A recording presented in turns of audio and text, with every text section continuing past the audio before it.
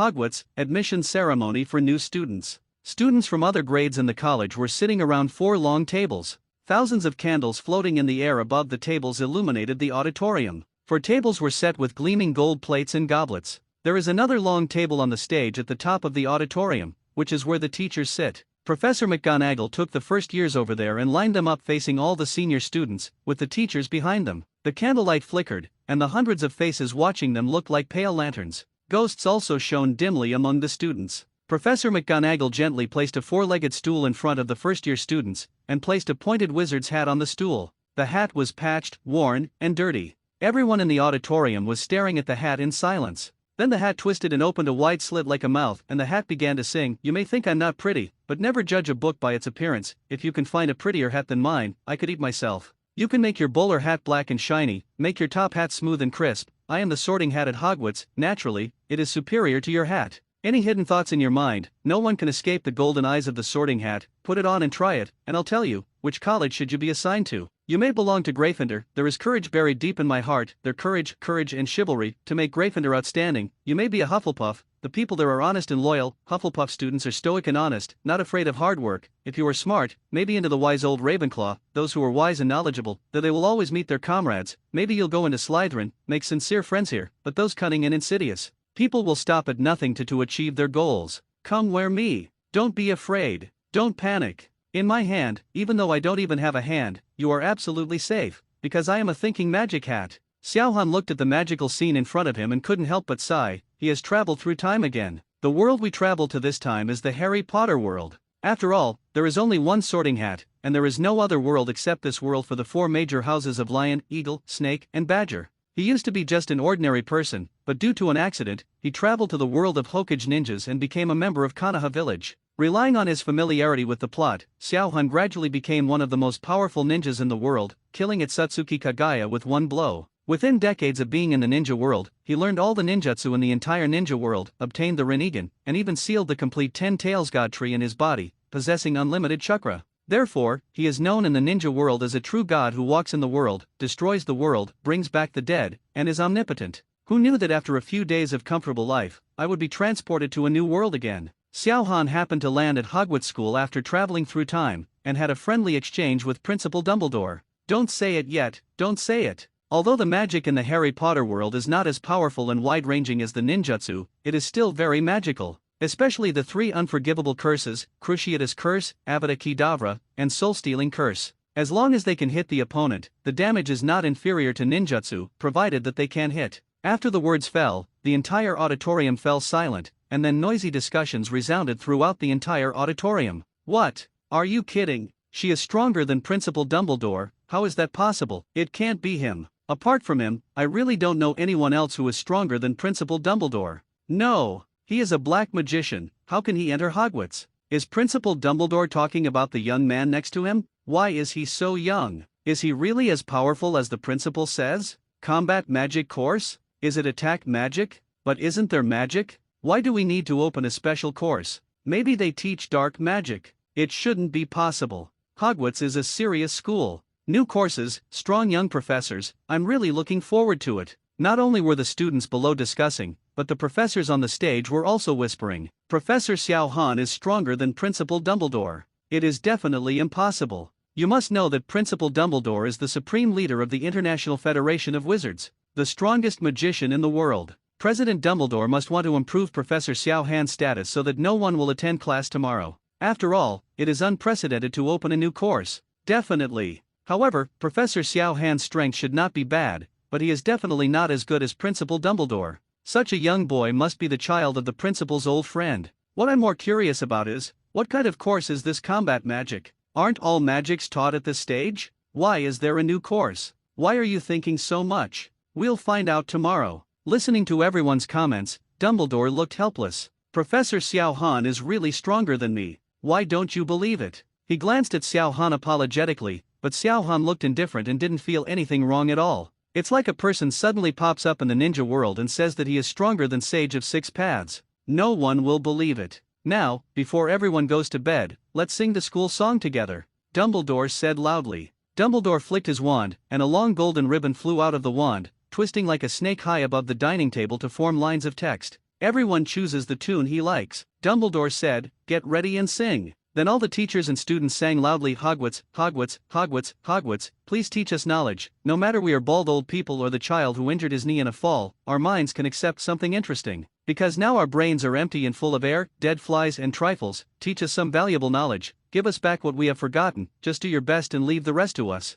We will study hard until we turn to dust. Everyone finished singing the school song. Only the Weasley twins continued to sing along with the slow melody of the funeral march. Dumbledore directed the last few bars for both of them with his wand, and when they finished, he applauded the loudest. "Music," he said, wiping his eyes, "is more charming than anything we do here. It's bedtime now. Let's go back to the dormitories." The next day, also in the auditorium, all the teachers and students came here again. The auditorium has changed from a banquet hall to a huge classroom, and all the students have come here. When Harry Potter and others arrived, they were surprised to find that not only all the students in Hogwarts were in this class, but also students from the 4 houses and senior students were all here. Even sitting at the front were all the professors from Hogwarts, including Principal Dumbledore. This scene made everyone talk a lot unexpectedly. This first attack magic class attracted all the teachers in the school, and it was actually taught by all 4 grades together. This combat magic course actually attracted all the teachers and students in the school. It's really surprising. It's not just teachers and students, look at the door, all the ghosts are also watching around. Hogwarts has not added new courses for many years, and everyone wants to see what this new course teaches. The bell rang and everyone sat in their seats. Dumbledore sat in the middle of the first row, waiting expectantly for something. Xiao Han walked out from the side and walked onto the podium step by step, just like a muggle, without the slightest trace of a magician in him. He stood on the podium and wrote the words "Battle Magic" on the blackboard. "Welcome everyone to my combat magic course. I am Professor Xiao Han, the master of combat magic." The audience burst into applause, especially Dumbledore, who clapped his hands vigorously. Xiao Han looked at the curious eyes of everyone in the audience, and then said, "First of all, you need to know what combat magic is before learning combat magic. Combat magic is different from the ordinary magic you usually know. Combat magic is born for fighting. Of course, there are many types of combat magic, including healing magic and auxiliary magic, but since it is called combat magic, the most powerful ones are used in combat. Compared with ordinary magic, combat magic has greater attack power, wider attack range, and stronger destructive power." Xiao Han paused, and all the students below looked even more confused.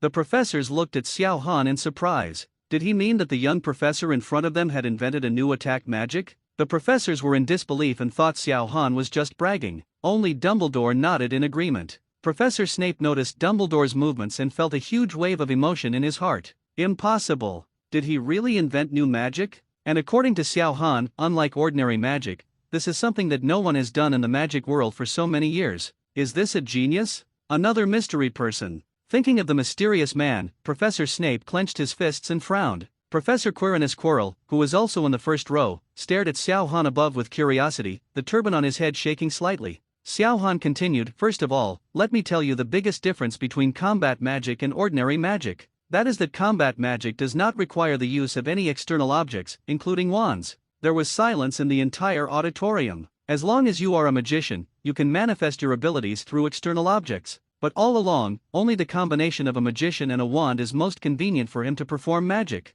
This is something that all magicians know and is generally accepted. But today, in the course of Hogwarts, one of the 3 major magic schools, it was said that magicians can actually release magic without the help of external objects. Is it possible? After a moment of silence, everyone quarreled. Why is it impossible to release magic without using any external object? All magicians need to use a wand to release magic. That's not true. Highly powerful magicians can cast spells without a wand, but only a few magic spells have superb strength. But what Professor Xiao Han means is that all combat magic can be cast without a wand, even if a novice learns it. You don't need a wand. That's a bit exaggerated. Yes, even Principal Dumbledore needs a wand to cast some of his magic. How can this combat magic not use a wand? Doubts abounded, affecting even the professors in the front row. Professor Snape, no combat magic? Is there only 1 or 2 combat magics? Professor Quirrell, the clown who is sensationalizing. Professor McGonagall, headmaster, can you use all magic without a fight?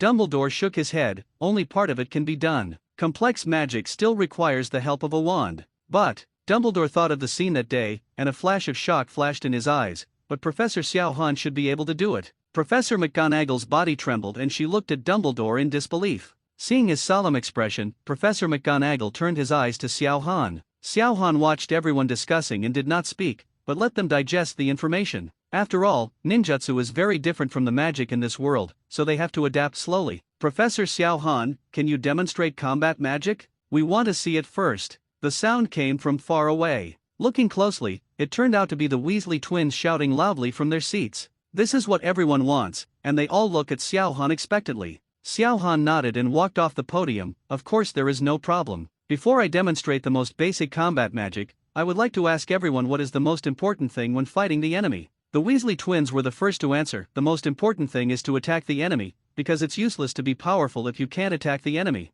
Ha ha ha. The people around burst into laughter after hearing this, and Xiao Han glanced at Dumbledore with a smile. At this moment, Dumbledore looked embarrassed and cast a silent curse on the Weasley twins. The two were immediately speechless and sat down. When the others saw it, they thought the principal was angry and became quiet. Xiao Han said with a smile, "You're right, attacking the enemy is indeed very important. Does anyone else want to talk about it?" Professor Snape's cold voice came, "Defense." Xiao Han turned to look at Snape and nodded. "Yes, defense is also a kind, but it is not the most important. Save your life?" A weak voice came from the distant table. It turned out to be Hermione speaking quietly to Harry beside her. However, she didn't expect that Xiao Han could hear it from so far away. Xiao Han walked up to Hermione. Hermione looked at Xiao Han in front of her, feeling a little panicked. "Damn it, you didn't let the professor hear it just now. You can hear it from so far away. What kind of monster are you? You're going to get scolded in the first class." Xiao Han looked at the panicked little girl. "Is it what you just said about saving your life that is most important?"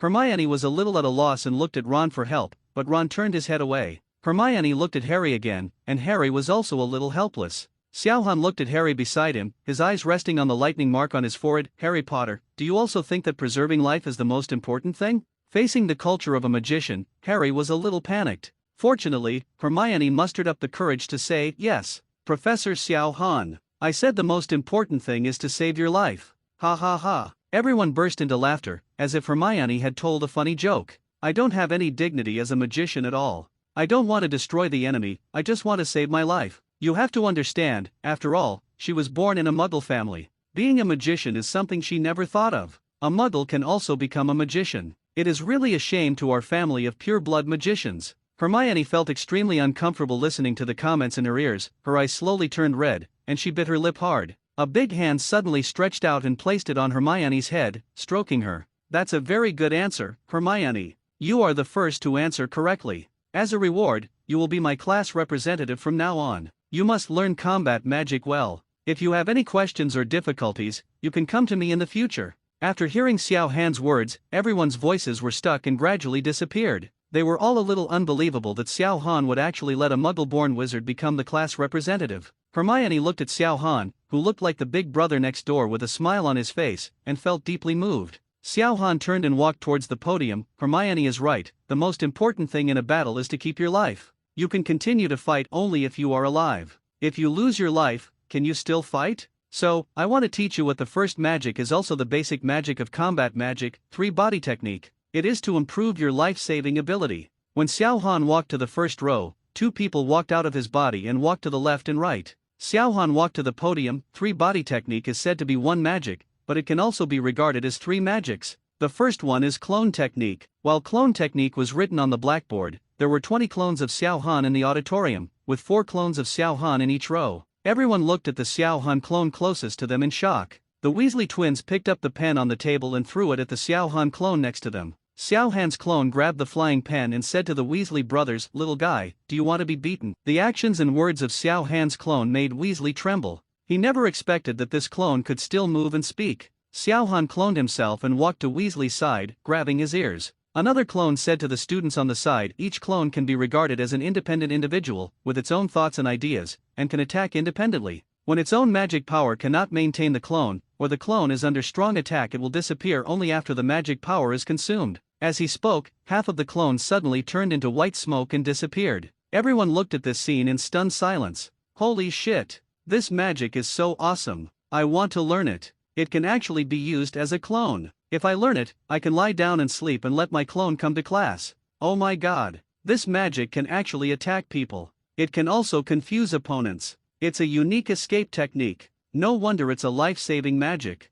Is this just the basic magic of combat magic? Are you kidding me? I think this basic magic can defeat many magics. Mommy, if I learn this magic, my boyfriend won't be able to. Hey, dear, you can see how powerful combat magic is from this basic magic. I have mastered this combat magic. What I said. Even Jesus can't stop me. Once the combat magic subject came out, the other magic subjects were eclipsed. What a magic class, how can there be combat magic? The professors in the first row looked at Xiao Han's clone in shock. Even Dumbledore didn't expect that Xiao Han actually had this trick. Is this really just basic magic? They tried every means to see the difference between the clone and the original body. The smoke disappears and ascends to heaven. Alert ascender. Stop the curse. Finite. Appear urgently. Apparishim. However, despite all the magic being used, Xiao Han's clone still stood in place, as if those spells were not released on him. The professors were silent, with shock, horror, confusion, and many emotions flashing through their eyes. They suddenly remembered what Dumbledore said, Professor Xiao Han is a magician whose strength is much higher than mine. They now kinda believed Dumbledore's words, even if Xiao Han just showed a clone technique. Seeing that even the professor could not distinguish the clones, the students' eyes couldn't help but brighten, and they secretly made up their minds to learn combat magic well. The second technique of the three-body technique is called transformation technique. You can also think of it as the transformation technique in ordinary magic. Different from the transformation technique can only transform itself and cannot transform other objects. This is still inferior to transfiguration. It has to be said that the transfiguration taught by Professor McGonagall is indeed very powerful and can transform one object into another. After Xiao Han finished speaking, Professor McGonagall showed a smile on his face, obviously very happy after being recognized. Smoke suddenly appeared around Xiao Han's clone. After it dispersed, Xiao Han disappeared, and 10 students appeared instead. Harry Potter, Hermione, Ron, Weasley brothers, Malfoy, Laboon, Parkinson, Millicent, Longbottom, Ravenclaw. The 10 students sitting in the seats looked at themselves in front of them, their faces full of astonishment. The Weasley brothers stood up and circled around their clones, looking at and touching them. This is too real. It's almost like the real thing. Even I can't tell the difference. I don't know if it's the same here. As he spoke, he stretched his hand to the clone's lower body, and with a bang, white smoke appeared, and a hand appeared in the smoke and grabbed Weasley's hand. What do you want to do? Want to try my dark magic? Professor Snape pointed at Weasley with the wand in his other hand, scaring him so much that he took 2 steps back and hit the edge of the stool. Everyone burst into laughter, and even Kakuzu, who always had a cold face, started to raise his mouth. Xiao Han chuckled, the Weasley brothers are so naughty, they even dare to touch Professor Snape. In addition to being able to transform into humans, the transformation technique can also transform into other things, even dead objects. The smoke appeared again, a big stone, a horse, a tiger, a werewolf, a statue, a giant snake, an eagle, a long sword, a gate and Dementors. It was wearing a cloak, and its whole body looked like it had been soaked in water. It had scabbed palms and its whole body looked like it was rotten. The professors in the front row stood up immediately, and the students who knew him also screamed and quickly took out their wands. Dementors! Run! The Dementors are coming. Damn it, why are there Dementors in the school? It's over, I'm going to die. Professor Snape took action directly, call the Divine Guardian. Expecto Patronum. Suddenly there was a flash of white light, and a white deer appeared in the synagogue. However, none of this had any impact on the Dementor, who floated straight to Xiao Han's side on the podium. Xiao Han said apologetically, I'm sorry, I didn't expect everyone's reaction to be so strong. It's just that the appearance has changed into a Dementor, but it doesn't actually have any of the abilities of a Dementor. The Dementor turned into smoke and disappeared with a bang sound. Only then did everyone realize that the Dementors were just the clones of Professor Xiao Han. It's just that the Dementors were too terrifying. The moment they saw him, everyone forgot about it. Everyone suppressed the panic in their hearts, and the shock that followed filled their hearts. This transformation technique can even transform into Dementors,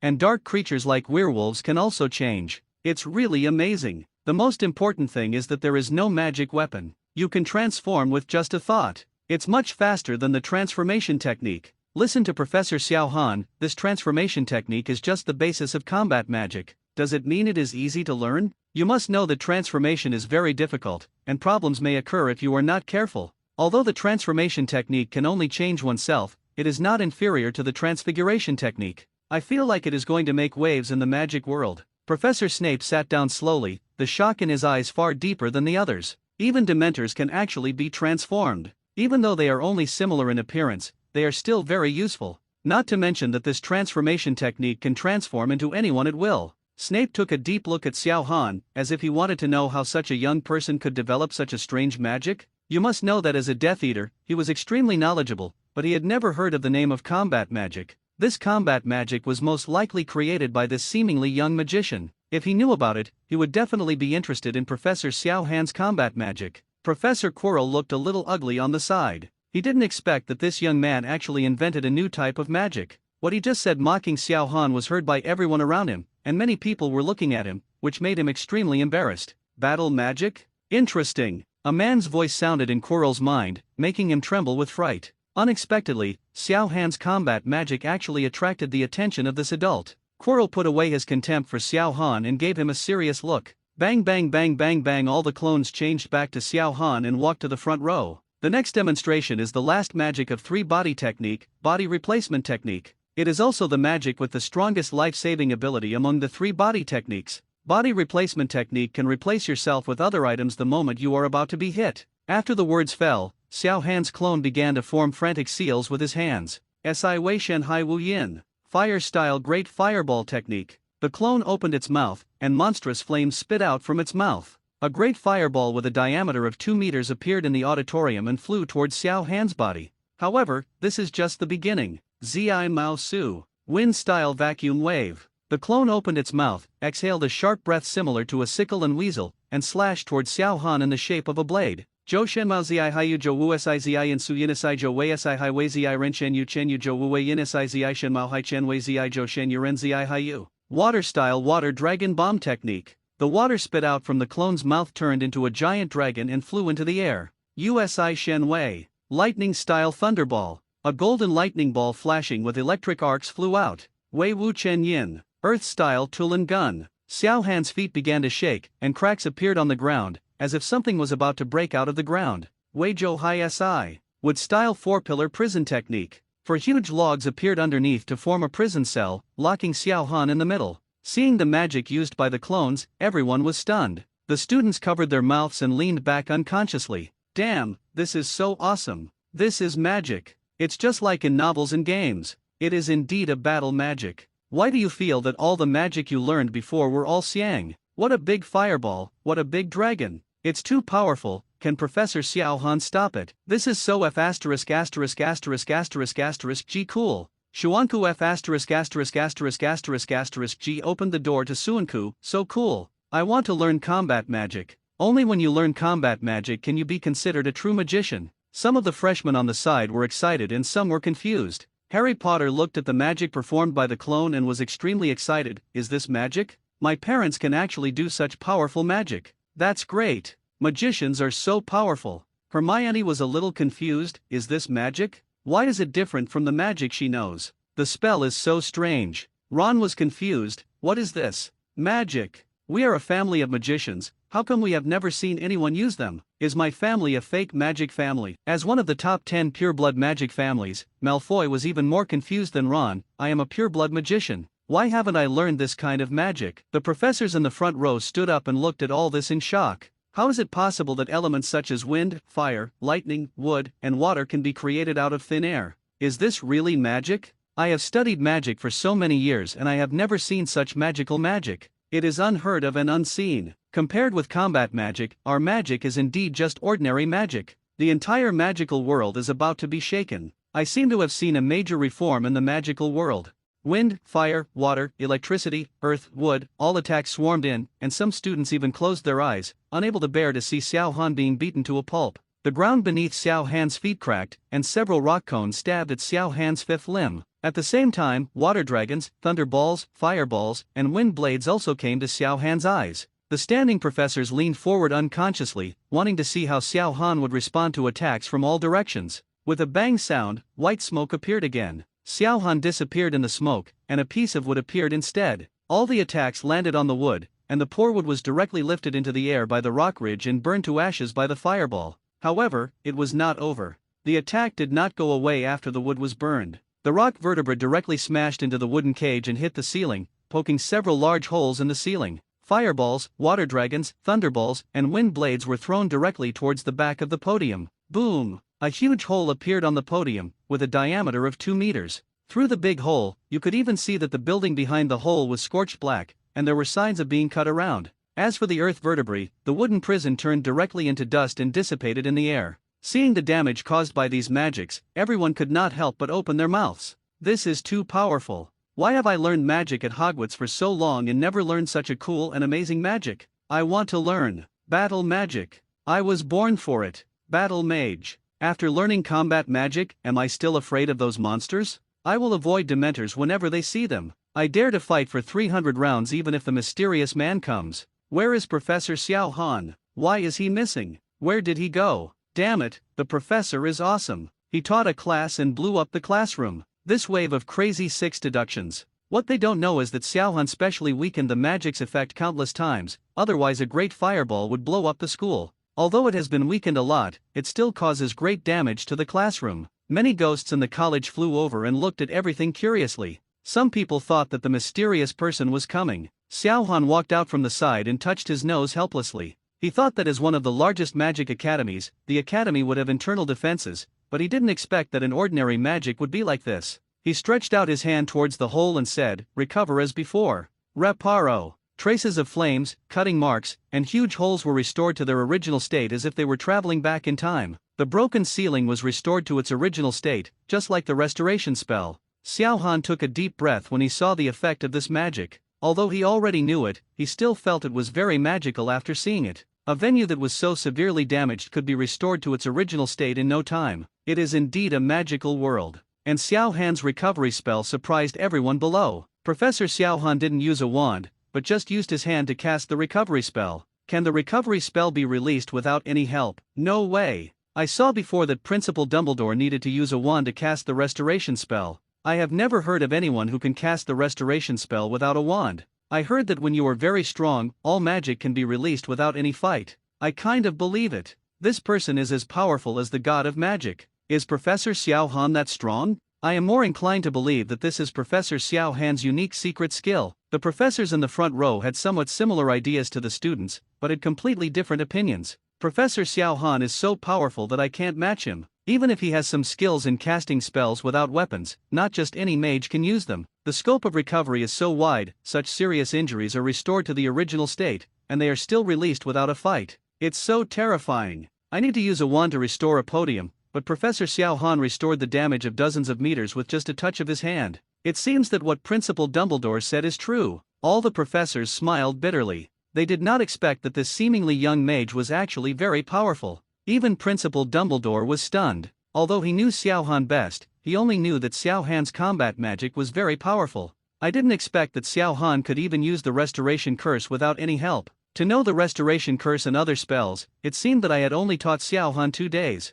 Not only did he learn it in a short period of time, but he even simplified it to the point of releasing it without fighting. It seems that Xiao Han's strength is far more terrifying than he imagined. Dumbledore sighed silently. He really didn't know whether it was good or bad to have such a powerful magician in the magical world. If there is another Voldemort, he may not even be able to stop him. The 3-body technique demonstration was over, but the emotions of everyone at the scene had not yet returned to calm. Xiao Han strolled to the podium and looked at the shock, excitement, solemn expressions on the faces of everyone in the audience. Xiao Han continued, "This is the most basic 3-body technique in combat magic. The learning difficulty is infinitely close to 0. Only after learning the 3-body technique can you continue to learn the following combat magic. Before teaching you how to cast the 3-body technique in combat magic, I must first tell you how combat magic can be cast without a wand. Combat magic is different from ordinary magic. Its release requires sealing." Everyone was stunned. Formation? What is that? The mudra is divided into 12 in total, which are Ziku, Yinmao, Chen, Siwavishan, Yuksahai.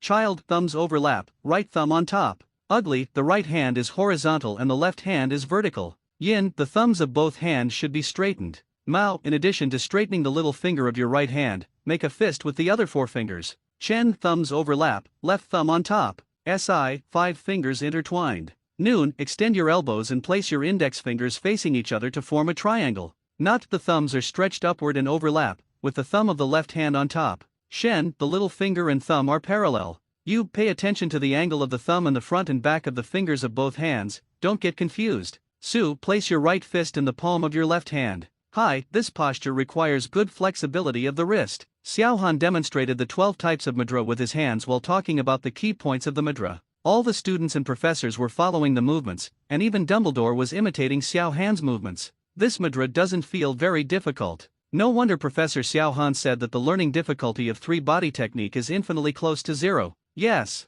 Just by watching it once, you can imitate it. I think you can learn it by reviewing it later. You can use clone technique right away. You will never be caught skipping class again. Nice. Combat magic is really simple, much simpler than waving a magic sword. I just don't know how the magic power consumption is. The students just looked at it once, and they were almost familiar with it, while the professors even learned these handprints at a glance, but they were just a little unfamiliar. Xiaohan watched everyone forming the seals and couldn't help but nodded. Yes, I will guide you all one-on-one and teach you how to form the seals. You must know that the 12 mudras are the key to releasing combat magic. There can be no mistakes. One-to-one tutoring. The faces of the students were full of excitement. Professor Xiaohan could actually tutor each student one-on-one. This was something that had never happened before in Hogwarts College. The professors at Hogwarts were all surprised. They didn't expect Xiaohan to do such a time-consuming and energy-consuming thing. Although Xiaohan can summon more than 20 clones, there are thousands of students here. It's not like they haven't thought about it before, but people's energy is limited after all. Even if they are magicians, they are still human.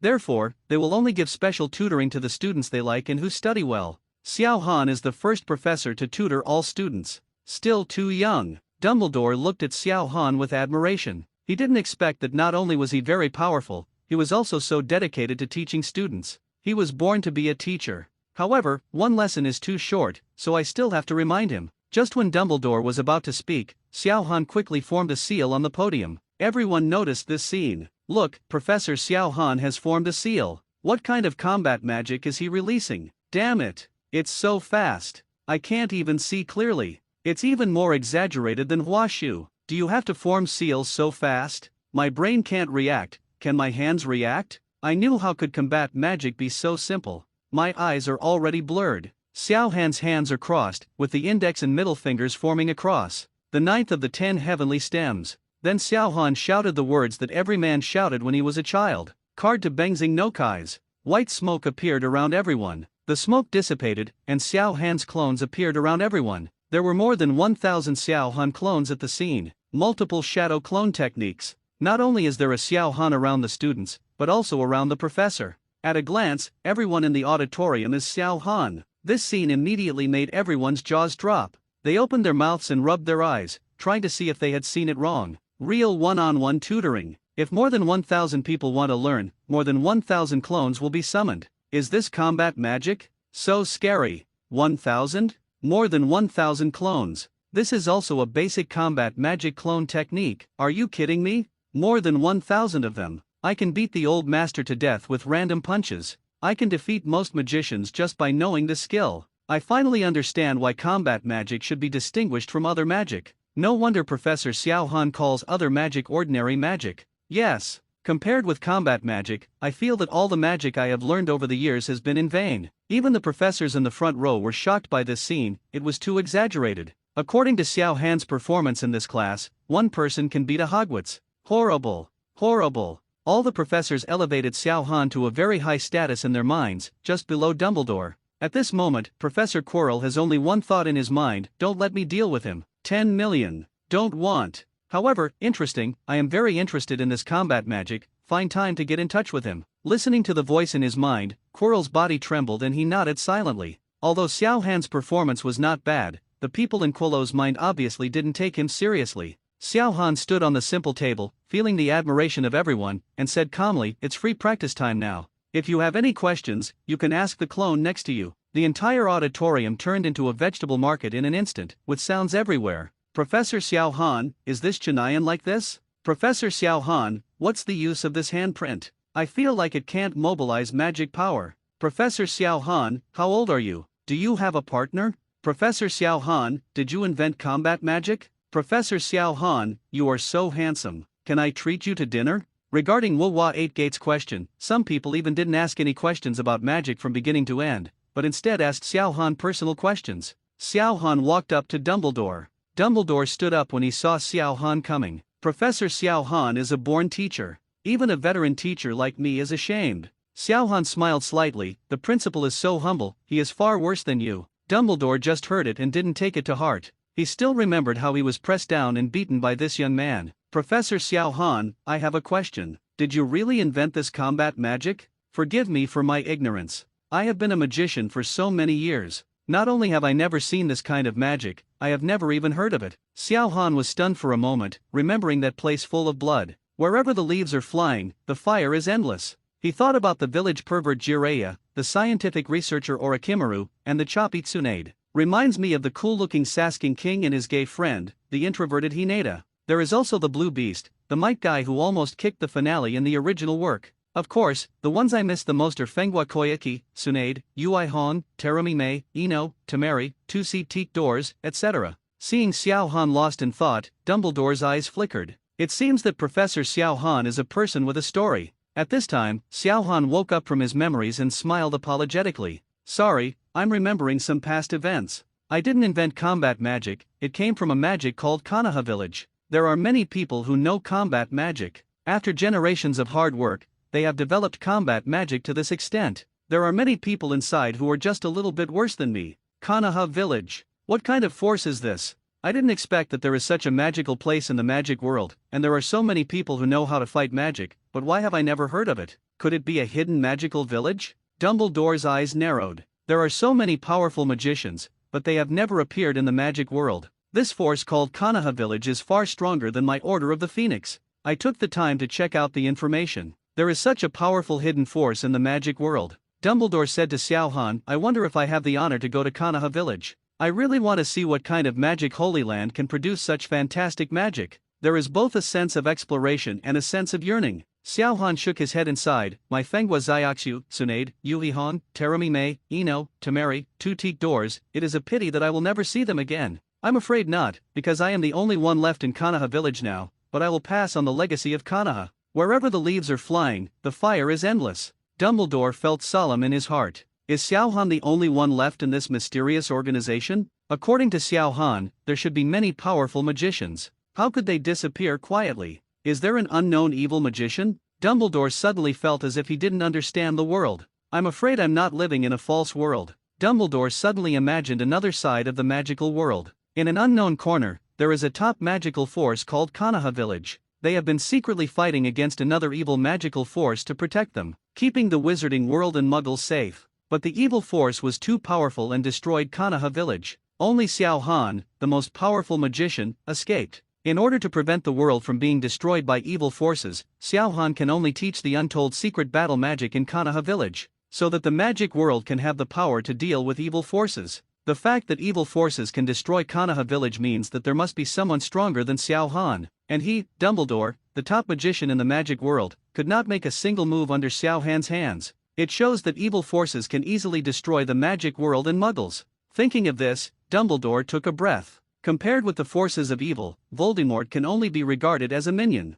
Dumbledore solemnly said to Xiao Han, Professor Xiao Han, don't worry. We at Hogwarts College will definitely cooperate with you to learn combat magic as soon as possible and make a contribution to future battles. The evil forces, no tolerance. Xiao Han was stunned. He was indeed Dumbledore. Already know that Voldemort is coming back? If you learn combat magic, you can indeed defeat Voldemort easily. Lao Deng is good and has great vision. Xiao Han patted Dumbledore on the shoulder, so you know everything. Don't worry. As long as you learn combat magic, you can easily solve the dark forces. Dumbledore listened to Xiao Han's words as if it was true. Suddenly I feel like there's a lot of weight on me. It must be very powerful to be able to destroy the evil forces in Konoha Village. Even Voldemort's Death Eaters haven't been eliminated yet, another force has appeared. It's a huge pressure. Xiao Han looked at Dumbledore's sad look and took back his hand. I'm still here. Don't worry. It's just Voldemort who can be resurrected safely and finally let Harry Potter die. If he dares to act recklessly, he will be killed with just one finger. The professors on the side felt extremely awkward watching the exchange between Xiao Han and Dumbledore. A young man who looks like a student is patting the shoulder of a principal whose white beard is almost 50 centimeters long. No matter how you look at it, it is against the rules. The roles of the two people seem to be reversed. Xiao Han was like the elder, and Principal Dumbledore, whom they admired, was like a junior, obeying the teachings of his elders. Jingle bell. The bell rang, and all the clones disappeared instantly, leaving only Xiao Han standing next to Dumbledore. Okay, today's class ends here. Everyone should practice these 12 mudras after they go back. In the next class, everyone must be proficient in these 12 mudras and be able to quickly change and combine them together. Here I leave the fingerprint of clone technique, Wei Sin. While kneading and sealing, the magic power in the body can be used together with the hand seals to release the clone technique. In the next class, there will be rewards for those who can skillfully transform the 12 hand seals and perform the clone technique. Get out of class is over. All the students kept making fingerprints while packing their things and chatting with their classmates. There is a reward. Will there be a magic reward or something like that? The fire magic is awesome. Breathing fire. I decided to stay up late to change the mudras. I must become familiar with the 12 mudras as soon as possible and learn the clone technique. Although each handprint is not difficult, it is a bit difficult to change it skillfully without making mistakes. That's right. Especially the speed of transformation. The magic handprint taught by Professor Xiao Han before transformed so fast that you couldn't even see it clearly, you could only see the afterimage. The faster you go, the faster you cast spells, right? It should be like the speed of waving a wand and the speed of chanting spells. We still have a long way to go. Gryffindor, freshman seat. Harry Potter looked excited and talked to Ron beside him. Is this magic? It's so amazing. It's far more powerful than I believed. Ron also looked excited. Not only do you think it's magical, I, who was born in a magic family, also think it's magical. I didn't expect that magic can be done like this. It's completely beyond my expectation. I thought all magic was told to my family it's the same as before, boring. I didn't expect it to be like this. Hermione is the happiest among the three.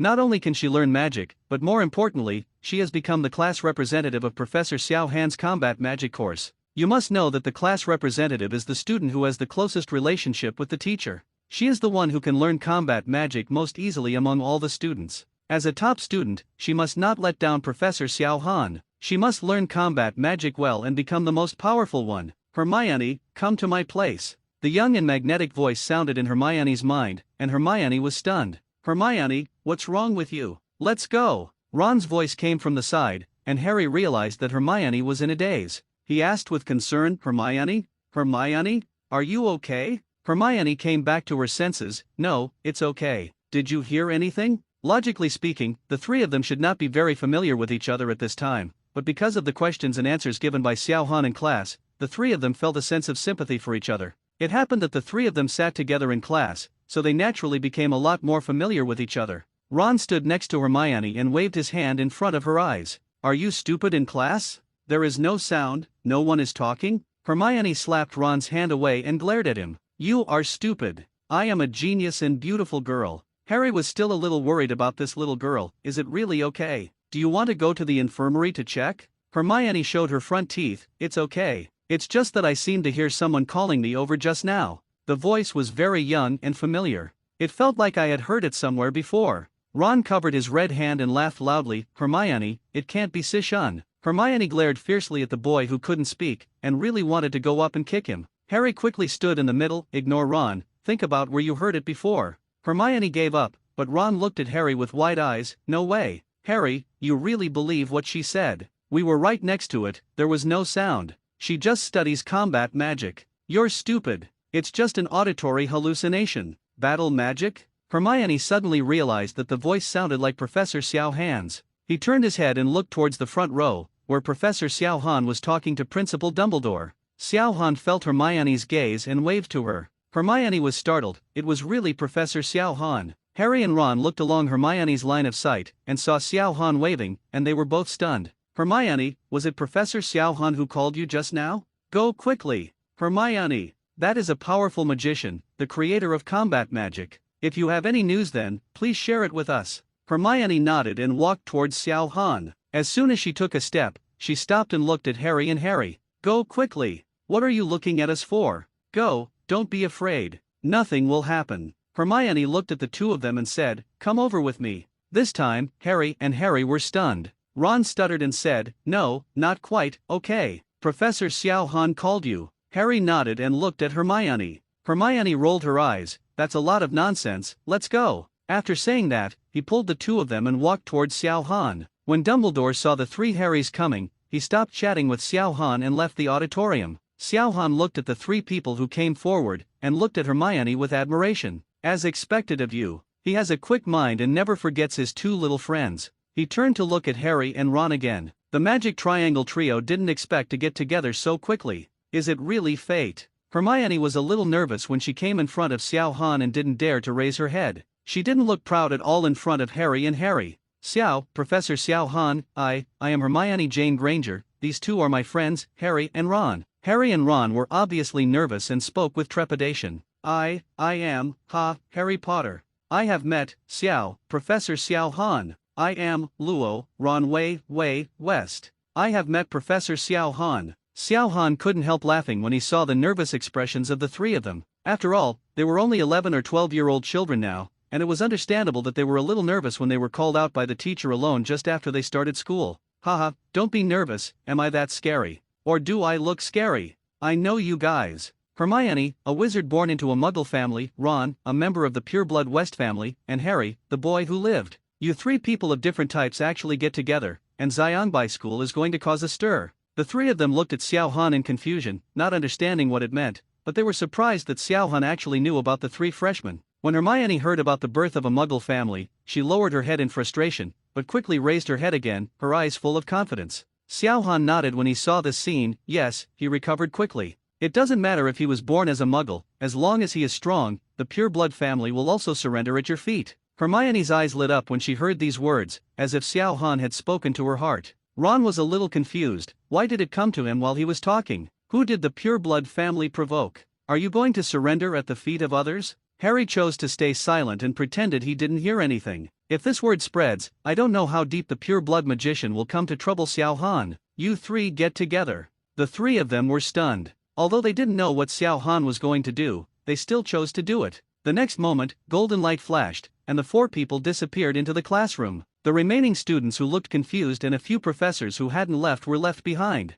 In the Hogwarts auditorium, the students who were still practicing their hand seals watched the conversation between Hermione and Xiao Han, with expressions of dissatisfaction, envy, and jealousy on their faces. That guy is so lucky to be Professor Xiao Han's class representative. Maybe he can secretly learn more things. Why? That guy is just a mudblood. Our pureblood magician should be the class representatives of combat magic. It must be a conspiracy of the West family. Before, they only fawned over Harry Potter, but now that Hermione has become the class representative, they started fawning over Hermione again. It's really a shame for our pureblood family to be friends with a mudblood. The West family should be kicked out of the pureblood family. The students performed their envy, jealousy, and hatred vividly, especially Malfoy, who was staring at the three of them with eyes on fire. Damn it! What qualifications does that Hermione have to be a class representative? And that shameless guy Ron West actually followed him to see Professor Xiao Han. It should be me, Draco Malfoy, standing there. Seeing that Xiao Han seemed very satisfied with the three of them and kept smiling, Malfoy was even more dissatisfied. Suddenly, golden light flashed and the four people disappeared. Everyone was stunned. What the hell? Where is the person? Why did he suddenly disappear? Is this also combat magic? Isn't it teleported to another place? It's like a Flu fan in the Flu Network's wall-mounted stove. Oh my god, if you can learn it, you can teleport at will? This battle magic is too awesome. Don't talk to me, I want to keep contacting the handprint, and I must be the first person to release the clone technique. The professors in the front row who had not yet left frowned as they looked at the place where Xiao Han disappeared. This is apparition? But isn't there magic in the school that restricts apparition? That's high-level magic, and it's very dangerous, but it shouldn't be a problem if Professor Xiao Han can use it. It just looks a little different. I've never heard of apparition with light effects. What's the golden light like? Could it be some other kind of magic? The conditions for disembodiment are quite complicated. Although Professor Xiao Han is very powerful, he can teleport people with just one touch. Isn't it a bit exaggerated? Other magic is an exaggeration. Who doesn't know that teleportation magic is a kind of apparition, and now suddenly there is a teleportation magic that has never appeared before? This is an exaggeration. For Professor Xiao Han, I don't know how to describe him other than awesome. Look, someone from the Ministry of Magic is coming soon. The magic world will make a big splash because of him. As the professor said, everything that happens in Hogwarts and in the classroom is quickly spreading to the entire magical world. There is no impermeable wall in the world, not to mention that Hogwarts has no intention of blocking the spread of information. Students are also sending messages home, and various spies in the school are also sending messages to all parties. Less than 5 minutes after class ended, the Ministry of Magic already knew about the situation of combat magic. The highest authority in the wizarding world in the UK was originally named the Council of Wizards, and similar organizations in various countries came together to form the International Federation of Wizards. The International Federation of Wizards is responsible for the registration and certification of magic schools, the core organization of the wizarding world. At the same time, the Quidditch Committee under its jurisdiction is also the governing body of the most important sports event in the wizarding world. The importance of the International Federation of Magicians to the wizarding world goes beyond this. In response to the growing unrest and fear from the Muggle world at that time, the International Federation of Magicians signed the International Statute of Secrecy in the Magical World in 1689. This law strictly required magicians to hide their identities in the Muggle world, thereby achieving the purpose of protecting the magical world, and also marked the beginning of the modern magical world. In 1707, the Council of Magicians was renamed the Ministry of Magic, and its headquarters was located deep underground in the Government Office Whitehall. Cornelius Fudge, Minister of Magic, a lucky man, is sitting at the conference table looking at several department heads around him. What do you think of the news coming from Hogwarts? The person in charge of the Magic Bureau shook his head. To be honest, I don't believe it. Studying magic is not that easy. How could that young man named Xiao Han invent so many new magics at such a young age? Our Magic Bureau doesn't even have that ability. The Bureau of Magic, under the Ministry of Magic, is the most magical department of the Ministry of Magic and is responsible for the study of magic. But it is said that the Magic Bureau is the place that knows the most about magic in the entire magic world. But now someone suddenly told him that a young man had invented many magics that he had never seen before.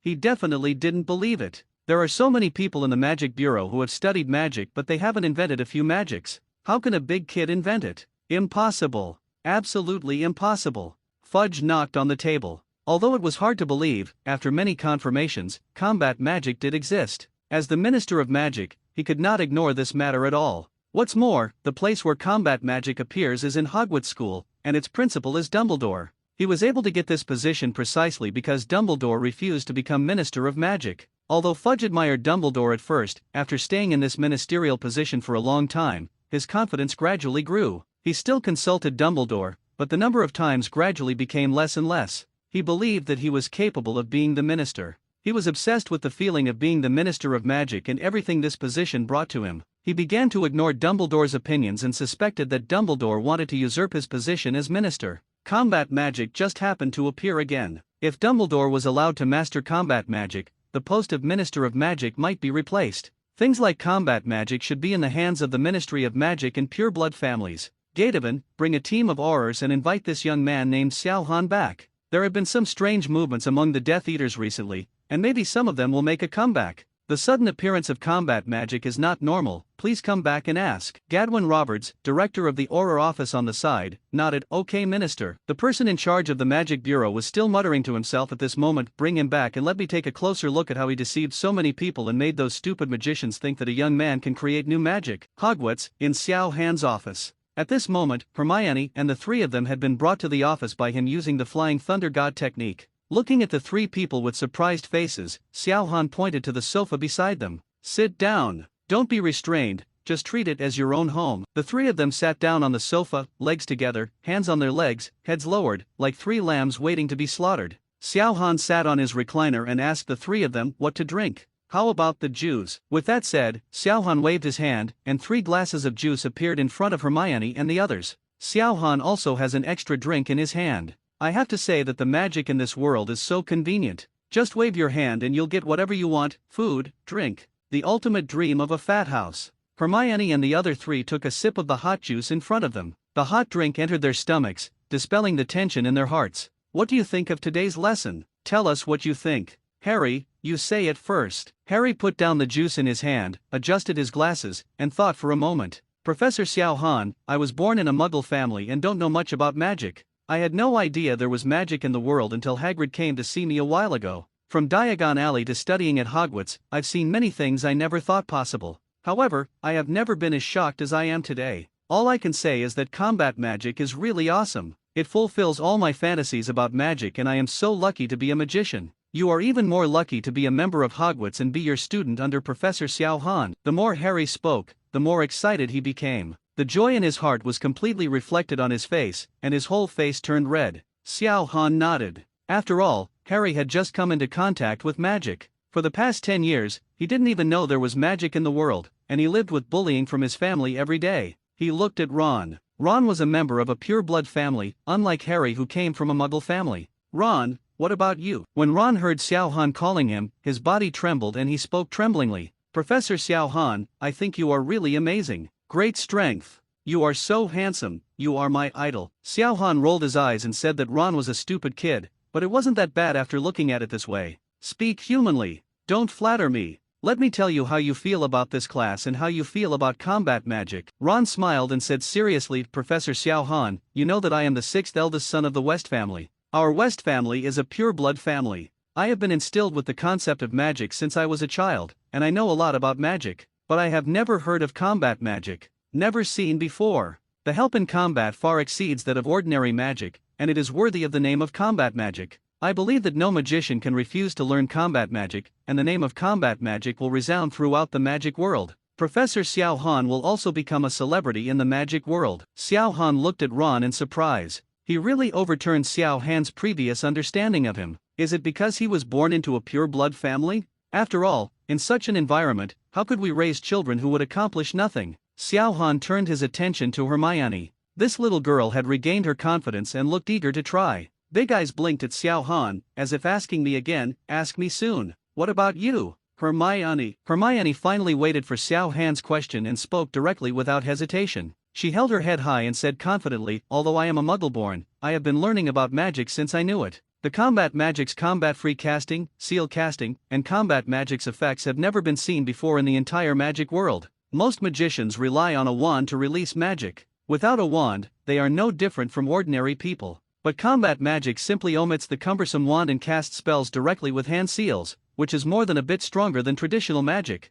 In the past, weaker magicians could even counterkill powerful magicians as long as they used the Expelliarmus spell, but this will no longer happen after the advent of combat magic. The strong will absolutely crush the weak. Moreover, I observed that some of Professor Xiao Han's combat magics were released without seals, which means that powerful magicians can use combat magics instantly. This will subvert the magician's understanding of traditional magic and ordinary magic. This is a great feat. Not to mention the magic to summon water, fire, and the like, it is simply beyond the imagination of a magician. Hermione said excitedly and stood up. Xiao Han nodded with satisfaction. Hermione was indeed the top student at Hogwarts and the future Minister of Magic. This keen observation and clever little mind, even though he is still young, have already been revealed. Yes, Hermione, you are great. Although you are a Muggle, you are the one I look up to the most in the entire Hogwarts Academy. This is why I chose you as the class representative. The three of them were stunned. Harry and Ron only saw Hermione's arrogance and confidence, but did not see the other advantages. The two looked at each other and couldn't figure out why Xiao Han had such a high opinion of Hermione. Hermione herself was confused, although she wanted to show off and prove that even though she was a Muggle magician, she was still the best. But am I really as good as Professor Xiao Han said? The best in the entire Magic Academy? After all, she was a child, and even though she thought it was impossible, Hermione was still extremely happy, with her two front teeth exposed to the air. However, being my class representative is not that simple. If the learning progress of combat magic is not as fast as others, then I will have to consider whether to change the course representative. Class representative is not just a title, but also to become the strongest person in combat magic among the students. I have a lot of expectations for you. If you can complete this homework first and use the clone technique, I will reward you with an extra combat magic, which will be the class representative's benefit. Extra bonus. Hermione thought of the cool combat magic of Xiao Han's clone in class. It was indeed unladylike to spit out flames, but it couldn't stop it from being cool. They are really tight pants. Can't refuse. Hermione bowed and thanked him directly. Thank you, Professor Xiao Han, I will definitely work hard. Harry and Ron could only look at Hermione with envy. Xiao Han took out a book from the side with the words Introduction to Combat Magic written on it. This is exactly the textbook that Xiao Han created through the technology of this world. It contains the 12 hand seals, how to use magic power to release combat magic with the hand seals, and other introductory details. Take it and ask Professor McGonagall to give the book to every student. By the way, there is also a meeting gift for you. These are all the handprints of 3-body technique. You can see for yourself. After you learn the clone technique, you can try the transformation technique and body replacement technique. The three of them were all pleasantly surprised, and they didn't expect there would be an unexpected gain. Hermione took the Introduction to Combat Magic and a piece of paper with the handprint of 3-body technique written on it. Harry and Ron couldn't stop looking at the paper, but they didn't dare to raise their heads directly. Hermione didn't take a closer look. After saying goodbye to Xiao Han, she and the two of them left the office directly. As soon as they left the office, Harry and Ron immediately approached him. Hermione, let me see the other 2 magical handprints of 3-body technique. Hermione glared at Ron fiercely and hid the note behind her back. Unlike Ron, Harry thanked Hermione first. Thank you, Hermione. If it weren't for you, we wouldn't be able to meet Professor Xiao Han, let alone get extra gifts. Ron reacted, stood up straight and thanked Hermione as well. Thank you. Hermione. Hermione looked at the two sincere people and shook her head. You're welcome. It's a small thing. Let me see 3 body techniques handprints first. Hermione opened the note and saw a few words written on it. Body replacement technique, Wei Hai Zhou Shu Yin. Clone technique, Wei Si Yin. Transformation technique, not. Transformation technique only has 1 seal? They thought clone technique was the easiest, so they let them practice clone technique. I didn't expect transformation technique to be the easiest. It doesn't feel very difficult. Maybe I can learn the 3 body technique next time I take class. Hearing Hermione's words, Harry nodded in agreement. Just a few seals, isn't it a simple matter? As everyone knows, among the 3 body techniques, only the clone technique can be released only with the cooperation of magic power. The body replacement technique and transformation technique not only require magic power, but also require other cooperation. The 3 of them were walking on the marble stairs with their textbooks. Even though it was not the first time they met, the 3 of them were still amazed. What a magical place. The ceiling is so high that you can barely see the top, and a luxurious marble staircase leads directly to the upper floor. There is also a painting hanging on the wall. The characters in the painting are still moving and whispering, as if each painting is a small world. From time to time, a ghost floats through the middle of the stairs, disappears through the wall and disappears from everyone's sight. There are a total of 142 staircases in Hogwarts. Some of them are wide and big, some are narrow, small, and rickety, some lead to a different place every Friday, some go up halfway, and a step will suddenly disappear, and you have to remember where it is. Should jump over. Besides, there are many doors here that won't open for you if you ask them to open them rudely, or poke them in the right place. There are also doors that are not real doors at all, just solid walls that look like doors. It's hard to remember what is where because everything seems to be constantly moving. The people in the portraits also visit each other constantly, and even the armor can walk. And there's nothing you can do against the ghosts. Often when you are about to open a door, a ghost suddenly jumps out from behind the door and scares you. Of course, nearly headless Nick is happy to guide the new Gryffindor students, but if you are already late for class and you happen to run into the prankster Peeves, it is better than running into 2 locked doors plus 1. Stairs with many traps are even more difficult to navigate. It will put a wastebasket on your head, pull out the carpet from under your feet, throw pieces of chalk at you, or sneak up behind you and grab your nose when you can't see it and scream, "Grab your nose." Suddenly, a dwarf suddenly appeared in front of Harry. It was floating in the air, staring at Harry with its evil black eyes, opening its mouth wide, and rushing towards him. Harry was so frightened that he quickly backed away and almost fell down the stairs. Fortunately, Ron caught him in time. Ho ho ho, it giggled evilly, "You annoying little first-grade kid. It's so fun." Hermione hurriedly stepped forward and shouted, "Go away, Peeves, or I'll tell Bloody Barrow that I'm not kidding." Peeves stuck out his tongue and disappeared.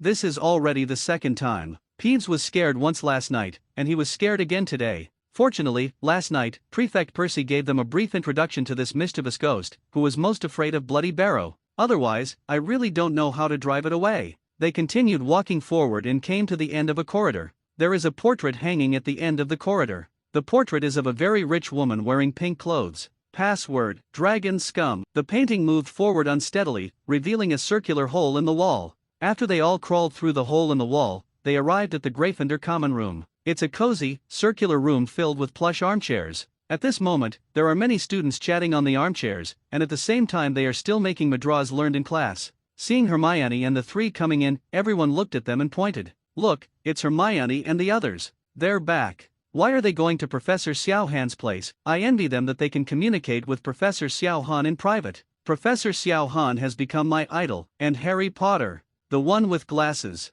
Look at the scar on his head. They are 2 of the most influential people in the new generation. A boy who survived and a lucky muggle female wizard. Yes, Hermione, like Harry, became the focus of the entire Hogwarts. Because of his special nature, almost no one in the wizarding world doesn't know Harry. But Hermione came into everyone's attention because of Xiao Han's words. From an ordinary little magician, he became one of the focus of discussions after dinner. At this time, Prefect Percy came over. Congratulations, Hermione. You have become Professor Xiao Han's class representative. Hermione raised the corners of her mouth. Thank you. Percy smiled and said, today you have given us Gryffindor a face. We have been suppressed by Slytherin in the past, and this time we can be considered suppressed by them. If you need help with anything later, you can contact me directly. As a prefect, it is my duty to do so. When you can't reach me, you can always call my dear brother Ron, he knows how to contact me. With that said, Percy turned his eyes to Ron, and Harry and Hermione also looked at Ron with surprised expressions. Prefect Percy is Ron's brother?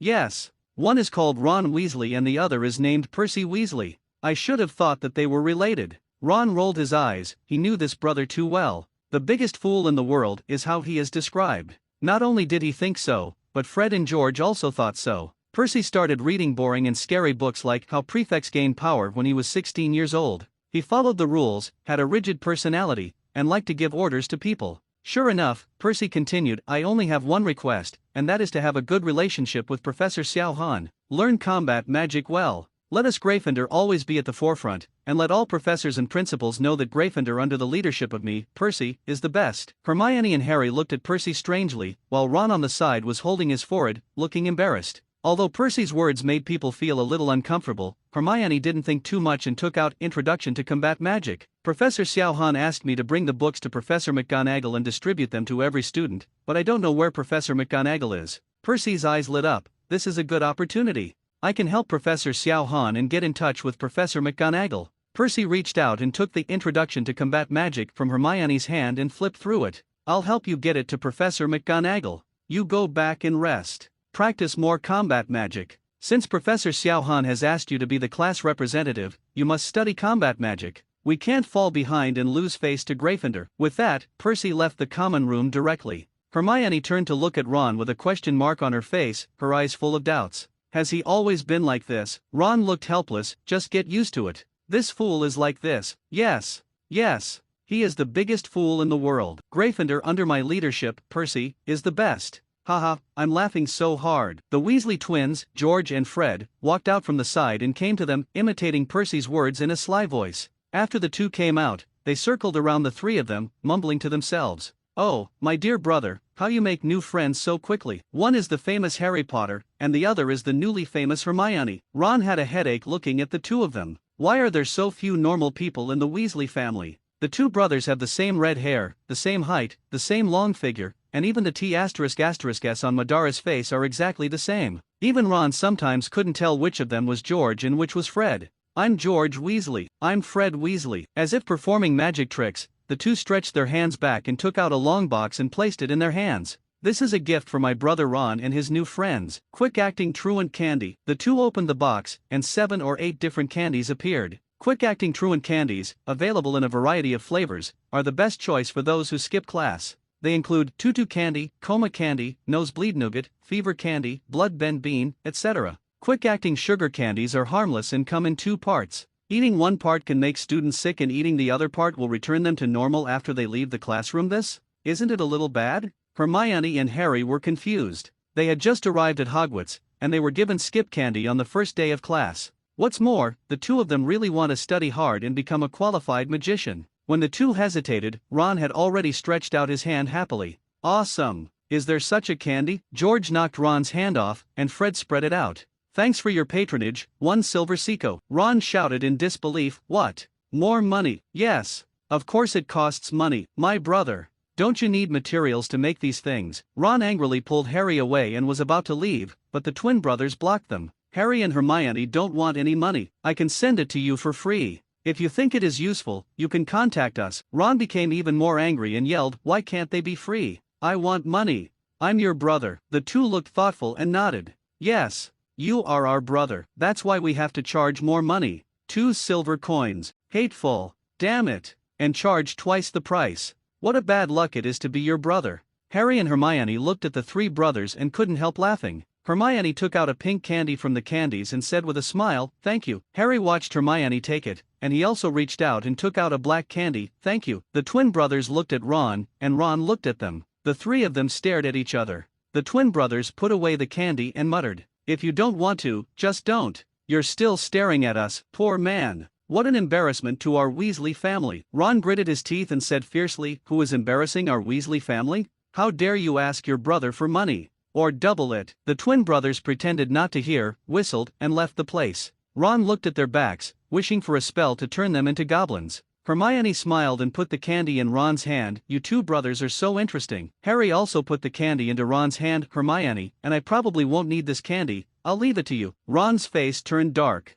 What does that mean? You don't need it, but I do? I don't need it either. I just want to study how to make it and think it's amazing. On the other side, in Xiao Han's office, Xiao Han picked up a book and studied it. This was Dumbledore's collection of all the magic spells in the wizarding world, including the 3 unforgivable curses. When you come to this world, of course you have to learn the magic of this world. The restoration magic that Xiao Han used in class was learned from this. Xiao Han originally thought that he needed to learn from the most basic level. After all, his body was full of chakra and had no magic power. Unexpectedly, he just tried it and discovered that chakra can be used as magic power. The chakra in Xiao Han's body is endless, which means the magic power is endless. All magic can be easily released with the blessing of his infinite magic power, and its power is astonishing. You don't even need to use a wand, just a spell to release magic. This has never happened before in the magic world, not even the Archmage Merlin can do this. Xiao Han closed the book, all the spells had been memorized in his mind, and now he wanted to try these magics.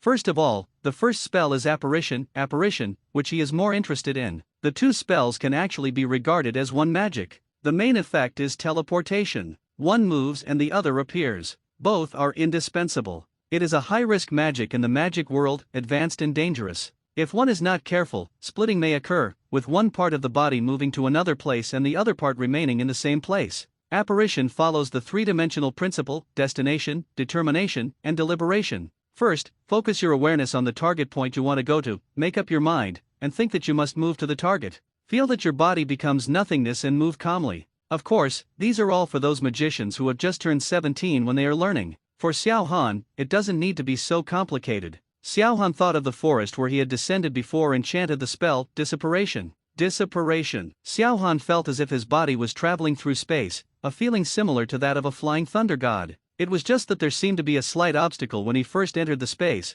but he didn't take it seriously. He just thought that he was not proficient in using it for the first time. A sharp whistle suddenly came from a secret room in Hogwarts. The howling sound quickly spread throughout the building, and everyone walked out of the room to see where the sound was coming from. Where did the scream come from? What happened? The sound is so loud. What's going on? I just fell asleep. The sound seems to be coming from the stairs. Let's go take a look. Only the senior students heard the sound and realized what it was. Howling Curse, a super large magic spell in the nature of an alarm system. Once an intruder breaks into the alarm location, a sharp scream will sound. Did someone break into Hogwarts illegally? Professor Snape's expression in the office changed suddenly the moment the voice sounded. He walked to the fireplace, grabbed the flue powder on the side, stood in the fireplace and smashed it. Green flames rose up, and Snape's figure disappeared into the fireplace. When Snape reappeared, he was in a room with Professor McGonagall, Principal Dumbledore, and other professors already there. Everyone's expressions were solemn, and with the touch of Dumbledore's wand, the screams disappeared.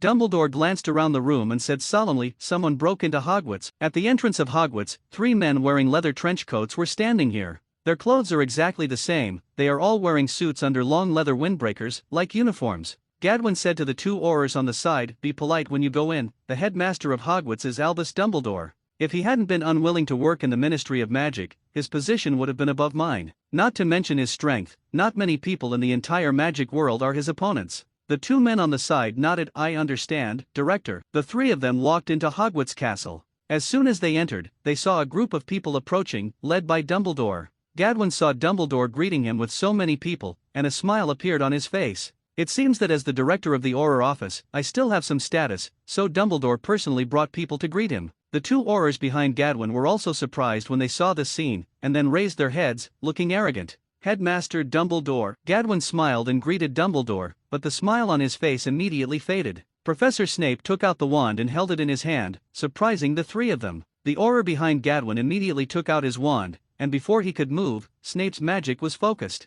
Expelliarmus. Expelliarmus. Snape cast 2 spells in succession, hitting the wands of the 2 Aurors directly, and the wands flew out. Gadwin looked at Dumbledore with a gloomy expression and asked, "Principal Dumbledore, what do you mean? Publicly attacking an Auror is a serious crime." Before Dumbledore could speak, Professor Snape sneered, "Aurors can break into private property at will? Who gave you the order to invade Hogwarts School? Invasion?" Gadwin was stunned and frowned. "Is there any problem inside? Although we didn't tell Hogwarts School before coming here, we didn't invade either." Professor McGonagall on the side looked at Gadwin's confused look as if he was not lying, but Snape directly shouted, "You still said no. Just apparate into Hogwarts. Who gave you such great rights? Break the anti-apparition curse directly and teleport to Hogwarts. We can seriously injure you and hand you over to the Ministry of Magic." Powerfully break the anti-apparition curse? Gadwin and the other 3 were stunned. "We didn't use apparition either." Have you misunderstood? We didn't apparate here. We came through the Floo network." Now it was Dumbledore's turn and the others were confused.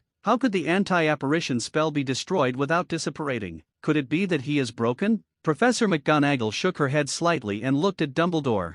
They did come through the Floo network. Dumbledore glanced at Professor McGonagall and said to Gadwin, I'm really sorry, Aurors. I don't know what's going on here at Hogwarts. As you can see, there are some problems in Hogwarts that need to be dealt with. If it's not urgent, please go to the lounge and rest for a while. Gadwin looked at Dumbledore's apologetic eyes and thought that he was one of the strongest in the magical world, so he didn't pursue anything further. No problem. Why don't I accompany you? I just want to see who dares to break into Hogwarts so blatantly. Maybe it's a dark magician, but we Aurors will still need to be dispatched then. Dumbledore nodded. His behavior was indeed like that of a dark magician, but besides Voldemort, which dark magician would dare to break into Hogwarts alone? Could it be that Voldemort is resurrected? Everyone's faces were solemn. Only Professor Quirrell was not worried at all. Instead, he was curious about who dared to invade Hogwarts. Such a courageous magician must be allowed to join the Death Eaters when the time comes. At this time, the air suddenly began to heat up, and the sky outside the window gradually turned red. Everyone's eyes moved toward the window. The sky at this moment had turned red, as if there were flames burning in the sky. The air even began to distort, layers of heat waves came over the place, and the temperature inside the castle rose by more than 10 degrees. Several people quickly walked out of the castle, only to realize that it was not the sky that seemed to be burning with flames, but the flames that were actually burning. Everything in the sky as far as the eye could see was filled with flames. Fortunately, the flames were at extremely high altitudes and only increased the temperature of the ground without damaging buildings, flowers, plants, and trees. The monstrous flames stretched for hundreds of kilometers, and the source of the flames seemed to be over the Forbidden Forest ahead. There is a red flame Uzumaki hundreds of meters in size over the Forbidden Forest. There seems to be a small black dot in the center of the flame Uzumaki. The range of this flame is too big. How could such a huge flame suddenly appear? There seems to be a black spot in the sky. Let's go and take a look. Maybe it has something to do with that black spot. Could the raging flames be the legendary Phoenix? As soon as the word Phoenix came out, they turned their heads to Dumbledore. Obviously they all knew that Dumbledore had a phoenix. Could it be it? Even Dumbledore was a little confused. Fawkes was indeed not around these days, but as far as he knew, Fawkes didn't seem to have such a move. After all, Fawkes is still a little young, only a few dozen years old. Compared with Phoenix's long mission, Fawkes can only be regarded as a young phoenix. Is it really Fawkes? Several people quickly used apparition to rush towards the Forbidden Forest, and everyone at the door disappeared in an instant. Below the Forbidden Forest, a tall figure was standing on the ground looking up into the sky. The man was twice as tall as an ordinary person and at least 5 times as wide. He seemed to be surprisingly tall and rough. His tangled long black hair and beard almost covered most of his face, and his hands had trashcan lids. So big, a pair of feet wearing leather boots looked like 2 small dolphins. There was also a 3-headed giant dog beside him, but at this time, the 3-headed giant dog was lying on the ground shivering, not daring to move. Dumbledore and his party appeared beside the giant, and the giant turned his head and looked over. Headmaster Dumbledore, Professor McGonagall, Professor Snape, Professor Quirrell, and 3 more, Aurors. Dumbledore nodded. Hagrid, what's going on here? Who's that one above? Standing under the Forbidden Forest, Dumbledore and others discovered that the black spot in the sky was not the phoenix as expected, but actually a person. Dumbledore immediately called someone, and sure enough, Hagrid immediately gave the answer. It's Professor Xiao Han. He seems to be experimenting with magic. Professor Xiao Han. *6. Everyone was a little surprised. They thought it was caused by some magical animal, but they didn't expect it to be a human being. And it's Professor Xiao Han who is new to Hogwarts. Looking at the monstrous flames, several people fell into silence. How strong is Professor Xiao Han in order to summon such a large range of flames? Standing under the flames, several people even started to sweat. You must know that they are all magicians, and they are all elites among magicians. They are actually sweating profusely from the heat. You can imagine how hot it is here. The words Dumbledore said at the opening banquet came to the minds of several professors again. Professor Xiao Han is a magician who is stronger than me. This sentence has been echoing in the ears of several professors. Gadley on the side saw this scene, his mouth opened as if he could stuff an egg into it, and the 2 Aurors behind him were also deeply shocked. Gadley thought to himself that it was a good thing that he did not find Professor Xiao Han directly, otherwise he would have been beaten by Professor Xiao Han based on his previous thoughts. When he received the minister's assignment, he actually didn't take it seriously. The intelligence from the Ministry of Magic shows that Xiao Han only looks like a young man in his 20s, but how powerful he can be. At best, he was just a lucky young man who accidentally discovered a new kind of magic. It is not an easy matter to take him back for investigation. He is the director of the Auror office and is a well-known figure in the entire magical world. Gadley was still thinking that if Xiao Han didn't cooperate, he would forcibly take him back to the Ministry of Magic. Unexpectedly, due to a strange combination of circumstances, he was spared a severe beating. Ghadley wiped the non-existent cold sweat on his head and exhaled. Is this battle magic? What a terrifying magic! Under this kind of magic, any black magician will be burned to death. The two aurors behind Ghadley nodded. The flames are too exaggerated, okay. Even the professors on the side had to admit that what Ghadley said was absolutely right. Hagrid was the only one who looked a little weird. Is this combat magic? Hagrid originally wanted to take the three-headed giant dog Luwei out for a walk. He just happened to see Xiao Han suddenly appear in the sky. He had also attended the entrance banquet, so of course he knew this new professor who had joined the Hogwarts family. When he was about to say hello, he happened to hear what Xiao Han said when he released his magic. The next moment, monstrous flames appeared in the sky, blocking all the sky within sight. This is not battle magic, Hagrid said to the others. After hearing Hagrid's words, the others turned their doubtful eyes to Hagrid. Not combat magic? What is that? There are no such powerful spells in ordinary magic. Dumbledore knows best. He compiled all the magic spells Xiao Han knows. A trace of awe flashed in Hagrid's eyes, as he thought that the spell Xiao Han said at that time was not combat magic at all, but a very simple spell. Fire is raging. Incendio. Hagrid said word by word, this is magic, magic, fire, flame, bear.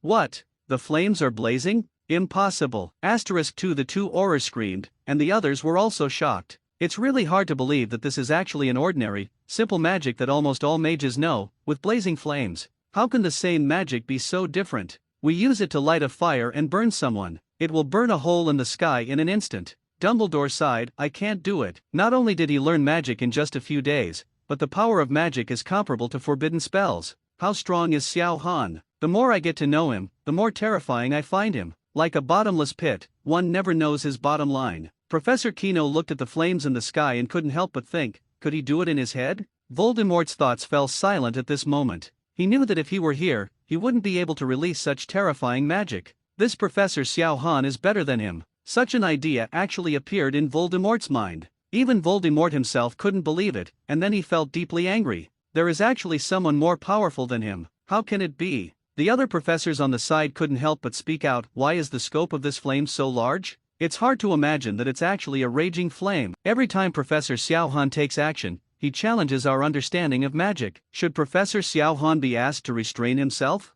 The impact is quite big. In fact, Xiao Han had already discovered it when Dumbledore and others appeared. When he heard what they said, he put away his magic power. The flames in the sky gradually disappeared, and the high temperature in the air gradually dropped. The sky turned from red to blue, and the depressing atmosphere disappeared. Xiao Han slowly fell from the sky. After experiments, he almost knew the situation of magic. As long as the magic power is given more, the magic power will be greater, and the magic power is directly proportional to the power. This time it was just a small test, and I didn't use much chakra. I didn't expect that it still alarmed so many people. After all, it was the first time I used magic and I still wasn't used to it. I wouldn't be so exaggerated next time. Sorry, I was experimenting with magic. I didn't expect the movement to be so big. Before Dumbledore could speak, Professor Snape couldn't help but speak. Professor Xiao Han, is this a new magic you invented? Xiao Han stared at Snape, the most tragic person in the original plot. Severus Snape was a person who was hated and despised in the early stage but had to be respected in the later stage. He has dark hair, a hooked nose, and sallow skin.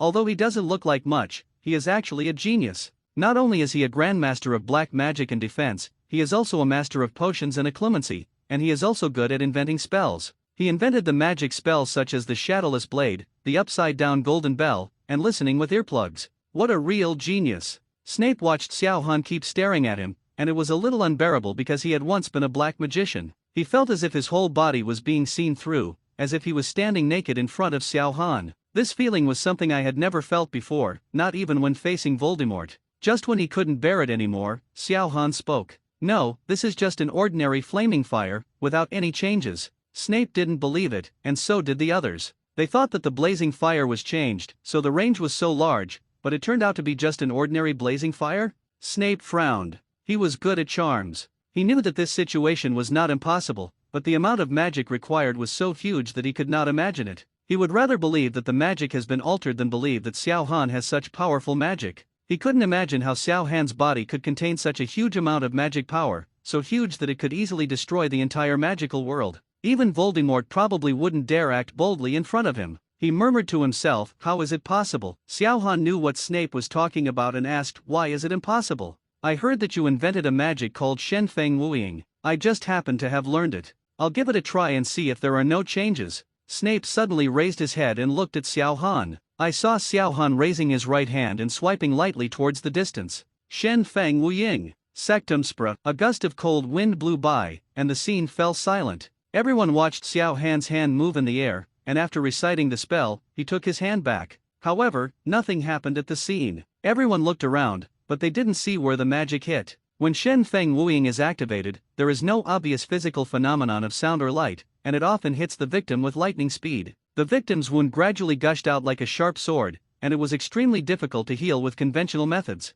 It was an insidious and powerful black magic. Although I don't know where Xiao Han is attacking, there should be some reaction. Everyone's eyes were almost sore and they didn't see the trick. Could it be that the spell casting failed? It shouldn't be. Such a powerful magician released a divine edge shadowless magic, but didn't release it? Impossible. Absolutely impossible. As the inventor of the curse, Snape could feel that Shen Feng Wuing was definitely released. However, the Shen Feng was invisible, and he didn't know where it was released. Only Dumbledore's gaze was looking into the distance. He vaguely felt a little fluctuation and only knew the general direction. But nothing in the last few kilometers looks like it has been cut. You must know that the Shen Feng shadowless attack range is as high as 1,000 meters, but considering that the person released is Xiao Han, Dumbledore has already seen the position of almost 10 kilometers. Still nothing. Just when everyone was wondering if they should ask, a huge roar came from the sky. Everyone turned their heads and looked in the direction of the sound. The next scene was something they would never forget. A mountain several hundred meters high hundreds of kilometers away seemed to have been cut by a sky-reaching sword, diagonally slashing directly through the middle. The mountain is divided into two parts.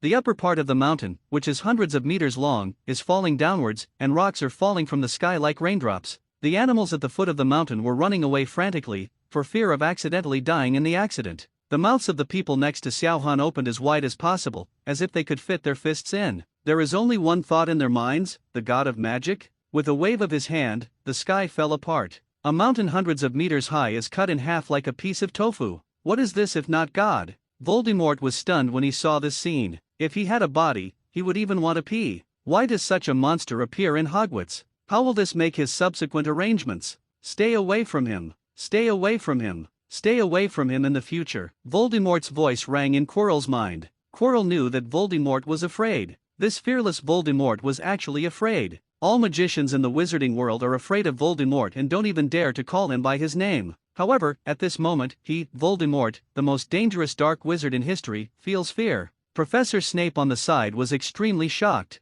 Is this really my divine edge shadowless curse? Why can't I, the creator, produce 1,000th of this effect? It's as if Xiao Han is the creator of the spell. Snape's eyes were full of enthusiasm. If he could learn from Xiao Han, could he create more powerful magic? Snape stared at Xiao Han, afraid that he would disappear at once. The two aurors behind Gadley were even more unbearable. Their legs softened and they almost fell to the ground. Why were they both on duty this time? The two looked at each other and really wanted to go back to the Ministry of Magic. When everyone was too shocked to say anything, Xiao Han suddenly thought of something and stretched out his hand in the direction of the mountain. Wingardium Leviosa. Wingardium Leviosa. Under the mountains in the distance, countless animals were fleeing frantically. The falling rocks, dust, and vibrations on the mountain scared these keen animals to death. A small animal shaped like a deer, with horns on its head, scales all over its body, and a tail like an ox's tail was running quickly out of the mountain. It was sleeping happily, but was woken up by a sudden vibration, and then saw what was happening in the sky.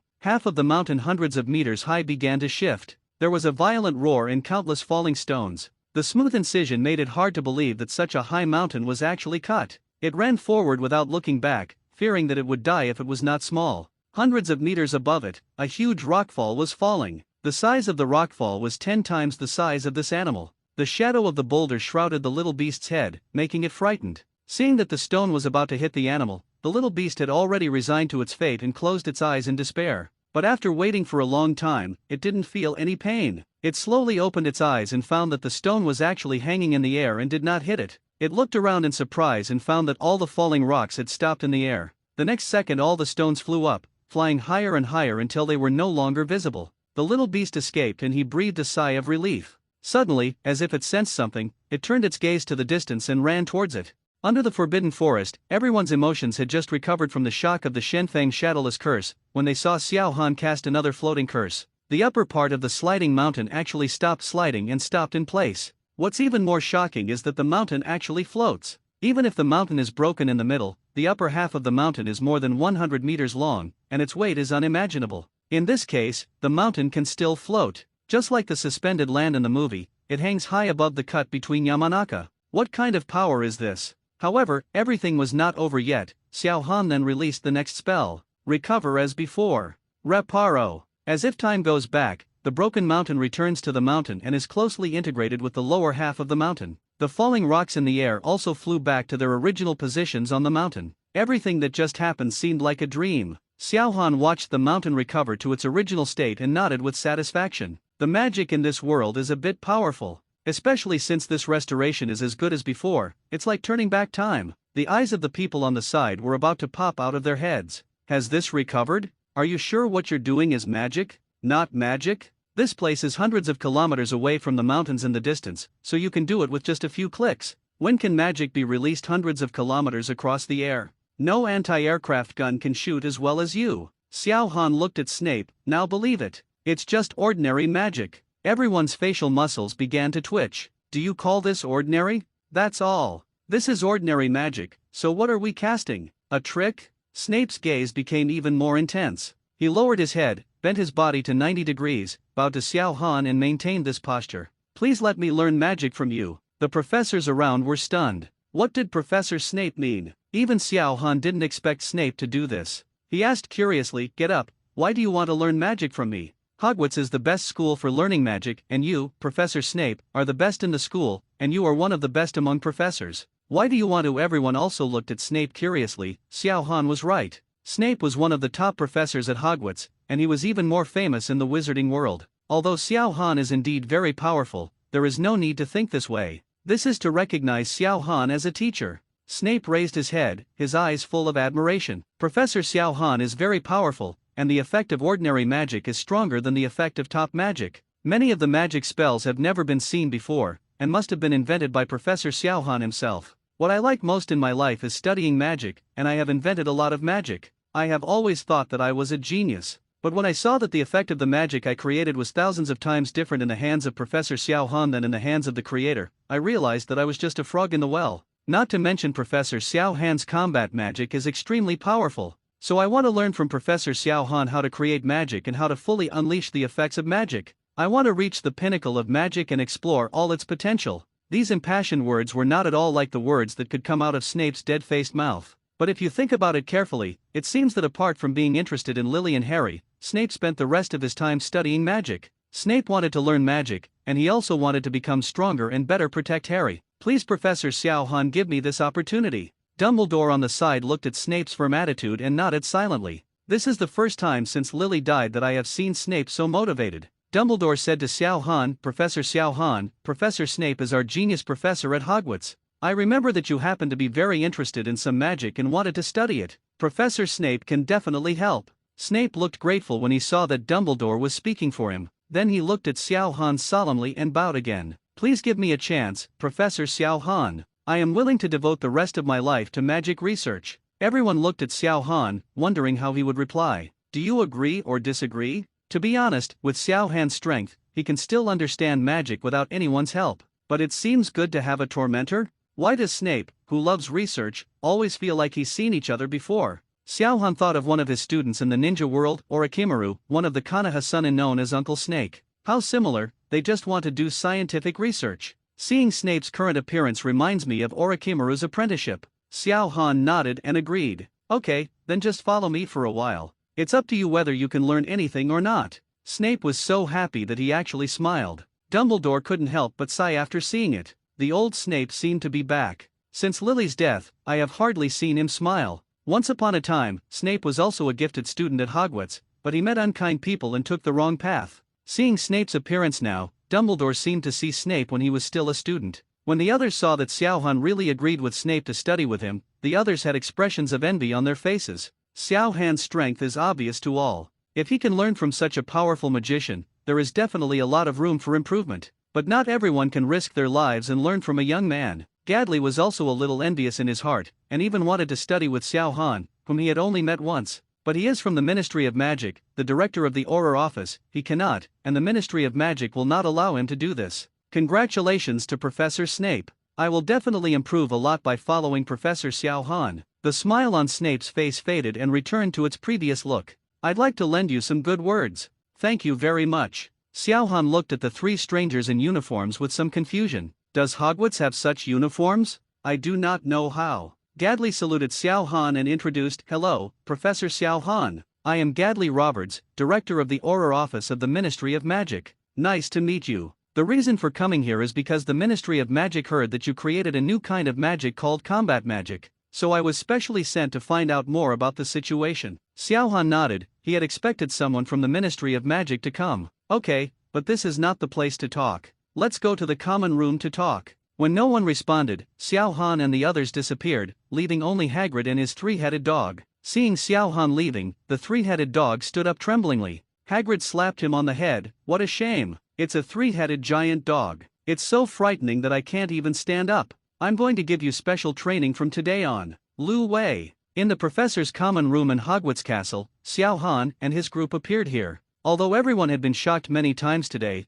their numb nerves were shocked again at this moment. What happens? Were they teleported here? Is this also combat magic? It teleports people away casually, regardless of whether they agree or not. What kind of overlord magic is this? Gadley's mouth was dry. He had given up the idea of bringing Xiao Han back to the Ministry of Magic. If such a terrifying person enters the Ministry of Magic, if he has other thoughts, the Ministry of Magic may disappear from the world. Is this combat magic? It's so powerful. All of us were transferred here in an instant, without the ability to resist at all. However, Xiao Han said disapprovingly, this is not combat magic, it is just ordinary magic, just apparition. Everyone was stunned. Apparition? Don't lie to me. After all, we are veterans in the wizarding world, not new students. How could it be apparition? We all know how to use apparition. Although apparition can transfer many people at once, it still requires contact. You didn't touch anyone, didn't recite the spell, and just apparat? In fact, Xiao Han did use apparition, but it was not an ordinary apparition, but an improved apparition. The improved apparition is used for multi-person teleportation. After all, you can't touch others every time you want to teleport them. The new disapparition consists of two magic spells,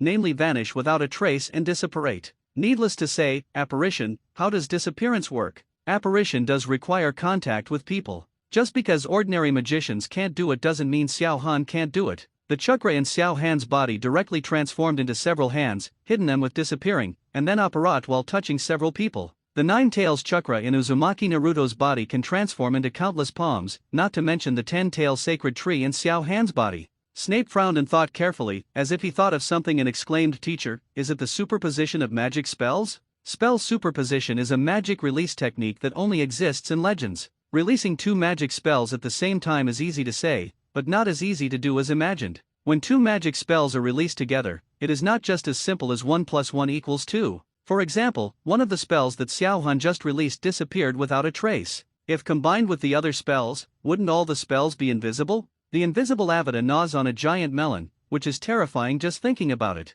If this magician happens to be a newbie, he will quietly squat behind other people's buttocks and recite spells silently. Using Avada to eat a big melon and poke someone else's anus, isn't it accurate? And unlike ninjutsu, magic can be released by two people jointly. One wind style and one fire style, fused together is scorch style. One magic and another magic explode directly next to each other. Although there has always been talk of stacking spells in the magic world, no one has ever implemented this operation. After all, releasing the spell requires mobilizing the magic power in the body, and it also needs to be coordinated with the waving of the wand. Every time you cast a spell, you need to concentrate on it. How can you do two things at once and release two magic spells at the same time? All magicians regard the superposition of magic spells as a myth, even the legendary Archmage Merlin cannot do it. I didn't expect to see an operation suspected of superimposing magic spells today. Even Snape felt ridiculous after saying these 4 words. How could this be possible? The rest of the people don't believe that this is a superposition of magic spells. They are more inclined to think that it is a kind of combat magic. It's just that Xiao Han didn't want to tell them, so he said it was just a phantom migration. Xiao Han still didn't know the shock caused by the superposition of magic spells, because in his opinion, it was a very simple thing. If he knew what everyone in front of him was thinking, he would definitely sneer at them. He can perform Scorch style, Arashi release, Lava style, Magnet style, and Crystal style with one hand. There is no escape technique in the entire ninja world that he cannot create. Isn't it just a magic spell that can be easily grasped? However, Xiao Han didn't know what magic superposition was at all, and was quite curious as to why Snape said that. What is the superposition of spells? Snape shook his head and explained, probably not. Magic superposition is a magic release technique that only exists in legends. It is to release two different magics at the same time, so that the two magics can complement each other and exert a greater effect. Although this technique has been circulating in the magic world, no one has ever been able to unleash it. Xiao Han nodded, so that was what he meant. According to what he said, my new apparition is really a superimposition of magic spells. But the question is it as difficult as he said? Xiao Han shook his head and thought to himself, forget it, it's better not to hit them. Just pretend that you haven't heard of this. They have been surprised enough today. Snape, who had been observing Xiao Han, saw him shaking his head and thought that Xiao Han was denying that he was not using magic superposition. For some reason, he felt relieved inside. After all, Xiao Han's performance today was amazing enough. If he could also superimpose magic spells, he would be really unworthy. The other people were relieved when they saw Xiao Han shaking his head. Fortunately, there was a way for them to survive. Their strength is already inferior to that of Xiao Han, but if their magic skills are inferior to Xiao Han's, they really don't want to live anymore. Xiao Han sat on the chair and motioned for everyone to sit down. After everyone was seated, he slowly spoke. I wonder how the Ministry of Magic wants to know about combat magic? Gadley replied respectfully, I heard that Professor Xiao Han invented a kind of magic called combat magic, which is different from all magic today. The main reason I came here this time is to verify whether combat magic really exists. Is it really your own creation? Xiao Han nodded, battle magic does exist, otherwise you wouldn't come here. However, it is not a magic created by myself, but I should be the only one in the world who can fight magic. And combat magic is indeed very different from ordinary magic. Gadley was shocked. He had no doubts about what Xiao Han said. In his opinion, Xiao Han is a powerful magician, and there is no need to lie to a novice like him. Xiao Han said there is combat magic, then there must be. I just don't know how many magics there are in this battle magic. What ability does this combat magic have that is independent of ordinary magic? As for what Xiao Han said, he did not create combat magic, but he is the only one in the world who knows this, so he can just think of Xiao Han as being humble. He is the only one in the world who knows it, isn't that what he created? Gadley hesitated for a moment and then asked Xiao Han, Professor Xiao Han, can you briefly explain to us what combat magic is? Xiao Han originally wanted ninjutsu to bloom differently in the entire magical world. Since the Ministry of Magic wants to know more about it, just tell them briefly, maybe it can promote it. Xiao Han said to Gadley, battle magic, as the name suggests, is magic used for fighting. It not only has attack magic but also auxiliary magic, control magic, healing magic and so on. The reason why it is different from ordinary magic is that the release of combat magic does not require the use of a wand. What is needed are hand seals, through which powerful combat magic can be released one after another. Combat magic is generally more powerful, more destructive, and has a wider attack range. And the power of combat magic with the same effect is generally several times, even dozens of times stronger than ordinary magic. That's why it's called battle magic. Xiao Han paused and gave them some buffering time. After all, what Xiao Han said contained a lot of information, and they needed to be allowed to react. At this moment, everyone was stunned by Xiao Han's words. All of them thought that combat magic only had a few attack magics, but they did not expect that combat magic also included control magic, healing magic, and auxiliary magic. You must know that today's magic is only divided into 5 categories: defensive magic, auxiliary magic, offensive magic, daily magic and black magic. Among them, black magic can also be regarded as attack magic, but the attack method is more vicious.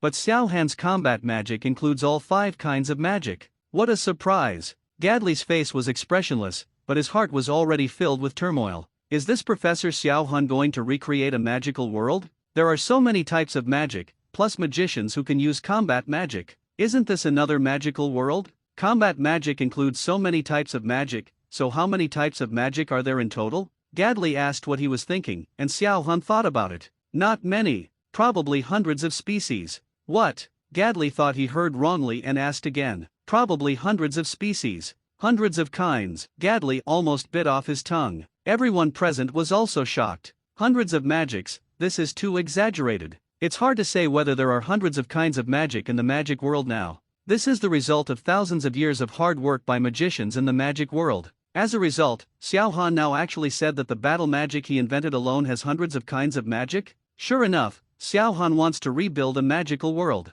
Now that the magic world has developed for thousands of years, there are only a few hundred magics. Xiao Han quietly created hundreds more magics. This is so unbelievable. Everyone was shocked and also a little doubtful. Is this true or false? If Xiao Han said there were only dozens of kinds, although several people would be shocked, they would not doubt it. Hundreds of types are really too much. Even Snape, who admired Xiao Han the most, felt that Xiao Han was talking nonsense. Hundreds of magics were completely impossible. Gadley thought to himself, Xiao Han is still a young man. Although he is strong and has some talent, this boast is too unreliable. It's understandable that young people tend to be exaggerated and want to attract attention. There are definitely not hundreds of species, but there are probably dozens of species. He wanted to expose him, but when Gadley thought of Xiao Han's strength, all those heaven-defying magics, he still buried this thought deep in his heart and did not dare to speak it out. I'm afraid Xiao Han will get angry and beat him up. The rest of the people had roughly the same idea as him. They didn't quite believe it but didn't take the initiative to talk about it. After Xiao Han said this, the whole audience was silent for a while, and everyone stared. Gadley hesitated for a moment, but still didn't have the courage to ask Xiao Han to go to the Ministry of Magic. Judging from the attitude of the Ministry of Magic, it is estimated that Xiao Han did not do anything good in the past. If Xiao Han gets angry and Xiao Han raises his hand to wipe the Ministry of Magic from the world, it will be over. In order for the Ministry of Magic to continue to exist, it's better not to invite Xiao Han there. Thinking of this, Gadley stood up and bowed to Xiao Han and said, "Thank you, Professor Xiao Han, my task has been completed and I will go back now. If there is anything you need the Ministry of Magic to do, please contact me." Xiao Han waved his hand and said, "Whatever needs to be done, just don't come looking for death." If he had to seek death, he wouldn't mind letting the entire magic world see the magnificence of Genin. After all, the emergence of Xiao Han's combat magic will cause turmoil in the entire magical world. As the main department that manages the magical world, the Ministry of Magic will definitely have various problems. As long as the Ministry of Magic's attitude is as good as Gardel's, there won't be any problem. I am afraid that I will develop some cerebral palsy and show off my power in front of Xiao Han.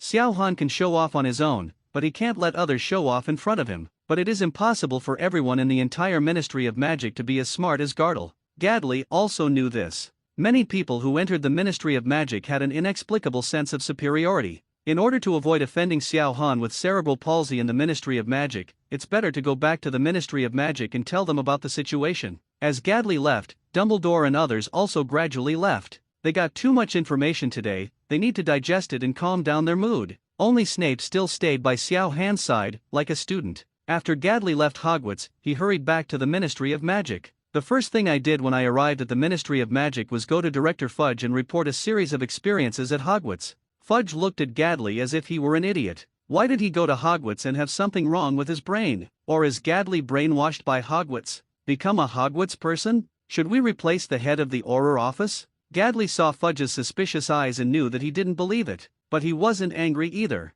If someone else had told him this, he wouldn't have believed it either. No one would believe such an incredible thing unless they saw it with their own eyes. Fortunately, he was prepared and threw the fingernail-sized crystal on his suit pocket to Fudge. The photo crystal is a magical prop that is equivalent to an Auror's law enforcement recorder. By inputting magic power into it, you can record the image in front of you for emergencies. It just so happened that this time Gadley was used. The image crystal and the crystal ball could display the image in the image crystal. Everything I did when I went to Hogwarts is in the photo crystal. Just look at it and you will know. Everything I said is true. Professor Xiao Han from Hogwarts is inscrutable. Fudge hesitated while holding the photo crystal in his hand, looking at Gadley as if he was not faking it. Is everything he said true? In just a moment, this ridiculous idea was thrown out of his mind. Fudge dialed the desk phone, called the heads of various departments, and went to the conference room to watch the video together. I would like to see what Gadley has gone through and come back like this. Ministry of Magic, meeting room. Everyone was sitting on both sides of the conference table.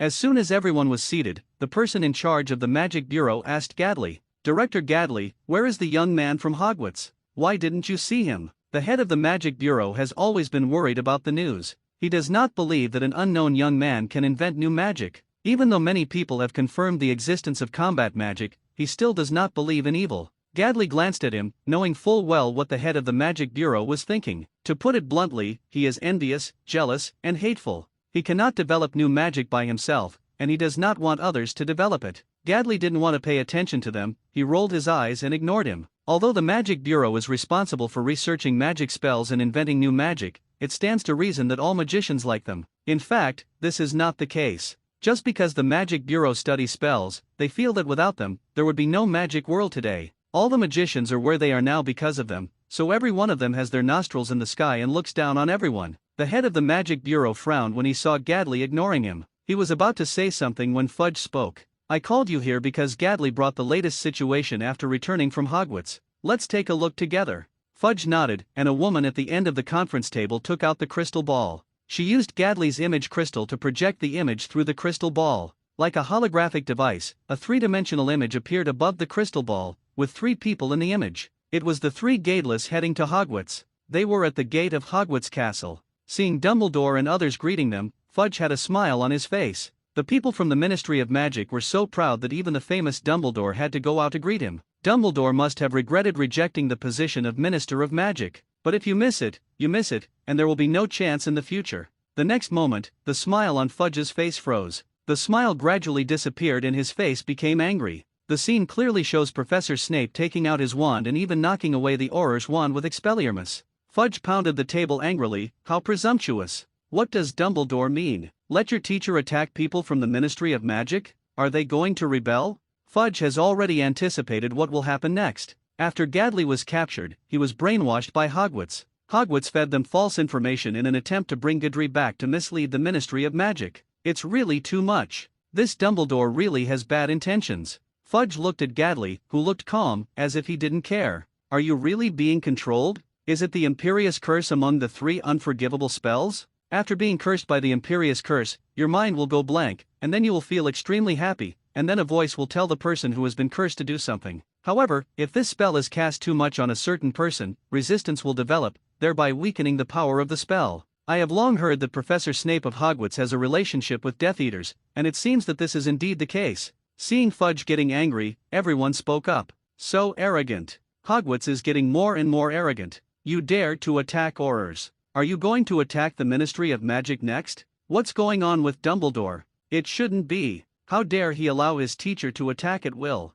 Hogwarts has gone back further and further. They are no longer qualified to be called the best magical institution in the world. Get them all. Attacking Aurors is a blatant defiance of the Ministry of Magic. But Dumbledore is still here. Can he be captured? Even if we can't catch him, we have to arrest him. I don't believe that Dumbledore dares to go against the Ministry of Magic in the whole world. If word spreads, how will others see our Ministry of Magic in Eagle Country? And Gadley didn't have any explanation. After all, it was all there in the image, so what's the use of trying to argue with them now? There might even be a quarrel, so why not say anything and let them continue reading? The next scene made everyone understand why Hogwarts attacked Aurors. No wonder Hogwarts attacked Aurors. It turns out there was an invasion. Who is so powerful that he can invade Hogwarts? Yes, we must investigate closely. If we can directly invade Hogwarts, maybe we can directly invade the Ministry of Magic. I just said how could Dumbledore attack the Ministry of Magic? It turned out to be a misunderstanding. Dumbledore is one of the most respected people in the wizarding world, so how could he do something like that? Everyone present did not blush at all because of what they just said. Just now they were talking about what they wanted to do with Hogwarts and what they wanted to do with Dumbledore. It's so shameless to change camps at the slightest turn. Fudge, who was listening to their discussion, was a little confused at the moment and doubted his own judgment. Is it really just a misunderstanding? Could someone hack into Hogwarts? That was Dumbledore's school, and he knew very well how strong Dumbledore was. Fudge just couldn't believe that someone could break through Dumbledore's defenses and enter Hogwarts. Or is this just a cover? The image above the crystal ball played slowly, and everyone also discovered Xiao Han's incredible strength. The overwhelming flames are blazing, the divine blade that lifts its hand to break the mountain is invisible, the floating spell is lifted with ease, and the infinite distance and infinite range are restored as before. The person in charge of the Magic Bureau had only one thought in his mind: it was fake. All fake. How could someone be so powerful? Even the god of magic is so exaggerated. It must have been done by the young man named Xiao Han. Is this the so-called battle magic? It just plays some psychedelic role. It's flashy. There seems to be flames all over the sky, but in fact there is no harm at all. As for broken mountains, floating, and restoration, those are definitely illusions. Is this combat magic? It has a psychedelic effect. It looks pretty good. Although it doesn't have much lethality, it's full of confusion effects. It does help a lot in battle, no wonder it's called combat magic. However, this kind of magic is not qualified to be called this kind of name. At most, it can become one of the auxiliary magics. The person in charge of the Magic Bureau crossed his arms and sneered, as if he had already understood everything. As for the rest of the people, their first reaction was of course disbelief. The same thought as the person in charge of the Magic Bureau came to their minds. It was fake. It's really an exaggeration. Is this a blazing flame? That's nonsense. The flames released by the phoenix are not as big as his. Is this some kind of movie special effect from the Muggle world? It looks quite real. Godry didn't go to Hogwarts? Did he go to the Muggle world to watch a movie? This is so fake. Who believes it? Is this how Gadley copes with work? Minister, this Gadley has gone too far. He must be punished. Gadley was completely stunned. He had expected various reactions from everyone in the Ministry of Magic. Shock, disbelief, fear, etc. But you didn't expect that they actually thought you were lying to them? I even thought that I had gone to the Muggle world to watch some Rush-Eyes movie. Looking at Fudge's suspicious eyes, Gadley felt bad. This is Hogwarts. Didn't you see Dumbledore was there? When did Muggles become so awesome that they could invite Dumbledore to act in a movie? Everything shown in the images is what I saw with my own eyes. Everyone looked at Gadley with doubt, feeling that what he said seemed to make sense. But what's going on with this sky-shattering magic? At this time, the person in charge of the Magic Bureau spoke. This is indeed Hogwarts, and his magic should be combat magic. I have seen through everything. Director Gadley must have been deceived. Gadley was a little stunned. Was he deceived? How can it be? I have seen all this with my own eyes, and only by experiencing it myself can I realize how amazing Xiao Han's strength is. That burning sensation is definitely not fake. Gadley shook his head. Probably not. Everyone present felt the heat in the air, and Dumbledore was there. The person in charge of the Magic Bureau was stunned for a moment, then came to his senses and said confidently, "What about Dumbledore?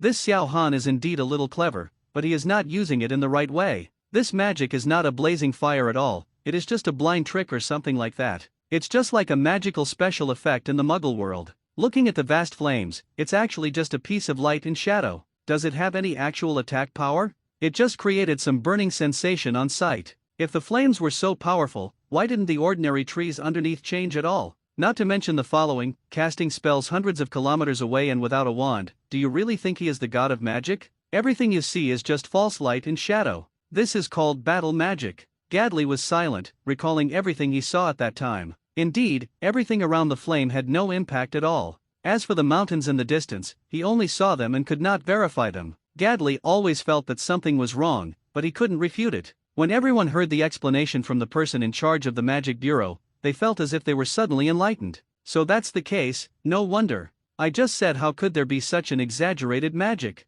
When you cast a spell hundreds of kilometers away, you really think he is an anti-aircraft gun? This young man is not good at it. If you have this talent, why don't you put it on the right path? Isn't it good to actually study magic? You have to do these imaginary things. The Magic Bureau is still very powerful, you can tell at a glance. You are worthy of being Director Eden. Director Eden has studied magic for many years, and he knows everything about magic. Xiao Han wanted to use this to attract the attention of the Ministry of Magic, but he really found the wrong person. Hearing the praise, Bobby Eden, the head of the Magic Bureau, felt a little elated. This little guy still has some talent. After all, he even fooled Dumbledore. Director Jadley can tell me something. I want to accept him as a student and guide him to the right path. His talent should not be used on these evil heretics. Gadley looked at Eden with confused eyes. Is this guy going to accept Professor Xiao Han as his student? Want to accept Professor Snape as a student at Hogwarts? Professor Snape won't kill him, right? Gadley opened his mouth to say something, but when he thought of the urinal nature of the Magic Bureau, he decisively closed his mouth.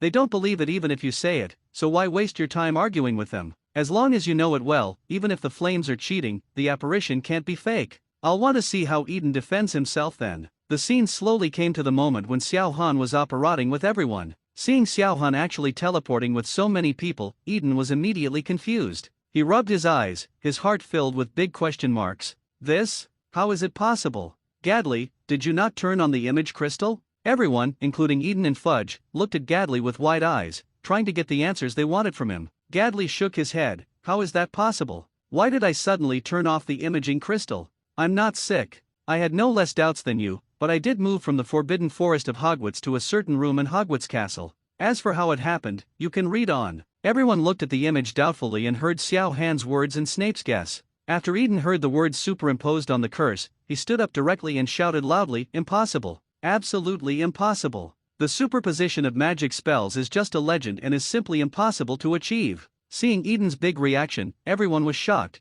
but then they understood Eden's behavior. After all, the superposition of magic spells has always been a research topic for scientific researchers and a lifelong dream of all researchers. However, it is not easy to superimpose magic spells, and thousands of years of research have yielded no results. Now suddenly seeing similar operations in Hogwarts, Eden, as a researcher, was of course shocked. The ultimate dream is presented in front of you, who wouldn't be excited? Eden suppressed the shock in his heart and sat down slowly. He couldn't understand Xiao Han anymore. He thought he was just a magician who went astray. He would only make some superficial things, but this apparition really confused him. With his many years of scientific research experience, he couldn't immediately analyze how Xiao Han led people to teleport. As for the apparition that Xiao Han himself said, he passed it first. When apparating someone, you must touch the other person in order to teleport. This is known to all magicians. However, Xiao Han did not contact anyone before teleporting, so Eden was the first to veto the disembodiment. How did he do it if he wasn't apparating? Eden frowned and involuntarily touched the thick hair on his head.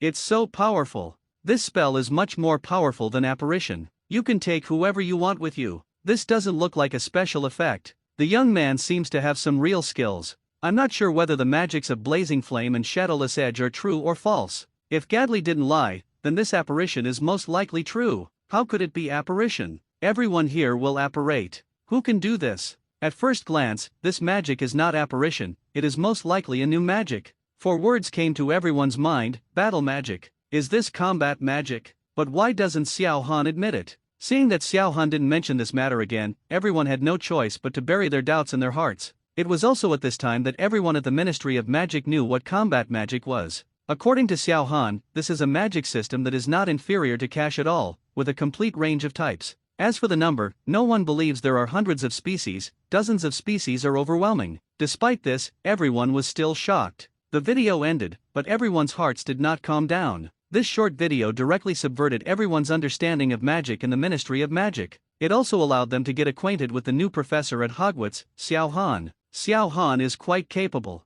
He was right not to bring him back to the Ministry of Magic without finding out the details. Where did he come from? I've never heard of this guy before. How should we respond? Let nature take its course or try to win over others? Everyone's eyes turned to Eden, the head of the Magic Bureau, who wanted to accept Xiao Han as a student. Eden's frown kept tightening, and he didn't raise his head when he felt everyone's eyes were on him, still thinking about something. Fudge knocked on the table, his face uncertain. Where did Dumbledore find this little monster? No wonder he despises the Minister of Magic and wants to rebuild a magical world. What do you think, and how do you think we should deal with it? Eden raised his head sharply and stood up. I don't believe it. I want to go to Hogwarts myself. In the corridor of Hogwarts, two figures quickly ran towards the classroom. In the classroom, all the students were sitting upright, but there was no teacher on the podium, only a cat. Harry and Ron pushed open the classroom door and attracted everyone's attention. Hermione and Malfoy turned around and saw Harry and Harry walking into the classroom. Hermione shook her head and was worried about the two of them,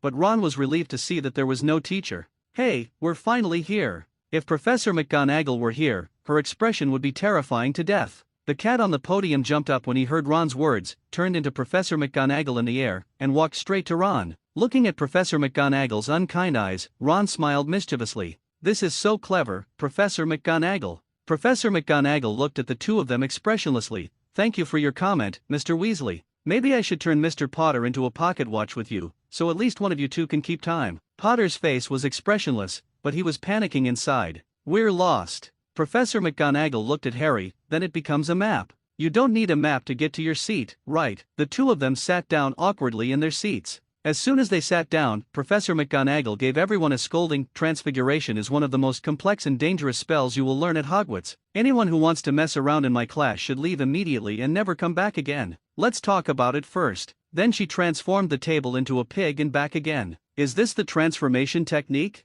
Professor McGonagall can also fight magic? It's amazing. It can actually turn the table into a pig. Everyone was shocked by her unique skill, and they were all eager to try it. Professor McGonagall frowned. She knew this was going to happen. She had anticipated this scene when Xiao Han demonstrated the transformation technique, and she specifically went to ask Xiao Han for advice. Looking at the restless students below, Professor McGonagall banged on the podium. After they were quiet, Professor McGonagall said, "The transformation technique is not a transformation technique. It is not a battle magic. Professor Xiao Han has said that transformation technique can only transform itself. Transfiguration is magic that can transform one object into another. It can transform an inanimate object into something alive and vice versa. Some transformation spells can change a certain part of an object, such as turning human ears into rabbit ears. There is a big difference between transformation spell and transformation technique. Most importantly, the transfiguration spell literally transforms into another object. Although the transformation technique looks like it turns into another object, it is actually just a visual deception and not a true transformation. Only then did everyone understand, and quietly stopped practicing the hand seals under the table, intending to listen carefully to the transformation spell. I want to learn the transformation technique, and I also want to learn the transformation spell. Turning furniture into animals is really cool. That's what's going on in these students' heads. However, they soon realized that they could not turn furniture into animals without spending a long time studying. After taking a lot of complicated notes, everyone was assigned a match, and everyone began to work hard to turn the match into a needle. However, by the end of one lesson, only Hermione had made a slight change in her matches. Professor McGonagall showed the class how to make the match silvery and sharp, and gave Hermione a very rare smile. As expected of Professor Xiao Han, "You are very good, Hermione Granger." Hermione smiled and replied, "Thank you for the compliment, Professor McGonagall." At the end of a class, Ron and Harry came to Hermione and looked at the matches in her hand with envy. "Hermione, how did you do it? So powerful." Harry nodded. Professor McGonagall said it was difficult, but he didn't expect Hermione to improve in just one class. Compared to Hermione, he and Ron didn't react at all. Hermione raised her proud little head, revealing her trademark front teeth.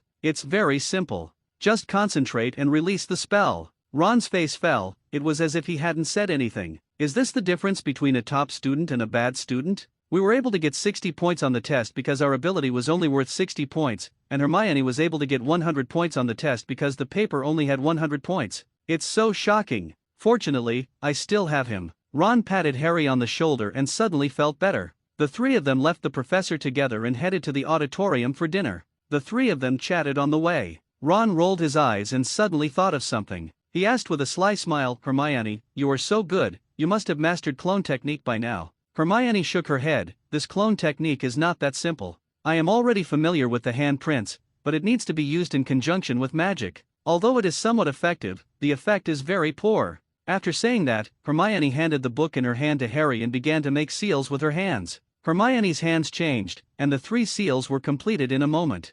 "Way-in." A burst of white smoke appeared, and a deflated balloon appeared on the ground. This balloon looks very similar to Hermione. Hermione looked at the clone on the ground with a dissatisfied look on her face. Ron, Harry and the students on the road were all shocked. Clone technique. She actually used clone technique. Why is she so good? I practiced all night to get the handprints familiar. It takes at least several seconds to change one handprint. Although I can make handprints, I always feel like there's something wrong with the magic power. It's ineffective. Although it was not completely successful, I feel that it is fast. As expected of the class representative personally selected by Professor Xiao Han, it seems that Professor Xiao Han's prize is no longer for me. Listening to the compliments around her, the look of dissatisfaction on Hermione's face disappeared, revealing a happy expression. "That's how good I am." Ron was shocked but also grimaced. Why was it different from what he thought? Harry's face was full of shock. Hermione was really amazing. Learned the clone technique so quickly. Malfoy on the side clenched his fists after seeing it, feeling furious inside.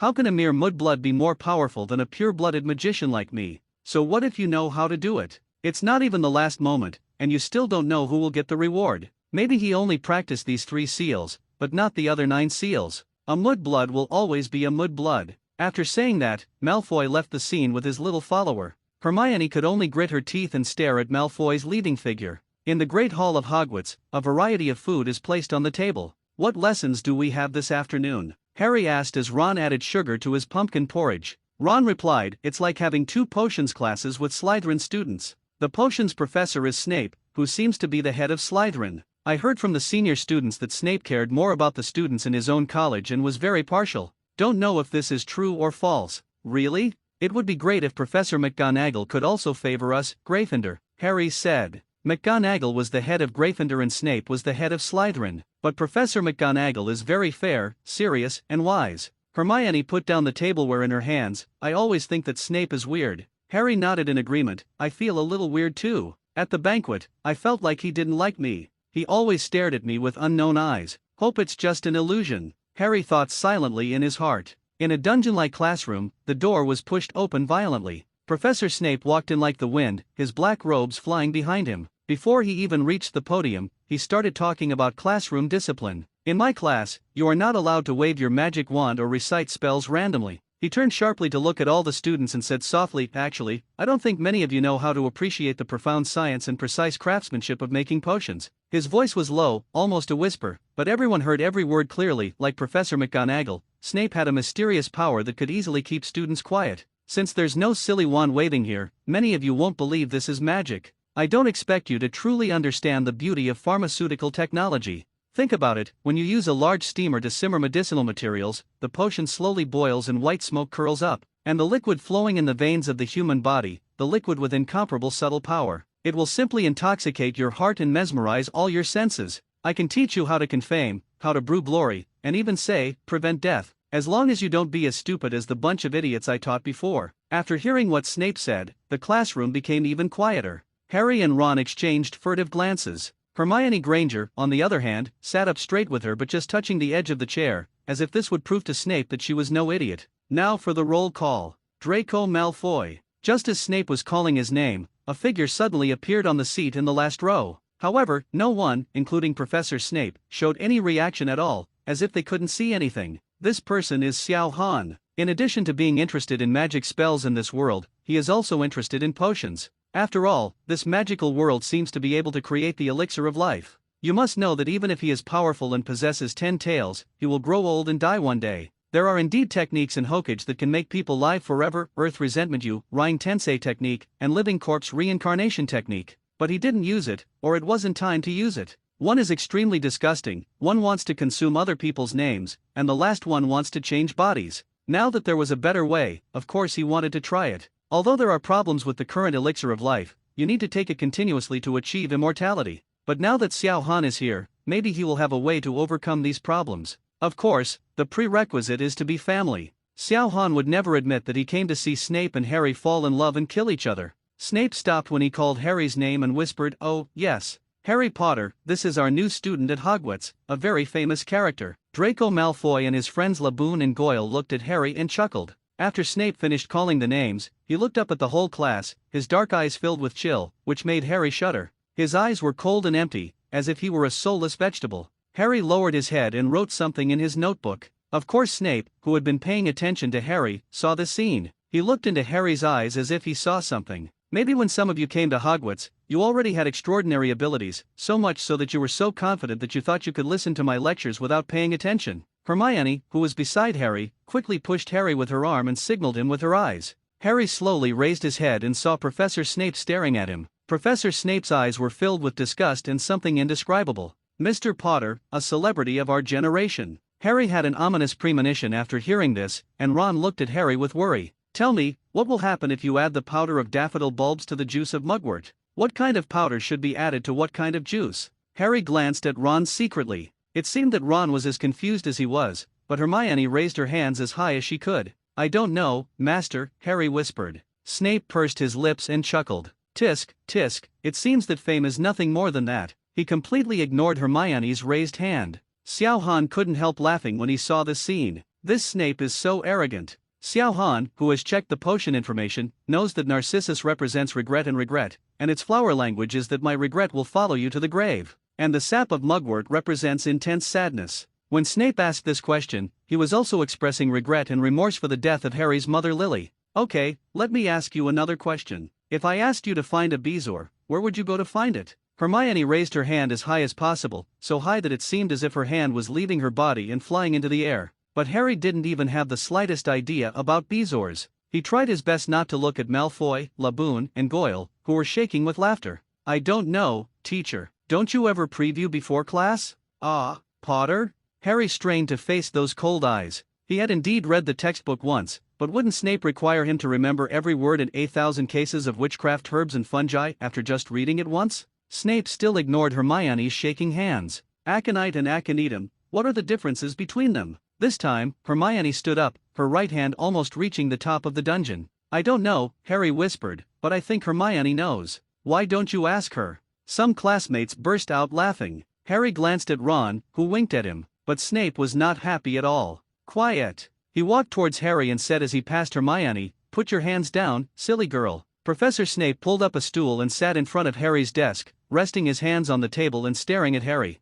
"I'm telling you now, Mr. Potter. Daffodil bulbs mixed with mugwort make a powerful hypnosis medicine, which is called the water of life and death. Bezoar is a stone found in the stomach of cows, and it is the nemesis of many kinds of poisons. Aconite and aconitum refer to the same plant. They are both common names for a plant called aconite. Now, why don't you copy this knowledge?" Snape's eyes rolled and the whole classroom began to commotion. All the students hurriedly took out their quills and parchment and wrote down this information. Snape stood up and walked onto the stage, while Harry kept staring at Snape's figure. Harry couldn't understand why Snape was targeting him like this. In addition, Gryffindor students, because your classmate contradicts the teacher, Gryffindor House will be deducted 1 point. Malfoy, Laboon and Goyle turned around with smiles and looked at Harry mockingly. Apparently they were very happy with Professor Snape's behavior towards Harry. Hermione next to Harry was a little speechless. She wanted to say something, but she didn't say it. Professor Snape, who was recording on the podium, had his eyes drifting in Harry's direction. At this moment, Harry was staring at Snape motionlessly.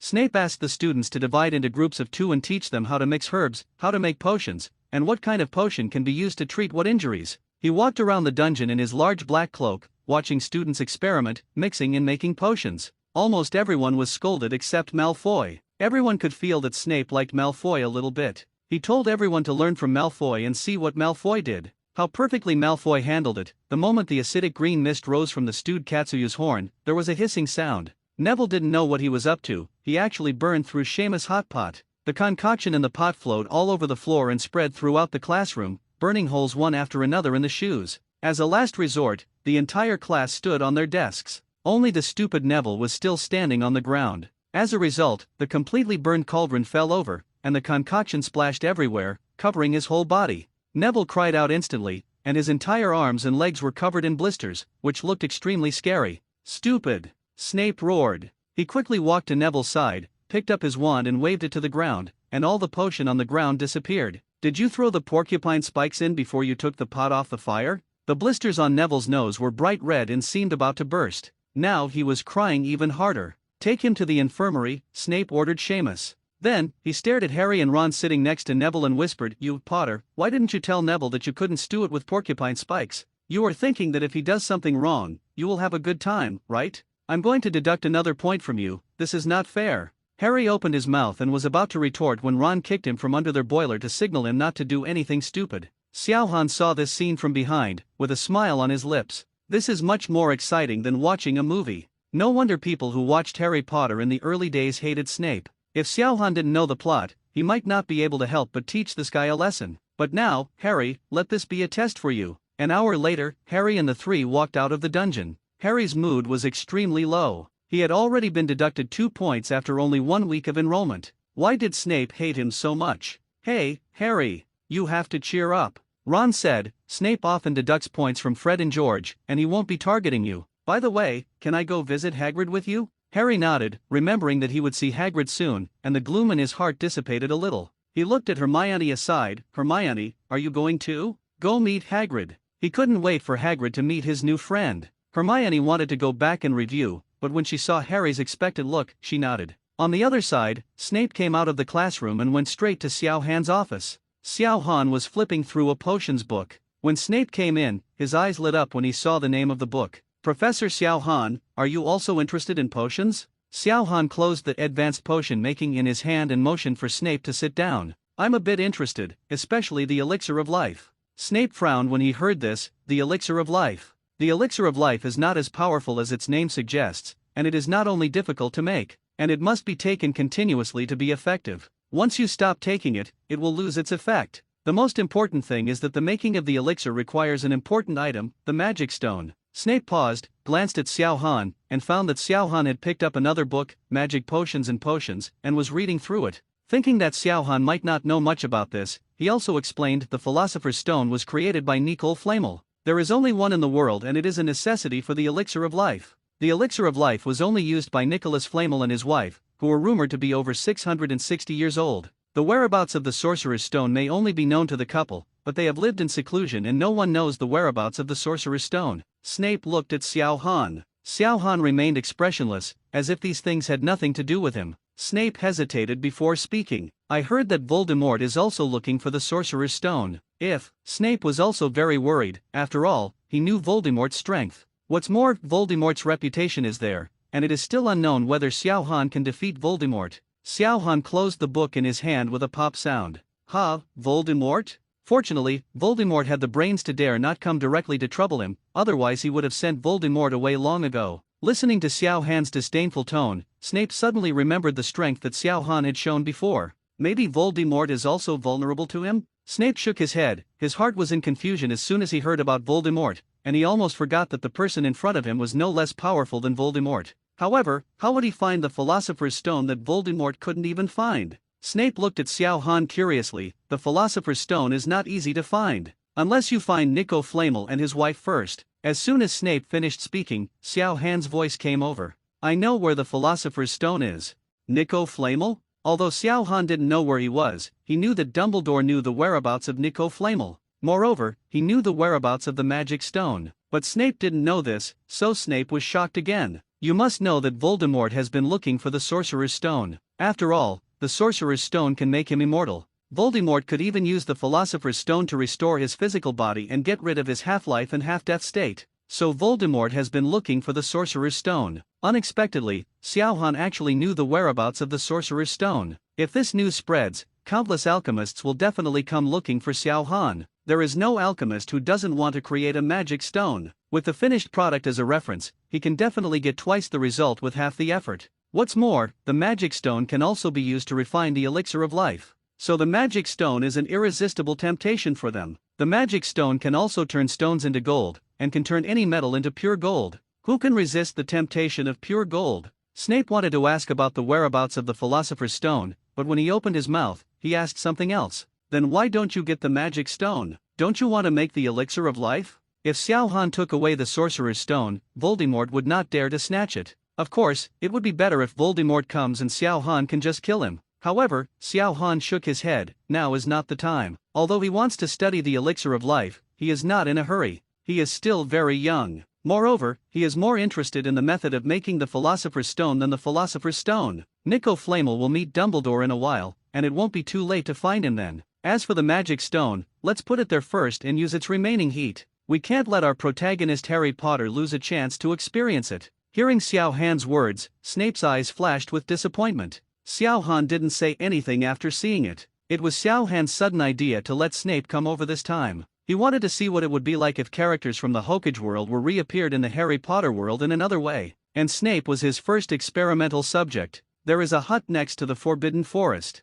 There is always a stone bow and a pair of rubber rain boots in front of the house. Harry, Ron, and Hermione left the castle and walked across the grass toward the hut, where Hagrid lived. Harry reached out and knocked on the door. Immediately there was a frightening sound of running inside, and a dog barked and ran towards the door. Then they heard Hagrid yell, "Stay back, Fang, come back." Hagrid opened the door a little, revealing his big bearded face through the crack. "Please wait a moment," he said. "Hey, Yaya, step back and go back to your nest." Hagrid let the four of them in, and then struggled fiercely with his giant black Great Dane Fang for a while before he pulled Fang's collar. There was only one room in the house, and hams and pheasants were hung on the top of the room. On the stove, a copper kettle was boiling water. There is a huge bed in the corner of the wall, with a quilt with many stitches scattered randomly on the bed. "Sit wherever you want, sit wherever you want. It's as good as your own home," Hagrid said. He let go of Yaya, and Yaya immediately rushed to Ron's side and licked Ron's ear affectionately. Fang, like his owner Hagrid, is obviously not as ferocious as he looks. His name is Ron and her name is Hermione, Harry told Hagrid. Hagrid was busy pouring boiling water into a large teapot and brought over a plate of rock cakes. He glanced at Ron, noticed the look on Ron's face, Madara, and said, "You are also a child of the Weasley family, right? I spent most of my life trying to drive Fred and George out of the Forbidden Forest." He turned to look at Hermione again, Hermione Granger. Hermione nodded a little confused. Hagrid knew that this was normal for Ron, but he would actually recognize her. You must know that she is different from Ron and Harry. Ron is from the famous Weasley family, not to mention Harry, and she was just a lucky person who came out of the Muggle world. How could Hagrid know her? "Mr. Hagrid, do you know me?" Hagrid seemed to recall something in his mind, and a trace of fear flashed in his eyes. "Of course, Professor Xiao Han's class representative. Not only me, but probably all the professors know you. You are so lucky to be the bridge between Professor Xiao Han and the students."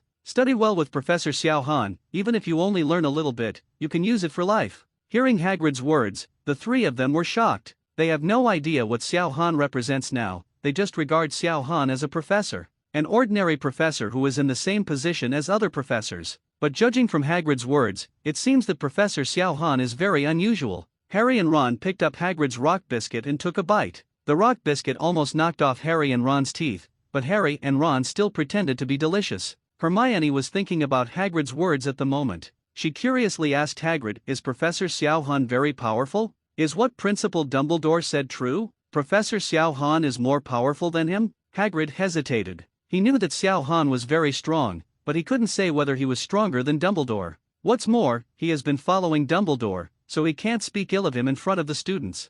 Hagrid shook his head. "I don't know, but Professor Xiao Han must be strong. The rest needs to be discovered by yourselves." Hermione nodded. In her opinion, Hagrid had no objection, so the matter should be closed. Thinking of Xiao Han's magical battle magic, maybe it is more powerful than imagined. Hermione secretly made up her mind to seize this opportunity. Next, the four of them shared with Hagrid their study and life situation over the past week. Fang put his giant head on Harry's lap and fell asleep, drooling and soaking Harry's clothes. Harry, Ron and Hermione were all happy to hear Hagrid say that Filch was an old loser. "Filch makes Mrs. Norris, the cat, follow me every time. As soon as I go to school, the cat will follow me wherever I go, and I can't get rid of it. Sooner or later I will introduce it to Yaya." Harry told Hagrid what happened in potions class, and he always felt that Snape was targeting him, but Hagrid didn't think so. If Harry should relax, there might not be a student in the entire Hogwarts that Snape likes, but he seems to be really targeting me. "Nonsense," Hagrid said. "Why is he targeting you? There is no reason." Hagrid turned his eyes to the side when he spoke, as if he was avoiding something. Not only Harry noticed this, but Hermione on the side also noticed this. "How is your brother Charlie doing now?" Hagrid asked Ron. "He is very good with animals. I like him very much." Seeing that something was wrong, Hagrid changed the topic directly. Ron was not aware of this at all, and told Hagrid about his brother Charlie's research on magical animals. Harry saw that Hagrid was ignoring him and could only look around. Suddenly he noticed something seemed to be pressed under the kettle. He picked up a small piece of paper, which contained a report from the Daily Prophet. Latest report on Gringotts break-in incident. Investigations into the Gringotts break-in on July 31st are continuing. I believe it was done by a black magician or another magician. The goblins of Gringotts confirmed that there had been a break-in, but reiterated that nothing had been stolen. At the scene of the incident, vault number 713 had actually been withdrawn earlier that day. A Gringotts goblin spokesperson said this afternoon, "There is no comment on what exactly is stored in the vault, and it is best not to interfere in this matter." Harry suddenly remembered that Ron had told him on the train that someone was trying to rob Gringotts, but because Ron didn't mention the specific date, he didn't think much about it. After all, he was just an ordinary person at that time.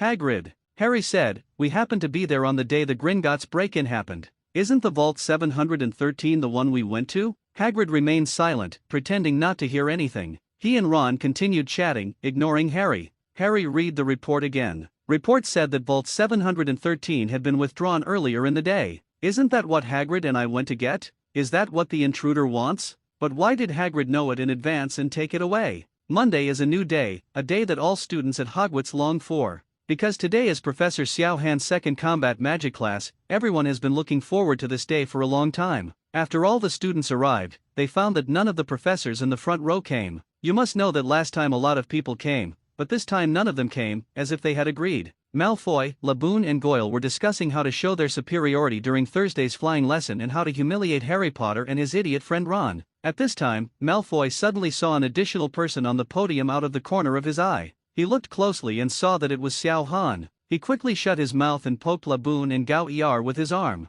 The two also noticed Xiao Han and shut their mouths. After a while, the entire auditorium fell silent. Xiao Han's mysterious appearance surprised all the students, and they did not feel the professor's arrival at all. Xiao Han didn't speak after he appeared, he just looked at them quietly. This made the students' hearts sink. Could it be that Professor Xiao Han was angry because he kept talking? A minute has passed, and Xiao Han still didn't speak, just staring down. Suddenly, the door of the synagogue was opened, and a group of people filed in. The person taking the lead was Principal Dumbledore, who was familiar to the students, and the people beside him looked familiar. He was short, stocky, with messy gray hair. He wore a pinstriped suit, a bright red tie, a long black cloak, purple pointed boots, and a dark green top hat. He is none other than the current Minister of Magic, Fudge. Principal Dumbledore was followed by professors from Hogwarts, while Fudge was followed by senior officials from the Ministry of Magic. Eden and Gadley are among them. Oh my god, it's the Minister of Magic. Some senior students recognized Fudge and shouted in surprise. The classroom suddenly became chaotic and people started talking. What? He's the Minister for Magic. He's a top figure in the magic world. I didn't expect to see him in school one day. Why is the Minister of Magic here? Are you also here to listen to Professor Xiao Han's lecture? Is Professor Xiao Han so powerful? Even the Minister of Magic has to learn from him. All the students looked at Xiao Han with intense eyes. What even the Minister of Magic had to learn was actually taught to these students. Doesn't this prove that Xiao Han's combat magic is powerful? All the students secretly made up their minds that they don't need to learn other magic, but I will definitely learn combat magic. Xiao Han looked at the group of people from the Ministry of Magic and raised his eyebrows. Why did he feel that they were coming with bad intentions? In the morning, Dumbledore told him that the Ministry of Magic was coming to listen to the class. Originally, Xiao Han didn't want to pay attention to them. If you want to listen, just come over. It doesn't matter. But Dumbledore meant to wait until everyone from the Ministry of Magic arrived before starting the lecture. For Dumbledore's sake, Xiao Han agreed. But he didn't expect so many people to come at once.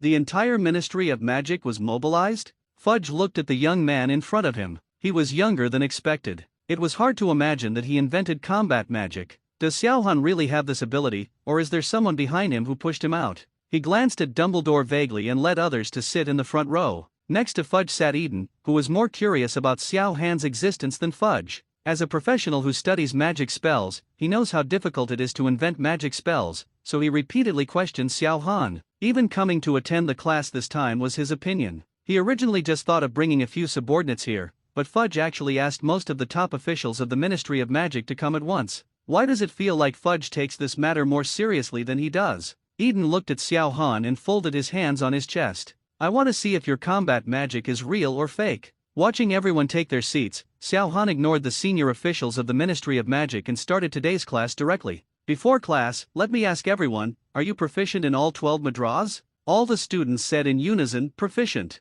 Xiao Han nodded, very good, then I will select a few students for a test. If they perform well, they can add 1 point to their college. On the contrary, if they perform poorly, 1 point will be deducted. Xiao Han scanned the entire auditorium. Someone raised his head and looked at Xiao Han, as if he was about to choose me. Some people looked away, afraid of being called out. Some people just lowered their heads and pretended to be quail, saying, don't call me. Xiao Han first looked at Gryffindor. Hermione looked eager to try, Harry also raised his head confidently, and Ron's eyes on the side were a little evasive. Ron noticed Xiao Han's gaze and became a little panicked. Ron, come and demonstrate the learning results on behalf of Gryffindor. Ron's body trembled, he was really afraid of something. Ron grimaced and stood up reluctantly. Hermione and Harry on the side looked at Ron with some worry, but they knew Ron's situation. He would rather play one more game of wizard chess than practice his hand seals for a while. He really doesn't know what fun there is in wizard chess. Ron, first demonstrate the 12 hand seals.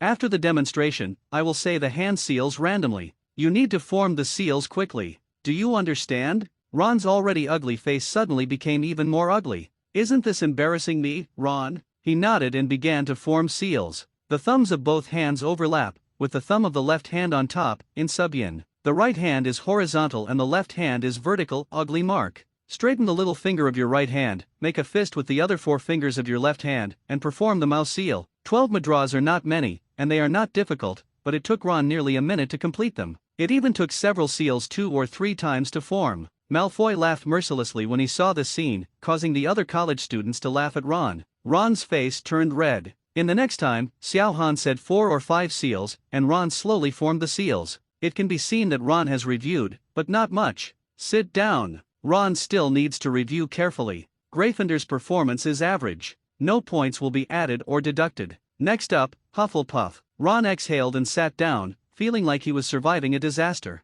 Xiao Han glanced around and saw a familiar person. Cedric Diggory, it's you. Cedric is a handsome boy with a high nose, black hair, and black pupils. After Cedric stood up, he quickly performed 12 hand seals. In less than 20 seconds, the hand seals were completed. Xiao Han nodded with satisfaction and casually said a few hand seals. Cedric quickly performed them and performed well. Very good. 1 point for Hufflepuff. The entire Hufflepuff students raised their hands in joy and cheered. Ravenclaw. Advertisement. Xiao Han saw a familiar big-faced plate in Ravenclaw's seat, Chu Zhang. Xiao Han is still very impressed with Harry Potter's first love. What's more, she is the only magician with an oriental name. After Chu Zhang stood up, she quickly formed seals just like Cedric. She also performed extremely well in Xiao Han's spot check. If I remember correctly, Chu and Cedric seem to be a couple, but I don't know if they are together now. Finally, Slytherin. Xiao Han had already decided who to ask, Draco Malfoy. The moment Malfoy stood up, the entire Slytherin freshman applauded Malfoy. Even though it hadn't started yet, it seemed as if Malfoy had already scored an extra point on Slytherin's behalf. Fortunately, Malfoy did not disappoint the Slytherin students. He quickly completed the 12 madras in just 30 seconds. Regarding Xiao Han's spot check, he showed even more ease. Xiao Han was very satisfied with this spoiled child. He nodded, excellent performance, plus 1 point for Slytherin. Malfoy smiled, glanced at Harry and Ron provocatively, then turned to look at the students behind him, raising his hands to welcome their cheers. Boss Malfoy is great. Awesome. Much better than Gryffindor. Malfoy is awesome. Ron was so angry that he wanted to take out his wand and give it to Malfoy. Hermione on the side, it's so difficult. Harry was deducted 2 points. Although Ron was not deducted, the other houses were given 1 point. Gryffindor would not be able to get first place again this year, right? After Xiao Han spent a few minutes testing it, it was time for the reward session. I left an extra homework before the end of last class. If anyone can use the clone technique, I will reward him with a new combat magic, remember? There was a commotion below, and many people in each college raised their hands. They have all been waiting for this moment, and some students even sleep for an hour or two every day for a week just to learn the clone technique. Although clone technique is not difficult, it is not something that can be learned casually. Xiao Han glanced over and saw dozens of people raising their hands. They must be students who were confident that they had learned the clone technique. Hermione and Harry were one of them. Surprisingly, an unexpected person also raised his chubby hand. He is Neville Longbottom. Neville Longbottom's raising of his hand surprised not only Xiao Han, but also everyone in Gryffindor. In the eyes of everyone, Neville was slow to respond and was unable to do anything. Unexpectedly, he actually learned the clone technique? Xiao Han saw Neville and remembered what happened to him. He encountered misfortune at a young age. His parents were both Aurors and members of the Order of the Phoenix. They were unfortunately kidnapped by Death Eaters shortly after Voldemort's fall. Neville was only 1 year old at the time. His parents were tortured to madness by Bellatrix Lestrange using the Cruciatus Curse and had been housed in St. Mungo's Hospital for Magical Maladies and Maladies for 15 years.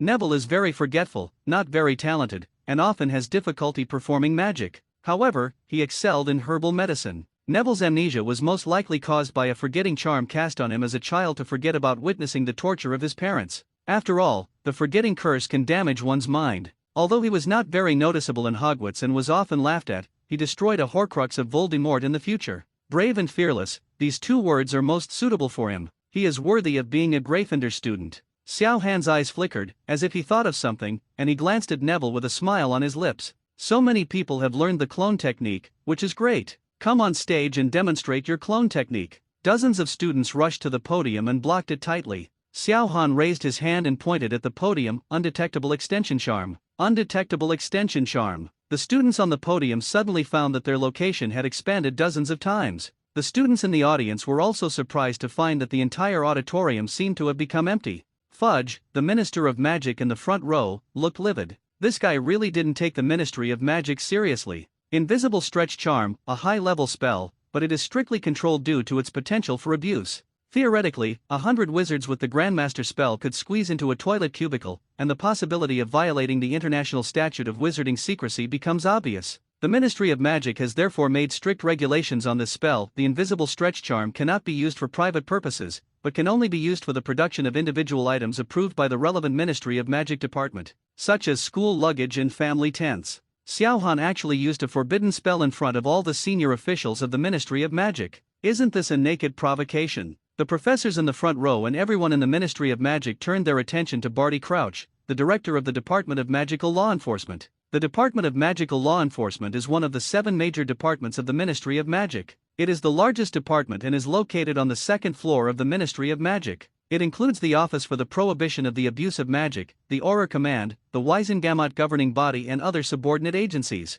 At this moment, he frowned and stared at Xiao Han. How dare Xiao Han abuse of magic in the presence of the head of the Department of Magical Law Enforcement? Isn't this an old man who hangs himself because he thinks he has a long life? Barty Crouch wanted to stand up right away and take Xiao Han away, but thinking of the purpose of coming here today, he did not act rashly. He glanced at Fudge, who was staring at Xiao Han expressionlessly. At this moment, Xiao Han had no idea that the two oldest officials in the Ministry of Magic were already targeting him. He just cast a spell casually. He is not from this world, so how can he know which magic can be used and which cannot be used? After the extended podium, 30 students stood easily. At this moment, they were all a little nervous for fear of failure. Xiao Han said to the students on the stage, "Don't be nervous, take your time, you have 3 chances, as long as you can release the complete clone, it will be considered a success. Let's start." After the words fell, everyone began to form seals, Wei-sin. White smoke appeared, and except for 5 people who did not release their clones because of nervousness, the other students all released their clones. But not all of the 25 clones are the same as the students.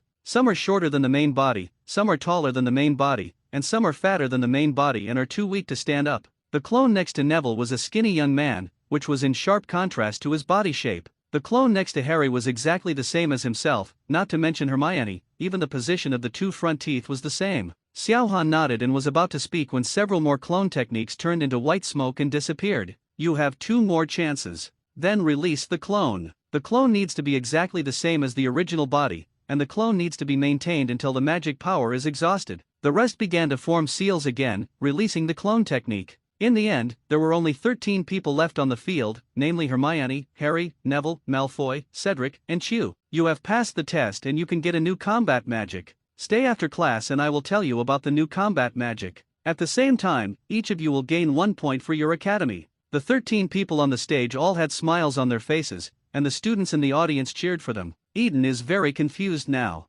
As the director of the Magic Bureau, he has been engaged in magic research for more than 10 years. But the magic in front of him was completely beyond his previous knowledge. No matter how he looked, he couldn't see the difference between the clone and the original body. Could it be a transfiguration technique? Turn other objects into clones to confuse enemies? Possible. The principle of this clone technique is actually the art of transformation. As soon as Eden made this decision, he saw 26 people on the stage thanking Xiao Han. "Thank you, Professor Xiao Han." Asterisk 26. Eden's heart thumped. How could this damn person still talk? This is not magic. The person transformed by the transfiguration technique is not a real person, so how can he speak? Isn't this transfiguration? Eden felt his head itching, as if he was about to grow a brain. Yes, how could this be transfiguration? Transfiguration always requires an object to change, and it cannot be conjured out of thin air. What's more, becoming a human is an advanced transformation technique. It's not that simple. Some of the students in this group of students looked to be in their teens. They were probably freshmen who had just entered school. How could they know advanced transformation techniques? So, this is really what is called battle magic. The first combat magic taught was probably the simplest, but its effect was even more powerful than advanced transformation magic. Even though Eden didn't want to admit it, he already felt in his heart that this combat magic seemed really powerful. Eden's interest immediately rose. He really wanted to know how Xiao Han developed this kind of magic. Still free without a fight. Using hand seals to release magic is a situation that does not exist in the entire magic world, or even in the entire history of magic. Now Eden felt like there were 100,000 ants crawling in his heart, and it was extremely itchy. He couldn't wait to discuss with Xiao Han the difference between magic wand interpretation, Madra casting, ordinary magic, and combat magic. Fudge's focus is different from Eden's. Fudge focuses on the practicality of combat magic. At first he thought that the so-called clone technique was just a transformation technique, but he soon overturned this guess. After realizing that this was a magic that had never appeared in the magical world, Fudge's mind immediately became active. Gadley said that there are at least dozens of types of combat magic. If these magics were spread from the Ministry of Magic to the wizarding world, that would be a great thing for him. Thinking of this, Fudge's eyes suddenly became hot and he stared straight at Xiao Han. Xiao Han felt 2 burning eyes, but he ignored them. "You all performed very well. Those students who have not learned clone technique are reviewing it carefully. If you have any questions, you can ask these 13 students. Next, I will teach you the other 2 types of 3-body technique, transformation technique and body replacement technique." Everyone's eyes lit up, and even a few people from the Ministry of Magic sat up straight, wanting to learn these 2 techniques. First of all, transformation technique. You have all been exposed to transformation technique. There is an essential difference between transformation technique and transformation technique.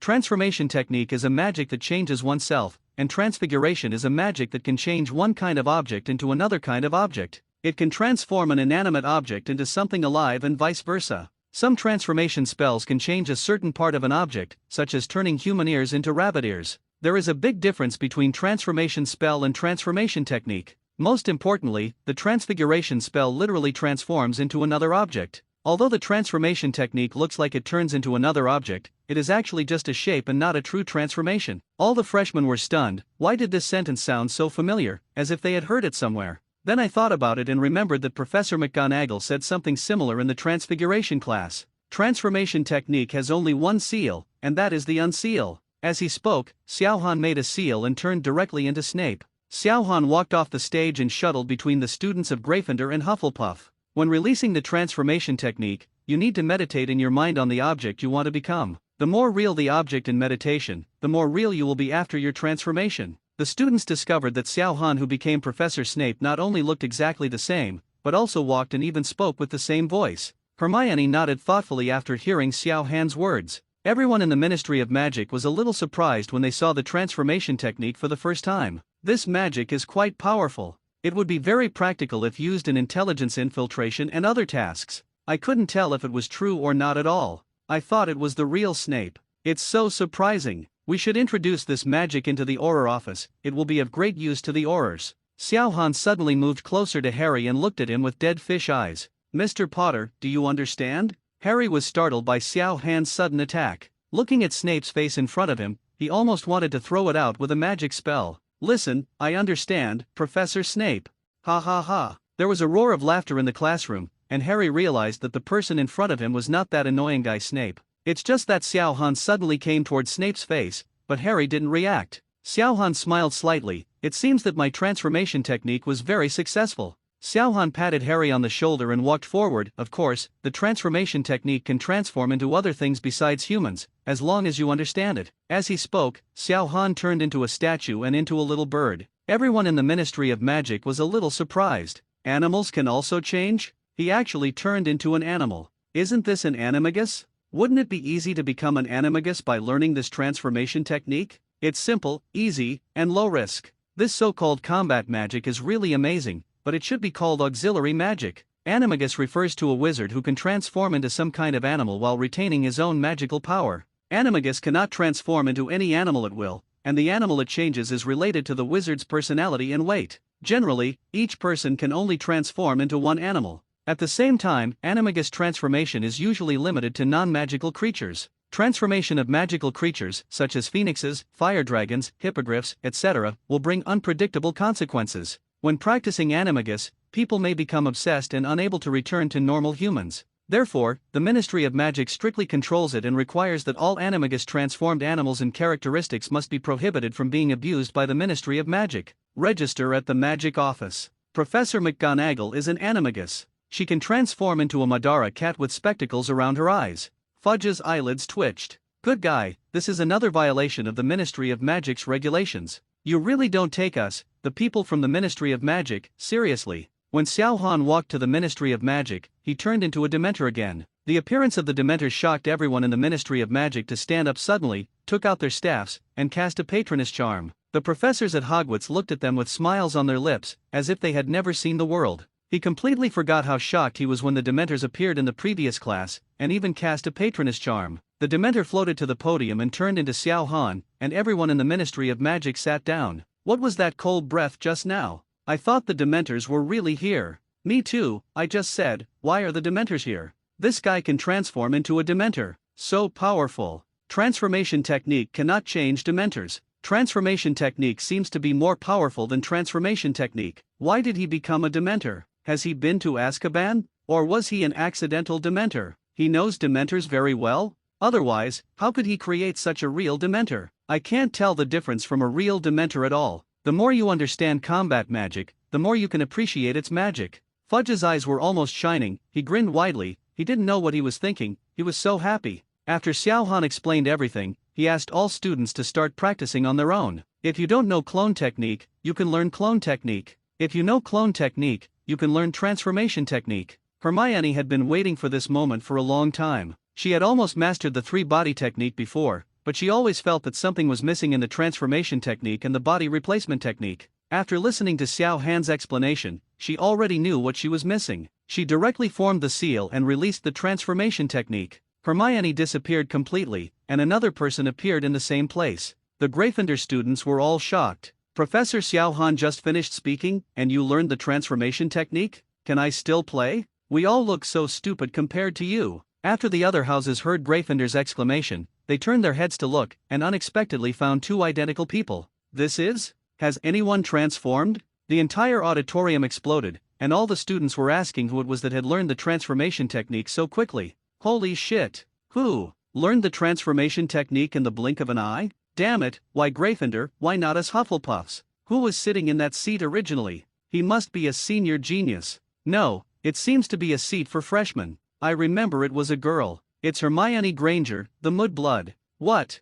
It's her. No wonder Professor Xiao Han wants her to be the class representative. I didn't expect her to be so talented. The three Malfoys looked gloomy. They knew that Hermione had been very close to Harry and Ron recently. Logically speaking, Professor Xiao Han's class representative should be very popular. If it were anyone else, Malfoy would definitely make friends with her. But not Hermione, she's a Mudblood. For Malfoy, Hermione should stay in the Muggle world. The magical world is not a place for Mudbloods. He hates Mudbloods so much, not to mention that this Mudblood is Ron's friend. Xiao Han looked at Hermione's position and saw that the transformation technique had indeed been used successfully. Hermione is very talented and easy to learn, and she can learn the transformation technique sooner or later. It's just that Xiao Han didn't expect it to happen so soon. It seems that this little girl is really a surprise. But why was he the one who changed? Is it possible that there are signs now? It shouldn't be. A student in Gryffindor was looking in front of him in confusion. Why does this person look so familiar?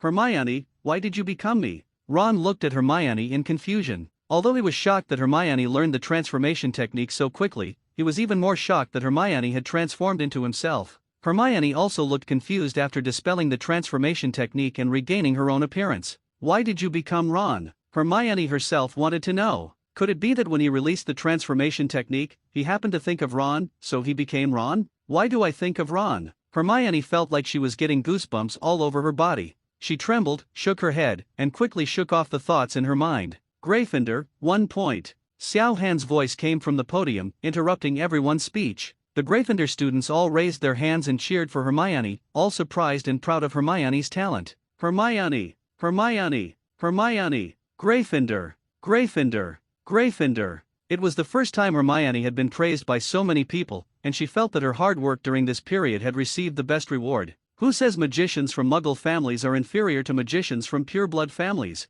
Hermione held her little head up, with an unstoppable smile on her face. The professor in the front row also saw the student who was the first to learn the transformation technique, and did not expect that he was a Muggle-born magician. Professor McGonagall recognized Hermione at a glance. After all, she was the only student whose first transfiguration lesson was effective. Oh, it's Hermione Granger, she's a smart girl. She studies hard and has high talent. She is the only freshman in the grade who can turn a match into a needle in the first class, even if it is only a small change. Professor Snape frowned. To be honest, he didn't like this girl very much, even though Hermione studied very hard. But it must be said that Hermione's talent is indeed very good, and Professor Xiao Han's vision is very vicious. It's a pity that Malfoy doesn't have this luck. It would be great if Malfoy could also become Professor Xiao Han's class representative. The other professors were also impressed by Hermione. After all, she was a good student. She was always the first to raise her hand to answer questions. Hermione is great. She actively answers questions every time in class, and she is always correct. It can be seen that she attaches great importance to learning. It seems Gryffindor is going to have a genius. Everyone at the Ministry of Magic also noticed Hermione, this young girl. There were so many students present, not only freshmen but also senior students, but Hermione was the only one who learned the transformation technique. You know, Hermione has just entered Hogwarts not long ago. Some senior students have even studied for 5 or 6 years, but they still can't compare to Hermione. This little girl is good. After graduation, we can let her work in the Ministry of Magic. It's really rare to have such a talent at such a young age. Hermione didn't know that she was being noticed by so many important people, she just knew that it felt great. Everyone in the hospital was cheering for her, which not only did not make her overly proud, but instead aroused her stronger desire to learn. Momentary praise is nothing, what she wants is praise all the time. She wants everyone to know that magicians from Muggle families are still better than pure-blood magicians. She wants everyone to stop discriminating against magicians from Muggle families. She wants everyone to think of Hermione Granger when they think of magicians from Muggle families.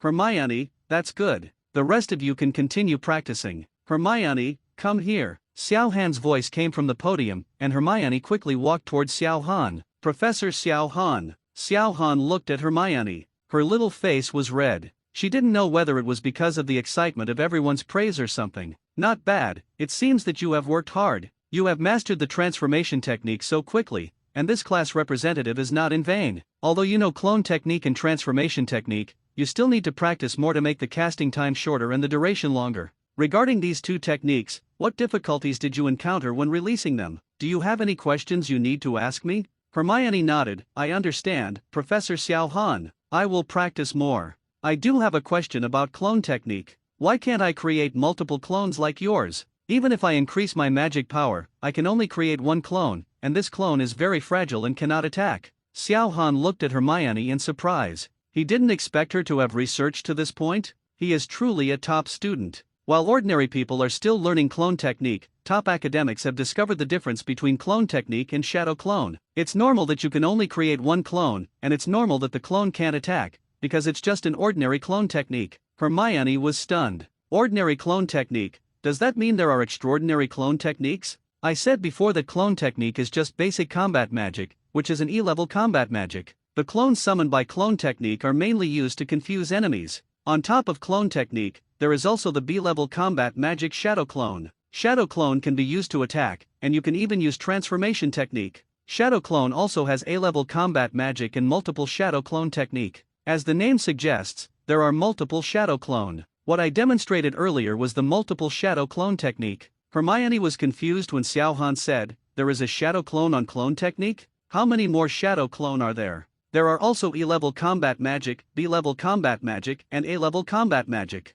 What are these, and why have I never heard of them? Seeing Hermione's confused look, Xiao Han finally realized that there is no such thing as hierarchy in this world. Magic has no levels, and magicians have no levels. He has always ignored this matter, but now that he thinks about it, let's popularize it to everyone. By the way, let's divide the magician's strength. Hermione had already reacted, and she asked Xiao Han excitedly, Professor Xiao Han, can I learn multiple shadow clone techniques? Xiao Han looked at Hermione's expectant eyes and nodded. Of course, I can teach you the multiple shadow clone technique, but you have to know that even if you learn it, you may not be able to release it. Only with enough magic power can the shadow clone technique be released. The subsequent multiple shadow clone techniques require even more magic power. Even if you learn multiple shadow clone techniques, you may release at most a dozen clones at the same time in your life. Moreover, the release process is not as easy as you think, and taking back the clone may even be dangerous. But there are also advantages. What the clone sees, hears, learns, experiences, and sees will be immediately transferred to the main body and other clones.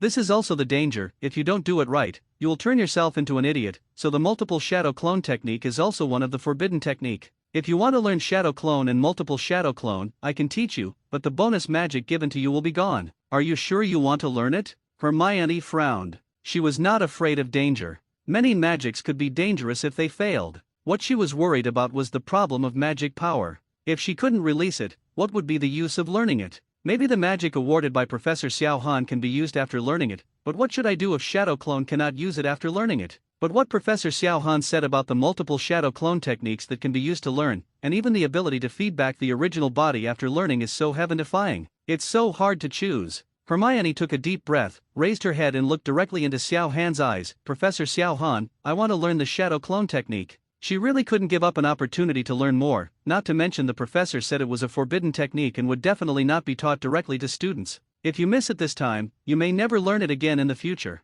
Xiao Han looked at Hermione's firm eyes and was very satisfied. In fact, the rewards prepared for Hermione at the beginning were Shadow Clone and multiple Shadow Clone. After all, Hermione is such a person who loves to learn. With Shadow Clone technique and multiple Shadow Clone technique, she is even more powerful and can grow faster. Lack of magic power is just a trivial matter to him. You must know that he still has the 10-tailed sacred tree in his body. Of course, if Hermione gives up choosing the multiple Shadow Clone technique, then Xiao Han will give up his previous plan and teach him 2 ninjutsu at will. Now that you have decided, come to me after class. Then I will teach you Shadow Clone technique and multiple Shadow Clone technique. A smile appeared on Hermione's face and she bowed happily. Thank you, Professor Xiao Han. Xiao Han nodded and asked Hermione to return to her seat. Just as Hermione turned her head, she heard Professor Xiao Han's voice. You are still young now, so focus more on your studies and don't think about things that you don't have. Hermione was stunned. What did Professor Xiao Han mean? My mind is on studying. I read and study every day.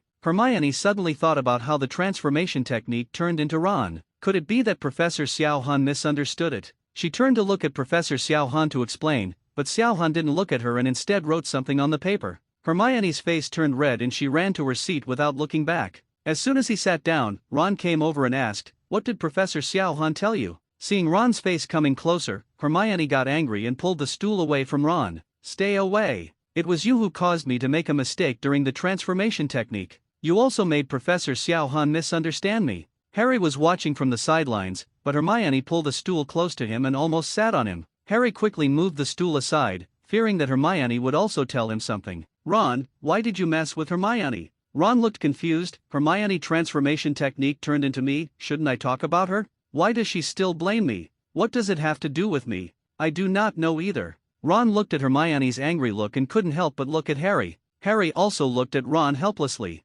Alas, women are so troublesome. Xiao Han looked at the combat magic level and magician level written on his paper and smiled with satisfaction. He clapped his hands and asked everyone to stop what they were doing. "Now that you have embarked on the path of combat magic, I will give you a brief introduction to the levels of combat magic and the level of a magician." The level of the magician? As soon as this statement came out, everyone fell silent. Does the magician still have a level? Some senior students know that there are exams in school. There is an ordinary magician exam in the 5th grade, and there is an ultimate magician exam in the 7th grade. Is this the level of a magician? Dumbledore in the front row looked at Xiao Han with interest. He knew that the level Xiao Han mentioned was definitely not an ordinary magician or an ultimate magician. Maybe some shocking words will pop out of this guy's mouth. Minister of Magic Fudge suddenly had an ominous premonition at this moment. He always felt that the magician level Xiao Han mentioned would have a bad influence, but he didn't know what the bad influence was. Driven by curiosity, he did nothing. Instead, he wanted to hear what Xiao Han had to say. Let's talk about the classification of combat magic first. There are 6 levels of combat magic in total. They are E level, D level, C level, B level, A level, and S level. 3 body technique is an E level combat magic, and it is the only magic you can learn at this stage. The higher the level of combat magic, the more magic power it consumes and the greater its power. But starting with D level magic, you need to reach the corresponding magician level before you can learn from me. All the students were shocked. There were 6 levels, from the lowest E level to the highest S level. The students didn't realize it. Ordinary magic didn't have such a detailed level. Although I don't know what the use of such a detailed classification is, it just feels very powerful. The professors in the front row and the people at the Ministry of Magic had different concerns than the students. They only had one question in their minds. How many types of combat magic are there? It can also be divided into 6 levels. There are hundreds of types of ordinary magic that are not classified into levels. How does your newly developed combat magic qualify to be classified into levels? Wouldn't it make people laugh if you spread the word? This made Eden amused. He had heard Gadley say that there were only dozens of types of combat magic, divided into 6 levels, which meant that each level had several types of magic. Moreover, in addition to attack magic, combat magic also has auxiliary magic and defensive magic. Breaking it down further, there may be only 2 or 3 attack magics for each level. What's the point of this separation? What level of magician must be reached to learn? You must know that almost all ordinary magic can be learned, but there are no restrictions. There are only some black magic, and the most harmful magic is difficult to learn. This Xiao Han is still young. Let's teach him slowly after he's recruited into the Magic Bureau. Fudge also sneered when he heard this. That's it? Xiao Han paused and continued. Next, let's talk about the levels of magicians. I divide magicians into 6 levels. They are apprentice magician, junior magician, intermediate magician, senior magician, special magician, and cage level magician. As long as there is magic power in the body, you are an apprentice magician and can learn the 3 body technique. After the apprentice magician fully learns the 3 body technique and passes the assessment, he becomes a qualified junior magician. After learning the 3 body technique, the magic power flowing in your body should be as thick as your finger. After becoming a junior magician, you can learn D-level combat magic. D-level combat magic also has attack magic. After junior magicians have certain knowledge and strength, they can take the intermediate magician exam. The magic power flowing in the body of the junior magician at this moment should be as thick as an arm. There are 3 types of examinations for intermediate magicians: written examination, comprehensive ability examination, and strength examination. When the magic power flowing in your body is as thick as a stream, you can take the examination of a senior magician. As for the assessment of advanced, special, and cage level magicians, let's wait until one of you becomes an intermediate magician. Xiao Han divided magicians into 6 levels and quantified the amount of magic power in each level. Everyone is looking at what level of magician the magic power in the body is. Even the professors and people from the Ministry of Magic in the front row were observing the magic flowing in his body. However, Xiao Han did not talk about the strength of special level and cage level magicians. The professors only knew that their strength reached the level of high level magicians, but they did not know whether they had reached the level of special level magicians.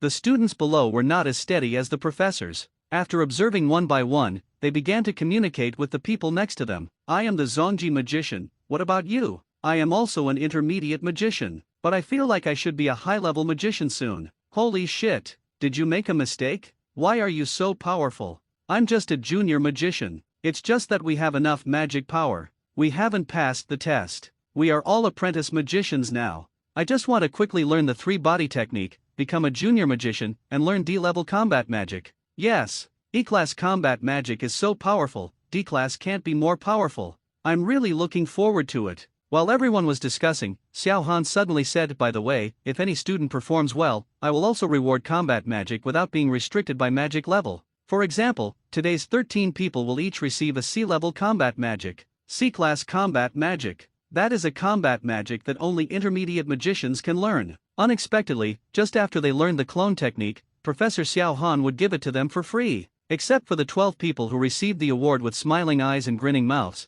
the rest of them looked remorseful. I hate myself for not practicing clone technique diligently before and for missing such a good opportunity. Especially the students who were dismissed among the 30 or so people who came on stage before, they felt like they were almost suffocated. Just a little bit different. Missed out on C-level combat magic. Ron looked at Harry and Hermione with envy. If he had known better, he would have played less wizard chess. I really envy you, C-level combat magic. Harry still cared about his friend's mood, suppressed his smile, and comforted Ron, there will be another chance in the future. Maybe you will get the reward next time. Ron felt a little better after hearing this, and felt that what Harry said made sense. As long as I work hard, Ron, can also get a C-level combat magic reward next time. Hermione sneered, play less wizard chess and study more, maybe this C-level combat magic will be yours too. If you don't study and just talk, you will get no rewards in this life. Ron's face froze, and he suddenly felt that Hermione was so annoying. You're the only one with a long mouth. But what you can say?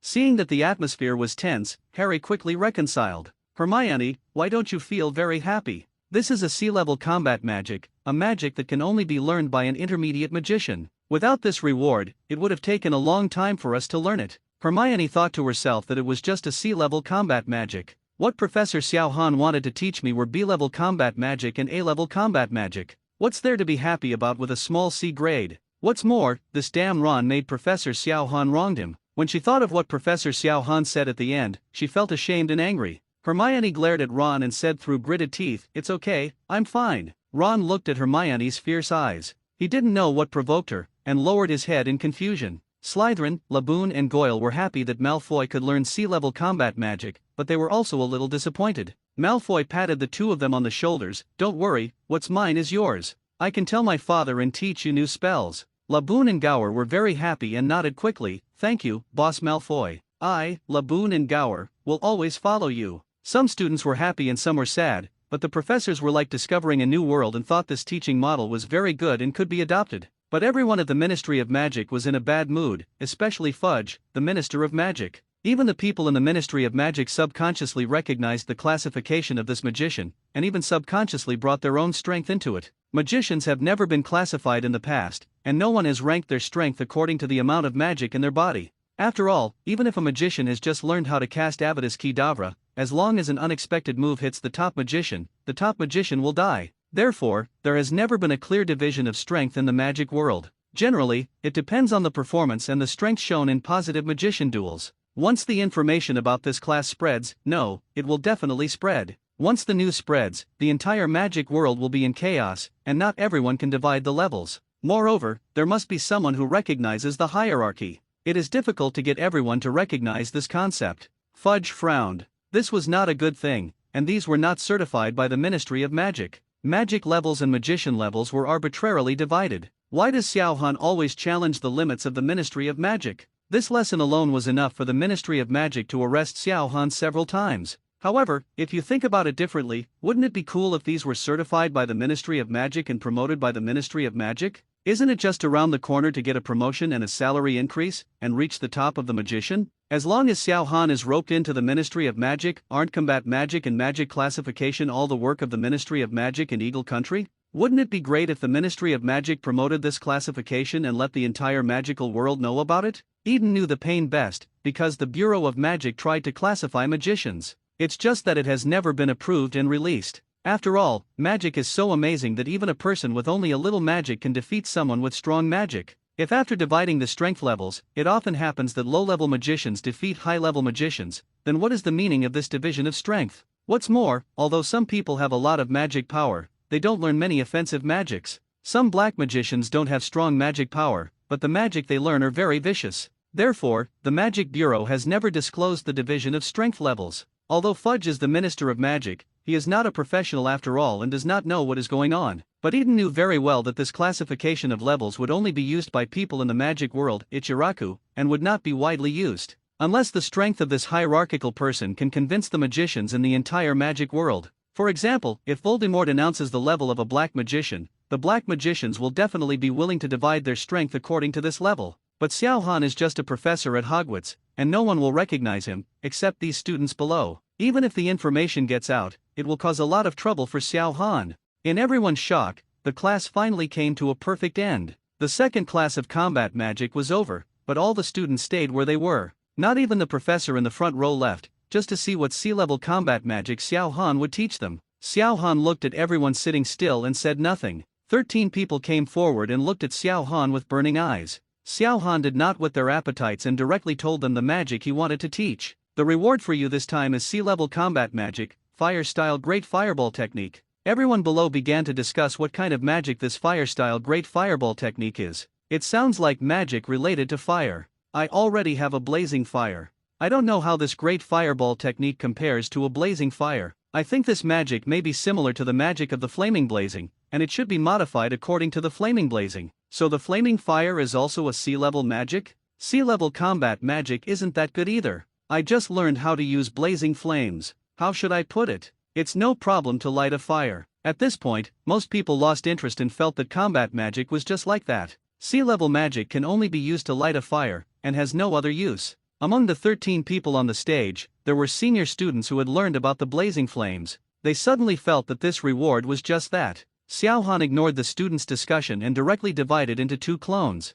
The strength level of these two clones is that of a magician's apprentice. Let me show you the effect of learning the great fireball technique. The two clones stood at the front and back of the classroom, nearly 50 meters apart. When standing still, start to make seals at the same time, Si, Wei, Shen, Hai, Wu, Yin. The two clones opened their mouths and spit out a fireball the size of a basin. The fireball flew straight forward. The moment the fireball appeared, the temperature of the entire classroom rose by dozens of degrees. Especially the students on both sides of the fireball even felt like they were about to burn. Fortunately, Xiao Han asked them to move a long distance to both sides in advance, otherwise they would have been burned to death. But despite this, everyone felt that layers of heat waves hit their faces hard, burning their faces red. The Weasley brothers were even more naughty, taking their own quills and notebooks and throwing them directly at the fireball. As a result, it spontaneously ignited 1 meter away from the fireball and turned into fly ash. The students around him trembled in fright and quickly retreated. How high is the temperature? It's so hot. It's probably a few hundred degrees. It will spontaneously combust within 1 meter, and people who don't get close will be burned. After the two fireballs collided in the air, a huge explosion occurred. The flames exploded immediately and spread in all directions. Even if the students on both sides moved a few meters away, the flames still rushed in front of their eyes. The Ravenclaw and Hufflepuff students broke out in a cold sweat and stayed here, otherwise they would die if they didn't join in the fun. Seeing that the students were about to be affected by the flames, Xiao Han's voice came from the podium. Undetectable extension charm. Undetectable extension charm. Suddenly, the distance between the students and the flames quickly widened, and in the blink of an eye, the flames appeared dozens of meters away. After the flames disappeared, a huge pit 1 meter long appeared on the spot. The scene was silent, staring blankly at the big pit. Not only the students, but also the professors in the front row and everyone in the Ministry of Magic swallowed hard after seeing it. Who just said that this combat magic is the same as blazing fire? Come out and see if I don't kill him. This is an inappropriate bomb. This is C-level combat magic? What about B-level, A-level, and the S-level above? Will it destroy the world? Who said the great fireball can only light firewood? Show me how to light it. If I kneel down and accept Professor Xiao Han as my father, can he teach me this magic? Everyone in the Ministry of Magic took a breath as they looked at the huge pit. Fortunately, they didn't do anything here this time, otherwise we wouldn't be able to withstand this magic alone. This was only used by the magician's apprentice. If Xiao Han himself used it, the entire Ministry of Magic would be blown up. Gadley thought of the flames all over the sky again, and couldn't help but feel lucky for his wise move. The 12 people on the stage except Hermione were shocked and extremely happy when they saw the power of fire-style Great Fireball. Unexpectedly, Professor Xiao Han would reward them with such powerful magic, which is much more powerful than the magic learned in Hogwarts School. You must know that the magic attacks of some 7th graders when they graduate may not be as strong as the attack of this Great Fireball technique, and they just studied hard and got such powerful magic. They all secretly made up their minds to learn combat magic well in the future. Even Hermione felt a little regretful. The Great Fireball technique was so powerful, but she gave up. Although Shadow Clone is not bad, it is still a B-level combat magic, but it is an auxiliary magic after all and has no attack power. Hermione took a deep breath and pushed the bad thoughts out of her mind. It's okay, Hermione, come on. There will be opportunities to obtain other combat magic in the future. Shadow Clone is a B-level, and Multiple Shadow Clone is an A-level, which is much better than the C-level Great Fireball technique. After the demonstration, Xiao Han took back his clone and said to the excited 13 people, "Are you ready? I'm going to teach you now." The 13 people nodded quickly, wishing they could learn it right away. Xiao Han stared at the 13 people, his left eye instantly turned red, his eyes also turned into circles, and 9 Tomo appeared in his eyes. In just an instant, Xiao Han's left eye had returned to its original state, and the people in front of him had already learned all the information about the Great Fireball technique in the Tsukuyomi space. From the seals to the magic combination and release, it was completely imprinted in the minds of several people.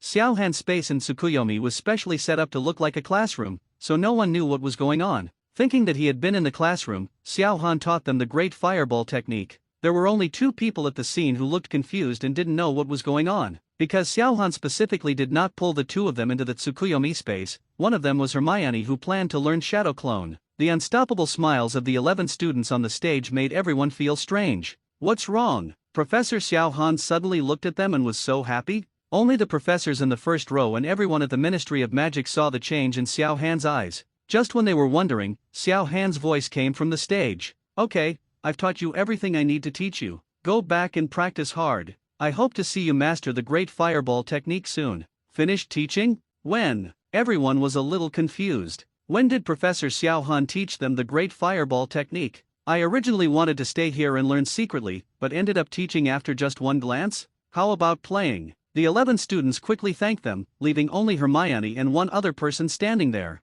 "Thank you, Professor Xiao Han, for your teaching." Suddenly, a voice came from Hermione's ear, "Meet me in the office after class in the afternoon." Hermione was confused, but nodded. "Have you really finished teaching?" Several people in the front row were a little surprised to see that the students above actually seemed to have learned something. Eden stared at Xiao Han's eyes. Was it because of his eyes just now? Is he using his eyes to unleash magic? Combat magic can also be released with the eyes? It is said that Xiao Han can use his hands to release magic. After all, there are people in the magic world who can use their hands to release magic. It's just that few people know it. After all, the place where magic is released with hands is in the Philippines. The magic wand is an invention of Africa. It was not until the last century that male and female magicians in the Philippines regarded the wand as a useful tool. Therefore, at the Wagadu School of Magic in the Philippines, many magics are performed with fingers or gestures. Wagadu Academy of Magic is a magic school located in Mount Moon, Uganda, Philippines. It is the largest of all magic schools, as it admits students from all over the Philippines.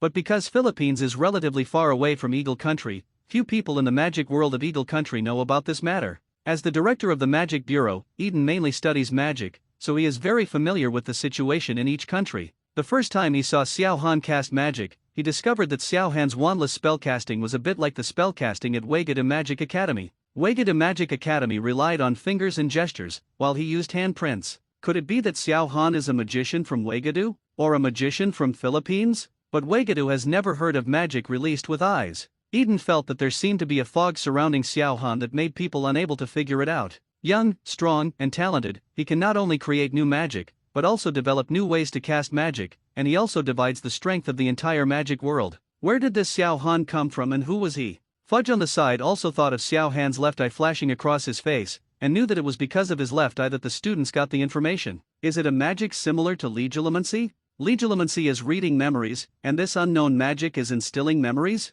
How much magical fighting magic does this Xiao Han have? It just so happens that get out of class is over now, so I can have a good communication with him. The students in the classroom slowly dispersed, and everyone from the Ministry of Magic stood up and walked towards Xiao Han under the leadership of Fudge. The professors at Hogwarts also stood up under the leadership of Dumbledore and walked towards Xiao Han. Before Fudge came to Xiao Han and had no time to speak, Barty Crouch, the director of the Department of Magical Law Enforcement on the side, directly launched an attack on him. Xiao Han, do you know that using the seamless stretching charm it will violates magical regulations, and you even publish unverified magic classification information without the permission of the Ministry of Magic? Where do you leave the Ministry of Magic? Also, why can you become a Dementor, and how do you understand Dementors? I have reason to suspect that you have been to Azkaban. Please cooperate with the Aurors and go to the Ministry of Magic to investigate. After Barty Crouch finished speaking, there was silence. Everyone looked at Barty Crouch strangely. How dare he say this? Ahem. Minister Fudge coughed twice to relieve the embarrassment.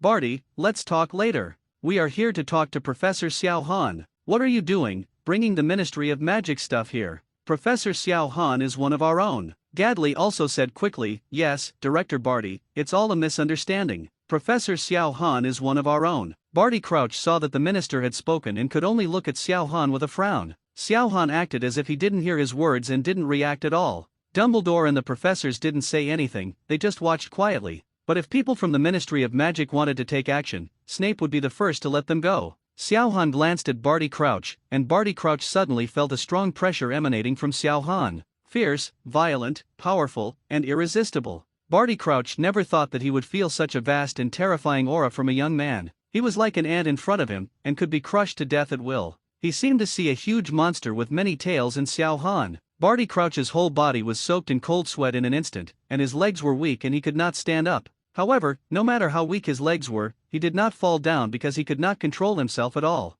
Even if his legs were weak and could not support his body, he was still unable to make any movement. Gadley on the side noticed something was wrong with Barty Crouch, and quickly supported him and asked about the situation. Director, are you okay? When Gadley touched Barty Crouch, he realized that all his clothes were wet, as if he had been soaked by the rain. Gadley was very puzzled and followed Barty Crouch's gaze to look at Xiao Han. Only then did he realize that his director looked like this under Xiao Han's eyes. Is it so scary? One look made the director of the Department of Magical Law Enforcement of the Ministry of Magic look like this. How unfathomable is Xiao Han's strength? Gadley swallowed and wanted to say something. Before he could speak, Xiao Han looked away, and Barty Crouch's body softened and he was about to fall. Fortunately, Gadley was there to support him, otherwise he would have made a fool of himself. Many people at the scene noticed this scene and were a little confused as to what happened to Barty Crouch. At this time, Xiao Han said to everyone, let's talk in the common room, everyone. In an instant, everyone disappeared into the classroom. Although the course is over, its impact is spreading rapidly. News of the combat magic classification and magician classification spread quickly. There are many pure-blood family magicians in Hogwarts. The appearance of Xiao Han at the opening party had already attracted the attention of the pure-blood family. After the first class, the pure-blood family paid even more attention to Xiao Han and his battle magic. As soon as the get-out of class is over, all the major pure-blood families will know the content of the class. Malfoy Manor, Wiltshire, England. Lucius Malfoy sat at the conference table and looked at the elite forces in his family. What do you think of the news from Draco? The subordinates spoke one after another. This Xiao Han is overestimating his capabilities. Is the magician classification something that an ordinary professor can do? Why not do it for us? With the backing of a pure-blood family, I believe it will usher in endless reputation and prosperity for our Malfoy family, wealth. I think this Xiao Han's combat magic is very powerful. If we can get it, our strength will be greatly enhanced. But Xiao Han's strength seems to be difficult to deal with. You can't target the professors of Hogwarts in a big way. Dumbledore will not allow it. There's nothing difficult to deal with. One person is going to cut out the heart and gouge out the bones. I don't believe he can stop him. If the master is still here, he will definitely be interested in him. Lucius Malfoy frowned. That's enough, stop talking nonsense. Lucius glared at the man who spoke with his cold gray eyes, causing a wave of panic in his men. Next time, I will let you taste the heartbreaking pain. All the subordinates were shocked and lowered their heads, not daring to speak. They were well aware of the terrifying nature of the people in front of them. Lucius took the lead every time under Voldemort's orders, and each attack was merciless, fully demonstrating the terrifying nature of the Death Eaters. Lucius knocked on the table and thought for a while. In his opinion, it was impossible for Voldemort to come back, and Voldemort was unreliable. Xiao Han's strength is a bit mysterious, so he can't take action directly until he is sure. Let the other forces explore their strength first. It just so happens that Draco is taking Xiao Han's class and doing well. Let him have more contact with Xiao Han. Just in time to pass the sea-level combat magic he acquired back to his family to see how effective it is.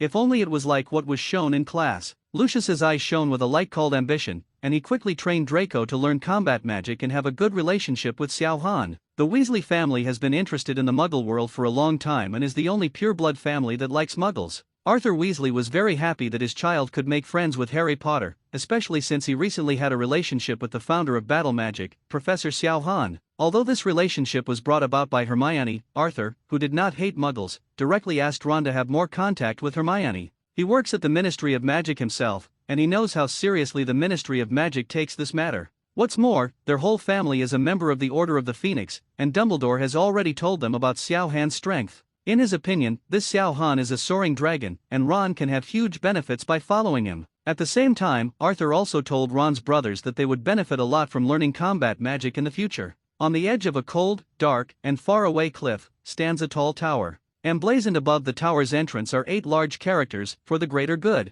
In a room on the highest floor of the tower, there was an old man in ragged clothes and in poor health. Suddenly, a piece of paper was stuffed under the door of the room, and the old man opened it. On it was Xiao Han's current situation at Hogwarts. From Dumbledore's first introduction, to the first lesson, The Fire in the Sky, to the second lesson, there is a detailed introduction. The old man smiled as he looked at it, never expecting that Dumbledore would one day admit that he was inferior to others. I really want to meet this mysterious Professor Xiao Han, and my long-lost friend Dumbledore. Battle magic, magician classification, so interesting. This young man wants to change the magic world. I'm really curious whether he can succeed. Although the changes are different, the difficulty level should be about the same. I was one step behind at the beginning and didn't know whether this guy could complete this journey. He thought of Dumbledore again. For this friend who had the same interests at the beginning, he really loved and hated Dumbledore. It was Dumbledore who created the future with him, and it was Dumbledore who personally defeated him and imprisoned him here. Although he reflected deeply upon his imprisonment here, he expressed shame and remorse for the horrors he and his followers had inflicted on the magical and non-magical worlds.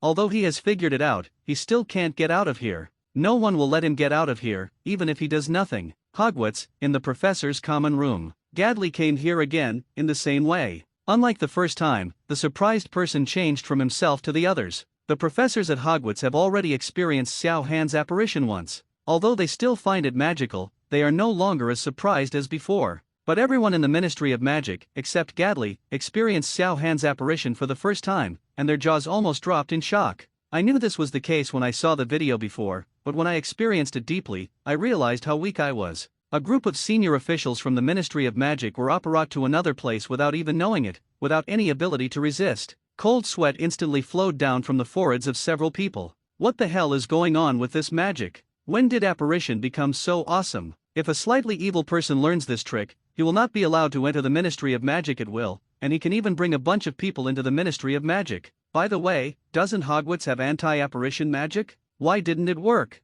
The anti-apparition magic won't work on Professor Xiao Han's apparition. If someone were to enter Azkaban directly and take the prisoner out, the wizarding world would be in chaos. As the director of the Department of Magical Law Enforcement, Barty Crouch thought of this immediately. He wanted to remind Minister Fudge, but when he thought of Xiao Han's strength, he still didn't take any action. Just by looking at him, Xiao Han felt like he was about to die and suffocate. This feeling was something he had never encountered in other people. Even in front of Voldemort, he was not so miserable. Barty Crouch even thought that even if Voldemort came, there would be no splash in front of Xiao Han. With Xiao Han's strength, he can do whatever he wants. No one in the magical world can resist him, not even Dumbledore. Fudge wiped the cold sweat off his head and said with a smile, Professor Xiao Han's magic is really strong. Is this also a type of combat magic? At this time, Fudge had thrown out all the previous thoughts in his mind. Now he wanted to be as respectful as possible. He finally understood that Xiao Han's strength was definitely no less than Dumbledore, and most of Xiao Han's magic was not ordinary magic,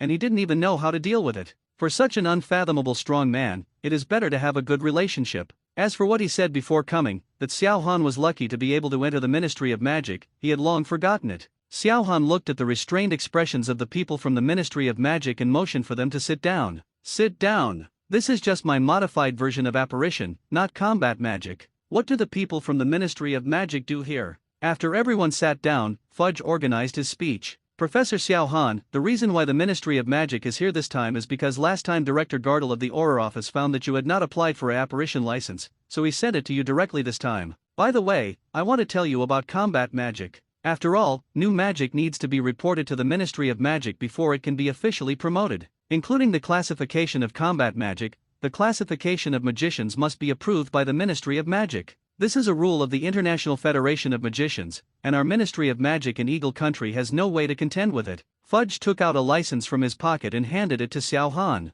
Only then did Xiao Han learn that in the magical world, apparition must obtain the consent of the Ministry of Magic and obtain an apparition license before it can be used, otherwise it will violate the regulations of the Ministry of Magic. Just like driving in the Muggle world requires a driver's license, it is illegal to look at a car without a driver's license. Xiao Han took the license and put it aside, looking at Fudge. Report and approval by the Ministry of Magic? What kind of approval method? With just a faint word, Fudge felt that the atmosphere suddenly became more solemn. The cold sweat that Fudge had just wiped off started flowing down again, and he felt that his clothes were getting wet. Damn it, what the hell is going on? Why do I feel like he is the Minister of Magic and I am just a little magician? Where does this damn oppression come from? Seeing that the atmosphere was about to freeze, Dumbledore felt that he should say something. Haha, Professor Xiao Han is very valued by the Ministry of Magic. The Minister of Magic and the heads of various departments have come to Hogwarts. This is an honor for Hogwarts. I knew that Professor Xiao Han's magic would definitely cause a sensation in the magic world, and sure enough,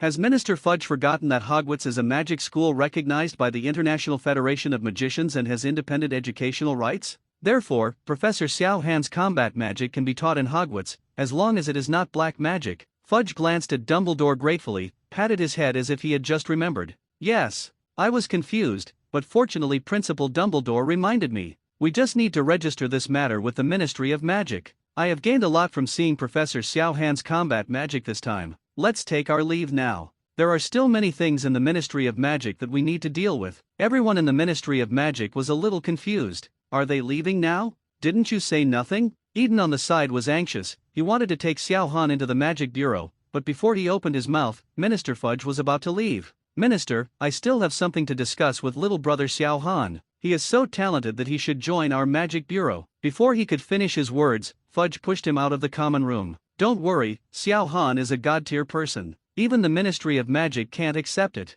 Your Bureau of Magic still wants to accept it. What are you thinking? Eden followed everyone back to the Ministry of Magic with a puzzled look on his face. He really didn't understand what was going on. It was agreed before that Xiao Han would be admitted to the Ministry of Magic. Why are you silent now? Fudge and the others walked to the gate of Hogwarts and turned to look at the castle. Barty, have you seen anything before? Barty Crouch trembled when he thought of the behemoth he saw before. Minister, I really wanted to see a monster with 10 tails, reaching all over the sky and the earth. Did you also see it, Minister? Fudge didn't reply, but took a deep look at Hogwarts. There is already a Dumbledore in Hogwarts, but now there is another Dumbledore. Xiao Han doesn't know whether it is good or bad. Fudge sighed, turned around and led the people out of Hogwarts. Hogwarts Castle. On the moving stairs, two friends were chatting and walking towards the lounge. Harry and Hermione are so lucky, they actually got a sea-level battle magic. Fire-style great fireball technique, the name sounds very cool. It looks even more cool when used, it is so cool.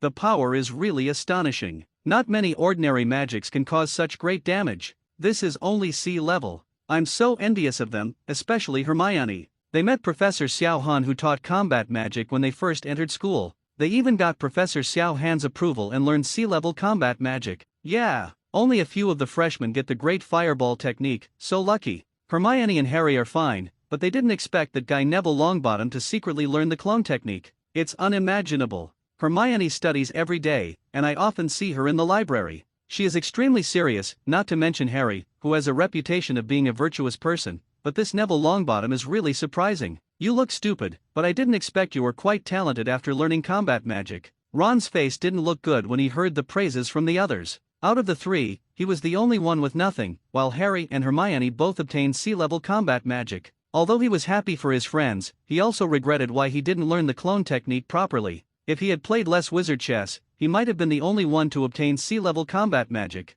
Harry noticed that Ron was in a bad mood, patted him on the shoulder and comforted him. Ron, don't be discouraged. Learn combat magic well, maybe you'll be the one to get the reward next time. Ron forced a smile and said, okay, let's get the reward together next time. You should learn the great fireball technique quickly and show it off. It's so powerful. It would be great if Malfoy didn't get the great fireball technique either. You can teach this annoying guy a lesson. Harry looked at Hermione, who was standing aside. With Hermione here, so what if Malfoy gets the great fireball technique? He won't be able to learn it as fast as Hermione. Only then did Ron realize that there was a top academic figure next to him. She was Professor Xiao Han's class representative and the first person to learn the transformation technique. That's right. Hermione, hurry up and learn the great fireball technique. Next time Malfoy comes to trouble us, just use the great fireball technique and scare him to death. Ha ha. Hermione looked at the two of them looking happy and couldn't bear to interrupt their thoughts. But they will know sooner or later, whether they say it or not. You're going to be disappointed. I didn't get the great fireball technique. Harry and Ron's laughter stopped and Hermione didn't get the great fireball technique? How can it be? Why? Professor Xiao Han is very optimistic about you. Why don't you teach you the great fireball technique? That's right. Professor Xiao Han also asked you to be the class representative and gave you the three-body technique handprints in advance. How could he not teach you the great fireball technique? Hermione felt warm in her heart when she saw the anxious expressions of the two of them. I didn't ask for the great fireball technique, but asked Professor Xiao Han to apply for a combat magic, shadow clone technique. The two of them looked at each other and asked, what is the shadow clone technique? Clone technique? Haven't you learned it? Why trade a C-level magic for an E-level magic? Ron reached out directly to touch Hermione's head, which was not very hot. You don't have a fever, why are you so confused? You are a top student. You made such a stupid mistake, replacing C-level combat magic with E-level combat magic. Hermione slapped Ron's hand off and glared at Ron. You are confused. Who said shadow clone technique is an E-class combat magic? It is a B-class combat magic. Ron shook his hand that was beaten red by Hermione, and heard Hermione's words before he could scream in pain. Ron and Harry exclaimed in unison, Class B. B-level combat magic is a combat magic that can only be learned by high-level magicians. The C-level great fireball technique is so powerful, but the B-level one must be even more powerful. After the two people exclaimed, they immediately covered their mouths. Everyone had C-level combat magic, except Hermione, who had B-level combat magic. It must have been Professor Xiao Han who was giving it to his class representative. It's better to keep this matter quiet. It's okay if only your own people know about it. It's not good to spread it out. Ron moved closer to Hermione, completely forgetting about his red hands. He asked Hermione quietly, as if he were a thief. How did you trick Professor Xiao Han into giving you B-level combat magic? This shadow clone technique must be more powerful than the great fireball technique. What is this combat magic for? It sounds like the clone technique. Are the two related? Hermione rolled her eyes and asked so many questions at once. Which one do you want me to answer? Looking at the curious eyes of Harry and Ron, Hermione decided to answer one by one. Shadow clone technique was asked by Professor Xiao Han. Although it is a B-level combat magic, this combat magic has no attack power and is an auxiliary magic. To put it bluntly, it is clone technique, but it is more practical than clone technique. Shadow clone can be used to attack enemies and learn, which is equivalent to another independent me. The clone technique we learned before can only be used to confuse the opponent. Hermione talked about the role of shadow clone technique in an understatement, but when Ron heard this, he was even more confused. Isn't the clone technique capable of attacking, which is equivalent to being an independent self? This time Harry explained to Ron, no, the clone of clone technique cannot attack. No wonder my clone couldn't cast magic no matter how I controlled it before. It turned out to be because it can only confuse. Then the clone technique that Professor Xiao Han said can attack independently, exists, and has independent consciousness is the shadow clone technique. Hermione nodded, yes or no, the shadow clone technique also has an A-level combat magic, the multiple shadow clone technique, which can separate many shadow clone. Professor Xiao Han should use the multiple shadow clone technique,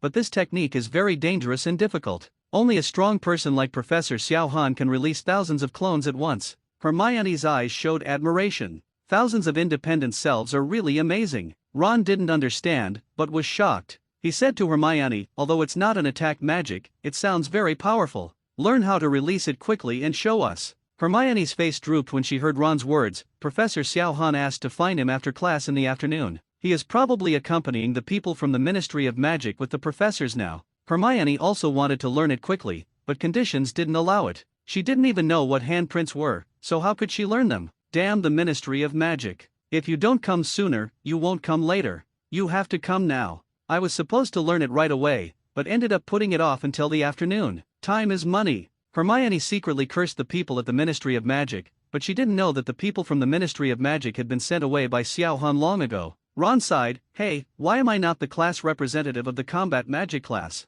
Professor Xiao Han is so kind to you, I'm almost dying of pain. Harry also echoed, yes. Hermione, Professor Xiao Han is really good to you. If only Professor Snape could treat me 1/10,000th of the way Professor Xiao Han treats you, I would be grateful. Hermione nodded. Of course she knew Professor Xiao Han was good to her, so she couldn't let him down and must learn combat magic well. In the afternoon, Hermione rushed to Xiao Han's office immediately after saying hello to Harry and Ron after class. At the door of the office, Hermione saw an unexpected person. P.S. Alas, an elder just passed away a while ago, and today my family called again to say that Grandma is critically ill. It has been such an eventful time, but at this age I have caught up with Yang. Today I am seriously ill. If I can't survive these 2 days, I may leave. Life is getting harder and harder. Updates may be slower these days. Brothers, please forgive me. I hope nothing happens to Grandma and she is safe.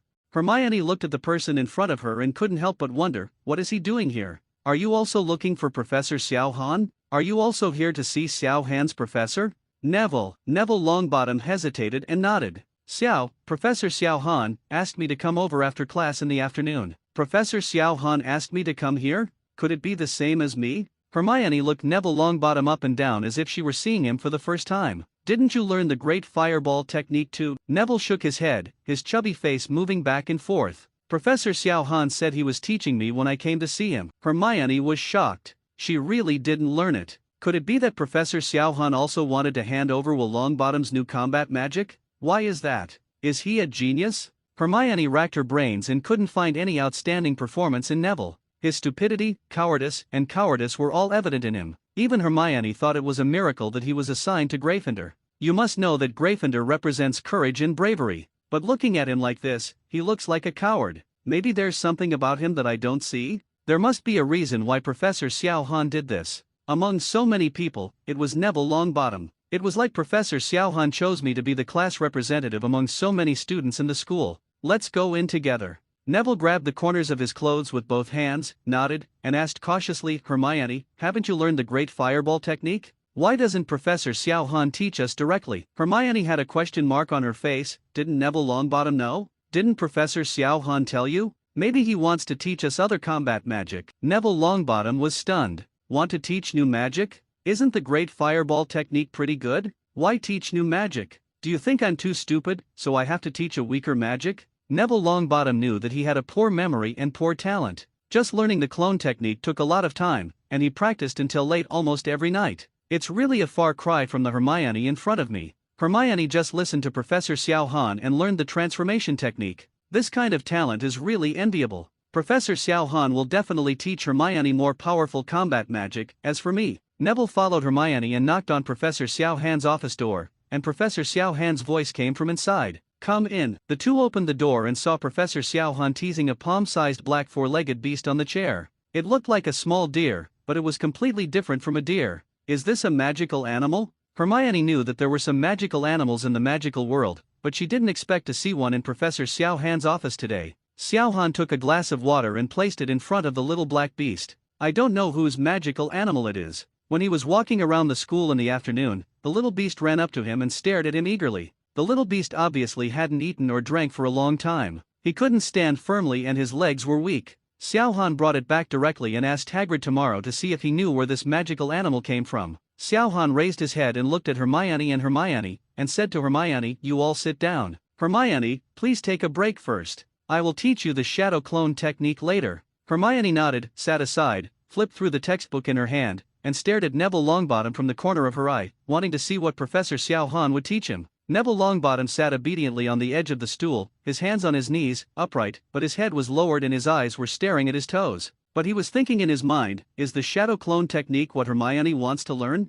What level of combat magic? It sounds a bit like clone technique, it can't be E-class. Probably not. Hermione is so talented. Professor Xiao Han will definitely teach her high-level magic. He should teach me low-level magic. While he was thinking wildly, Xiao Han spoke. Neville Longbottom, I'm here. Neville Longbottom raised his head and looked at Professor Xiao Han, but immediately lowered his head in panic. Xiao Han looked at this child who had the same fate as Harry Potter, but his experience was far more tragic than Harry Potter's. But it seemed destined that he almost became the boy who lived, he almost became the hero who saved the magical world, and he almost became the savior star. Almost.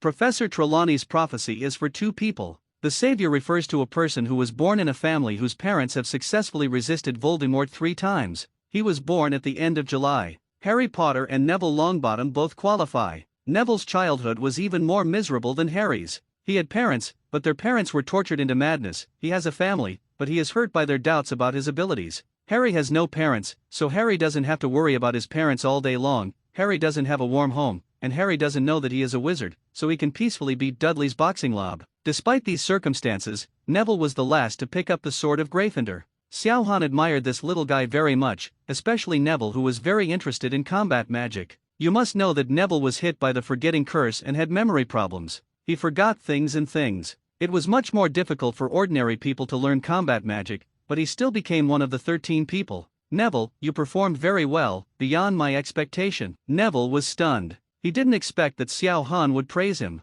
This was one of the few compliments he received. He suffered from the suspicion of his family at home, who even believed that he was not qualified to attend Hogwarts. After finally coming to school, I thought it would be better, but what I was greeted with was ridicule and bullying from my classmates. Xiao Han is one of the few people who recognizes him so much. Neville's heart felt as if it was being illuminated by the sun, and it was extremely warm. Even his eyes were a little red, and he said with a slight choke, "Thank you for the compliment, Professor Xiao Han." Xiao Han walked up to Neville and stroked the top of his head with his hand. This poor child, when he was a child, witnessed his parents being tortured to the point of madness by being ripped out of their bones by Death Eaters, and his grandmother had to use the forgetting spell to erase his memory, which caused some problems in his brain. He was ridiculed at home and bullied at school, but he still faced life bravely. Xiao Han likes his attitude very much and wants to help him well. I called you here this time to give you a reward for learning clone technique. This reward is different from combat magic. When Hermione heard this, she looked like she was really so. She praised Neville so much and asked him to come over in the afternoon. She must be giving him a powerful battle magic. Maybe it's also a B-level combat magic.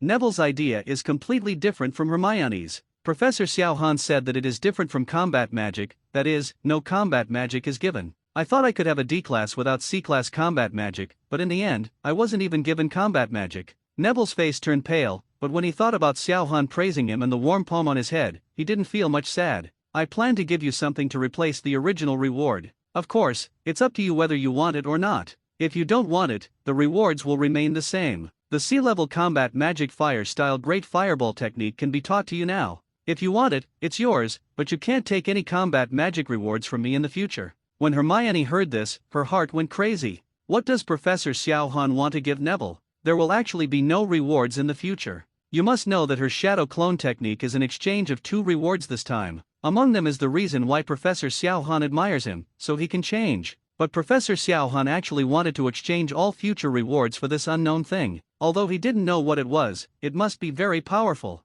It was so awesome that Hermione was a little jealous, who was the class representative. Seeing Neville still hesitating, Hermione wanted to agree for him. I really don't know what he is hesitating about. Professor Xiao Han will not trick him. There must be something wrong with Neville's brain. It's so hard to use. Hermione didn't know that Neville was indeed mentally ill. At this moment, Neville is thinking about whether to change it or not. C-level combat magic is very powerful. The power of the Great Fireball technique is obvious to all. Is it worth exchanging the Great Fireball technique and all future bonus magic for an unknown? Neville was a little confused, and his already hard-working head felt even more uncomfortable. Hermione looked extremely anxious and was about to speak when Neville finally spoke. He asked carefully, "Professor Xiao Han, can I ask what this thing is?" Neville's appearance made Xiao Han feel a little funny, and he nodded. "It's a good thing and you can look at him as a piece of equipment that can grow. It's not magic, but it will help you a lot. You can use it to become a truly strong person, the kind that no one is afraid of.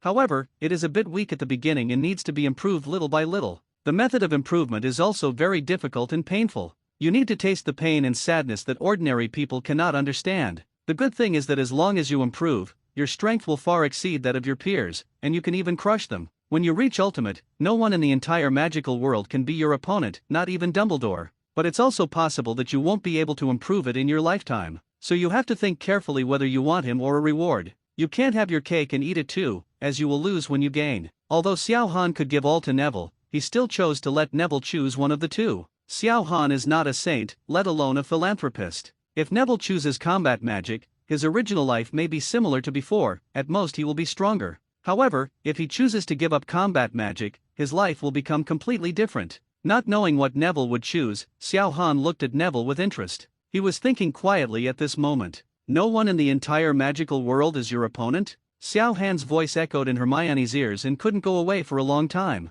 This is too exaggerated. Hermione swallowed and looked at Neville, who was still thinking, wondering what else there was to think about. Don't give it to me. Hermione stared at Xiao Han pitifully, her big eyes blinking as if they could talk. Xiao Han couldn't help but smile when he saw Hermione's appearance. Good guy, are you being coquettish? Unfortunately, this thing is not suitable for you. Don't look at me. It's useless to look at me. This thing is not suitable for you. Only a few people are suitable, and Neville is one of them. Even if it is given to you, you cannot upgrade it. The cost of upgrading it is something you can't afford. Learn your shadow clone technique well. The multiple shadow clone techniques that follow are even better than him. Hermione was shocked. Is the shadow clone technique so powerful? He can actually defeat the invincible opponents in the magic world. I really want to learn shadow clone technique now. Neville hasn't thought about it yet? In fact, Neville wasn't thinking about which one to choose at all. He was just shocked by Xiao Han's words. He didn't realize it until now. He worked hard to learn clone technique just to let others recognize him,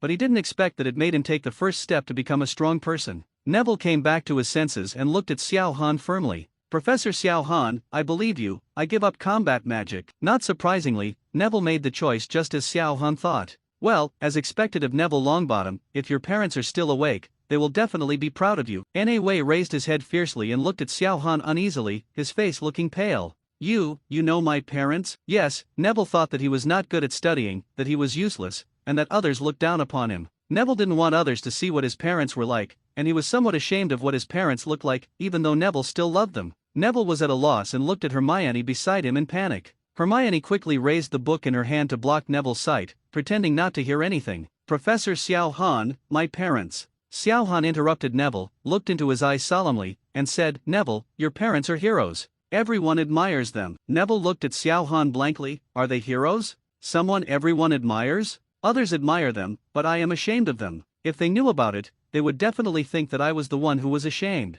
As a child of a pure-blood family, his magic was so bad that he almost didn't get into Hogwarts. Even his own grandmother was ashamed of him and looked down upon him. Neville's eyes turned red when he remembered that he still felt ashamed of his parents. Xiao Han put his hand on Neville's head again and stroked him gently. Go to sleep, you'll be fine after some sleep. Suddenly a few pieces of white feathers floated in the air and landed on Neville. Neville slowly closed his eyes and fell asleep. Just when Neville was about to fall to the ground, Xiao Han cast a levitating spell. Wingardium Leviosa. Wingardium Leviosa. Neville's body slowly floated up and was taken into a small room in the office by Xiao Han. Hermione, wait outside. Neville's body was placed on a sofa. Xiao Han's eyes flashed and he stretched his hand towards the air on the right side. The air on the right side suddenly began to rotate, and a black crack appeared. Xiao Han reached in and took out something. He looked at the thing in his hand and then at Neville lying on the sofa. Oh, I really don't know if it's good or bad. Hermione looked through the textbook in her hand, becoming more and more restless.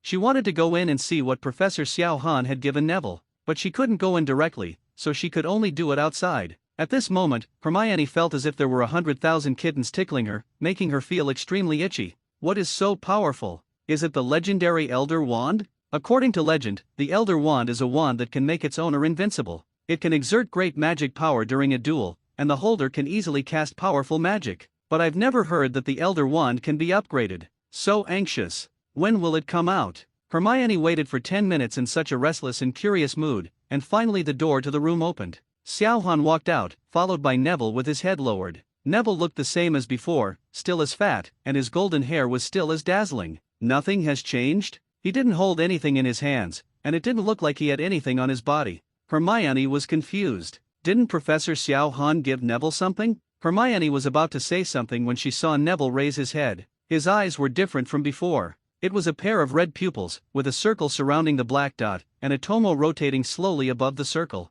Is this what Professor Xiao Han said would make Neville invincible in the magical world? Neville looked at everything in front of him with some surprise. He didn't know why he felt that the whole world was different after he fell asleep. Everything I saw became brighter, and I could even see clearly the feathers on the birds flying freely outside the window. What did Professor Xiao Han do, and why did his eyesight improve so much? Could this be what Professor Xiao Han was talking about? There seems to be nothing except better eyesight. Hermione looked at Neville's Sherry Nan with a little curiosity. Why did her eyes still have trouble sleeping after a good night's sleep? These eyes are a bit strange, and Tomo is moving slowly. Could it be what Professor Xiaohan said? Neville, your eyes. Neville was stunned. Eyes? What happened to the eyes? Xiaohan took out a mirror from the side and handed it to Neville. Only then did Neville realize that his eyes were abnormal, with blood-red pupils and rotating megatama. He looked at Xiaohan in panic. How could he go out with his eyes like this? Professor Xiaohan, there is something wrong with my eyes. What should I do? Can I recover? I can't leave the room like this. Xiaohan almost choked to death as he looked at Neville angrily. The Sharingan that most of the shinobi world wanted to possess turned out to be a burden in his mouth. Don't worry, it will return to its previous appearance in a while. It only looks like this when it is done. If you want it to appear in the future, you have to do your own research. Neville breathed a sigh of relief. It would be nice to be able to change back. I don't know how Professor Xiaohan turned his eyes like this, it's so amazing. Hermione stared at Neville's Sharingan, but couldn't see anything special about it. If you can't think of anything, why not ask directly? Hermione said to Neville, Neville, do you feel anything different? Neville shook his head in confusion. I just feel my eyesight is a little better, but I don't feel anything else. Could it be a mistake? As soon as Neville finished speaking, Xiaohan hit Neville on the head with a chestnut, causing Neville to hold his head and scream. What do you think this is, that you can become strong if you have it? It's a dream. If you have the idea of getting something for nothing, you will never become strong. Try it on your eyes before they recover. Xiaohan looked at Hermione, put a clone technique on it and let Neville identify it. Hermione and Neville were stunned. Can you tell? They are all people who know the clone technique. If it weren't for the clones they created, they wouldn't be able to tell the difference. Exactly the same, okay. Despite his confusion, Neville closed his eyes and Hermione began to release the clone technique. The two Hermiones stood together, looking exactly the same in appearance, expression, and clothing. Neville opened his eyes and looked at the two Hermiones, who looked confused. How is it possible to see this? If it can be seen, what is the use of this clone technique? Neville looked at the two of them and found that he really couldn't tell. He looked at Xiaohan with pleading eyes. Xiaohan ignored it and just said lightly, look carefully. Neville could only stare at the two Hermiones. Slowly, something seemed different about the Hermione on the left. Hermione saw that the megatama in Neville's eyes seemed to be spinning faster, and thought she had seen it wrong. But it turned out that the megatama was spinning faster and faster, just when she was confused. The Hermione on the left is a clone? Neville asked with some uncertainty. Hermione on the left looked a little unreal in his eyes, as if she was made of something. Hermione was a little surprised that she actually saw it. How is it possible? You have to know that the professors can't see the clone and the original body. How did you tell? Neville shook his head. I don't know, I just saw it carefully. The clone is different from the main body, no the same? Hermione turned to look at the clone. Nothing different? It must be the problem with Neville's eyes. Hermione thought of the spinning megatama and looked into Neville's eyes again. At this moment, the rotation speed of the megatama in Neville's eyes has returned to normal speed. It seems that it was just an illusion before. At this time, the red color in Neville's eyes gradually faded, and the megatama slowly disappeared. Hey, Neville, your eyes have recovered. Neville picked up the mirror and found that the red and megatama in his pupils had disappeared and returned to normal. Sharingan gives you powerful abilities such as observation, copying, and hypnosis. It is only in its primary form now and will become stronger as it goes on. Explore its capabilities yourself, but don't let Sharingan's reputation slip away. You must know that those who have Sharingan are not necessarily strong, but almost all strong people have Sharingan. I hope you can be the latter. Are these eyes called Sharingan? A standard for the strong. I, Neville, will definitely make Sharingan famous throughout the wizarding world. Neville bowed solemnly to Xiaohan. Thank you, Professor Xiaohan. Neville Longbottom, with the reputation of the Longbottom family, I promise you that I will never let you down. Xiaohan nodded. Little fat man, come on. I hope the tragic experiences in the past can serve as motivation for you to move forward in the future. Go ahead. Study the Sharingan. The shadow clone technique creates a body identical to the caster's, and the magic power is distributed equally to each clone. Shadow clone technique is different from ordinary clone technique. The clone is physical, can attack, and cannot be seen through by pupil magic. It can be used in various magics. It has consciousness independent of the caster's body and a certain ability to resist blows. After being released, the clone's memory and experience will return to the body. The handprint of shadow clone technique is Josu Chenzi Isu Hisin. Remember not to be brave. After the avatar is released, the fatigue of the avatar will return to the main body. Be prepared to endure double the fatigue. So don't keep studying with shadow clone and don't let shadow clone rest. Including when studying, cancel the shadow clone every once in a while. Don't learn a lot of things. When the time comes, you will become an idiot as soon as you cancel the clone. Xiaohan's nagging voice was so warm and caring in Hermione's ears. Unexpectedly, Professor Xiaohan actually knew that the main purpose of learning shadow clone technique is to learn more knowledge. Professor Xiaohan is really strong and smart. Xiaohan explained in detail all the problems encountered by shadow clone technique, and taught Hermione bit by bit how to use magic power and hand seals to release shadow clone technique. While Hermione was learning the shadow clone technique, the 11 students who had learned the great fireball technique were also studying hard, hoping that they would be the first to learn to release this powerful sea-level combat magic. Percy Weasley, prefect of Gryffindor, brother of Ron, and the third son of the pure-blood Weasley family. As a top student, he was of course one of the 13 people who learned the great fireball technique. In Xiaohan's class, he successfully gained the recognition of Professor Xiaohan and added 1 point to Gryffindor.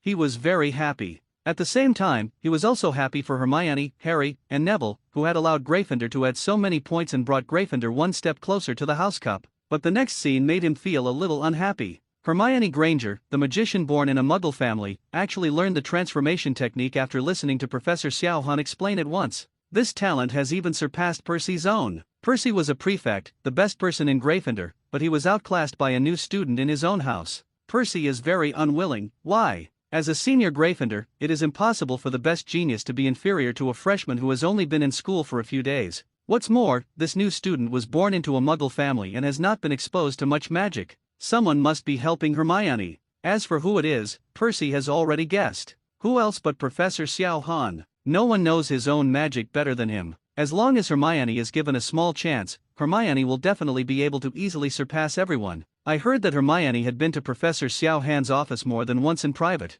After all, she was a class representative and must be the student who had the most contact with Professor Xiaohan. Hermione was indeed smart and hard-working, he couldn't deny that. But Hermione can't be more talented than me, Percy. Although he didn't know why Professor Xiaohan chose Hermione as the class representative, Percy always had the feeling that I could do it and Hermione was just lucky. Is it just because Hermione answered the question correctly on the first day? Percy said he didn't believe it. However, the fact is the fact. Hermione showed her talent in front of the whole school and was recognized by the professors. Percy was very envious and jealous, and decided to work hard and surpass Hermione. Since learning the great fireball technique, he has been practicing hard, striving to become the first student to release the great fireball technique. Even though it has been dark for a long time now, Percy has not returned to the dormitory. After all, the great fireball technique is not a clone technique. If you are not careful, you can directly set the dormitory on fire, or even blow up the dormitory. You must know that what he hates most is not following the rules. He usually follows the rules, but this is the first time he has violated the rules. To avoid being caught by Filch, he went to the edge of the Forbidden Forest to practice. Percy believed that as long as he studied hard day and night, he would succeed. Si Wei Shen Hai Wu Yin. Percy made the seals over and over again, while his magic power cooperated, but something always went wrong. It is difficult to switch between the 6 seals. The seals must be completed within a specific time, and the magic power of each seal must be coordinated well. This causes the difficulty of learning the great fireball technique to skyrocket. But Percy still kept repeating it over and over again, and would do it again if he made a mistake. After another failure, Percy suddenly felt that something was wrong. When he was about to turn his head, he heard a voice from behind. Stupidity! Before Percy could react, his vision suddenly went dark. A figure walked up to Percy, pointing a wand at him. Legilimency. Legilimens. On the streets of London, Eagle Country, a little Muggle girl pointed at the sky and shouted happily, "Mom, there are so many birds." The Muggles around looked curiously at the sky, where hundreds of Fukora were flying in different directions. Wow! So many Fukora! Why so many? In the past, there were only a dozen at most, but this time they are so densely packed. Fortunately it's Fukora, he's not aggressive, otherwise something would have gone wrong. Why don't the officials care about it? So many birds will poop and affect the environment. The Fukora soared in the air, flying over mountains and seas, and came to the magicians one by one. Lindbergh Dempsey is a little-known ordinary magician. When he has nothing to do every day, his favorite thing is to read newspapers. At this moment, he was waiting for the arrival of his Fukora Hozig in front of the window. A grey Fukora flew towards him from the sky with a newspaper in his mouth. Fukora Hozig landed on the window and handed the newspaper on his lips to Dempsey. Dempsey touched Hwassig's head, took out snacks from his pocket and handed them to Hwasig. "Thank you, Hozig." "Coo-coo." Hozig responded to Dempsey's words, ate the snack and then flew into the sky, flying away into the distance. Dempsey took the newspaper and sat on the recliner, opening it leisurely. In ordinary newspapers, each character is vivid, so vivid that they can talk and duel in the newspaper. As soon as Demps opened the Daily Prophet, the news on the front page came into view. Daily Prophet Xiao Han, the new combat magic professor at Hogwarts, divided 6 levels of combat magic and 6 levels of magician in an open class. Dempsey stood up suddenly and even turned over the recliner. He quickly walked to the desk, picked up the coffee and took a sip to suppress the shock in his heart, and continued to read the newspaper. In the newspaper, there is a photo of Xiao Han. Xiao Han is explaining how the 6 grades are divided at the moment. Everything happened in the classroom. Let's talk about the classification of combat magic first. There are 6 levels of combat magic in total. They are E level, D level, C level, B level, A level and S level. The higher the level of combat magic, the more magic power it consumes and the greater its power. I also divide magicians into 6 levels. They are apprentice magician, junior magician, intermediate magician, senior magician, special magician, and cage level magician. As long as there is magic power in the body, you are an apprentice magician. The magic power flowing in the body of the junior magician at this moment should be as thick as an arm. When the magic power flowing in your body is as thick as a stream, you can take the examination of a senior magician. Dempsey's hand holding the coffee was shaking a little. The magicians were actually divided into levels. This is something that has not been done in the wizarding world for thousands of years, and now it has been done by a young Hogwarts professor. Although it is hard to believe, since the Daily Prophet has been published, it means that the Ministry of Magic has tacit approval. Even if the Daily Prophet does not back the Ministry of Magic, it will not openly confront the Ministry of Magic. Dempsey was a little curious. Who is this Professor Xiao Han, so powerful? He then looked down, and there was a brief introduction of Xiao Han below. Daily Prophet Xiao Han, unknown age, unknown strength, joined Hogwarts a month ago. At the welcome banquet, Dumbledore once said, Professor Xiao Han is a magician whose strength is far higher than mine. After entering Hogwarts, start a course called Battle Magic. Combat magic returns all magic in the magic world to ordinary magic. Combat magic is specially designed for combat and is divided into 6 levels. E-level 3 body technique, clone technique, transformation technique, and body replacement technique are now available.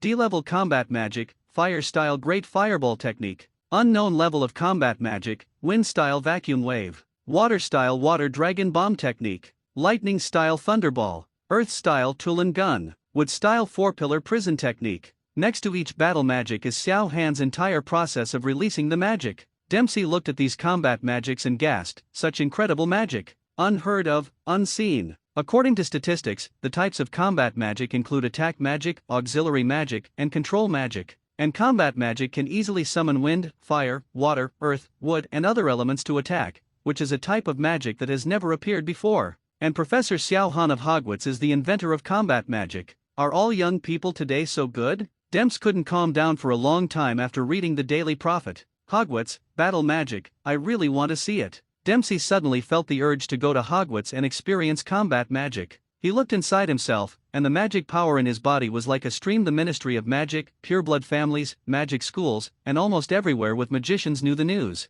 Xiao Han became a celebrity in the magical world in one fell swoop, and Hogwarts became famous throughout the magical world again. A powerful man who was not inferior to Dumbledore divided 6 levels of magicians and created a brand new magic system. Many magicians were shocked but also a little skeptical. After all, this scene was too bizarre. They all used their connections to get information from Hogwarts and the Ministry of Magic, but all failed, and Xiao Han became a mysterious strong man. All we know is that he did invent combat magic and classify magicians. Although it is not applied to the magic world now, magicians who know it subconsciously look at the magic power in their bodies and want to know what level of magician they are. There are constant discussions among magicians outside, and there will certainly be no shortage of discussions within Hogwarts. In the dining hall, the students at Hogwarts were looking at the daily newspapers and discussing everything enthusiastically. Professor Xiao Han is really famous in the magic world. I knew this day would come, but I didn't expect it to happen so soon. That's right. Everyone in my family is asking me about Professor Xiao Han and asking me to learn combat magic. Combat magic is always awesome. I don't want to learn other magic anymore. Combat magic is still good, with strong life-saving ability and stronger attack power. Especially the C-level combat magic, fire-style great fireball technique. It's so cool. It's a pity that I didn't get this reward. I wonder if there will be a reward for being the first to learn the great fireball technique. Probably not. Only those 13 people know the great fireball technique. If we were to give rewards, it would be too unfair to the rest who have not learned the great fireball technique. Guess who was the first to learn the great fireball technique? Hermione? Harry? Percy? I guess it's Harry. He's the boy who lived. Even you know who can't kill him. I think it's Prefect Percy. He's the best person in Gryffindor. That was before, now it should be Hermione. She learned the transformation technique after listening to it once. Hermione must be the first to learn the great fireball technique. I also think Hermione learned it first. Heroes think alike. Prefect Percy is great, so I choose Hermione.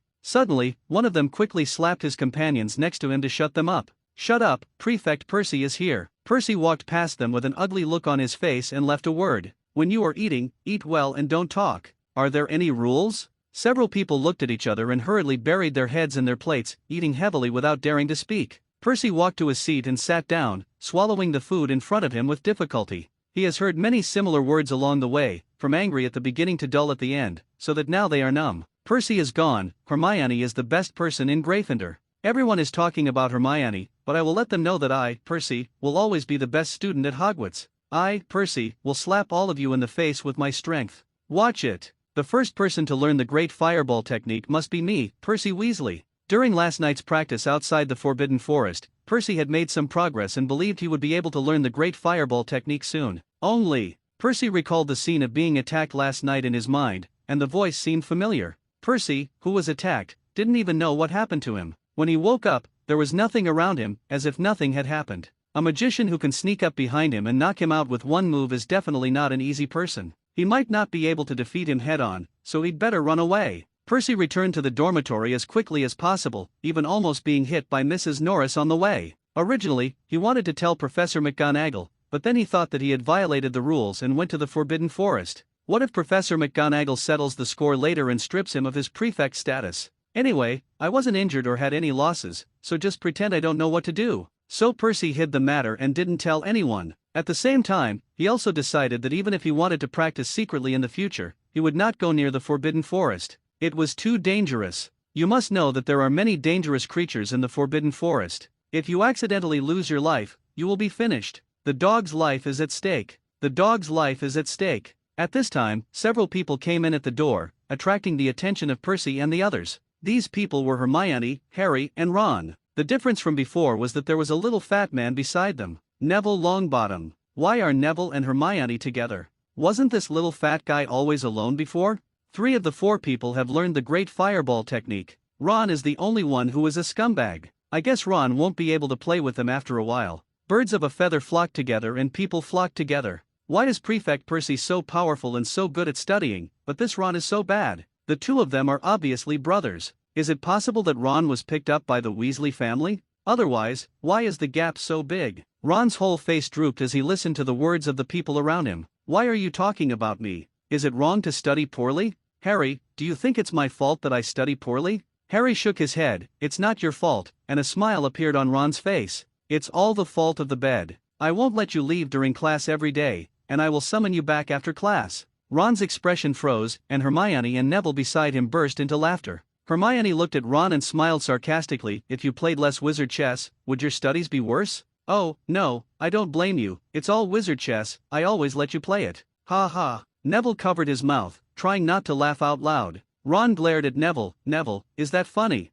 Your grades are no better than mine. You're lucky to have learned the clone technique. You'll be just like me later on, a scumbag. Neville chuckled and touched his head. It might have been like that if I hadn't met Professor Xiao Han, but it's different now. Harry interrupted Ron. Neville is not lucky. He has been practicing, even when we were sleeping. I was able to learn the clone technique partly because of his motivation. Ron said with a big mouth. Ah. When? Why didn't I know? Harry rolled his eyes. Every night for the last week. You didn't know it because you fell asleep as soon as you hit the bed. What could you know? You didn't even know Peeves had pulled all your hair out. Hermione also added, Neville is not talented enough, but he is willing to work hard. Hard work will always bear fruit, unlike you, who knows how to play in one day. What's more, Neville's talent is much better now than before. Why don't you work hard? Can't even reach Neville's heels. Neville quickly waved his hand. No, no. Ron is right, I am stupid, but I will try my best. As soon as he finished speaking, a hand grabbed Ron's hair. Hey,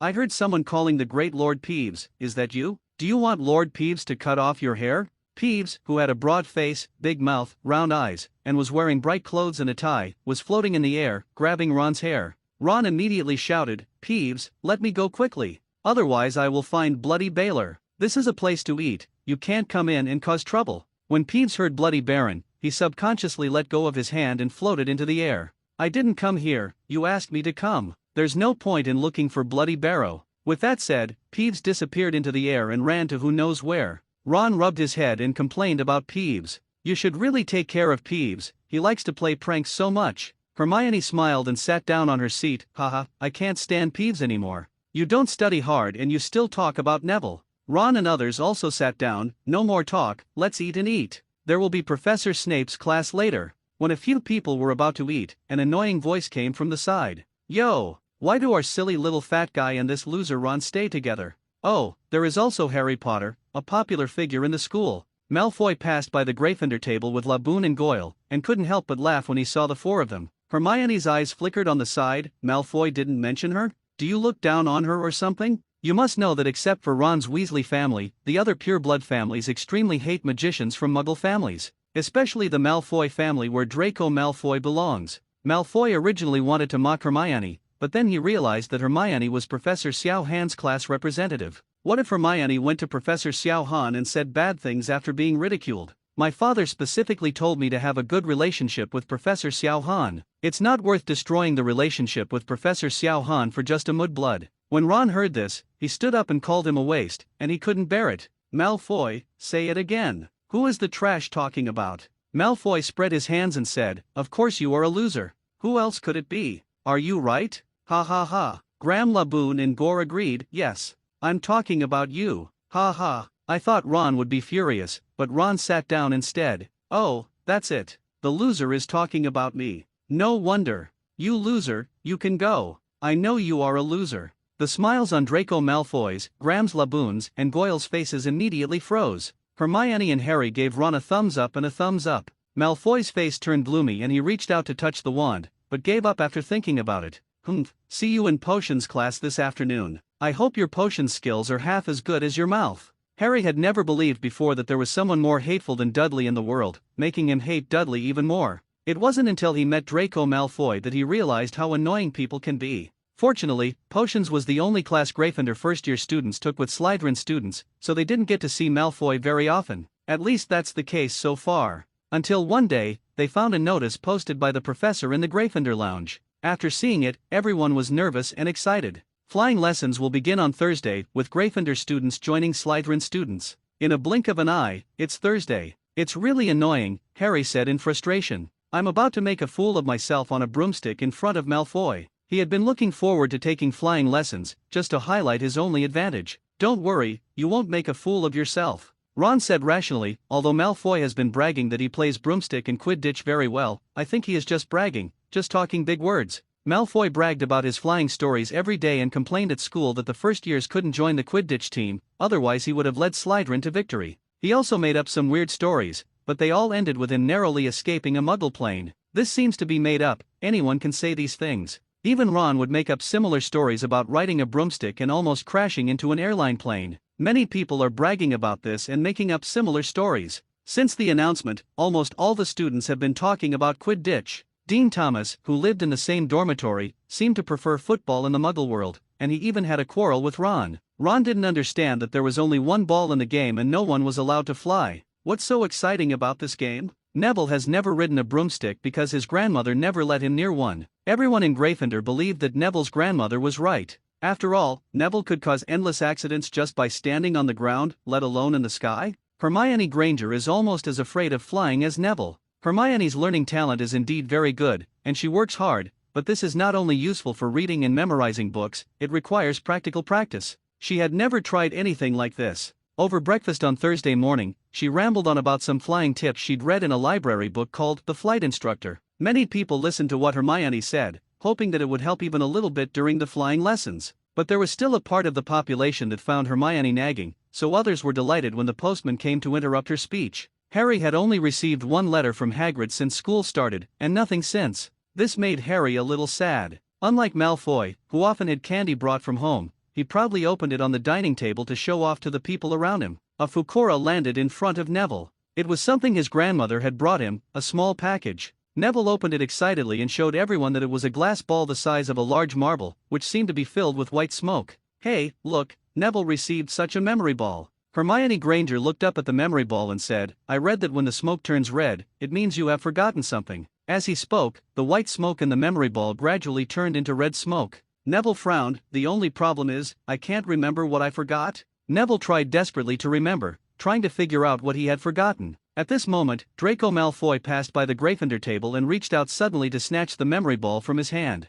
The moment Malfoy's hand was about to touch the memory ball, Neville took the ball aside and avoided the outstretched hand. Hermione noticed that Neville's eyes turned red for a moment, then quickly returned to normal. Sherry Non? Malfoy didn't even realize he was attacking from behind, so how did Neville know he was behind him? Malfoy, Laboon and Goyle can press up together, surround Neville and pick up the memory ball. Harry and Ron jumped up and stood in front of the three Malfoys. Out of disgust for Malfoy, Harry and Ron even hoped to have a fight with Malfoy. Professor McGonagall on the stage saw the conflict here at a glance, and appeared in front of several people in a flash. What happened? Malfoy wants to steal my memory ball, Professor. Malfoy scowled and quickly threw the memory ball back on the table. We'll see, he said and hurried away, followed closely by Laboon and Goyle. Wednesday, 3:30 p.m., Harry, Ron, Hermione. Neville and the other Gryffindor students left the castle and came to the lawn in front of the gate, preparing to start their first flying lesson of the semester. It's a sunny day today with a slight breeze. As they walked towards the flying lesson location, the grass swayed slightly under their feet. Beyond the lawn is the Forbidden Forest, with many black trees swaying in the wind.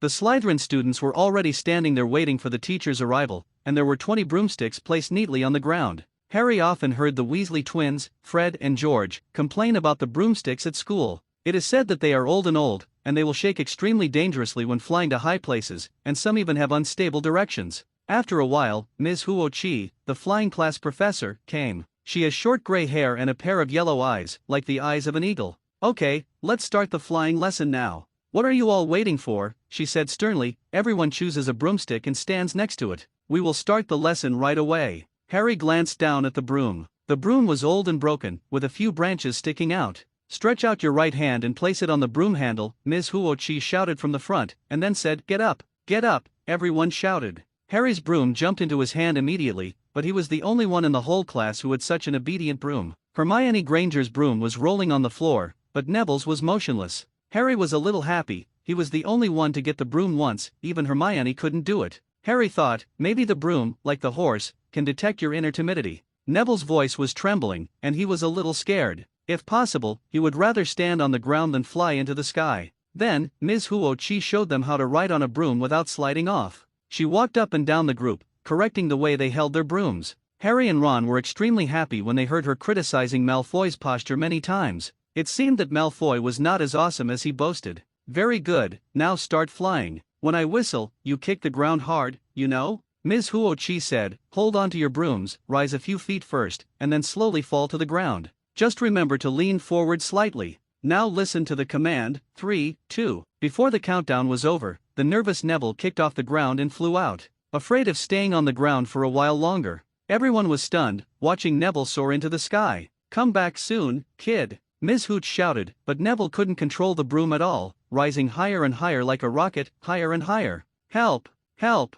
Neville's cry for help in the air, the students' discussion on the ground, and Ms. Huo-Chi's shout to stop. It was all noisy. Harry saw his frightened, pale face looking down at the ground that was rapidly disappearing. The broom was shaking in the air, and his body was swaying from side to side as if he was about to fall. Neville jumped up and down on his broom, flying over the castle, through the city gate, flying high in the sky and flying close to the ground. There was a bang against the castle wall, and Ms. Hooch quickly pulled out her wand to control Neville. But before he could cast his magic, Neville rushed towards the crowd, and Ms. Hooch had to get out of the way. Neville's frantic plea for help made people look at the new scene endlessly, fearing that he would fall from the sky. However, whatever he was afraid of came. He gasped with his mouth wide open, slid off the side of the broom handle, and then Neville's pupils suddenly turned red in the air, and there was a tomo slowly rotating in the pupils. Just as he was about to fall to the ground, he seemed to have calmed down, stretched out his hand to the broom and shouted, "Come here." The broom flew over quickly, and Neville caught it, but it was too late, and his feet hit the ground. The moment he landed, Neville's eyes returned to normal.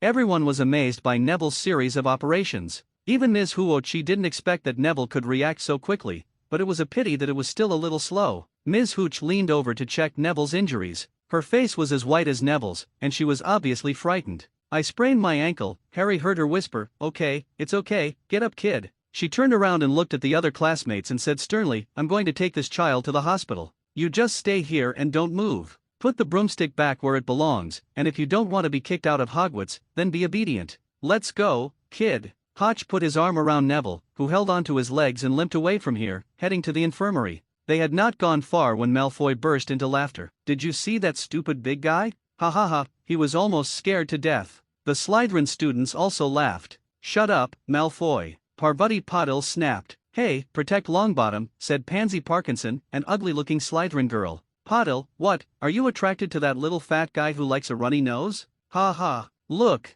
Malfoy seemed to have seen it. He walked to the grass and picked up something. "Isn't this something sent by that stupid fat man's family? Maybe when he forgot that he fell off the broom, squeeze the memory ball and you will remember this." He held up the memory ball, which sparkled in the sunlight. "Bring it here, Malfoy," Harry whispered. Everyone stopped talking and stared. Malfoy glanced at Harry and grinned. "I'll take it if you ask me to." "That's great. I want to hide him and let Neville find it by himself." "Bring it here." Harry reached out to get it, but Malfoy had already jumped on his broom and flew into the air. What he said before was not a boast, he was indeed a good flyer. He circled everything on his broom, then turned to Harry. "How about on the roof?" As he said that, he flew straight into the air. Seeing that Harry didn't move, Malfoy mocked. "What's wrong, Potter, is it out of reach?" Malfoy shook the memory ball in his hand and looked at Harry mockingly. Harry picked up his broom. "Harry, this is absolutely not possible." Hermione Granger shouted. "Mrs. Hooch just said that, and besides, you don't know how to fly." Harry ignored her, got on the broomstick, kicked his feet on the ground, and flew up. The strong air flow slapped his face, and the robe behind him also danced in the wind. He didn't expect that he would succeed immediately. This was his first time flying. "This feeling is so wonderful, maybe this is talent?" Hermione looked at his back speechlessly. "What a big idiot." Harry raised his broomstick slightly and rushed toward Malfoy in the sky. The students on the ground were stunned and kept shouting and cheering. He flew up to Malfoy's level and faced Malfoy. Malfoy obviously didn't expect this and was a little surprised. Harry shouted, "Give it to me quickly, or I will knock you down." Malfoy still flipped the memory ball and said, "That's not a bad tone." Harry suddenly reached for the memory ball, but Malfoy flipped on his broom and dodged it. Malfoy raised the memory ball, and Harry suddenly had a bad feeling. "Then just wait and see." After saying that, Malfoy threw the memory ball hard. Harry saw the glass ball flying directly into the sky, flying towards the castle. He hurriedly turned the broom, tilted his body, and flew quickly in the direction of the glass ball. The wind whistled in his ears,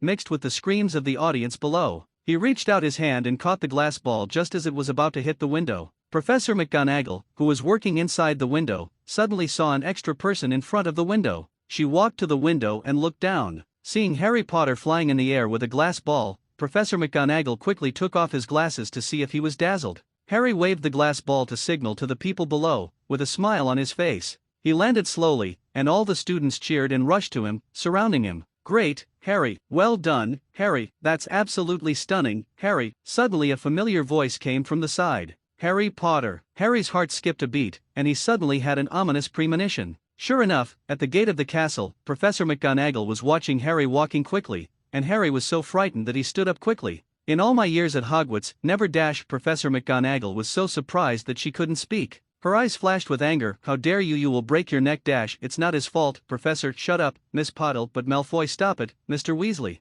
"Now, Potter, follow me." Professor McGonagall ignored the students' pleas and took Harry to the castle. Malfoy, Laboon and Goyle looked at Harry's lonely back as he left, with proud expressions on their faces. Harry felt sad, remembering what Ms. Hooch had said, that he might have to leave Hogwarts. Professor McGonagall strode forward without looking at him. He had to trot to keep up. "He is finished now." Less than a month after he arrived, he was about to be kicked out of Hogwarts, so he had to pack his things and leave. What would Dudley and the others say when they saw him? Ridicule. Harry followed Professor McGonagall into the castle and climbed the stairs. Professor McGonagall didn't say a word during the whole process, which made Harry even more uncomfortable. Professor McGonagall took him through one door after another and through the corridors, not knowing where he was going. Maybe he was going to Principal Dumbledore's office. After all, expelling a student requires the principal's approval. Harry suddenly thought of Hagrid. Maybe he could be Hagrid's assistant or something. This way you don't have to leave Hogwarts and can continue to stay in school. He seemed to have seen himself become an assistant, watching pitifully as his classmates became powerful magicians.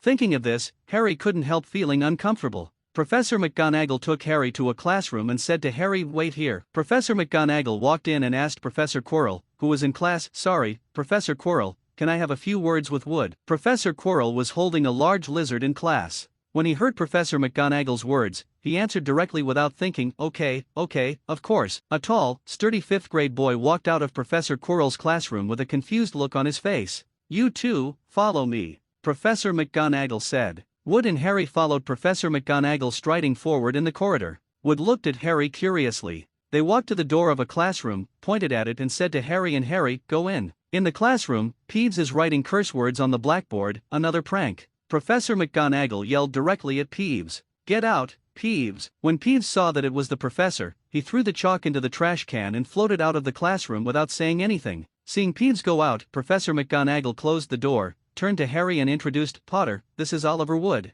Wood, I found a seeker for you. The expression on Wood's face changed from confusion to joy. Really? Professor? This is really great. Of course that's true. Professor McGonagall pointed at Harry. This child is very talented. I have been a professor for many years and this is the first time I have seen this happen. Potter, this is your first time riding a broomstick. Harry nodded silently. He didn't understand what was going on, but he felt that he shouldn't be fired. He dashed through the air and grabbed a small ball with his hands without even getting hurt. Charlie Weasley couldn't do this. This is his talent. When Wood heard this, his face lit up with joy. What he had always hoped for finally came true. Ever seen a Quidditch match, Potter? He asked excitedly. Wood is the captain of the Gryffindor Quidditch team, Professor McGonagall explained. He's just the right size for a seeker, Wood said, circling Harry and looking him back and forth. Light and agile, we must get him a decent broom. Professor, let me get him a Nimbus 2000 or sweeping 7 stars. I'm going to talk to Headmaster Dumbledore to see if we can make an exception and use first years as seekers this year. We need a better Quidditch team than last year. I was defeated miserably by the Slytherin team in the last game, and I didn't dare to face Snape for several weeks. Professor McGonagall looked at Harry sternly. Potter, I hope you can train seriously, otherwise I may change my mind and punish you. Then, she suddenly smiled again. Your father would be proud of you, she said. He used to be a great Quidditch player. Elsewhere, Hermione and Ron come to visit Neville. At this moment, Neville seemed to have nothing to worry about and just wanted him to have a good rest. Neville, how are you? It's okay. Ron took out the memory ball from his pocket. Here, I think this must have fallen. Because of him, Harry was caught on the spot by Professor McGonagall and taken away. Neville was a little worried about Harry. What's going on? Is Harry okay? It's all my fault, I was so anxious. Ron told Neville the whole story, and Neville held the memory ball tightly in his hand. If something happened to Harry, I would die of guilt. Fortunately, Harry had nothing to do. After leaving Professor McGonagall, Harry also came to Neville. All three of them knew about Harry becoming a seeker, and Ron shouted in shock. Are you kidding me? Seeker, he said. But first years never, you must be the youngest house player in many years. A century ago, Harry said. Wood told me. Ron was extremely shocked and sat there blankly looking at Harry. Awesome. Harry, you are so amazing. You can actually participate in Quidditch in your first year. Harry hesitated, but I've never played Quidditch, and I don't even know him. What if I make a fool of myself? Hermione said to Harry, you won't make a fool of yourself, you have a genetic talent. Harry was a little surprised. How did you know? I just found out about it from Professor McGonagall. Ron was a little confused. What were they talking about? What are you talking about? What kind of genetic talent are you hiding from me? Harry looked helpless and looked at Ron. My father is also Gryffindor Seeker. Ron's eyes widened. Harry, you never said that your father was also a Seeker. I just found out about it too. Ron looked at Hermione and then at Harry. Hermione is really amazing. Hermione knows more about you than you do. Harry nodded. Hermione knows more than me. Hermione held her head high and looked like I was the best, extremely proud. Neville looked at Harry with envy. Harry, you are so awesome. You actually became a Seeker in your first year. If only I were half as good as you. Hermione thought of Neville's eyes before. Don't say that, Neville. You are not bad at all, not to mention what Professor Xiao Han gave you. I think I saw your Sherinan reappearing before. Have you mastered it yet? 058 Conjecture about Sherinan, please vote for comments. Advertisement Sherinan? This time it was Harry and Ron's turn to be confused. What is Sherinan? Neville thought carefully and shook his head. Probably not. I was nervous and scared when I fell off the broom. At that time, I felt as if everything in front of me had slowed down, my thoughts had returned to calm, and my mind was spinning very fast. Normally I would never think of recalling brooms, but at that time I not only thought of it, but also did it. It felt amazing. Is it because of Sherinan? Hermione nodded, remembering clearly that Neville's eyes had definitely turned red. It must be. I saw Sherinan appear, but you disappeared after landing. Ron and Harry were confused. Ron quickly interrupted them. Wait, what are you talking about? What's Sherinan? Harry, do you know what a Sherinan is? Harry shook his head. He had never heard of Sherinan. You, a pure-blood magician, don't know this. How can I, a muggle-born, know this? I'm not Hermione. Neville explained, it's a reward given to me by Professor Xiao Han. I used all the combat magic in the future to exchange for it. Ron clicked his tongue, all the battle magic? That sounds a bit lacking. Where is this Sherinan? Let me see what it looks like. Hermione rolled her eyes. Sherinan, it must be the eyes. It's in Neville's eyes. Stupid. Harry and Ron were shocked. In the eye? How did you put it in the eye? It sounds a bit powerful. Let me see it. Neville smiled bitterly and shook his head. I want you to see it too, but I can't summon it either. I studied it for a while but to no avail. This is the first time Sherinan has appeared. Ah, I can't summon it. What's the use? It's better to fight magic. Ron complained, it's no use. Neville, you're at a huge loss. You might as well use battle magic. What do you know? Hermione said angrily.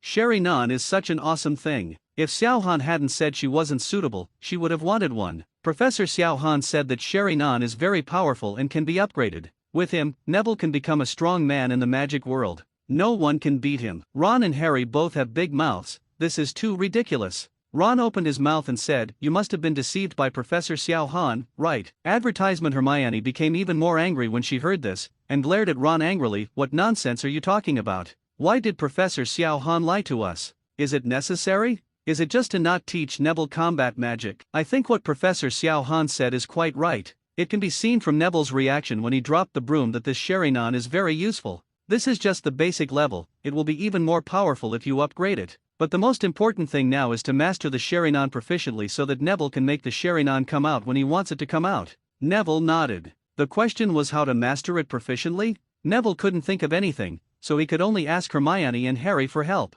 How can I master Sherinan without any thought? Harry said to Neville, why not ask Professor Xiao Han directly? He must know. Neville's eyes lit up. Yes. How could I not have thought of this before? Except for Professor Xiao Han, no one in the world knows Sherinan better. With the teaching of Professor Xiao Han, you can quickly master Sherinan. You can even ask Professor Xiao Han how to improve Sherinan later. However, Hermione interrupted his thoughts. Don't think about it, it's impossible. If Professor Xiao Han wants to say it, just tell Neville directly. Since he didn't say it, Neville must figure it out for himself. Neville's face drooped. Hermione was right. If Professor Xiao Han wanted to say something, she would have said it when she gave him a Sherinan. Then there's nothing we can do about it. After all, I don't know Sherinan very well. Harry said apologetically, and then looked at Hermione. Maybe Hermione can do something? She knows Sherinan better than she does, and is smarter than she does. Hermione thought for a moment and said to Neville, I have some ideas. I think Sherinan may be related to your emotions.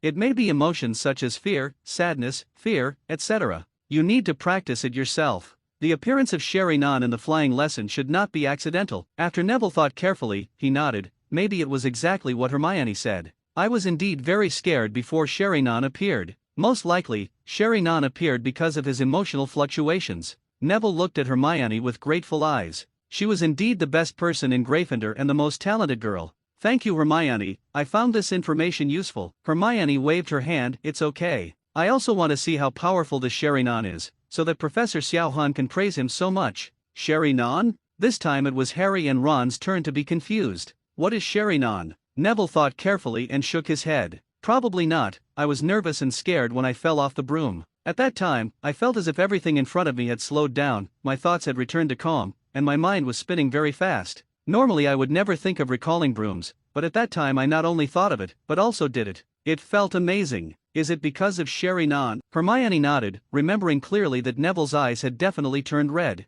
It must be. I saw Sherinan appear, but you disappeared after landing. Ron and Harry were confused. Ron quickly interrupted them. Wait, what are you talking about? What's Sherinan? Harry, do you know what a Sherinan is? Harry shook his head. He had never heard of Sherinan. You, a pure-blood magician, don't know this. How can I, a muggle-born, know this? I'm not Hermione. Neville explained, it's a reward given to me by Professor Xiao Han. I used all the combat magic in the future to exchange for it. Ron clicked his tongue. All the battle magic? That sounds a bit lacking. Where is this Sherinan? Let me see what it looks like. Hermione rolled her eyes. Sherinan, it must be the eyes. It's in Neville's eyes. Stupid. Harry and Ron were shocked. In the eye? How did you put it in the eye? It sounds a bit powerful. Let me see it. Neville smiled bitterly and shook his head. I want you to see it too, but I can't summon it either. I studied it for a while but to no avail. This is the first time Sherin'an has appeared. Ah, I can't summon it. What's the use? It's better to fight magic. Ron complained, it's no use. Neville, you're at a huge loss. You might as well use battle magic. What do you know? Hermione said angrily. Sherin'an is such an awesome thing. If Xiaohan hadn't said she wasn't suitable, she would have wanted one. Professor Xiaohan said that Sherin'an is very powerful and can be upgraded. With him, Neville can become a strong man in the magic world. No one can beat him. Ron and Harry both have big mouths. This is too ridiculous. Ron opened his mouth and said, you must have been deceived by Professor Xiaohan, right? Hermione became even more angry when she heard this, and glared at Ron angrily. What nonsense are you talking about? Why did Professor Xiaohan lie to us? Is it necessary? Is it just to not teach Neville combat magic? I think what Professor Xiaohan said is quite right. It can be seen from Neville's reaction when he dropped the broom that this Sherin'an is very useful. This is just the basic level, it will be even more powerful if you upgrade it. But the most important thing now is to master the Sherin'an proficiently so that Neville can make the Sherin'an come out when he wants it to come out.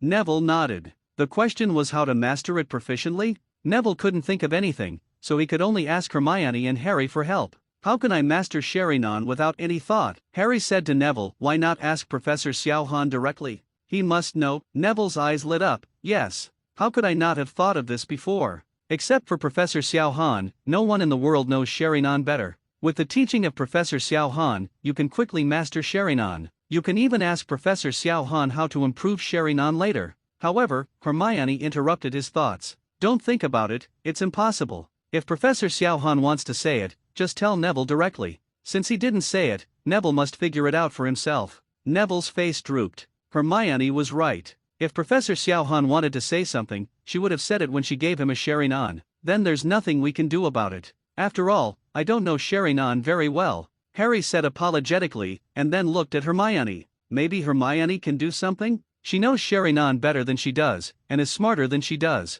Hermione thought for a moment and said to Neville, I have some ideas. I think Sherin'an may be related to your emotions. It may be emotions such as fear, sadness, fear, etc. You need to practice it yourself. The appearance of Sherin'an in the flying lesson should not be accidental. After Neville thought carefully, he nodded. Maybe it was exactly what Hermione said. I was indeed very scared before Sherin'an appeared. Most likely, Sherin'an appeared because of his emotional fluctuations. Neville looked at Hermione with grateful eyes. She was indeed the best person in Gryffindor and the most talented girl. Thank you, Hermione, I found this information useful. Hermione waved her hand, it's okay. I also want to see how powerful the Sherin'an is, so that Professor Xiaohan can praise him so much. Fred and George Weasley walked into the mess hall. They saw Harry at a glance and walked over quickly. Well done, George whispered, Wood told us. Ron said from the side, Fred and George are also in the college team and are hitters. Our mission is to make sure you won't be beaten to pieces. But it can't be okay, Quidditch is very barbaric and cruel. With Harry, we will definitely win the Quidditch Cup this year.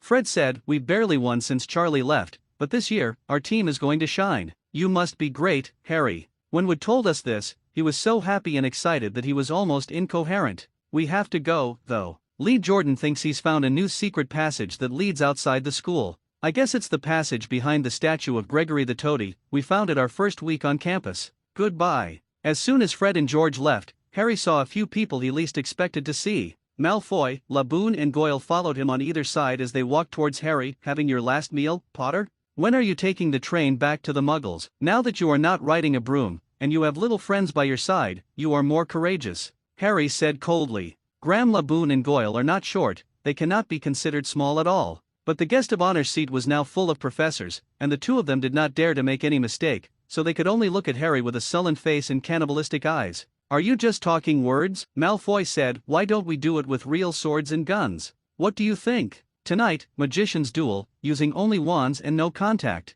What's the matter? I guess you haven't heard of magician duels, right? Of course Harry knows. Ron suddenly turned around and said, I am his assistant. Who is your assistant? Malfoy looked back and forth between Laboon and Goyle, as if thinking about who was more suitable. Laboon. Malfoy said, how about a midnight duel tonight? It's in the trophy room, and the door is never locked there. If you're afraid, don't come. After saying that, Malfoy left, leaving Harry and Ron alone. What's going on with the wizard's duel? Harry asked, you said you would be my assistant, what do you mean? In a magician's duel, if the magician dies, the assistant will take the place of the magician. Ron said lightly while eating pie. Harry was stunned. Could someone die? Ron saw Harry's expression and hurriedly added, that was a fight between regular magicians, the kind that would lead to death. You and Malfoy definitely won't do this. What's more, you don't know much magic, so how to kill each other can only set off a few fireworks. Can't hurt the other person. Malfoy just talked, trying to scare us, but we didn't expect that we actually agreed. What if I can't cast a single spell? Then throw away your wand and punch him in the nose, Ron suggested. Hermione said to Harry, I couldn't help but eavesdrop on what you and Malfoy were saying. I knew you would, Ron muttered. You can't trust Malfoy, and it's against the rules to wander around the school at night. If you are caught, Gryffindor will lose a lot of points, and even you will be expelled. It's too dangerous. Malfoy is so arrogant, I've wanted to beat him for a long time, Harry said. Yes. This is a matter between men, Ron said. Ending the day with a duel was not a happy ending in any way, Harry thought as he lay in bed. He had heard Dean and Seamus fall asleep, and Neville had not yet returned from the hospital. Ron had been giving him advice all night, for example, before the duel, use a clone technique to confuse him, and then attack him unexpectedly. If he also attacks you with a magic spell, you must avoid it, because I don't remember how. Block the spell. Harry always felt that he was going against fate. They were about to break another school rule and might even be caught by Filch and his cat, Mrs. Norris. But this was a good opportunity to teach Malfoy a lesson. Malfoy's disgusting face kept emerging in the darkness, making Harry want to fight him right now.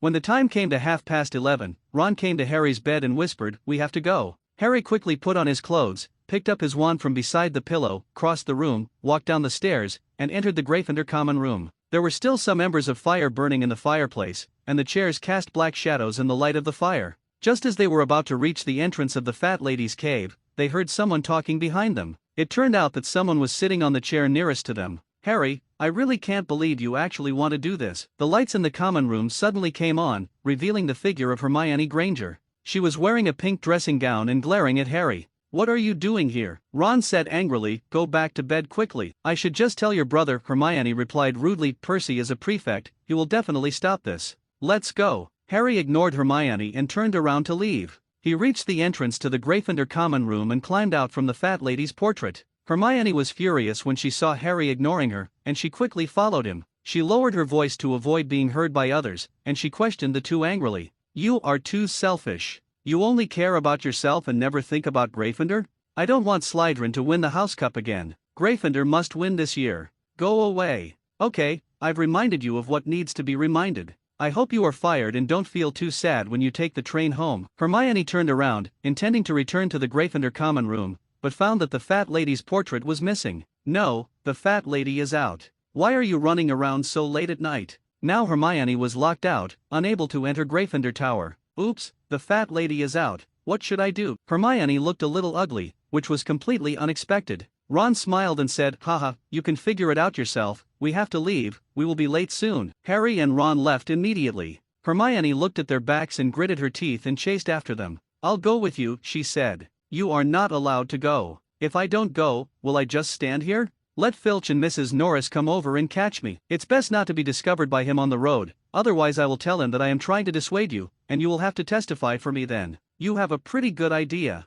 Ron glared at Hermione. SHH, shut up, stop talking. There seems to be a voice. Harry said sternly. Could it be Mrs. Norris? We just came out. Ron asked softly, for fear of being heard. The three of them walked forward slowly, only to find that there seemed to be a little fat man lying on the floor. It's Neville. He's sleeping on the floor. Everyone let out a breath, really shocked. The three of them walked up to Neville, who sat up suddenly. Harry, Ron, Hermione. Oh my God, are you here to save me? I've been out here for hours. I forgot the damn password and couldn't go back to the dormitory to sleep. The three of them looked helpless. The new password is pig nose, but it's useless if you know the password. The fat lady went out to visit late at night, and you can't go back to the dormitory. How's your leg? Harry asked. It's okay, Neville said, lifting his foot to show them. Madame Pomfrey fixed it in the blink of an eye. It looks completely healed. It's amazing. However, Neville, we don't have time to chat with you now. We have to go out. You can stay here by yourself. Don't. What if I'm caught here? Neville said, getting up from the ground. I don't want to stay here alone, and Bloody Baron has come here twice. I don't want to see him again to him. Ron looked at his watch and glared angrily at Hermione and Neville. You two had better listen to us completely. If we get caught, I will turn you into monsters. Harry hissed at Ron and told everyone to get out of here quickly. They moved quietly along the shadows of the corridor, and the moonlight fell on the corridor, bringing light. Every time they turned a corner, Harry and the others were very careful, afraid of meeting love around the corner. If he bumped into Filch or Mrs. Norris, it would be over. Fortunately, they didn't encounter anything along the way. The prize display room was empty, no one was there. Malfoy and Laboon were not there, and there were only some crystal glass cabinets displaying prizes, shining in the moonlight. The four people moved slowly against the wall of the showroom, eyes fixed on the door of the room. Harry took out his wand, just in case Malfoy burst in and caught him off guard. Time passed minute by minute, and there was no sign of Malfoy or the others' chairs. Ron frowned. Where's Malfoy? Are you too scared to come? At this time, there was a sudden movement in the next room, which startled the dead man. Harry heard a faint voice coming from next door, and it didn't look like Malfoy. My dear, look carefully. They may be hiding in some corner. It's Filch and Lady Norris. Harry was frightened and quickly fled from here with the three of them. Fortunately, there were two doors in the showroom, and Harry and the others quietly walked to the door on the other side. As soon as he walked out, he heard Filch opening the showroom door. Several people secretly murmured that they were in danger and almost got caught.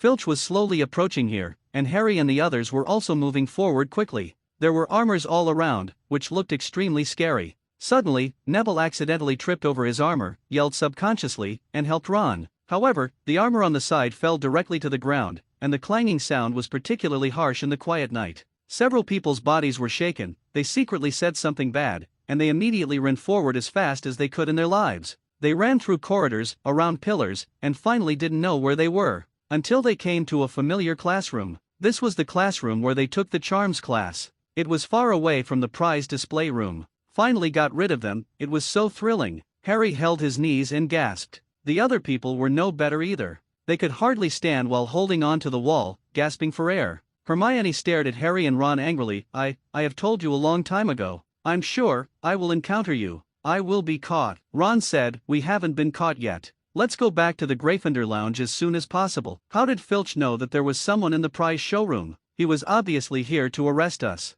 Someone must have snitched. It was Malfoy. He had no intention of dueling you from the beginning. He just wanted to deceive you and then let Filch Urkai will come to arrest you and expel you. You idiots believed him. Harry was silent for a while, and he had to admit that Hermione might be right. Damn Malfoy, let's go. They were about to leave when something unexpected happened. Something suddenly came out of the classroom next to it, and it turned out to be Peeves. When Peeves saw the four Harrys, he was startled for a moment, and then laughed happily. Haha, look what I found. The annoying little kid from the first grade stayed up late at night and wandered around the school. Tisk, tisk, tisk, if he is caught, he will definitely be expelled. Ha ha ha. Several people quickly stopped. Peeves, lower your voice, please. We can't be caught, please. Peeves' eyes flashed dangerously. No, no, no, I should tell Filch. This is for your own good. You can't break the rules, can you? Ha ha ha. Ron stared at Peeves fiercely. How dare you? If you tell Filch, I will let Bloody Baylor deal with you. However, is Peeves someone he can threaten?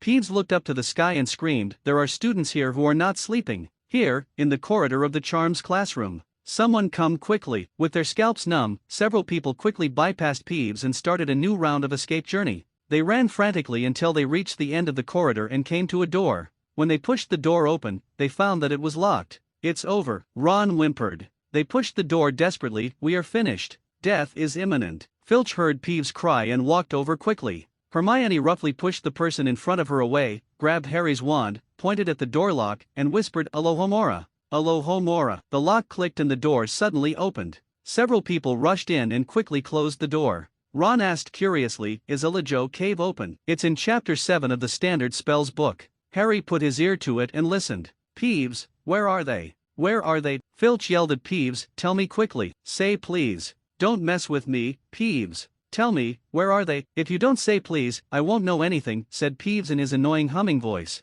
However, this sound sounded so beautiful to Harry and others. Okay, please tell me. Filch had to submit. Don't know anything. Ha ha. I told you, if you don't say please, I will say nothing. Ha ha. Ha ha ha ha. After Peeves played with Filch, he happily hummed and left, leaving Filch cursing Peeves. Great, Peeves didn't tell him. I thought I wanted to be nice to Peeves, and now we have to get out of here. Harry whispered, calling everyone to leave. Neville kept tugging at the sleeve of Harry's dressing gown. What's the matter? Harry turned around and was stunned. For a moment, he thought he was having a nightmare, full of ups and downs and extremely thrilling. What is behind the door is not a room at all, but a corridor. It's the off-limits corridor on the 4th floor. They now finally knew why this place was off limits, and if they had the choice, they'd rather not know. In front of the 4 people, there was a huge strange dog, with the dog's head even reaching the ceiling. It had 3 heads, 3 pairs of dripping, vicious eyes, 3 noses that were twitching and quivering in their direction, and 3 drooling mouths that ran like slimy ropes from the yellow the dog's teeth were hanging off. It stood there motionless, all 6 eyes fixed on them. The appearance of Harry and others also surprised the big dog, and he didn't react for a long time. But then, a deafening roar sounded, scaring several people into quickly opening the door and running out. In the face of death, nothing matters. Fortunately, Filch didn't know where to look for them and didn't see them along the way. As soon as they ran, Luffy finally returned to the fat lady's portrait. The fat lady looked at the 4 people sweating profusely and asked curiously, "What's wrong with you? Where have you been? You are so tired. You were chased away by a dog." I have to say that the fat madam's guess was indeed correct, but now a few people didn't want to mention the dog at all, and quickly interrupted the fat lady's interrogation. Pig nose, don't ask." The fat lady revealed the hole leading to the common room, and several people climbed in and collapsed on the sofa. There was only the sound of huffing and puffing in the entire lounge. Ron asked, "Why is there a dog with 3 heads there? Why should it be placed in the school? It is too dangerous. We were almost bitten to death." Hermione was breathing less, but her bad temper was back. "Are you 4 blind? Didn't you see it?" she said angrily. "Don't you pay attention to that dog's feet? Under the feet?" Harry guessed. There is no time to look at the solace of the feet. We can't see just his 3 heads. The dog was standing on a trap door. It was obvious that it was being ordered to guard something. She stood up and glared at them angrily. "If you 2 don't mind, I'm going to go to bed, otherwise someone will come up with some clever idea and die. Or worse, get expelled from school." Ron stared at her back and shook his head. The child was petrified. "Go to sleep. We didn't ask you to follow us," he said. Is she confused? She can't even tell which one is more serious. Harry returned to bed and fell into deep thought. He always felt that Hermione's words made sense. That dog seems to be guarding something. What could it be? Hagrid once said that if you want to hide something, Gringotts is the safest place in the world. Except maybe Hogwarts. Harry suddenly remembered the news he had seen in the Daily Prophet before, and then remembered the dirty little bag that he and Hagrid had taken out. The next day, Malfoy couldn't believe his eyes. Harry and Ron were actually sitting in the cafeteria eating peacefully. Shouldn't they be on the train on their way home now? After Harry and Ron woke up, they both felt that meeting the giant dog with 3 heads was a good adventure, and they couldn't wait to do it again. Taking Hermione's words into consideration, Harry told Ron exactly what he had guessed. It seems that the small bag he and Hagrid took out from Gringotts should be under the feet of the 3-headed giant dog. What exactly needs to be transferred from Gringotts to Hogwarts? It must be a very valuable thing, and it may also be a very dangerous thing, Ron said. It's possible to be both valuable and dangerous, Harry said. However, Harry could only determine that the precious and dangerous thing was about 2 inches long. I don't know anything about the rest and can't even guess what they are. But Neville and Hermione didn't seem to be interested in the big dog or what was hidden under the trapdoor, and they were busy studying every day. Time passed like this, and Harry followed Wood for Seeker training. Neville and Hermione were figuring out the Sherry-Non situation, and the other was working hard to learn the Shadow Clone technique.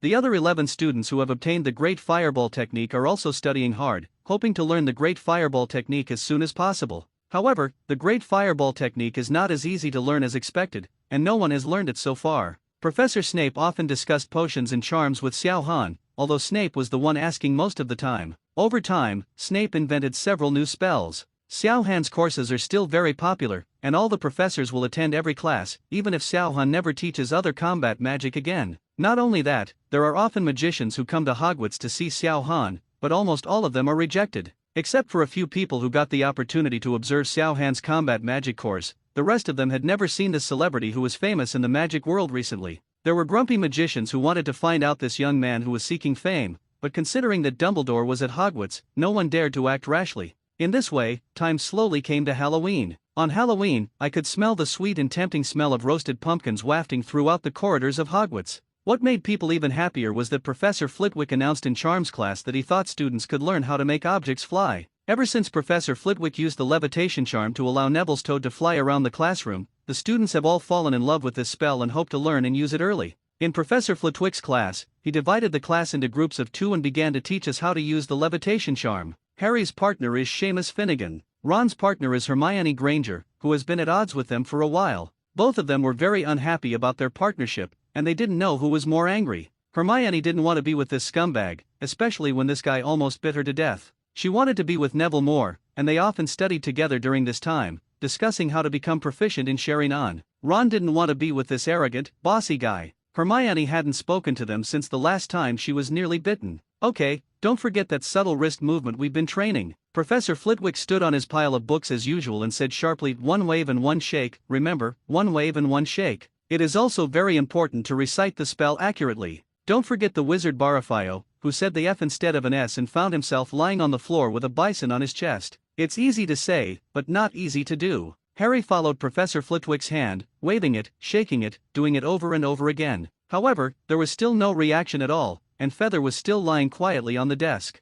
Malfoy and others were also waving and shaking, but to no avail. Ron, who was partnering with Hermione, just like them, showed no reaction. Wingardium Leviosa, he shouted, waving his long arms back and forth like windmills. No! Stop, stop, Harry heard Hermione say unceremoniously, you're going to blind other people's eyes. Besides, you also pronounced it wrong. It's Wingardium Leviosa, not Wingardium Leviosa. The word plus needs to be long and long. Clear. Ron rolled his eyes and pointed at the feather. Since you are so powerful, you should let him fly. Hermione sneered, raised her head, waved her wand, and said, Wingardium Leviosa. The feathers on the table actually moved, slowly floating in the air under Ron's shocked eyes. This scene was seen by Professor Flitwick on the podium, and he was obviously a little surprised. Oh, great. Well done. Professor Flitwick clapped and shouted, attracting everyone's attention. Look, Miss Granger has successfully used the levitation spell. Everyone looked at Hermione. She was the first to use magic. The students were almost used to it. She is always the first to use any new magic. Although Hermione is a genius, she has some bad habits. Listening to the professor's compliments, Ron's mood was extremely bad, and he lay on the table with his pillow on his back. Seamus once again followed Professor Flitwick's instructions, waving and shaking, Wingardium Leviosa. Feathers still didn't respond. Wingardium Leviosa. Boom, came out, and the feathers in front of Seamus exploded, making his face black and his hair standing on end. The explosion shocked everyone, and they all saw the tragic scene of Simo. Harry stared blankly at the feather that was blown to ashes. We still need one more feather, Professor. After class, Ron was in a very bad mood. It's Wingardium Leviosa, not Wingardium Leviosa. Ron imitated Hermione's tone in the crowded corridor. She's such a thorn, I can't stand it. No wonder I don't have any friends. Hermione happened to be nearby and heard Ron's words. She bumped Ron hard and hurried past them. Harry saw Hermione and found that she seemed to be crying, obviously hurt by Ron's words. Ron, Hermione seems to have heard what you said. So what?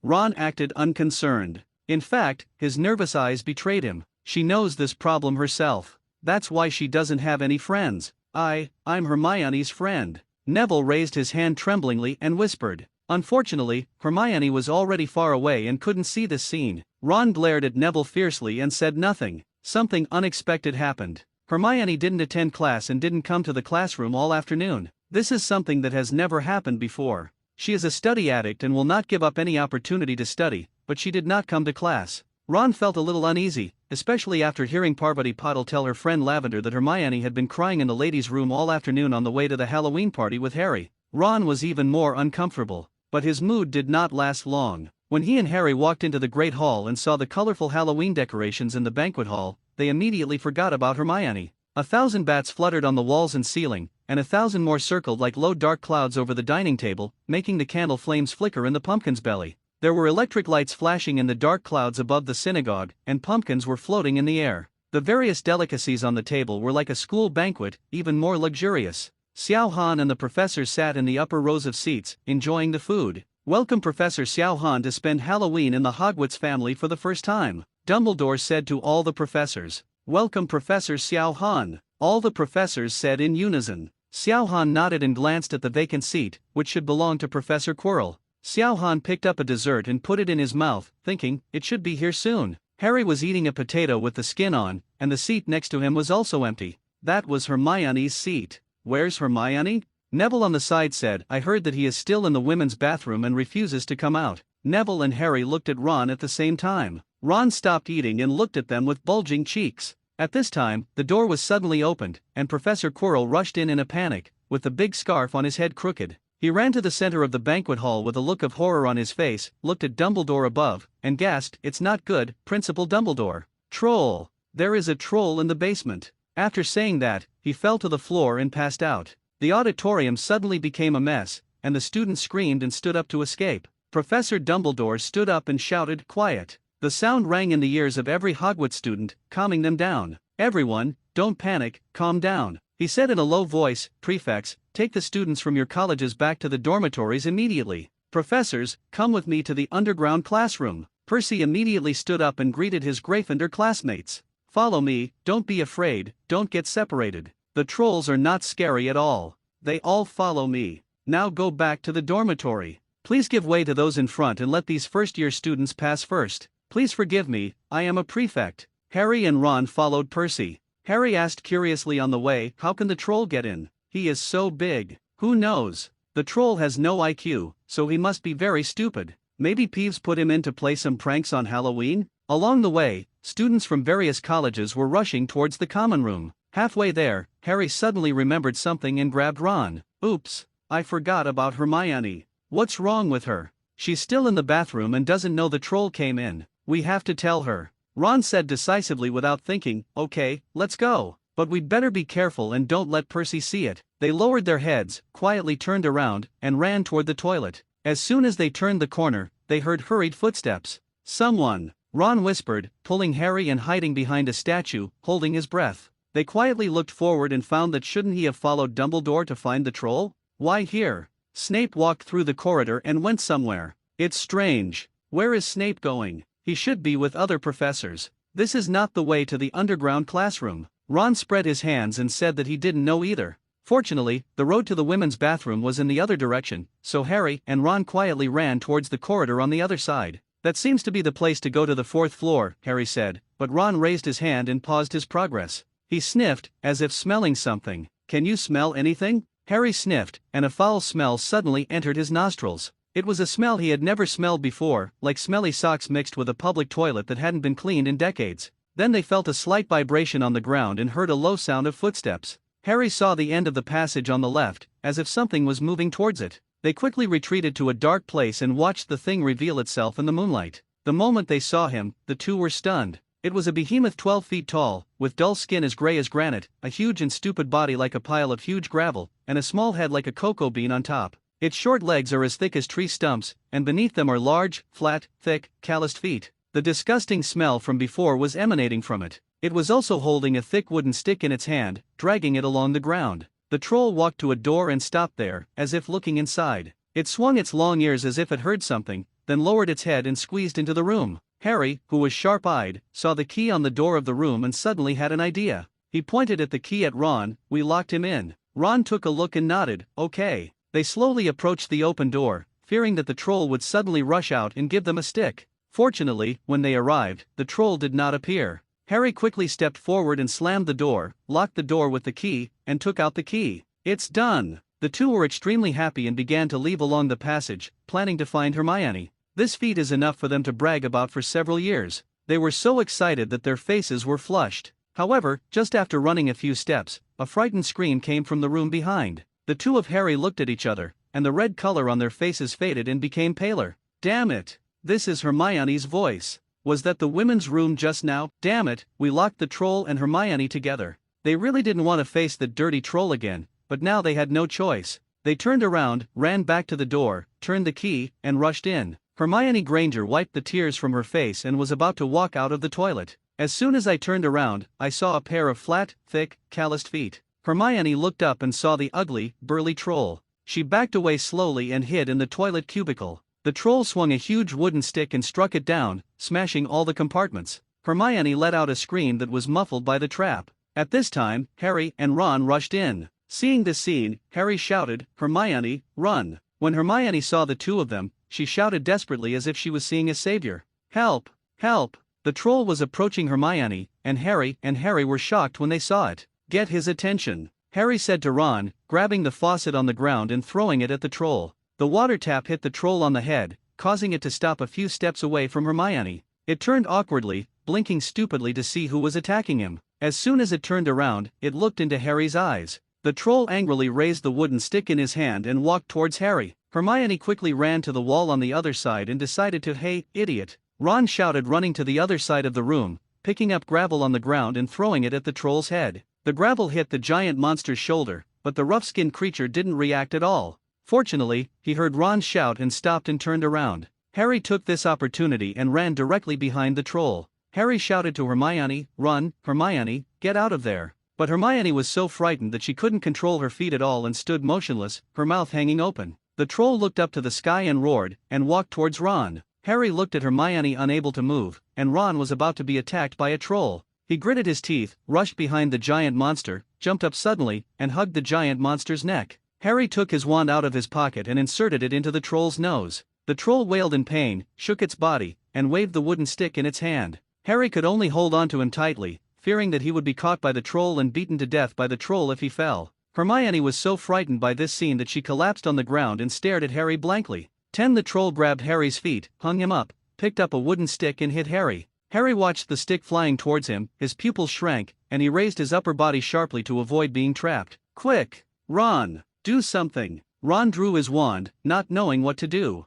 Fortunately, Hermione regained her composure at this moment and shouted to Ron, "Wave, shake, Wingardium Leviosa." Ron took a deep breath and gestured along with Hermione's words. He remembered the key points Hermione had told her before and shouted loudly, "Wingardium Leviosa." The troll raised the wooden stick and swung it down again. Harry closed his eyes, as if he had resigned himself to his fate, but nothing happened. The troll raised his head and looked for where the stick in his hand had gone. As soon as he raised his head, he saw his wooden stick floating in the air. He turned over and fell straight down, hitting it on the head. The troll swayed on the spot and hit the ground with a loud bang, shaking the whole room. Harry was on the ground gasping for air, frightened for a while, and almost died. Ron was still standing there blankly, holding up the wand in his hand, a little unbelievable that he actually defeated the troll. "Is it dead?" "Probably not," Harry said. "It was probably just knocked unconscious by the stick." He lowered his head, bent over, and pulled out his wand from the troll's nose. There was a large lump of disgusting gray gelatinous substance standing on the top of the wand.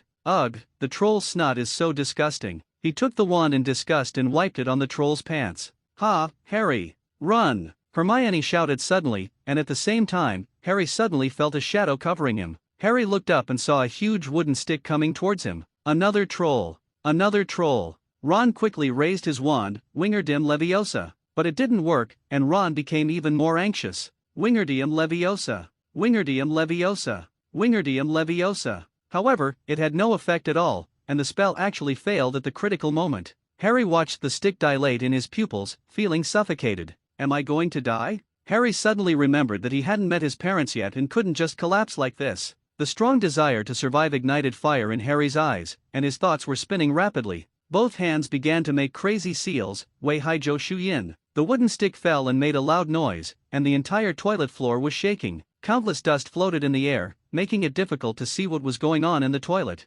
Hermione and Ron's eyes immediately turned red. "Harry!" At the same time, a shout came from the door, "Harry!" Ron used the floating spell crazily, Wingardium Leviosa! Wingardium Leviosa! Wingardium Leviosa! But Ron's condition was too unstable, and the floating spell had no effect. Hermione looked at Harry's tragic death and was filled with resentment towards herself. No matter how good she studied, it was useless. She was still too frightened to move in front of the troll. Hermione took a deep breath and had only one thought in her mind, which was to avenge Harry. She quickly made a seal, Josu Chen Ziai Su Hai Yin, Shadow Clone Technique. The Shadow Clone Technique, which had been impossible to cast in the past, was successfully cast at this critical moment. A trace of joy appeared on Hermione's face, but it disappeared in an instant and was replaced by incomparable horror. She could feel that the magic power in her body was passing away at an extremely fast speed. She didn't even have time to wait for the Shadow Clone Technique to activate, and the magic power in her body was drained. Her face was pale, like a terminally ill patient.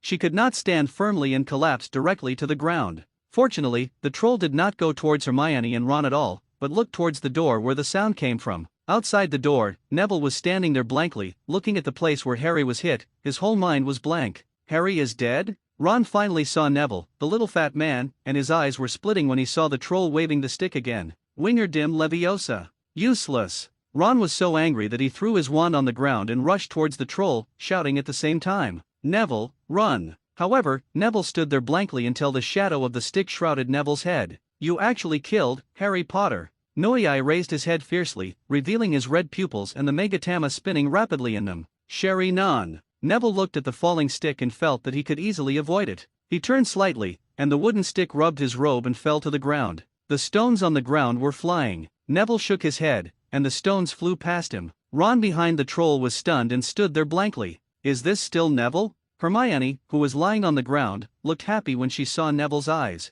Neville was finally able to use Sherry-non. It's a pity that Harry can't see it. The troll looked at the wooden stick in his hand, and then at Neville beside the stick. I'm a little confused. How did this little guy escape? The troll shook his head, raised the stick again and smashed it down. Neville was still swaying left and right as before, easily dodging the attacks of wooden sticks and gravel. Ron's mouth is so big that he can stuff a quaffle into it. When did Neville become so powerful? Neville frowned. Although he could easily avoid the troll's attack, he could not attack the troll. There is no way to continue the stalemate like this. He is worse than Ron and can't use the floating spell at all. You don't know much about the other spells. Are you just hiding like this? Waiting for the professors to come? Suddenly, a familiar voice came from the corner of the toilet. Fire-style great fireball technique. Neville looked towards the corner and saw that Harry was forming seals quickly, and a fireball spit out directly from his mouth. The Megatama in his eyes turned crazily, and he ducked into the toilet, avoiding the attack range of the great fireball technique. The huge fireball hit the giant monster's back directly, exploded loudly, and the giant monster flew away. The monster's entire back was covered in blood and flesh, and the air was filled with the vomiting smell of barbecue. Ron and Neville quickly walked to Harry's side, and Hermione also stood up with all her strength and walked to his side. Harry, you scared me to death. I thought something happened to you. Harry, I'm glad you're okay. Harry, how did you escape? I thought you were hit. Harry's face was also a little pale, but much better than Hermione's. Harry pointed with his finger at the depression made by the troll. There was only a piece of splintered wood inside. This is body replacement technique, the three of them said in unison, the substitute bed in the eye-body technique. Sure enough, as Professor Xiaohan said, it is a life-saving skill. Harry nodded, a little thankful. Fortunately, he had never slacked off in studying the three-body technique before. Otherwise, how could he have released the body replacement technique this time? Roar! A roar came from the door, and the troll staggered to its feet. It turned around and glared at the four people, its entire facial features twisted, as if it was suffering from huge pain. No! This guy is still alive. Ron looked at the troll in disbelief. It was really hard to believe how it could still survive. Ron quickly said to Harry, Harry, hurry up and use another great fireball technique to burn this guy to death. Harry smiled bitterly, I wanted to, but the magic power doesn't seem to be enough. Ah! Ron looked at Harry blankly, his face pale and weak. Could it be that all four of us are going to die here? Harry took a deep breath. Let me try it. Harry started to make seals, Si Wei Shen Hai Wu Yin. Before Harry could open his mouth, the magic in his body was drained, and he fell into the same fate as Hermione. Hermione had known this would happen, so she supported Harry and they sat on the ground together. Ron was in despair when he saw this scene. Is he really going to die here? Professors, why aren't you here yet? If you don't come, your dear students will die. Just then, fire-style great fireball technique. A ball of fire flew out from Ron's side and hit the giant monster's head, blowing it to pieces. The troll's body also flew out and hit the toilet wall. The three of them looked at the location where the powerful fire technique was coming from in shock, and Neville was taking his hand back from his mouth. Neville, you? How do you know the great fireball technique? Suddenly there was a violent B******************** G on the door and loud footsteps, and the four people in the room raised their heads and looked towards the door. They didn't realize how much noise there was just now. The people downstairs must have heard the violent collision and the roar of the troll. After a while, Professor McGonagall rushed into the toilet, followed closely by Snape, Quirrell, and finally the leisurely Xiao Han. Neville's eyes returned to their original state before the professors came in. Quirrell only glanced at the troll, then let out a weak sob, clutching his chest tightly. Snape bent down to look at the troll. Professor McGonagall looked at the two trolls on the ground and covered her chest. Oh my God, you better explain it to me. Harry had never seen her look so angry. Her lips were pale. The hope of winning 50 points for Gryffindor quickly faded from Harry's mind. What the hell are you playing? Said Professor McGonagall, with cold anger in her voice.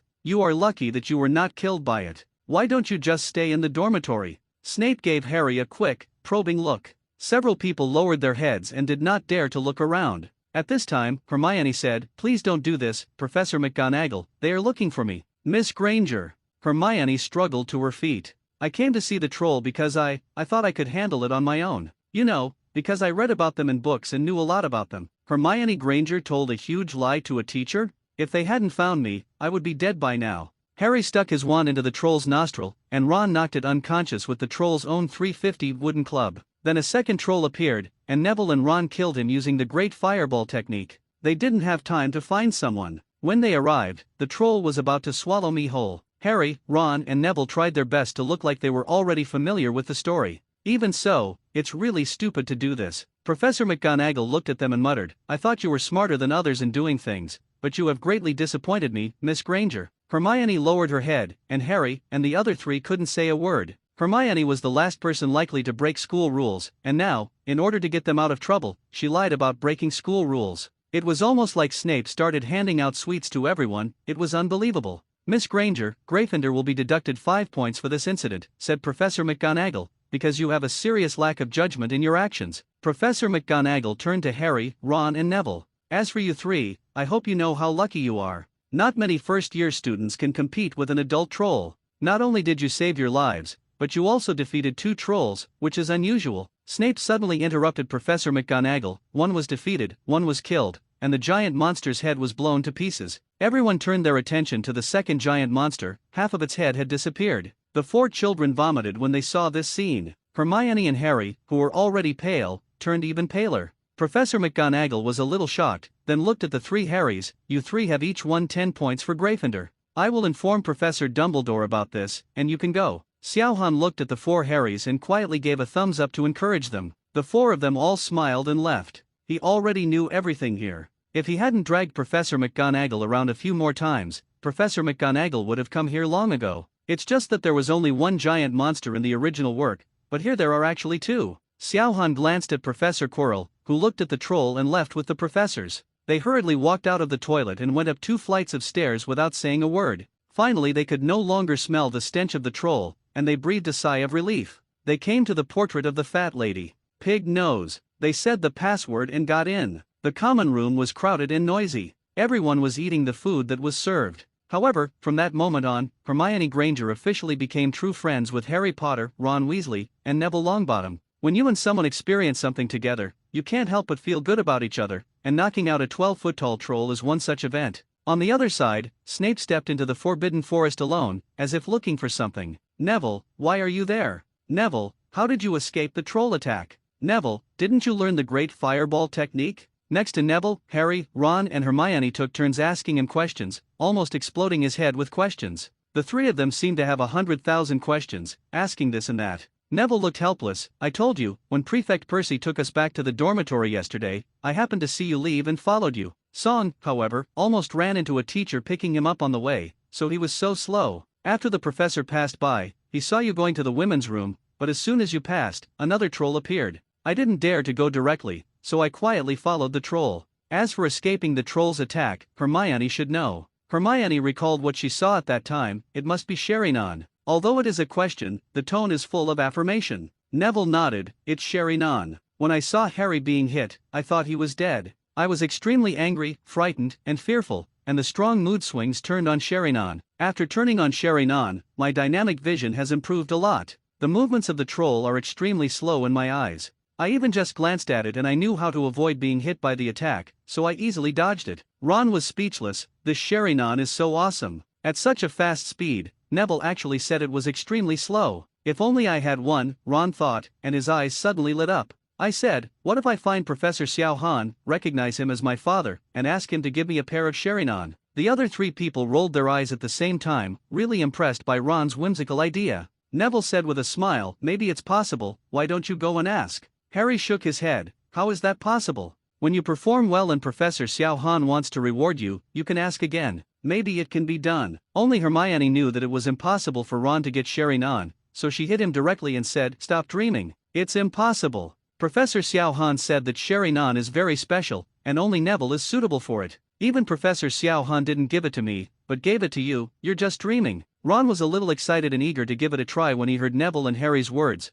but as soon as Hermione finished speaking, he immediately withered. Who doesn't know that Professor Xiao Han is the best to Hermione? Every time after class, she will ask Hermione to go to the office to give her a small stove. Many people are secretly spreading rumors that Hermione is not a genius at all, but that she learns everything quickly because of Professor Xiao Han. Some people even think that Hermione is related to Professor Xiao Han, making the students extremely envious. Not even Hermione can become a Sherinan, and Ron may not even be able to become a grandson, let alone a son. Hermione then asked, Neville, can you turn on Sherinan at any time now? Ron and Harry looked at Neville nervously. The Sharingan was so pervert that it could dodge the troll's close attacks. If Neville can turn it on at any time in the future, does it mean that he can easily dodge the magician's attacks in the future? It's scary to think about it. No wonder Professor Xiao Han said that with him, he could become a powerful person in the magic world. This is just the lowest level Sharingan. How will it become heaven-defying when it is upgraded later? Neville was stunned. He didn't try to see if Sharingan could be turned on.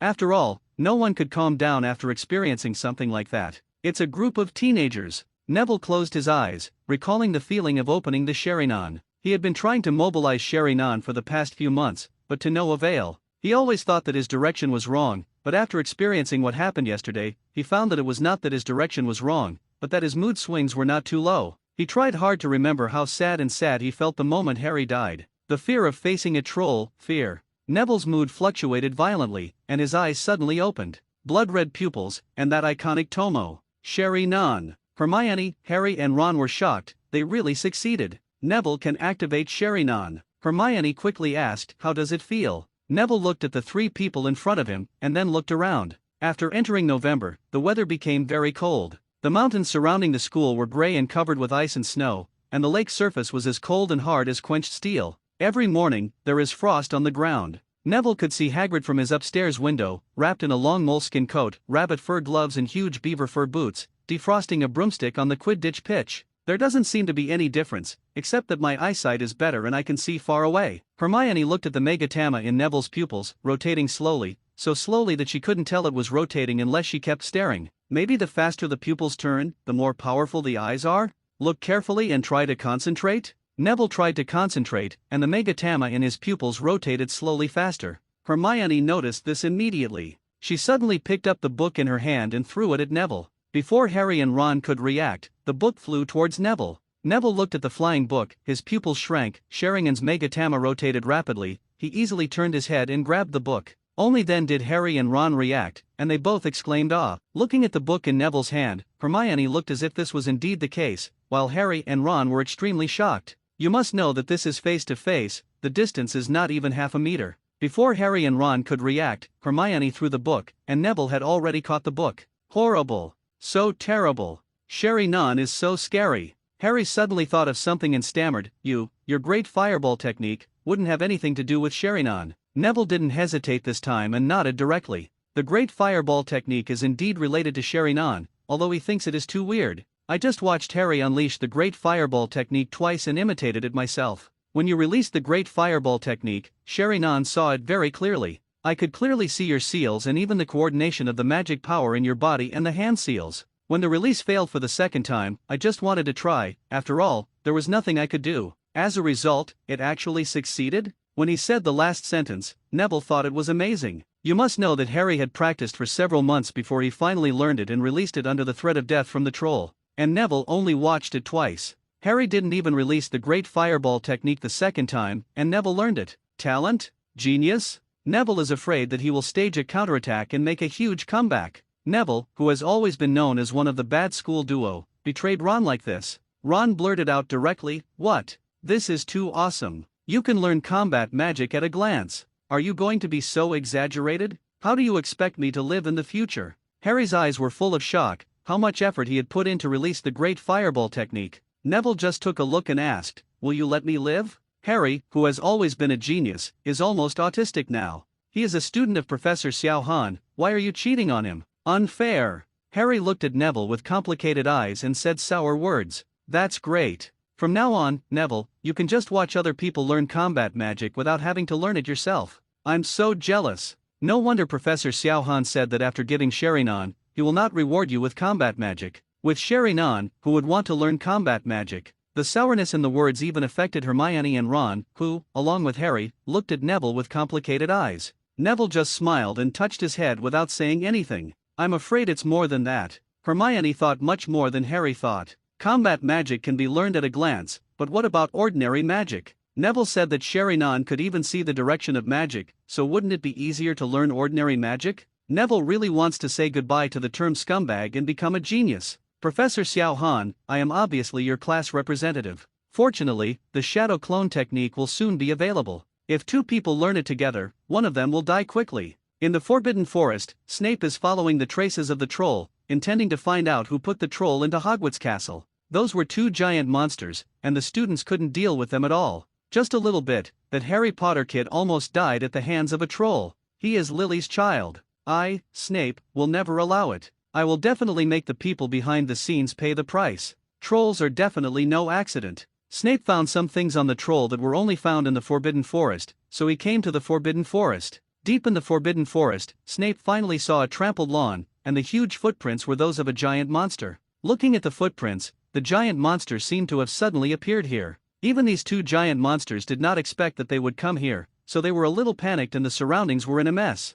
Snape looked around to see if there was anything useful. Suddenly, Snape saw half of a fawn lying on the ground not far away. Half of its body seemed to have been chewed off by something, but its chest still rose and fell slightly. Snape quickly walked over and squatted down, wanting to see the deer's injury. Perhaps there is some useful information in this deer's memory? In the past, Snape might not have had any way to read the memories of animals. After all, the brains of animals are different from those of humans. However, during many exchanges with Xiao Han, it turned out that the magic spell he developed and improved happened to include legilimency. In the past, legilimency could only read human thoughts and control humans, but now the improved legilimency can even read the thoughts of animals. But only Snape and Xiao Han know this curse. Snape took out his wand and was about to mobilize the people. Suddenly a man in black appeared behind him, took out his wand and pointed it at Snape.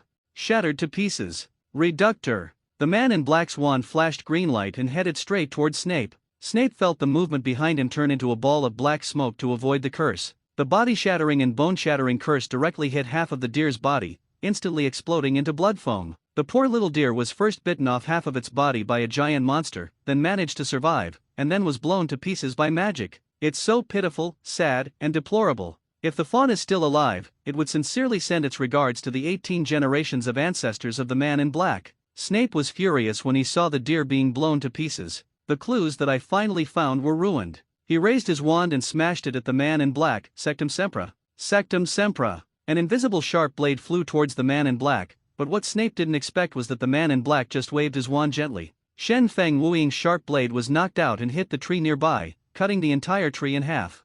The upper half of the trunk fell to the ground, raising clouds of dust. Crucio! Crucio! The cyan light went straight to Snape. Snape was still shocked that his curse was easily knocked away, and he didn't even dodge for a moment. The cyan light hit Snape under the disdainful gaze of the man in black, but it passed directly through Snape's body. Not good. Out of body. Imperio. Dark light shot out from the dust on the side, and Snape's figure gradually became transparent and disappeared. The man in black was unable to dodge, and when Snape looked at him with confusion, he put the Vice Admiral wand into his arms and began to make seals. Wei Hai Zhou Shu Yin. The moment the imperious curse hit the man in black disappeared, and a piece of wood appeared in place. Body replacement technique. This man in black actually knows body replacement technique. He's from Hogwarts. Snape's face was ashen and he looked around, trying to find any trace of the man in black. Suddenly, his eyes flashed and he aimed at the trees on the right. The camouflaged man in black appeared under the trees on the right, but there was no movement at all.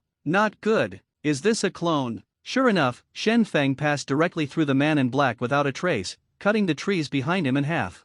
At the same time, Snape felt the fire behind him and the high temperature. Snape secretly thought, "Oh no," and turned around to defend himself. Unexpectedly, the fireball was not meant to hit him at all. Instead, it hit where the giant monster's footprints were, and exploded with a boom. The deer, which was already broken into pieces, now has no bones left, leaving only a big pit. Xiaolu, I asterisk hashtag %yen at hashtag. You at hashtag yen percent hashtag at yen percent. Even after death, the corpse was whipped, and the little deer was blinded by crying in the underworld. Snape looked towards the direction of the fireball, and there was silence and nothing. His eyes flickered, and he searched for a few minutes. When he found no response, he was sure that the person was gone. Snape came to the side of the pit. There was nothing here except some black scum. Great fireball technique. Snape was certain that the one just now was definitely the great fireball technique. Even though he didn't see the seal, he was still sure that it was definitely not ordinary magic. With such a big fireball and the explosion after hitting an object, he couldn't think of anything other than the sea-level combat magic fire-style great fireball technique.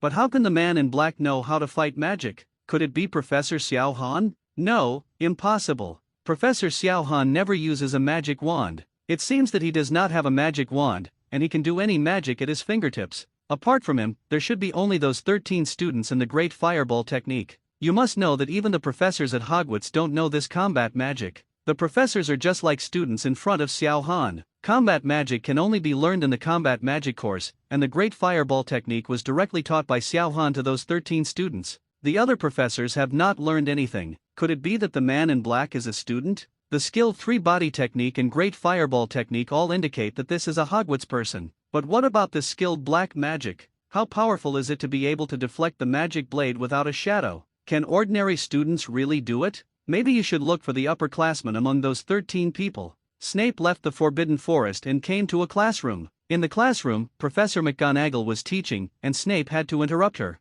Professor McGonagall, I would like to find Mr. Percy Weasley. Since I have to look for one among the 13 students, I must look for the Gryffindor students first. After all, I am the head of Slytherin. Among the students in Gryffindor, the one with the highest grade and the strongest ability is probably the prefect, Percy. Professor McGonagall adjusted her glasses and said apologetically, Severus, I'm afraid you are going to be disappointed. Mr. Percy took a leave of absence due to illness and did not come to this class. If you have something urgent to do with him, you might as well go to the dormitory and have a look. Snape was a little surprised. What a coincidence. Just took a leave of absence? When a blind cat encounters a dead mouse, is he the first one to encounter it? Okay, I'll interrupt your lecture, Professor McGonagall. Professor McGonagall waved her hand, indicating that it was nothing serious. Snape quickly left the classroom and rushed to Gryffindor's dormitory. As soon as he arrived in front of the fat lady, Snape heard a voice behind him. He turned around and saw a figure in black flashing from the end of the corridor. Oh, Professor Snape. I wonder why you came to the Gryffindor lounge, the fat lady asked in surprise after seeing Snape. Snape glanced at the fat lady, shook his head, and chased the man in black. The fat lady looked at Snape's disappearing back and then stood in the painting carefully. Snape followed the shadow to the stairs and watched the man in black enter the 4th floor. Snape's eyes flickered. 4th floor? He remembered what Dumbledore had told him before. He took out his wand from his pocket and followed him into the 4th floor. As soon as I entered the 4th floor, I bumped into a sneaky person. Snape almost hit it with his wand, but it turned out to be Filch and the cat named Loris. Snape frowned. Why are you here, Mr. Filch? Filch quickly said to Snape, Professor Snape, I just saw a man in black going to the area where Professor Dumbledore is prohibited from going. He didn't look like a student, and he was covered up tightly. Snape looked in the direction Filch was pointing. It should be the person who put the troll into the castle. I met him when I went to the Forbidden Forest to find a thread. It seems that this is his goal. Follow me and have a look. Snape thought that he had been here when the troll came last night, but there was nothing. He thought he was too sensitive, but now it seems that his feeling was correct. The two of them quickly followed and came to the door. At this moment, the lock of the door had been unlocked. Snape asked Filch to stand aside, opened the door and rushed in. The moment he entered the door, a puff of black smoke rushed out of the room, scaring Snape into hiding. The next moment, a big mouth bit out, slicing Snape's leg, drawing blood. Snape was about to fight back when he saw the three-headed giant dog in the room. He knew that these were the three-headed giant dogs raised by Hagrid, and they should have been borrowed to guard this place. He hesitated and exited the room directly. Before leaving, he saw the trap door under the three-headed giant dog. The man in black's destination should be inside, but it's a pity that the man in black escaped. Filch saw that Snape was injured and asked quickly, "Let me take you to the infirmary." Snape shook his head. "It's okay, it'll be fine in just a moment." At this moment, Harry is reading a book called The Magic of Quidditch. This book had been lent to him by Hermione and he found it very interesting to read. Harry learned from the book that there are 700 fouls in Quidditch. There are so many of them, and what's even more unbelievable is that they all appeared in a World Cup match in 1473. Harry's seeker role is usually the smallest and fastest player on the entire Quidditch team, and generally speaking, the worst accidents in Quidditch seem to happen to them. Fortunately, very few people died in Quidditch matches, which made Harry feel relieved. Since Harry, Neville and Ron rescued her from the troll, Hermione's attitude has obviously changed, and she doesn't even care about breaking school rules. This makes her so much cuter. The night before the Quidditch match, Harry sneaked into the yard during recess. Hermione used magic to create a handful of bright flames, which could be carried around in a small box. While they were warming themselves by the fire, a figure that Harry did not want to see appeared. Professor Snape limped across the courtyard and walked towards Harry and the others. Harry quickly blocked the flames, not wanting Snape to see it, otherwise he would definitely deduct points from Gryffindor. Professor Snape did not see the flames, but his desire to deduct points from Harry did not die. He looked around, trying to find a suitable reason elsewhere. Finally, Snape's eyes rested on the book in Harry's hand. "What's that in your hand, Potter?" "It's the magic of Quidditch." Harry took out the book and showed it to Snape. "Don't you know that library books cannot be taken out of the school?" Snape said, "Give it to me, the book is confiscated." 5 points from Gryffindor. Harry looked at Snape's limping figure and his teeth itched with hatred. This statement has never been said before. He must have made it up on the spur of the moment just to deduct my points. Damn it. But what about his legs? Already? Ron smiled. Although I don't know what the situation is, I hope it hurts him to death. That evening, Harry, Ron, Neville and Hermione sat together by a window in the Gryffindor common room. Hermione, the top student, is checking Harry, Ron and Neville's charms homework. When Harry and others offered to copy their homework, Hermione sternly refused them. Still, when Hermione checked, they got the correct answer. Harry was still a little uneasy after finishing his charms homework. The competition was about to start tomorrow and he was really too nervous. Why don't you go get magical Quidditch back? Let yourself relax. What did Snape have to fear? He stood up suddenly and said to Ron, Hermione, and Neville, I'm going to find Snape and ask him to return the book to me. Several people looked at Harry in shock, unable to understand his behavior. You must know that he is the person who annoys Snape the most, and now he actually wants to take the initiative to find Snape. Harry gritted his teeth and walked towards the professor's lounge. When he arrived at the door, he knocked on the door, but no one answered. He knocked again, but still no one responded. Could everyone be here? Harry's eyes lit up. Maybe he was in the office? Just can take it away without anyone noticing, and you don't have to face Snape. It's a win-win situation. It was worth a try. Harry pushed the door open and sneaked his head in. I happened to see Snape and Filch. At this moment, Filch was using a bandage to bandage the wound on Snape's leg. Damn thing, Snape said, 3 heads are really hard to guard against. Harry was about to close the door gently, but, Potter. Snape immediately covered his wound and looked at Harry, his face twisted with anger. Harry was breathless. I want to come over and get my book back. I don't know. Get out. Get out now. Harry turned around and left, rushing back to the Gryffindor common room. Breathing heavily, he sat down next to Ron. Several people looked at Harry's appearance and were very curious. What's wrong? Did you get the book?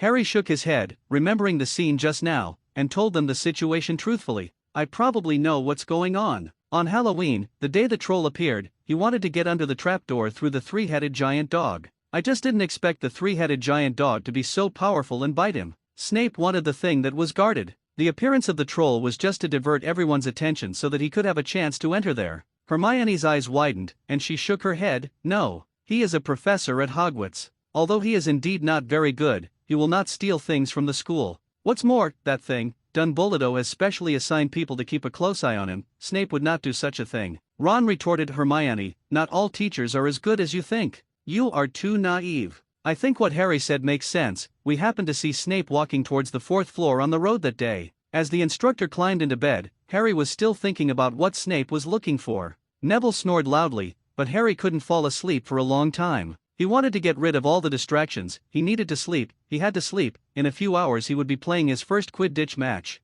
However, the expression on Snape's face when he saw Snape's legs just now was something he could never forget. Harry went to bed with the question still buzzing in his head. Neville's call echoed throughout the dormitory, but Harry still couldn't fall asleep. He wanted to eliminate distracting thoughts and rest early, because tomorrow was the Quidditch match, and he needed to be in good condition to face his first game. But as soon as he closed his eyes, Snape's ferocious expression appeared in his mind and could not go away for a long time. The next day, today is the day of the Quidditch match. The restaurant was filled with the tempting smell of breakfast, and everyone in Hogwarts was looking forward to today's game, hoping to have a wonderful Quidditch match. Harry feels a little nervous because he will be participating in the competition soon. Although Hermione persuaded him to eat some breakfast, he still had no appetite at all and couldn't eat it. Harry, you need to maintain strong physical strength. Seamus Finnegan said, the seeker is always the person the opponent needs to guard against. Thank you, Seamus, said Harry, watching Seamus enjoy his delicious breakfast. Fukura flew into the auditorium as usual. However, there was something huge in Fukura's ranks that caught everyone's attention. It was a long and thin package, and everyone stretched their heads to see what it was. Fukura held the package above Harry and slowly lowered it. This surprised Harry a little. Is this his thing? Someone gave him something? Who could it be? Then another Fukura flew up and dropped a letter in front of Harry. Harry tore the letter open curiously and saw that it read, "Don't open the package on the table. It contains your new broomstick Nimbus 2000. I don't want everyone to know you got a new broom, lest they all want it. Oliver Wood. Professor M. McGonagall." Harry was ecstatic and handed the letter in his hand to Ron, who was curious. Nimbus 2000. Ron looked at the package with envy. I have never even touched such a high-end broom. They immediately stood up and left the auditorium, wanting to take out their broomsticks and try them out before the game. But just as they entered the hall, Laboon and Gower blocked their way. Of course the most annoying Malfoy was there too. He took the package from Harry and filled it out. Harry Potter, don't you know first-year students can't play this? Just wait for the punishment. Malfoy threw the package to Harry with a jealous look on his face. After all, he didn't even have a broomstick, but Harry actually had one, which made him feel extremely uncomfortable. Ron didn't want to give up this opportunity to anger Malfoy, so he couldn't help but said to Malfoy, "This is not the shabby street broom outside, but the Nimbus 2000. I heard that you have a broom at home, right? What is it, Malfoy? Comet 260? Ron, Lee asked, have you ever heard of a comet? I don't think I've heard of it that much, but I've heard of Nimbus quite a lot. What is a comet? The sight of the two singing along made Malfoy extremely angry. Weasley, what do you know? You can't even afford half a broom. Are the brooms in your house even made one by one? Just when the two were about to quarrel, Professor Leeway appeared. What are you doing? I hope it's not a quarrel. He glanced at Ron and Malfoy. Malfoy quickly smiled evilly. Professor, someone gave Potter a broomstick. This is against the rules. Professor Flitwick nodded and looked at Harry. So that's it. Professor McGonagall told me about this and what model of broomstick it was. Nimbus 2000. Professor. Oh, very nice broom. Congratulations. Harry looked at Malfoy with an unwilling look on his face and said, "It's all thanks to Malfoy. Without him, I wouldn't be able to make the Quidditch team." Malfoy's look of confusion mixed with anger. What does it have to do with him? Ron smiled and said, "Have you forgotten? It was you who snatched Neville's memory ball away. How could Harry show off his flying talent without letting him? It was you who gave Harry the opportunity to participate in the Quidditch match. Harry should thank you." "Yes, Malfoy, thank you so much." Malfoy clenched his fists and gritted his teeth. It was 11 o'clock in the blink of an eye, and all the teachers and students of Hogwarts came to the stands around the Quidditch pitch. Many students also brought binoculars. The seats are raised high, but sometimes it's still hard to see clearly. Ron, Neville and Hermione joined Seamus and Dean, a West Ham football team fan, in the top row of Gryffindor. In order to surprise Harry, they used a sheet stained by the little mouse Madara Madara to draw a huge banner that read "Potter must win." Dean, who was good at drawing south, also drew a large checkered banner below, "Landfinder Lion." Then, Hermione cast a clever magic to make the paint on the banner flash with different colors. In the locker room, the Gryffindor players were changing into their bright red Quidditch robes. Ask for flowers. Wood raised his hands and cleared his throat to silence everyone. "Okay, boys," he said. "And the girls," Chaser Angelina Johnson said. "And girls," Wood nodded. "It's time." "This is an important moment," said Fred Weasley. "The moment we have all been waiting for," George said. "We know Oliver's speech by heart," Fred told Harry. "We were in the team last year." "Shut up, you two," Wood said. "This is the best team Gryffindor has had in years. We will win today." "Okay, it's time for us to appear. I wish everyone good luck." Harry followed Fred and George out of the dressing room and walked towards the cheering Quidditch pitch. Harry cheered himself up, hoping that he wouldn't lose his chain and that his knees wouldn't give out. In the stands, Xiao Han and Dumbledore sat together, waiting for the start of this event. "Professor Xiao Han, are you interested in making a bet?" Xiao Han was watching people on both sides entering the venue, but he didn't expect Dumbledore to suddenly say such a thing. The professors on the side were also attracted by Dumbledore's words. Xiao Han looked at Dumbledore with a strange expression. How can this old principal be so good? "Okay, what's the bet? Anyway, idle time is idle, let's see what Dumbledore wants to do." Dumbledore looked at Harry, who was stepping on the Nimbus 2000, and said softly, "How about we just bet on which college will win this game?" Xiao Han's expression became even weirder. Wasn't he hitting the muzzle of a gun? He was looking for death in the toilet. Xiao Han remembers very clearly that Gryffindor won the first game because of Harry Potter. Even though some people are making trouble, Harry still can't stand the halo of the protagonist. But Dumbledore should also know. After all, he is the top powerhouse in the magic world and is the mastermind behind everything. Dumbledore arranged everything clearly, even his own death. Xiao Han didn't believe that he didn't even know that Gryffindor would win. What on earth was this old guy planning? "Okay, Principal Dumbledore, you choose first."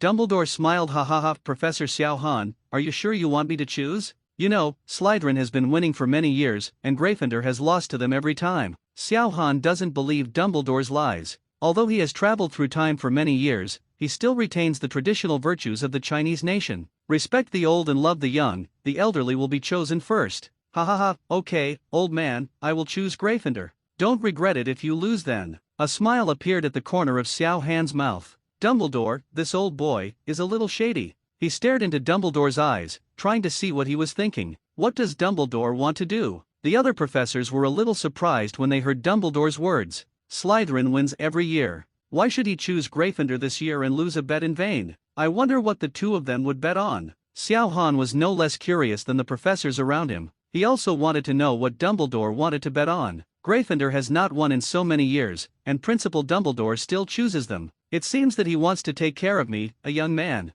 I wonder what Principal Dumbledore wants to bet on. Everyone pricked up their ears, waiting for Dumbledore to reveal his bet. Dumbledore's eyes wandered, as if he remembered something. If I win, please ask Professor Xiao Han to help me protect the teachers and students of Hogwarts when necessary. If I lose, then I will agree to any of Professor Xiao Han's conditions. After the words fell, the professors looked at Dumbledore in confusion. Why should we lose a condition to Professor Xiao Han? In order to make friends with Professor Xiao Han, ask for a favor? Almost everyone thought that Gryffindor could not win, even Professor McGonagall, the head of Gryffindor. Does Headmaster Dumbledore know Gryffindor's secret weapon? Could it be Harry Potter? He is the only one missing from the Gryffindor team. Does Headmaster Dumbledore think Harry Potter can lead Gryffindor to victory? The professors suddenly felt that this kind of Quidditch game was interesting. Only Xiao Han knew that Gryffindor originally won this game. Dumbledore thought of this in order to allow Xiao Han to reduce some unnecessary casualties in Hogwarts at the last moment. But he didn't expect that Xiao Han knew the outcome of this game just like him. However, Xiao Han did not intend to expose Dumbledore.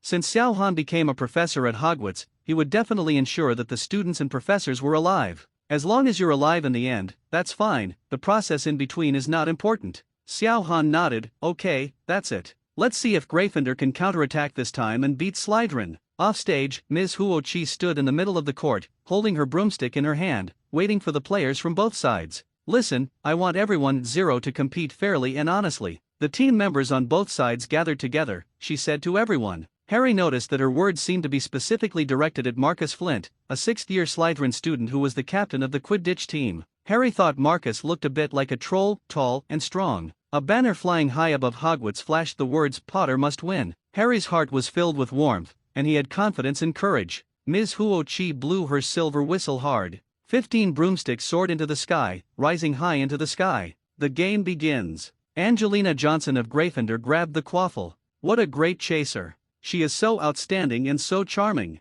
Jordan. Sorry, Professor. The narrator is a friend of the Weasley brothers named Lee Jordan. It can be seen from his explanation that they must have a good relationship with the Weasley brothers. Professor McGonagall obviously knew his character and sat aside and watched him closely. She was luffy in the air and she passed the ball to Aaliyah Spinnet and it was a beautiful pass. I heard that she was a talent discovered by Gryffindor captain Oliver Wood. Last year she was just a small substitute, but this year she shined in the game. They passed the ball back to Johnson, and oops, the Slytherin team took the quaffle away, and Marcus Flint, the captain of Slytherin, got the quaffle. He flew upwards, no one could stop him, he was going to score. Oh, beautiful. Gryffindor's goalkeeper Wood intercepted the ball directly. What a cool move. Now it's Gryffindor's turn to get the ball. It was Geit Bell, the Gryffindor chaser, and he was around Flint, watching how nimble she was. There's a bludger. It's about to hit. Hit. Oh, poor guy, her head must be hurting. The game is still going on, the quaffle is intercepted by the Slytherin team, it is Adrian Pusey. He was hurtling toward the goal post, but alas, he was knocked down by another bludger. Whether the bludger was set aside by Fred Weasley or George Weasley, the two twins should have different logos, it's really hard to recognize. The Gryffindor beater got the ball. What a great job. Johnson got the quaffle back. She was running as fast as she could, rush. She dodged a bludger, and the goalpost was right in front of her. Come on, Angelina, come on, shoot. Goalkeeper Blake swooped over and wanted to stop Angelina, but he didn't. The ball went in. Gryffindor scores. The cheers of the Gryffindors hovered in the sky, mixed with the unwilling roars of the Slytherin students. Excuse me, just a moment. Hagrid. Ron, Neville and Hermione saw Hagrid and quickly made room for Hagrid to sit in. Hagrid hung a large telescope around his neck and said, I have been watching the football game in my cabin just now, but there is still no atmosphere. Watching the football game has to be watched together with everyone to enjoy it. Has the golden snitch appeared? Ron shook his head. It hasn't happened yet, so Harry has nothing to do. Hagrid picked up the telescope and looked in Harry's direction. As long as it's okay, safety is the most important thing. At this moment, he was high in the sky, turning around and widening his eyes to find the golden snitch. But the snitch is too small and difficult to detect. Harry had been wandering around for a long time and hadn't even seen the snitch. Once, a golden light suddenly flashed in front of Harry's eyes. He immediately looked for it, but it was just the reflection of the watch of one of the Weasley twins. Another time, a bludger rushed towards him like a cannonball and almost hit him, but luckily he dodged. Fred chased the ball and asked, Are you okay, Harry? Fred just yelled and hit the ball hard toward Marcus Flint. The Slytherin team has the ball, Lee Jordan explained. Chaser P****sy lowered his head to dodge two Bloodjares, then dodged the Weasley twins and Chaser Bell, and ran towards the goal post. Wait, look what I see? Is that a snitch? Adrian Pusey was chasing the quaffle, and suddenly a golden light flew past his left ear, and people suddenly became excited. Harry saw the snitch. He quickly turned his broom around and rushed over, chasing the golden stream of light. It happened that Slytherin seeker Terrence Higgs also saw it, and the two flew side by side towards the snitch. The chasers of both teams seemed to have forgotten that they were competing, and they were all hovering in the air, watching the two. Harry rushed towards the snitch quickly. His speed was even faster than Higgs, and he could see the snitch flying ahead with its wings fluttering. Harry sped up and wanted to catch the snitch, but the Slytherin team would not allow it. Their captain, Marcus Flint, aimed at Harry and rushed over, hitting him. Harry's broom was knocked off course and he almost fell off. The Gryffindor students yelled and looked at Marcus Flint angrily. Foul, shouted the Gryffindors. Ms. Hooch angrily scolded Flint and then rewarded Gryffindor with a free kick at the goal post. However, the golden snitch had already escaped everyone's sight and disappeared. In the Gryffindor stands, Dean Thomas shouted, "Red card. Foul. He should be sent off, referee." "This isn't football, Dean," Ron reminded him. "You can't send someone off in a Quidditch match. Also, what is a red card?" But Hagrid agreed with Dean. They should change the rules of the game. Waylint almost knocked Harry down in the air. Lee Jordan found it difficult to be impartial. In this way, after the obvious and despicable cheating just now, "Jordan," Professor McGonagall growled. "I mean, after that public and offensive foul play. Jordan, let me remind you." Okay. Flint almost killed Gryffindor's seeker, and I'm sure that happens to everyone, so Gryffindor took a free kick. The ball was picked up by Spinnet, and she passed the ball out smoothly. The game continued with Gryffindor still in control of the ball. When another bludger rushed towards Harry, Harry easily dodged it, but an accident happened. Harry's broomstick suddenly trembled without knowing what happened. This startled Harry and he thought he was going to fall. He quickly grabbed the broom tightly and hugged her tightly to avoid anything happening. Just when he was about to let down his guard, the broomstick began to shake desperately again, as if it was trying to throw him off. How could it be? This is Nimbus 2000, the best broomstick, so this kind of problem should not occur. Harry wanted to go to Wood and ask him to suspend the game, but he found that his broomstick seemed to be out of control. He could not change direction or move forward. The broomstick shook violently, jumping up and down, left and right, making Harry unable to maintain his balance and almost falling off many times. But Lee didn't seem to notice, and was still explaining. Slytherin got the ball, Flint got the quaffle, went around Spinnet, around Bell, and got hit hard in the face by a bludger, hoping to break his nose. Just kidding, Professor, the Slytherin team scored. The Slytherins cheered. No one seemed to notice that Harry's broomstick was acting strangely. The broom crashed wildly all the way, flying everywhere, flying higher and farther, until it took Harry away from the playing field. Hagrid had been paying attention to Harry. He didn't know why Harry was acting like this, as if he had a convulsion. What happened? What is he doing? Can't he control the broom? How is that possible? Hagrid muttered. Suddenly Harry's broomstick began to roll uncontrollably, throwing Harry down. Fortunately, Harry held on tightly, but with only one hand holding the broom, it was extremely dangerous. Only then did the audience in the stands realize that they were pointing at Harry and talking non-stop. "Is there something wrong with Harry's broom? Did Flint crash it?" Seamus whispered. "Impossible," Hagrid frowned. "Except for powerful black magic, nothing can interfere with a flying broomstick, but it is impossible for children to cast such magic on Nimbus 2000, and they can't do it either." Hearing Hagrid's words, Hermione seemed to have thought of something and grabbed Hagrid's telescope. She did not raise her head to look at Harry, but began to look anxiously at the crowd. "What are you doing?" Ron looked at Harry worriedly, fearing that something might happen to him. "Sure enough, it's just as I thought, look." Hermione gasped, "It's Snape. His mouth is moving." Ron grabbed the telescope and looked in the direction Hermione was pointing. It was Snape in the telescope, who was in the stands opposite. At this moment, Snape's eyes were fixed on Harry, his mouth kept moving, and he didn't know what he was saying. "That's Snape, hexing the broomstick," Hermione said. "What should we do? Look at me." Without waiting for Ron to say another word, Hermione directly made a seal, leaving a clone behind and left the place. Ron raised the lens of the telescope and pointed it at Harry. The broomstick was still vibrating, and the frequency was getting faster and faster, and Harry could hardly hold on anymore. All the audience stood up and looked at Harry in shock, fearing that he would fall. Fred and George turned their broomsticks and flew towards Harry, trying to save him. However, as soon as they approached Harry, the broomstick swooped into the sky and flew away from them. Fred and George had to change their approach and hover under Harry's broom, trying to catch him. Marcus 1.7 Flint caught the quaffle and hit it 5 times, but no one paid attention to him. "Hurry up, Hermione," Ron whispered desperately. Hermione trudged through the crowd and reached the stand where Snape was. She walked quickly along the row of seats behind him, and finally reached Snape. She knelt down, pulled out her wand, and fire is burning. Incendio! A small blue flame shot from her wand towards Snape's robes. After about 30 seconds, the professor behind Snape noticed a burning smell and saw that Snape was on fire. "Fire! Severus, you are on fire!" Only then did Snape realize that his robes were on fire, and he had no choice but to stop chanting a spell to extinguish the flames. The surrounding professors stood up, fearing that they would be burned. Professor Quirrell in the last row was also knocked over. What is surprising is that Professor Quirrell, who was knocked down, disappeared directly, and the surrounding professors did not notice his disappearance. Hearing a scream, Hermione knew her job was done. She quickly pulled the fire away from him, put it in her pocket, and hurried back down the row of seats. Snape would never know. This is enough. High in the air, Harry was suddenly able to climb back onto his broom. After Snape stamped out the flames, he unexpectedly discovered that there was one person missing from the back row. His eyes flickered and he quickly left his seat on the pretext of cleaning. Hermione happily returned to Ron and Neville, watching Harry chase the snitch, and was about to win. Suddenly, Harry's broom started shaking again, even more violently than before, and Harry was shaken off the broom. Hermione, Ron and Neville looked at each other, picked up the telescope and looked in Snape's direction again. However, there was no sign of Snape in the telescope.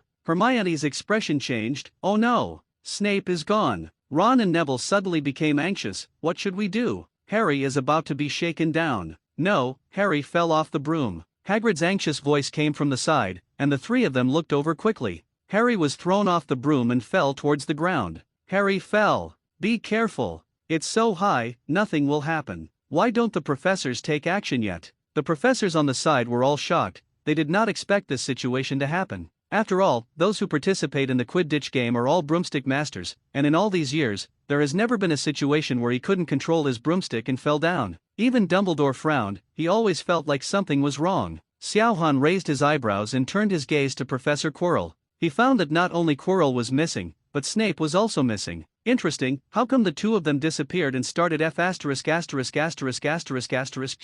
After the broom shook Harry down, Harry's mind went blank, but he reacted quickly and quickly summoned Nimbus 2000. However, the flying broomstick that usually came when called, did not react at all at this moment, and was still dancing in the sky. Harry was almost desperate, but fortunately the broom stopped briefly for some reason. Harry quickly took advantage of the gap to summon a broom, and the broom caught him just as he was about to fall. Harry also took the opportunity to turn over and ride on the broom. Everyone breathed a sigh of relief when they saw this. Neville looked at the familiar scene and subconsciously touched his recovered feet. Harry was almost like him. However, Harry had better luck and got the Nimbus 2000, which was faster than ordinary flying broomsticks. This will catch Harry before he falls to the ground. However, the good times did not last long, and the broom began to move again. Hermione gritted her teeth, thinking that this was not the way to go. The curse must be cast by looking at the object, and Snape must be not far away. After Hermione spoke to Ron and Neville, the three of them went in different directions to look for Snape. On the top of Hogwarts Castle, in an inconspicuous corner, a man in black was casting a spell on Harry's Nimbus 2000 in the distance. Seeing Harry being thrown off the broom, the man in black showed a strange smile. "Shen Feng Wu Ying, Sectum Sempra." An invisible sharp blade rushed towards the man in black. The man in black reacted quickly and quickly ducked sideways, but the robe on his right leg was still torn and bright red blood flowed out. The blood immediately dyed the clothes on his right leg red, making it look extremely terrifying. The man in black looked at Snape behind him angrily, and had to stop the curse in his mouth. Snape did not hesitate, raised his wand and struck out with the magic edge. "Shen Feng Wu Ying, Sectum Sempra." The man in black still looked like he was in the Forbidden Forest. With a wave of his wand, the sharp blade flew away. "Avada Kedavra, Avada Kedavra." The man in black didn't hold back this time and directly cast the Avada Kedavra. Snape did not hesitate and launched the same Avada Kedavra. Avada Kedavra, Avada Kedavra. Two cyan rays of light collided together and sparked. Powerful magic collided in the air, and there was even a sizzling sound. Snape originally thought that no matter how strong the man in black was, his strength should be similar to his own,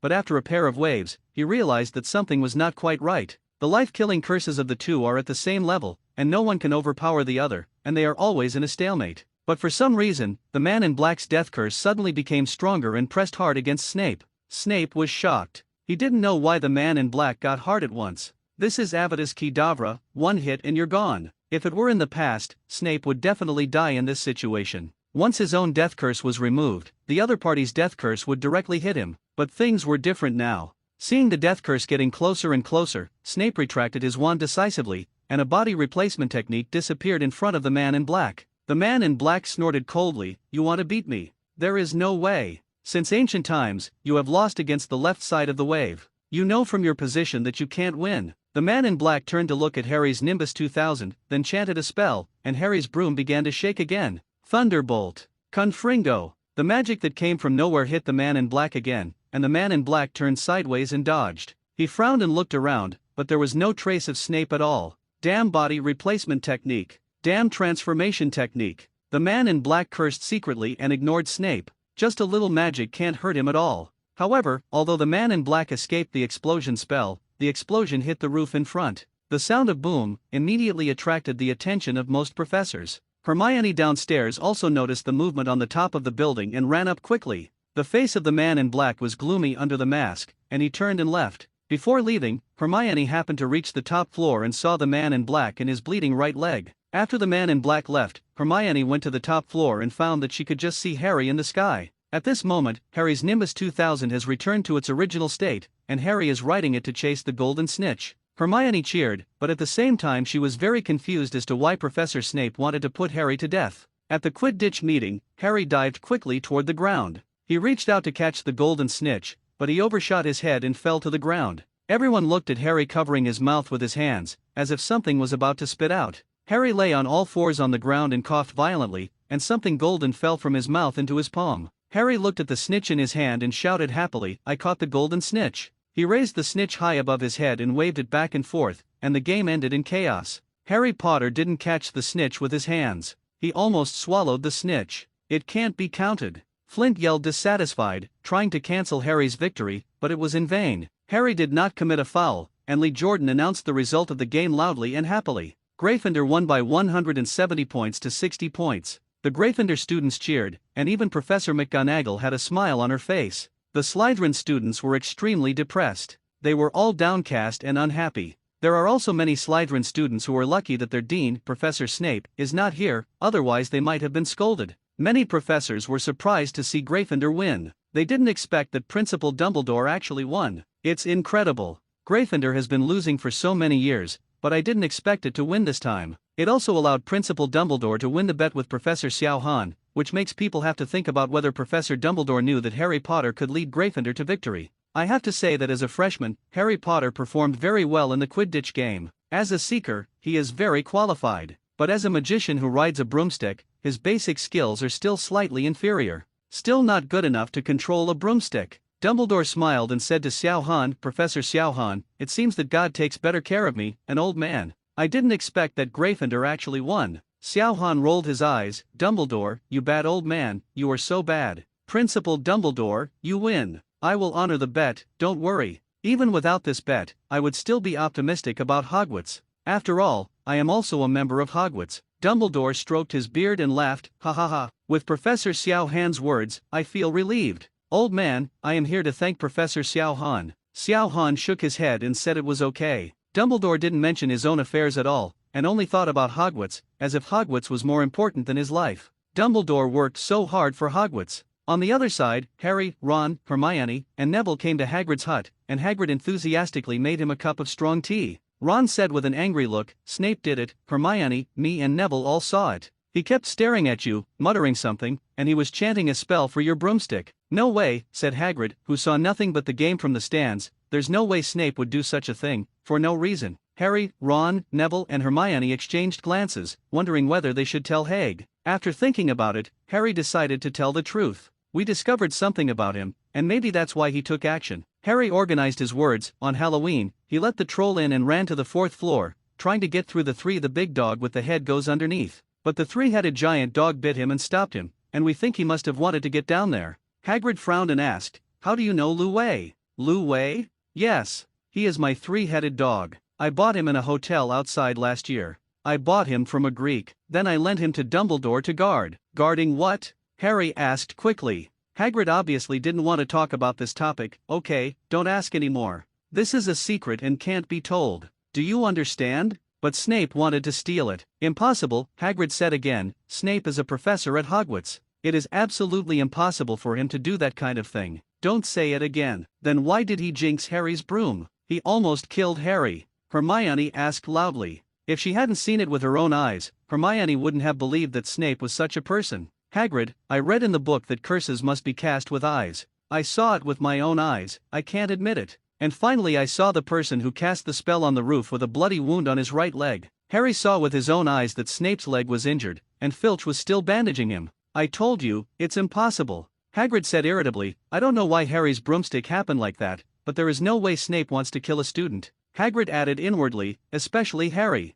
Okay, don't worry about these things. These things have nothing to do with you, you should just go to school. Stop interfering, this is very dangerous. Forget the three-headed dog, forget what it was guarding, this was between Professor Dumbledore and Nico Flamel. Aha, Harry said, so it involves a man named Nico Flamel, right? Time flies so fast, one semester is about to pass. It's time to test your learning results. Before Halloween, I will conduct a practical combat magic test on you. Students who have learned all 3 body technique can participate in the assessment. After passing the assessment, they can become junior magicians and can also learn D-level combat magic. At the same time, there are rewards for the top 10 in the assessment, a C-level combat magic for 4 to 10, a B-level combat magic for the 3rd place, an A-level combat magic for the 2nd place, an A-level combat magic for the 1st place, illusion combat magic. In the combat magic class, Xiaohan suddenly said this, which attracted everyone's attention. I have never heard Professor Xiaohan talk about assessment before, so why did he suddenly come up with such a trick?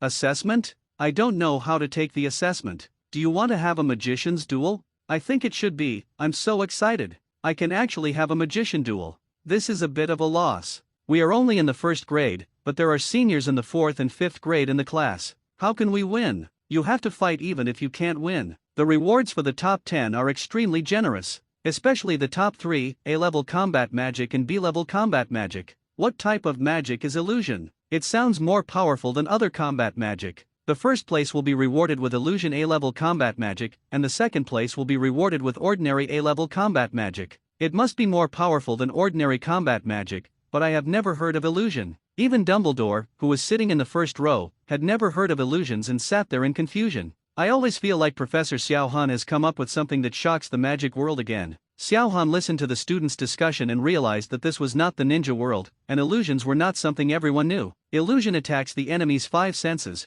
causing them to fall into hallucinations. Usually, it uses magic power to interfere with the opponent's 5 senses, disrupt the opponent's magic power, and cause them to fall into hallucinations. Skilled illusion users can even manipulate the flow of magic within their enemies at will. After the words fell, the whole classroom fell into silence. This is too exaggerated. There has never been this kind of magic in the magic world, and it may only be similar to this one among the 3 unforgivable curses. So, illusion battle magic is equivalent to a weak version of the unforgivable curse? Everyone took a breath, it was so terrifying. At the same time, everyone's fighting spirit was mobilized and they vowed to get 1st place. Although the course has ended, Xiao Han's words in class had a profound impact. In the Malfoy family, Lucius Malfoy immediately contacted Draco Malfoy after learning the news. You must get 1st place in this actual combat assessment. Illusion A-level combat magic, the Malfoy family is bound to win. Hearing his father's firm words, Draco Malfoy hesitated. Father, I'm not sure about the form of the assessment yet. Many people speculate that it will be a magician's duel. I'm not afraid of a duel between freshmen, but I'm afraid of a duel with seniors. You know, the upperclassmen learn a lot more magic than us. Lucius Malfoy was silent for a while, and then continued, it shouldn't be possible. Since it's an assessment, it will definitely be fair. If freshmen and seniors are allowed to be together, how fair is it? Let alone the students, I think Dumbledore is the first one not to want to do it. Just don't worry about this. Draco Malfoy was happy when he heard this. If it was just a new student, then it wouldn't be a big problem. Harry Potter, Ron Weasley, I will let you know what cruelty is. Okay, Father. I will definitely win 1st place, learn A-level illusion combat magic, and then dedicate it to the family. Okay. I'm looking forward to your performance. In the Weasley family, Arthur Weasley was also contacting his children with a grimace. He has no interest in A-level illusion combat magic at all, but he can't stand the interest of the Minister of Magic. Especially after Minister Fudge knew that his 5th child, Ron Weasley, had a good relationship with Professor Xiao Han's class representative, Hermione, he paid even more attention to him. There were promotions, salary increases, and various welfare subsidies, which made him feel embarrassed. Even when he violated the Muggle Protection Act, Minister Fudge turned a blind eye. This time I heard that the assessment included combat magic similar to the Unforgivable Curse, so Minister Fudge contacted Arthur Weasley. I would like to ask if it is possible for my child to win the championship. After winning the championship, can he give the illusion magic to the Ministry of Magic to study? Not only Minister Fudge, Director Eden of the Bureau of Magic, but even his immediate boss, Director of the Department of Magical Law Enforcement, Barty Crouch, is also asking about this matter. Under a lot of pressure, he had no choice but to contact his children. But instead of contacting Ron, he contacted Percy. Of course, Arthur Weasley, as the head of the family, knows the situation of his family best. What can Ron be capable of? For him to win the first place in the actual combat assessment is simply more difficult than for a Muggle to learn magic. What's the use of contacting Ron? It's better to contact Percy. Percy is considered the most outstanding Weasley in Hogwarts. Just from his status as a prefect, it can be seen that the professors of Hogwarts value him. If there are several seeded players for the first place in the assessment, Percy must be one of them. When Arthur contacted Percy, Percy was very surprised, especially when he knew that it was Minister Fudge who wanted to know. Minister Fudge asked me to ask if you were sure you will win the first place in the practical examination. He is very optimistic about you, if you plan to work in the Ministry of Magic after graduation. Percy was delighted when he heard this. He was so willing to work in the Ministry of Magic. Even before graduation, he was noticed by the Minister of Magic. As expected, gold shines wherever it is. Percy was not a fool. Knowing that Minister Fudge might be interested in illusions, he agreed directly. Don't worry, Father. Please tell Minister Fudge that I, Percy Weasley, will definitely win first place and dedicate illusion combat magic to the Ministry of Magic. Arthur nodded and informed Minister Fudge of Percy's words. Minister Fudge patted Arthur on the shoulder with satisfaction and left. Christmas is coming, and the day of practical assessment will also be on the agenda. One morning in mid-December, Hogwarts School woke up from a dream and found that the surroundings were covered with several feet of snow and the lake was covered with hard ice. The Weasley twins were punished because they enchanted several snowballs to chase Quirrell around and finally hit him in the back of his turban. Several Fukora flew through the windy and snowy sky to deliver the mail, and experienced many hardships. They had to recover their strength under Hagrid's care before they could continue to take off. Everyone is eagerly looking forward to the holiday. Although there were roaring fires in the Gryffindor Common Room and the Great Hall, it was still bitingly cold in the drafty corridors, and the classroom windows rattled in the biting wind. The worst thing is that Professor Snape's classes are all held in the underground classroom. A cloud of white mist forms in front of the students when they breathe, and they have to get as close as possible to the hot cauldron. I feel really sorry for those people, said Draco Malfoy during a potions class. They had to stay at Hogwarts for Christmas because their families didn't want them. He looked at Harry as he spoke. Graham, Laboon and Goyle were snickering. Harry was weighing pulverized lionfish spines and ignored them. Since the Quidditch match, Malfoy has become more gloomy than before. He was indignant at the Slytherin team's failure and said that a big-mouthed tree frog would replace Harry as Seeker in the next game. He wanted to make everyone laugh, but found that no one thought his words were funny because everyone admired Harry for being able to stay firmly on his rampaging broomstick. Malfoy was jealous and angry, so he turned around and laughed at Harry for not having a decent family. Indeed, Harry did not want to return to Privet Drive for Christmas. Last week, Professor McGonagall came over to register the list of students staying at school for the holidays, and Harry signed it immediately. He didn't feel sorry for himself at all. This was quite possibly the best Christmas he'd ever had. Ron and his two twin brothers were also planning to stay because the Weasleys were going to Romania to visit Charlie. When they left the underground classroom after potions class, they found that the corridor in front of them was blocked by a large fir tree. Seeing the two big feet sticking out from the bottom of the tree, and hearing the loud whirring sound, they knew it must be Hagrid behind the tree. Hey, Hagrid, need some help? Ron asked, stretching his head through the branches. No, I can do that. Thank you, Ron. Can you move out of the way? Malfoy's cold, drawled voice came from behind them. Do you want to earn some pocket money, Weasley? I guess you hope to guard hunting grounds after you graduate from Hogwarts? Compared with your original home, Hagrid's hut must look like a palace. Ron rushed towards Malfoy, and just at this moment, Snape appeared on the stairs. Weasley! Ron let go of Malfoy's shirt. Someone messed with him first, Professor Snape. Hagrid stretched out his big, shaggy head from behind the tree and said, Malfoy just insulted his family. No matter what, hitting someone is against Hogwarts rules, Hagrid. Snape said in a smooth voice, 5 points from Gryffindor. Weasley, you should be glad it wasn't more. Now, get going, all of you. Malfoy, Laboon, and Goyle squeezed roughly past the tree, knocking needles everywhere and grinning triumphantly. I'm going to teach him a lesson, Ron said through gritted teeth, looking at Malfoy's back. I'm going to teach him a lesson during the actual combat assessment. On the day before Christmas, everyone's hearts are full of joy and tension, not only because there is a holiday tomorrow, but also because the actual combat assessment of combat magic will be conducted today. The actual combat assessment is related to whether you can obtain powerful combat magic, especially the reward for first place, an illusion that has never appeared in the magic world. Students from every pure-blood family are required by their families to acquire A-level illusion combat magic. Flames continued to appear in the fireplace of Hogwarts, and magicians came here one after another. In addition to the top management of the Ministry of Magic, people from various pure-blood families and parents of students were invited to participate in this practical assessment. You know, the last time Hogwarts was so lively was the last time. Thousands of parents came here alone, and almost every student's family came, except pure Muggle families. The banquet hall was now full of people, with parents and children sitting together, and the Ministry of Magic and professors sitting in the front row. The entire banquet hall was packed to the brim, and Dumbledore cast an extension spell specifically for this purpose. All 227 people were chatting and discussing this actual combat assessment. Even the professors at Hogwarts didn't understand why Dumbledore wanted to make a small practical test known to everyone. The Ministry of Magic and students' parents were also invited, which is really an exaggeration. Those who didn't know better thought there was going to be a Triwizard tournament. Professor McGonagall asked Dumbledore in confusion, "Principal Dumbledore, why do you want to make the practical examination so grand?" The professors at Hogwarts and everyone in the Ministry of Magic pricked up their ears, wanting to hear what Dumbledore had to say. Dumbledore smiled, "Haha, isn't this bad? Look at how lively it is here. How long has it been since Hogwarts was so lively? What's more, after the children have learned combat magic for a semester, they must let their families know about their learning results." The professors were speechless for a while, but this was very Dumbledore. In the banquet hall, parents and children were all communicating. "Brooke, Matt. Long time no see. Bob, yeah. Meredith, Elro. If there hadn't been such a grand event at Hogwarts, it might have been a long time before we could meet. How about it? I heard that the rewards for this actual combat assessment are very generous.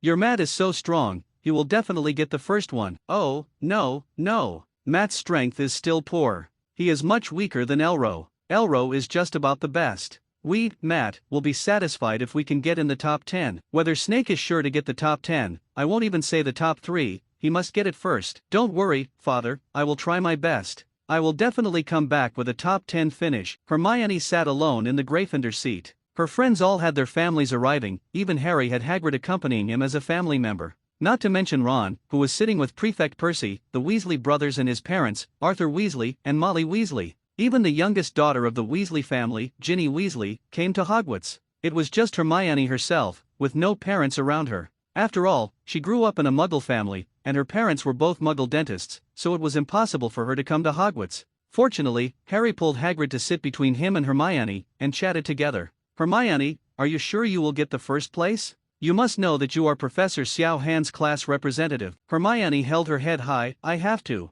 I have learned the shadow clone technique. If the situation is fair, except for Neville, I have no fear of anyone else. It's Neville Sheringham, I think it's a bit difficult to deal with." Harry nodded in approval. He knew very well how powerful Neville Sheringham was. Since Neville Sheringham can be freely controlled, Neville has directly become a genius. He could quickly learn any magic as long as the professors demonstrated it several times, and his speed was no worse than Hermione's. You must know that Hermione can do this by going to the library every day, studying and reviewing all the time. But Neville only glanced at it a few times. Neville's performance shocked everyone. However, Neville's family obviously didn't know about this situation. Neville's grandmother Augusta Longbottom and Uncle Algy Longbottom both came to Hogwarts. Augusta wore a green robe, a fox fur scarf, a tall hat with a stuffed eagle on the top, and held a large red handbag. Neville loved her very much, but at the same time he was a little afraid of her. Compared to his grandmother, he disliked his Uncle Algy very much. When Neville was a child, Algy always wanted to force him to show some magical abilities.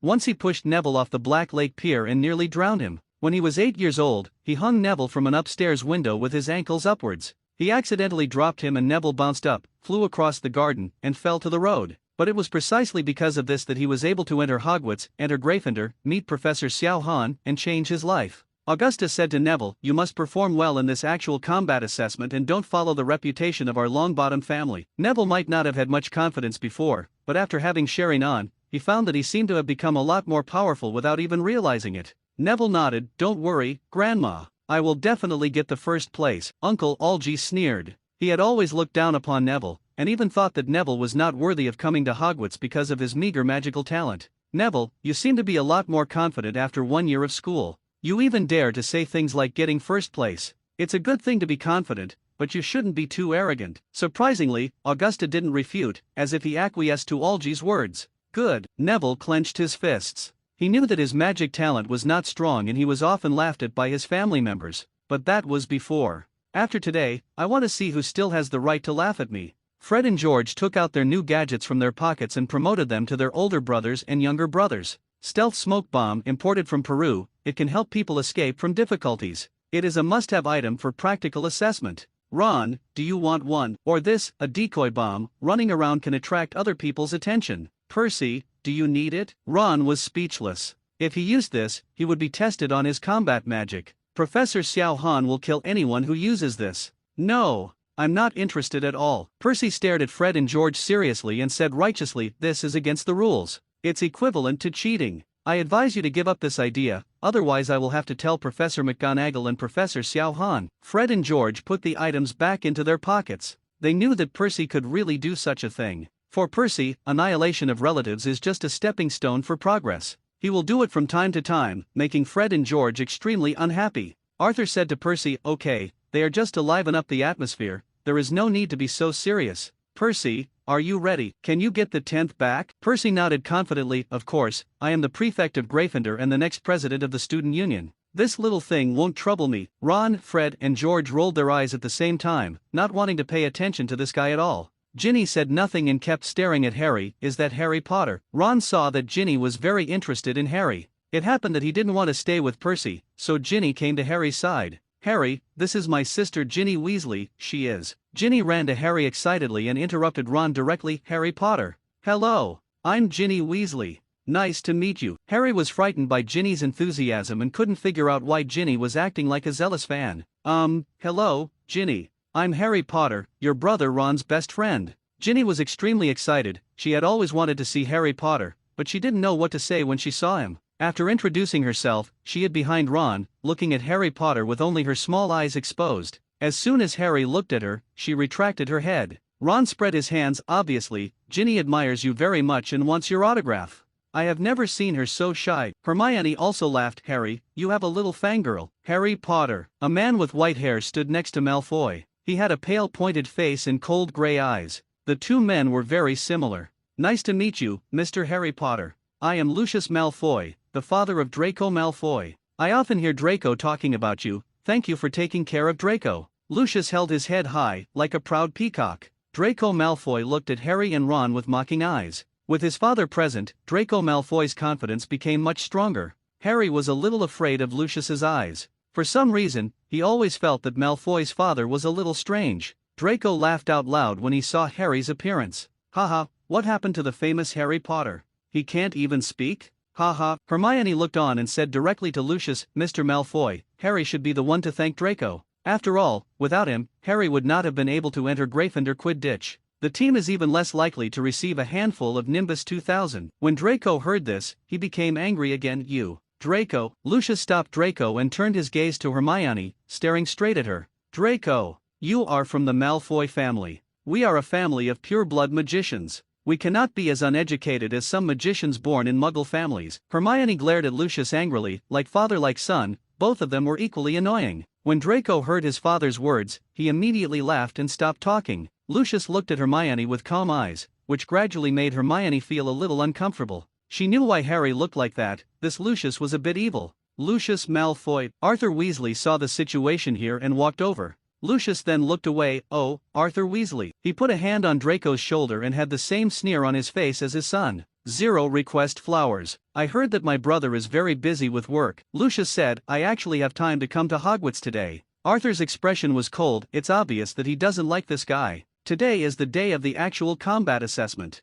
Do you want everyone in the Ministry of Magic to notice your arrival? The smile on Lucius's face faded. He took a deep look at Arthur Weasley and left with Draco Malfoy. You'd better keep your distance from this Lucius Malfoy. Arthur turned to look at Harry. Harry Potter, nice to meet you. Molly also walked over. Dear Harry, I often hear Ron talking about you. I'm so glad to see you. Harry stood up and said hello to the two of them. Hello, Mr. Weasley, Mrs. Weasley, nice to see you too. Ron said from the side, why should you stay away from him? Because he is as annoying as Draco Malfoy. Thinking of Lucius's sinister appearance, Ron added, no, he is more annoying. Fred and George ran over and said secretly, of course not, it's because Lucius Malfoy is the mysterious man's best friend. He is the confidant of the mysterious man. Arthur and Molly's expressions changed and they quickly stopped. Fred, George, shut up. Harry's heart was shaken, the mysterious man's confidant. Harry subconsciously looked towards Slytherin's position. Lucius Malfoy was also looking at him at the moment, his eyes were so cold. Vaguely, Harry felt something different about the mark on his forehead.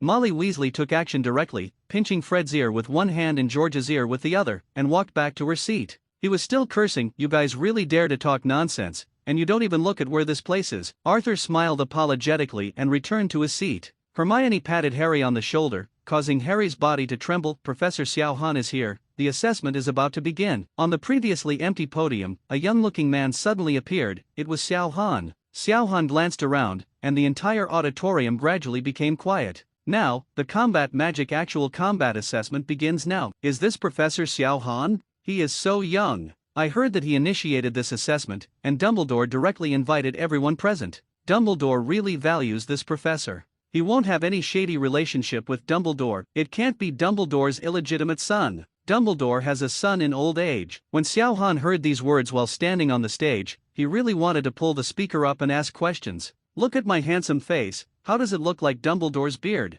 It's so outrageous that his mother opened the door for outrageousness, it's so outrageous. Xiao Han couldn't stand listening anymore and started to announce the assessment rules directly. The assessment is divided into two parts. The first part is the three-body technique assessment. After passing the assessment, you can become a junior combat magician. After you become a junior combat magician, you no longer need to take combat magic courses. Everything that needs to be taught has been taught to you. For subsequent battle magic, you need to accept the mission from me. After completing the mission, you will be rewarded with battle magic and mission points. Mission points can also be exchanged with me for combat magic of various types and levels. Xiao Han paused in the middle to let the students below digest the news. After all, this kind of education method is very explosive in the Muggle world. After teaching for one semester, I have finished teaching 560 and stopped teaching. No, to be more precise, I only took 3 classes, and the rest of the class was just practice. Any civil servant who comes to the Muggle world will beg Xiao Han to teach him the secret of catching fish. He is the ancestor of the grass carp world. There will be no more combat magic courses in the future? What if we can't learn combat magic? It's not that it's gone, it's just that you don't need it after becoming a junior combat magician. If you still want to go up, you can continue to be an apprentice magician. This reminds me of a saying in the East, the master leads the door, and the practice lies in the individual. Maybe this is what Professor Xiao Han means. What I'm more interested in is what tasks are there, what have to be done, and how can I get combat magic and redeem it for combat magic. I really want to become a junior magician right away, and I really want to learn cool combat magic. The crowd's discussion became quieter and quieter. Xiao Han continued, the second part, practical assessment. Everyone will be randomly matched to a ring and compete on the ring until the top 3 are determined. Only combat magic and Expelliarmus spells can be used in the arena. All other magics are prohibited. An opponent who surrenders or becomes incapacitated will be considered a winner. The top 10 will be rewarded with a C-level combat magic, the third place will be rewarded with a B-level combat magic, the second place will be rewarded with an A-level combat magic, and the first place will be rewarded with a level A illusion combat magic.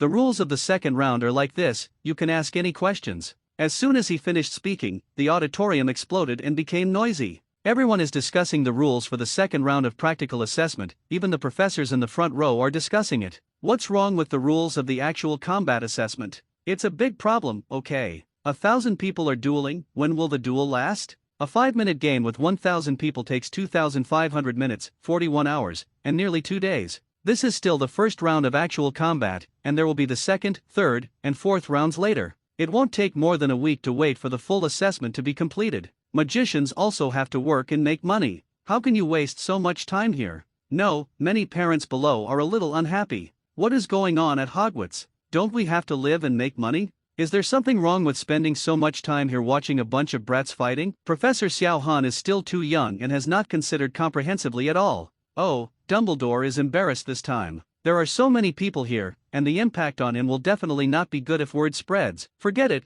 just say a few words, and then we can watch 2 shows and leave immediately. The parents were not happy, and the lower grade students on the side were even more unhappy. They finally had a chance to acquire new combat magic, but now they are forced to duel with senior students. Even if you can only use Expelliarmus, with the magic power of the upperclassmen, the lowerclassmen will definitely suffer, especially the freshmen. Unlike the lower grade students, the upper grade students were very happy, grinning almost to the base of their ears. It's so unfair. Duel with senior students is not just giving away oysters. That's right, the upperclassman's magic power is so strong that it directly breaks away our spell and makes it impossible to break it. What do Professor Xiaohan think? Why do we need to compare like this? Random matching is also very problematic. What if the strongest player happens to be matched with the second strongest player in the first round? What should I do? Cold salad. You can only admit that you are unlucky. Did you find a problem? What Professor Xiaohan said is that only combat magic and Expelliarmus can be used. Combat magic is not limited to the 3-body technique.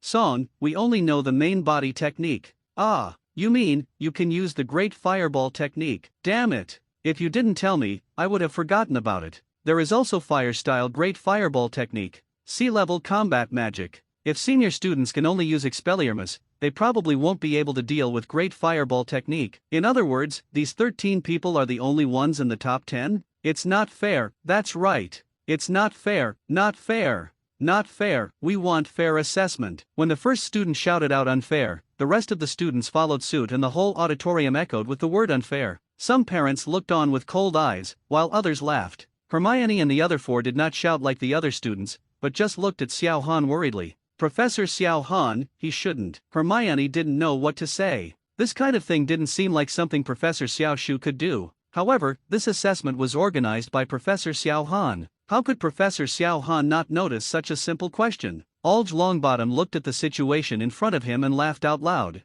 Pft, haha, I'm laughing so hard. He can become a professor like this. Now I have some doubts about the prophet's information in the daily newspaper. At first glance, it looks like something done by a young man who knows nothing and is trying to please others. Let's see how he steps down next. Neville glared at Algie Longbottom fiercely. He would not allow anyone to talk about Professor Xiaohan in front of him. It was Professor Xiaohan who changed him, gave him new life, and gave him the precious Sheringan. In his heart, Xiaohan's status is no worse than that of his parents. There must be a reason for Professor Xiaohan to do this. I won't allow you to slander Professor Xiaohan like this. Alge Longbottom looked at Neville in surprise, not expecting that he would jump out to refute him. You know, this little fat guy used to be submissive. Did he take the wrong medicine today? Or is it that if I don't fight for 3 days and go to the house to get rid of the tiles, this guy feels that he is no longer afraid of me after a few days of school? Alge Longbottom was about to say something when Xiaohan on the stage spoke. .0 quiet. Xiaohan's voice was not loud, but it overwhelmed everyone's voices.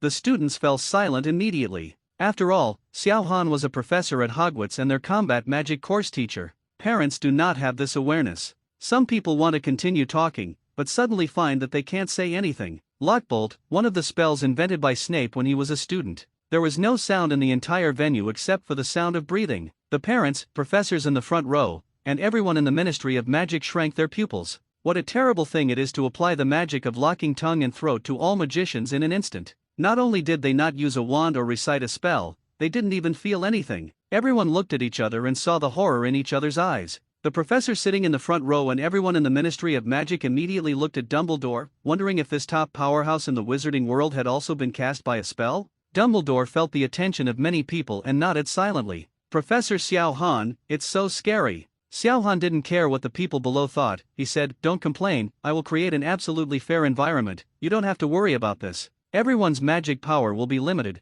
and everyone will have the same amount of magic power. As for what you said, 13 guys took advantage of Great Fireball technique. I just want to say that the 13 of them have worked hard to achieve the Great Fireball technique, and all of you have the same chance. They've been practicing while you guys have been playing, and they deserve it. It is impossible for you to meet black magicians with the same strength as you and the same knowledge as you when you graduate. If you have been holding on to this idea, you should stop being a magician and become a muggle. The 3-body technique teaches you not only to save your life, but also gives you the opportunity to fight the weak against the strong. Who said that with the Great Fireball technique, you can get into the top 10? No matter any magic, even powerful magic, it has to hit people to be effective. Just think about it yourself. If you lose because the opponent you matched in 2.5 is too strong, it only means you are unlucky. You must know that luck is also a part of your strength. Okay, today I will make an exception and tell you this much. This is the first and last time. From now on, just listen to what I say. If you think there is a problem, you don't have to come to my class or take the assessment. Do you understand everything? Haki's powerful words made everyone feel shocked. The students nodded wildly, understanding. N when parents see students talking, they want to echo them. However, I found that I was still speechless, which was a bit scary. While releasing the spell, you also specifically queue up the students outside. How powerful is this? All the parents sat there like quails, not daring to make any unnecessary movements for fear of being noticed by this terrifying professor. Especially Alge Longbottom. This scene happened right after he finished speaking ill of Xiao Han, and he almost peed in shock. Xiao Han glanced around and nodded. His eyes suddenly turned red, and circles of lines accompanied Nine Tomo. In an instant, everyone present flashed before their eyes and entered another world. In just the blink of an eye, the world has changed. It is no longer the warmly lit auditorium, it is no longer the famous Hogwarts, it is no longer the magical world that ordinary people are familiar with, nor is it the ordinary Muggle world. Even, they are no longer on Earth. Because, the moon in the sky is red. The whole world is dark red, and there is only dark red land on the endless plains. There is a huge moon hanging in the sky, which makes people look extremely weird. The moon has 3 circles of black lines, and there is a tomo on each circle of lines. Everyone was not just frightened, but fearful. In this strange world, everyone's body is trembling uncontrollably. Their first reaction was to escape from here, but they were unable to do anything because the magic power in their bodies had disappeared. Everyone became dumb, they panicked, they were afraid. What's going on? The magic power in my body is gone. Where is this? Aren't we in Hogwarts? Is it still the Earth? Why is the moon so big? And it's so strange. Headmaster Dumbledore, Dumbledore is still here, go ask Dumbledore. Dumbledore, like everyone else, was a little panicked at first, but then he calmed down. He knew that if Xiao Han wanted to do harm to these people, there would be no need to go to such trouble. Although there are many magicians here, they are also very powerful, and even the main force of the Ministry of Magic is here. But for Xiao Han, they are all rotten fish and shrimps, and it is no different from chopping melons and vegetables. He relaxed his mind and looked at everything around him. As a result, he actually saw an unexpected person in the crowd. A man with black hair, dark eyes, tall, pale face and very handsome eyes. Dumbledore subconsciously touched the wand, then remembered that he had no magic power here at all, and removed his hand from the wand. At this time, the man also saw Dumbledore and smiled evilly at him. Headmaster Dumbledore. What's going on? Where is this? Headmaster Dumbledore, why do we have no magic power? Principal Dumbledore, you have to give us an explanation. We had an accident at Hogwarts. If something really happened, it might be unpleasant. Dumbledore was surrounded by everyone, and his sight was blocked. When I looked again, the man no longer knew where he was running. The people around were still asking Dumbledore questions without listening, and Dumbledore couldn't escape. Don't worry, everyone. Although I don't know much about the situation, there is definitely no danger. We will know what the situation is when Professor Xiao Han comes out. Please be patient. Everyone in the Ministry of Magic had already calmed down under Fudge's comfort, but Minister Fudge was still feeling nervous. Professor Xiao Han is so powerful that he can even wipe out everyone's magic power. After being a magician for so many years, suddenly there is no magic power in his body, and everyone is panicking. Fortunately, he had seen part of Xiao Han's strength before and knew that it was related to Xiao Han, otherwise he would have led people around Dumbledore like those parents. Hermione, Ron, Harry and Neville immediately saw the moon in the sky. After all, it was so big that it was difficult not to see it. The 4 of them were extremely shocked. Why does the moon in the sky look so like a Sherry Non? It's just more complicated than Neville's Sherry Non, with more 4 pressures. Hermione remembered what Professor Xiao Han said to Neville before, when you upgrade Sherry Non to Ultimate, no one in the entire magical world will be your opponent. Is this the ultimate Sherry Non? Looking at the panicked adults around her, Hermione suddenly felt a sense of sourness in her heart. I envy Neville so much. Neville also looked at the moon in the sky with longing eyes. He could feel it, because the moon above was definitely a Sherry Non. Although the level is much higher than that of his Sherry Non, he can vaguely feel the power of the same origin from the moon. The ultimate Sherry Non. Invincible strength in the magic world. Neville made up his mind that one day, I will be as strong as Professor Xiao Han. Let's start from the first place in this practical assessment. Everyone, welcome to the venue of this practical assessment. Xiao Han suspended in the air, opened his hands, and looked down at everyone like a god. At this moment, everyone felt like an ant, which was a feeling they had never felt before. They kept this fear in their hearts, and at the same time, they also deeply remembered the initiator, Xiao Han. Here, the magic power in all students' bodies is only that of a junior magician. You need to grasp the magic power yourself and calculate the magic power consumed by each magic. After the actual combat assessment, everyone's magic power will be restored automatically. During the assessment, if one opponent admits defeat or loses the ability to move, it will be counted as a win. Now, proceed to the first link, the 3-body technique assessment. Xiao Han raised his hands slightly, and mounds of soil rose up on the ground. The mounds of soil turned into stones in everyone's shocked eyes, surrounding everyone. The stones slowly formed rows of stairs, seats, and within a few breaths, a row of auditoriums formed around them. It's like a football field, surrounded by spectators and the playing field in the middle. There is a raised platform in the middle of the auditorium with several seats specially prepared for the professors of Hogwarts and the people of the Ministry of Magic. Everyone except the students felt a gentle force, pulling themselves up and flying to the audience. During the whole process, no one dared to make any unnecessary noise, they just watched blankly as they were being pulled over. After all, there is really no way. It is not that I want to resist the pulling force, but it has no effect at all. After everyone was seated, Xiao Han flew to the protruding platform and stood next to Dumbledore. Seeing Xiao Han coming, all the professors and everyone in the Ministry of Magic stood up subconsciously. With a thought in Xiao Han's mind, a huge arena appeared in the center of the auditorium, and all the students were pulled up and stood in the middle. Xiao Han looked at Dumbledore, who was standing aside, nodded, and sat down. The rest of the people saw Xiao Han sitting down, and then they followed suit. Dumbledore looked at the scene that appeared in an instant and couldn't help but sigh. Professor Xiao Han, you really refresh my understanding of the upper limit of magic every time. Is this also a type of combat magic? The people around him immediately pricked up their ears. Among the people present, only Dumbledore dared to talk to Xiao Han now. The rest of the people couldn't wait to stay away from Xiao Han. It was not good at all to feel like someone was treating you like a knife and I was like a fish. Xiao Han nodded. It's considered a type of combat magic, but this magic requires blood to learn, and it's very difficult. But after learning it, the effect is indeed very powerful. Dumbledore looked at the moon in the sky. Does it have anything to do with it? I seem to have seen it in you before. Xiao Han never tried to hide it from the beginning, so Dumbledore knew it was normal. Yes, that's it. It's a pity that this kind of blood does not exist in the magic world. Dumbledore sighed. Oh, what a pity. The people around him sighed when they heard this. It's a pity that they can't learn such a powerful magic. In the audience, Lucius Malfoy wiped the cold sweat from his forehead, his hands still shaking. It's a good thing to be cautious. Those guys in the family actually encouraged themselves to deal with Xiao Han and trap their master in combat magic. I haven't done anything out of caution. I just wanted to test it out with other families and plan to talk about it later.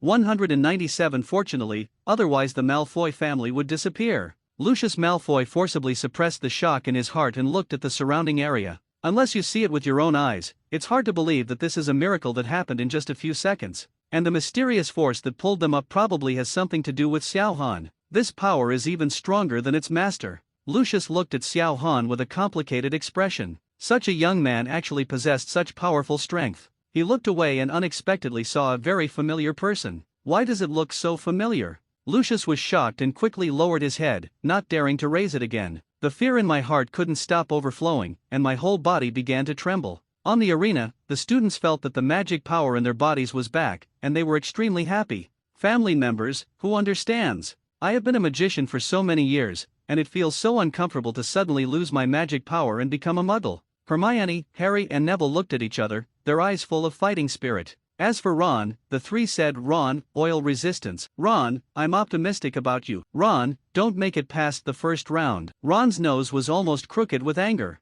Everyone says I am. You three just wait for me, there will always be a time when you beg me. Percy is full of energy and is bound to take third place. Draco Malfoy glanced at Harry Potter provocatively, as if to say, Harry, just wait for me, I won't let you go. Cedric and Chu looked at each other and focused on the next assessment. When everyone was ready, a head suddenly appeared on the ground at the front of the arena. The head is black on one side and white on the other, looking extremely weird. Damn it! Why did a head suddenly appear and scare me? Why is this person so weird? His head is black on one side and white on the other? Why does he grow so long? Who is he? Is there such a person among the students? Aren't the parents and professors all in the stands? People with black and white heads gradually emerged from the soil and stood on the ring. It can be seen from the exposed skin of the clothes that half of the person's body is black and the other half is white. The black and white man did not stop after his whole body emerged. Instead, he continued to fly into the sky and stood on the ring. I am the examiner of this practical assessment.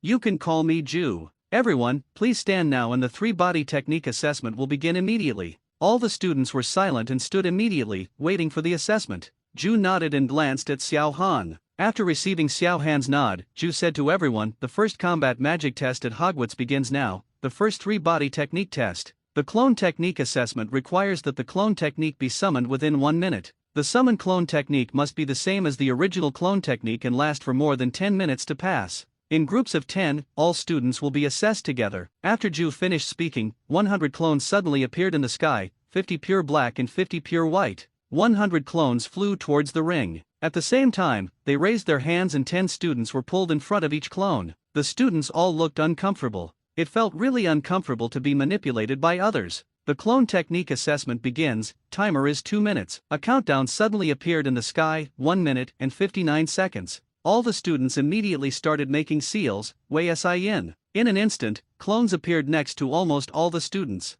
Lowell Duke, the clone cannot stand and is unqualified. Summon the clone again. Jenny Vetter, the clone is too thin, the breasts are too big, the butt is too pert, and she is unqualified, please summon the clone again. Harry Potter, the avatar is consistent with the original body. He is qualified. Keep the avatar for 1 minute. Hermione Granger, the clone is consistent with the original body, qualified, keep the clone for 1 minute. Draco Malfoy, the clone is consistent with the original body. He is qualified. Keep the clone for 1 minute. Fred Weasley, the clone's private parts are too large, too long, and unqualified. Summon the clone again. George Weasley, the clone's private parts are too large, too long, and unqualified. Summon the clone again. Fred and George's faces drooped. Oh my god, Professor Ju is too strict. Can this be seen? It's too harsh. The two can only cancel the clone technique and summon the clone again. Arthur Weasley sat in the stands, a black line floating over his head. Molly Weasley on the side was even more angry. Damn guys, I have to take care of them when I get home. There were so many students in Hogwarts who didn't do anything wrong, and it was just the two of them who were making mischief. Sure enough, there are conspicuous bags everywhere. The 1 minute countdown is over, and all students' clones have passed. Now all that's left is to hold on to the clones for 1 minute. Percy Weasley passed the clone technique exam. Neville Longbottom passed the clone technique exam. Cedric Diggory passed the clone technique exam. The parents in the stands were amazed when they saw clone technique for the first time. Although the magic power on them is gone, their eyesight is still there. None of them can tell the difference between the clone and the main body, as if both are the same main body. Is this the clone technique mentioned in the Daily Prophet? It is indeed amazing. I can't tell the difference. I really can't tell the difference. It's so powerful. It's not difficult to use it to confuse your opponent and defeat the strong with the weak. Battle magic is really magical. If it spreads, it can change the current situation of the magic world. I heard that there have been traces of combat magic in the magic world. After all, Professor Xiao Han did not have too many restrictions. The combat magic he learned never said that he could not teach it to his family. Yes, some departments in the Ministry of Magic have begun to use the three-body technique and apply it to their work. Tisk, tisk, Professor Xiao Han is not only powerful, but also has amazing magical talent. Yes, Professor Xiao Han is amazing. 2 minutes passed in a blink of an eye, and among the thousands of students in Hogwarts, not a single one failed, and all passed the assessment. This makes Xiao Han quite satisfied. You must know that in the past few exams, a small number of people didn't take combat magic seriously and didn't practice much. Unexpectedly, all members passed the three-body technique exam this time. Xiao Han was very happy and decided to give them some rewards if all members passed the three-body technique assessment. The countdown in the sky turned to midnight, and the clone technique test came to an end. Next, the transformation technique assessment. The same 2 minutes, transform into another person or object within 1 minute, and keep it for 1 minute to pass. Now, everyone's magic power is restored, and the countdown begins. The countdown in the sky became 1 minute and 59 seconds again. All the students were extremely shocked. The magic power consumed in the body just now returned to the state before the assessment in an instant. Is this power? Instantly restore all the magic power, but are you still worried that the magic power you release will not be enough in the future? Tisk tisk, Professor Xiao Han, the eternal god. After the students were shocked, they quickly began to make seals. In an instant, the thousands of students on the field became all kinds of strange. Some turned into tables, some turned into benches, some turned into classmates, and some turned into all kinds of strange things. Fukora, the headless horseman, Bloody Baylor, Peeves. The parents in the audience were shocked. Isn't this a transformation spell? All the students at Hogwarts can actually do the transfiguration charm. You must know that the transfiguration curse is not a low-level spell. Although the transfiguration curse is required to be learned in the first grade of Hogwarts, it can be said to be a very difficult spell to learn. Professor McGonagall has said that transfiguration is the most complex and dangerous spell in your Hogwarts curriculum. In particular, it is even more difficult to turn people into other objects, and the magic power required is extremely large. However, the students of Hog, No Money, What's actually know it, and they all succeeded. It's so incredible that I faint. Oh my god, are the teaching skills at Hogwarts so strong? Our children can learn the transformation spell in only the first year. It's amazing. Everyone successfully transformed and no one failed. What a feat. This isn't a transformation spell. Didn't I say it before? It's a transformation technique. the lowest level of combat magic, transformation technique. What surprises me the most is that the magic power consumed by transformation technique is actually so low. A junior magician can sustain it for 1 minute? Then I, a senior magician, can't easily sustain it for an hour. The transformation spell is so difficult. Can complex magic be simplified to this extent? Even the Archmage Merlin can't do it. Look, what is that? In the Gryffindor team, is that a magical animal? Can the transformation technique turn into magical animals? What is that? A red bird. Why does it look like a phoenix? Not everyone has a regular transformation. There are always some conspicuous ones who want to steal the show. The most dazzling transformation technique belongs to several transformations of Gryffindor, with a giant red bird standing on the ground in the front row. He looks exactly like Fawkes in Dumbledore's office. Dumbledore's phoenix, Fawkes. Although it is only similar in appearance, it is also very powerful. As a prefect, Percy had been to Dumbledore's office many times and met Fawkes several times. You can't imitate Fawkes's charm, but you can still imitate his appearance. Fred and George were a little confused when they saw Percy being so pushy. Percy was playing tricks that neither of them expected. This is like a tadpole with a frog tattooed on its body. Show off your mother. Everyone is taking the exam normally, but you insist on raising this exam to a level that does not belong to him. Damn it, you change and I change too. Fred and George directly cancelled the transformation technique and transformed again. Suddenly a male horse and a female horse appeared in the ring. Fortunately, George had a sense of proportion and blocked everyone's horses where they should. After the others saw it, they were not to be outdone. Neville transformed directly into a 12-foot-tall monster, none other than the troll. The giant monster stood out on the ring, attracting everyone's attention. Phoenix, Centaur, giant monster. It's amazing. As we all know, the transformation technique can only transform into ordinary animals. I didn't expect that the transformation technique can even transform into magical animals. Is that Neville Longbottom? That boy from the Longbottom family with extremely low talent. I didn't expect that Tangren could turn into a troll. Look, Harry Potter has also turned into a magical animal, a three-headed giant dog. When Hagrid saw the three-headed giant dog that Harry Potter had transformed into, he happily said to the people around him, "That's Lu Wei, my three-headed giant dog. Look how cute it is." Snape's face suddenly darkened. This damn three-headed giant dog bit him, and now his leg still hurts. But how did Harry Potter know about the three-headed giant dog? Have you been to that room? Or did you say you saw it in Hagrid's? Snape stared at Harry with twinkling eyes, his eyes filled with worry.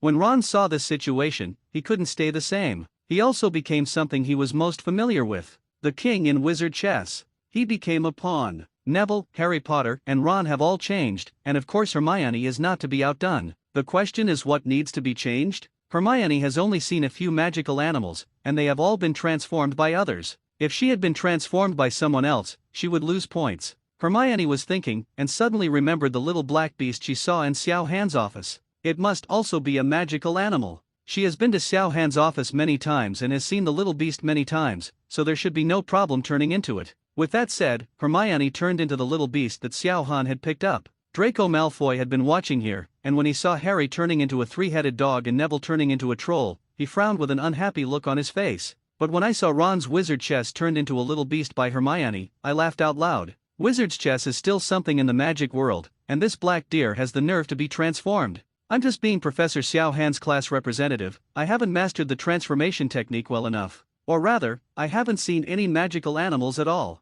After all, he is a magician from a Muggle family. After saying that, Draco Malfoy directly transformed into a short, dark-skinned goblin with slender fingers and toes. Draco Malfoy's sarcastic voice drew everyone's attention to Hermione. After all, she was the class representative of the combat magic course, and many people knew her. Hermione Granger. Is that a magician born in a Muggle family? She is appreciated by Professor Xiao Han. I heard that Professor Xiao Han helped her a lot. Really, when you look at it this way, it doesn't look very good. Can you just turn into an ordinary little deer? It doesn't seem to be a deer. This animal is too small to tell what it is. It does look like a deer, but some details don't seem to be a deer. Dumbledore's pupils shrank when he looked at the little beast Hermione had turned into. Is this? Professor Dumbledore, do you know where this Hermione Granger has seen this magical creature? Minister Fudge looked at Dumbledore solemnly. As the Minister of Magic, he no longer knew what this was. He believed that Dumbledore must also know about it. After all, its kind had once chosen Dumbledore. It is Kylan. There was once a black magician who wanted to use Kylan to become the chairman of the International Magical Union. Fortunately, the plot was discovered and Kylan chose Dumbledore to become the chairman. But Dumbledore resolutely refused. At that time, Dumbledore had seen Kylan. But in front of Hermione, the unicorn was still very small, and its features were not very obvious. Dumbledore shook his head. To be honest, he didn't know where Hermione had seen the unicorn. Even he hadn't seen the unicorn in a long time. "This is my pet," Xiao Han suddenly said, just like Principal Dumbledore's fox. In fact, Xiao Han realized that it was a Kylan just a few days after adopting Kylan. He didn't think much about it before and didn't pay much attention to it, so he ignored it. It was only later that he remembered that this was a unicorn. As for where the unicorn ran out from, he himself did not know. Anyway, this unicorn depended on him. Eating his food, drinking his food, and using his food are of no use. Minister Fudge took a breath when he heard Xiao Han's words. Guai, strong and talented, and even recognized by Kylan. Isn't this destined to become the supreme of the magical world?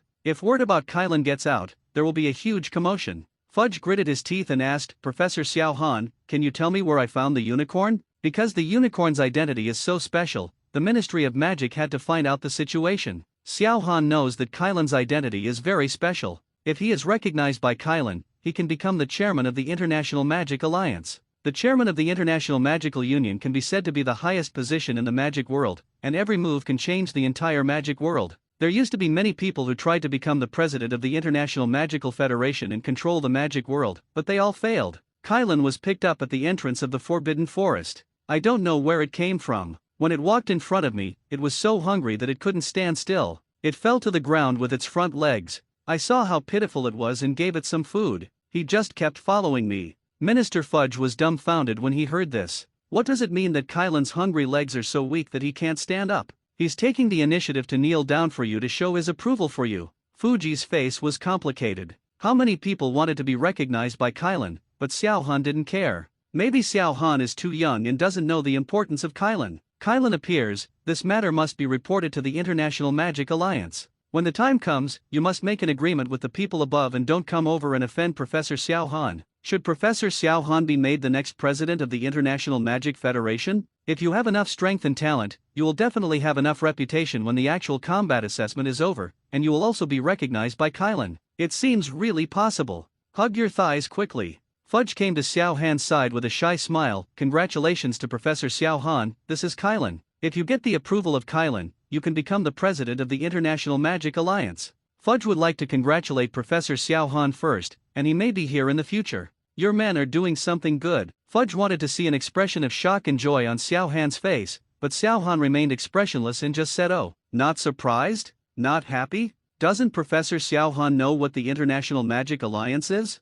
Professor Xiao Han, that is the International Magic Alliance, the highest organization in the entire magic world. The chairman is equivalent to the person in power in the magic world. Xiao Han turned to look at Fudge. So, what's the use? So, what's the use? So, what's the use? So, what's the use? Xiao Han's words echoed in Minister Fudge's ears and could not be dissipated for a long time. Just a few words made Minister Fudge feel like it would take him a lifetime to heal. This is the chairman of the International Magic Federation, why does he not care so much? That's the position I've always wanted. Xiao Han, however, looked calm, as if Fudge was just talking about the president of the Hogwarts Student Union. As far as I know, Dumbledore also refused. Not only did he refuse to be the chairman of the International Magical Union, but he also refused to be the Minister of Magic many times. Dumbledore obviously did not expect that Xiao Han would suddenly cue him. He was stunned for a moment and said, "This is different. I am an old man and I don't have such thoughts. But you are different. You are so young. Logically speaking, you should be a young man with ideas and ambitions.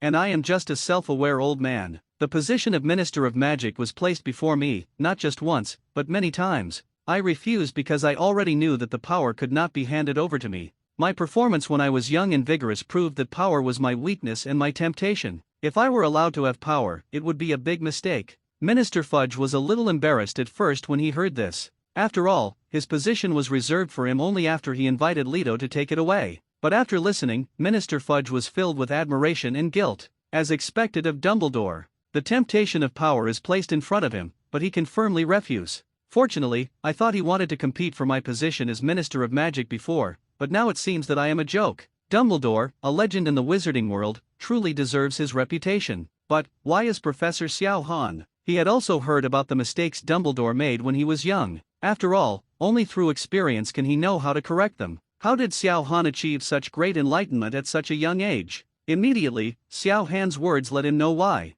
I have no interest in rights or anything like that. As long as I have strength, what's the point? Do you think I care about that? As long as I want, I can pull everyone on the entire Earth into this world. If I wanted to, I could destroy the entire planet by myself. If you were me, would you still care about this? Xiao Han's voice did not conceal anything, and all the professors on the platform and everyone in the Ministry of Magic heard this sentence. Everyone's body was shaken, and no one doubted his words, because at this moment, a pressure filled the entire platform. Everyone's minds went blank, and their thoughts seemed to be suspended. A monster with 10 tails appeared in their minds, almost bursting their minds. Fear, any emotion no longer exists. Xiao Han stood quietly on top of the monster's head, his eyes exactly like the moon in the outside world. The monster lay motionless at Xiao Han's feet like a loyal dog. At this moment, they seemed to have seen gods. In the blink of an eye, everything in their minds disappeared, and everyone returned to the audience. Listening to the discussions of the parents on the side, it felt like a world away. Everyone was sweating profusely and their clothes were soaked.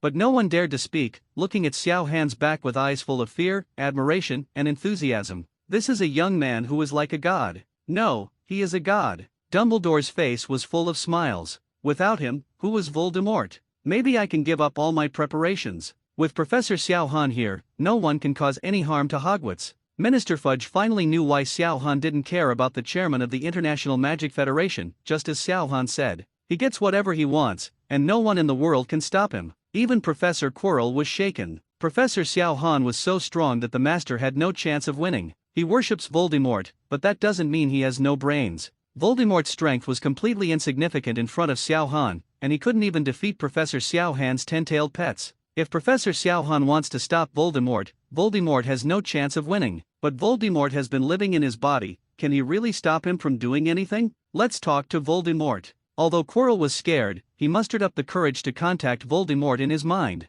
Master, Professor Xiao Han is too powerful, should we change our plan? Silence, endless silence. Quirrell was not asking questions, waiting for Voldemort's response. Zero, please ask for flowers. In his opinion, Voldemort may also feel fear, and no one can be without fear after experiencing those things. However, gradually he felt something was wrong. After so long, Voldemort made no sound at all. Master? Master? Are you there? After shouting many times, Voldemort didn't respond. Quirrell's expression changed at first. Voldemort actually disappeared. Then he felt that this didn't seem to be a bad thing, at least he didn't have to stand against Hogwarts. At least you don't have to deal with Professor Xiao Han. Quirrell showed a relieved smile. He made up his mind to be a well-behaved Hogwarts professor in the future. 2 minutes passed, and just like the clone technique, all the transformation technique exams were passed. Zero, very good, all transformation techniques are qualified, and the last one is body replacement technique. The test for body replacement technique is very simple.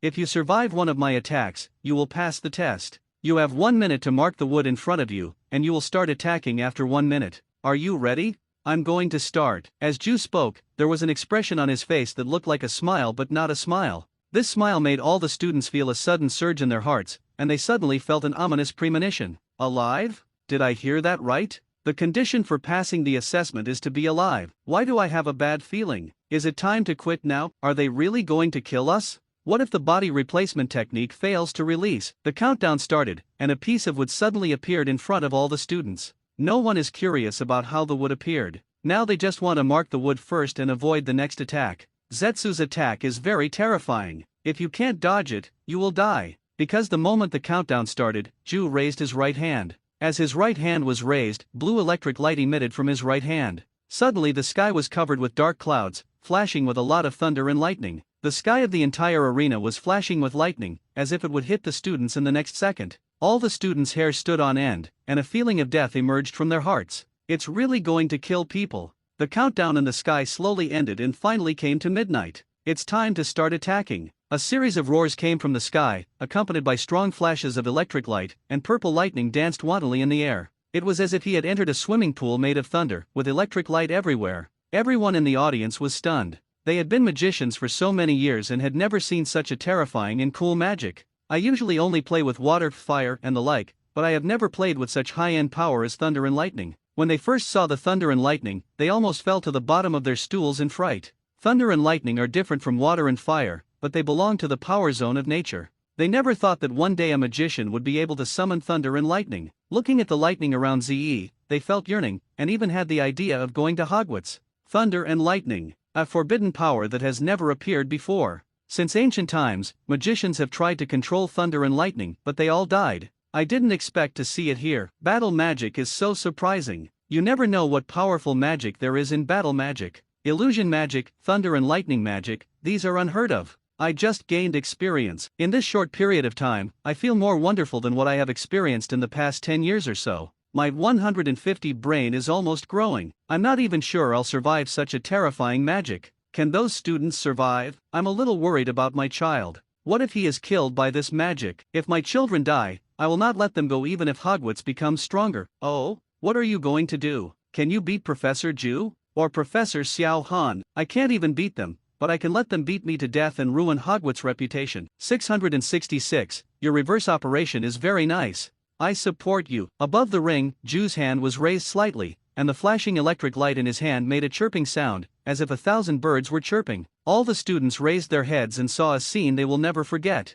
The electric light in Ju's hand rushed into the sky, and the electric light gathered together, and a huge head suddenly appeared from the center. The head is composed of lightning, with a blue body and 2 red pupils in the eyes. The whole head is very abstract, but it can be seen that it looks very much like the head of a Chinese dragon. After looking carefully, I feel that it is somewhat similar to the Kirin transformed by Hermione. The huge head stared at the students below, and a threat of death arose spontaneously. Dissipate with the thunder. Ju waved his hands, alarm bells rang in all the students' minds, and they immediately started using the body replacement technique. You must know that this is lightning, this is thunder, the speed is ridiculously fast, only 1,000th of a second, faster than the speed of sound. If you use the body replacement technique after seeing the thunder falling, no one will be able to escape. So when the students saw Zetsu's hand moving, they immediately started the body replacement technique. In addition, water is released deliberately to control the time when thunder and lightning fall from the sky. His hand fell slowly, and only when it fell completely did the thunder and lightning from the sky rush down. Even so, the reaction time is only a few seconds.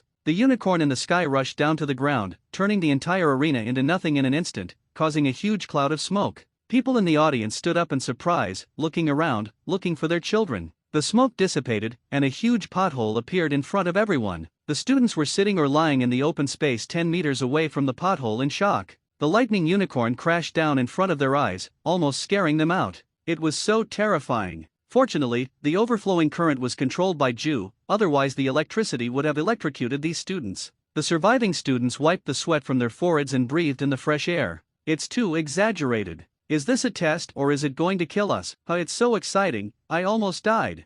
Professor Xiao Han is really good at playing. What if we hadn't escaped? Would we have died immediately? Although I almost died, I feel a sense of accomplishment. I've been able to escape such a powerful magic. I feel like I won't panic when I see any magic in the future. That seems to make sense. I think compared to this magic, the Avada Kedavra is really rubbish. So what Professor Xiao Han means is to enhance our psychological quality. Don't panic at any time when fighting anyone, it's just that this method is a bit too hardcore. It's so hardcore that if you can't overcome the psychological level, you'll be gone. The parents on the stage were relieved to see that the students were all fine. Where's my kid? Where's Nicole Hillary? Why didn't I see him? My son seems to be gone too. Ellen, where are you? Has anyone seen my son? Ellen Hall, Hufflepuff's second-year student. Charlie? Where's Charlie? Charlie, my Charlie. There was sudden chaos in the audience, and the head of the branch house suddenly realized that he could not find his child. At this time, everyone panicked and quickly looked for their children, fearing that their children were also missing. Even the professors panicked and began to check whether there were fewer people in their colleges. As soon as the 4 deans counted the students in their colleges, their expressions immediately changed. Oops, there are 10 more Gryffindors. Hufflepuff is down 13 people. Slytherin is down 21 people. Ravenclaw is down 17 people. Professors, you look at me and I look at you, with big eyes and small eyes, not knowing what to do. Snape hurriedly searched the Gryffindor team, and was relieved when he saw the child wearing glasses. Then he looked at Xiao Han with a complicated look on his face. This time things have become serious. Hogwarts has never seen a student die in class. This time, more than 60 people died. It can be said to be a major teaching accident. Maybe Hogwarts will be affected, and classes may even be suspended for a long time. Dumbledore frowned and glanced below. There were indeed dozens of students missing. As for where he went, Dumbledore thought the same as everyone else. He must have been chopped into pieces by lightning. Why is this? Dumbledore really can't figure it out. He has been in contact with Xiao Han for so long and knows that Xiao Han is not a person who kills innocent people indiscriminately. What's more, if you really want to kill, you don't need this method. Why exactly? He looked at Xiao Han aside. Xiao Han's expression was as usual, without any sadness or guilt. 0 Maybe things can turn around? The students in the venue also found that there were fewer people in their college at this moment, and asked quickly, "Where is Nicole Hillary? Why didn't you see him? Where did he go? Teresa Ada is missing too. Stephen Newman, where are you? Go back to the academy." The 4 prefects all found out that there were fewer people in their college, and they suddenly had an ominous premonition. "Have any of you seen Stephen Newman?" A girl slowly raised her hand, with tears on her face and her whole body trembling. "Newman, she's dead." The surrounding students were shocked and looked at the girl in disbelief. What did she just say? Someone is dead. In an assessment of a magic course at Hogwarts, someone actually died? The girl choked and said, "Newman is next to me, I see, woo woo woo." The girl cried for a while and then said, "Before I left, I saw her being shattered by lightning. Just like porcelain, it fell apart and turned into ashes in an instant." Woo woo woo. All the students were silent, really dead. They looked around and saw that there were indeed some familiar faces missing. The prefects took a deep breath, and a wave of anger rushed into their brains, but they suppressed him. "Look at the classmates around you. If there are any missing ones, tell them their names." The students were in a commotion, looking around, and then reported the names of the missing classmates. "Arnold Hobbart is no more. Eugene Maxwell is no more. Walton Clifford, I watched him get blown to ash." The students reported their names one after another. Every time they said a name, the bodies of the people around them trembled. These are their classmates. They were in class together a few minutes ago, but now they have disappeared from the world. After all the names were reported, the prefects took a breath and realized that there were more than 60 people missing. In other words, one exam, 3.0 magic, more than 50 students died. Among them are first-grade students and 7th-grade students. The youngest among them is even 11 years old. Under the magic, they are like fragile paper, which will break when poked. The prefects looked at Ju in the sky in confusion, and at Coach Xiao Han and Professor Dumbledore in the stands.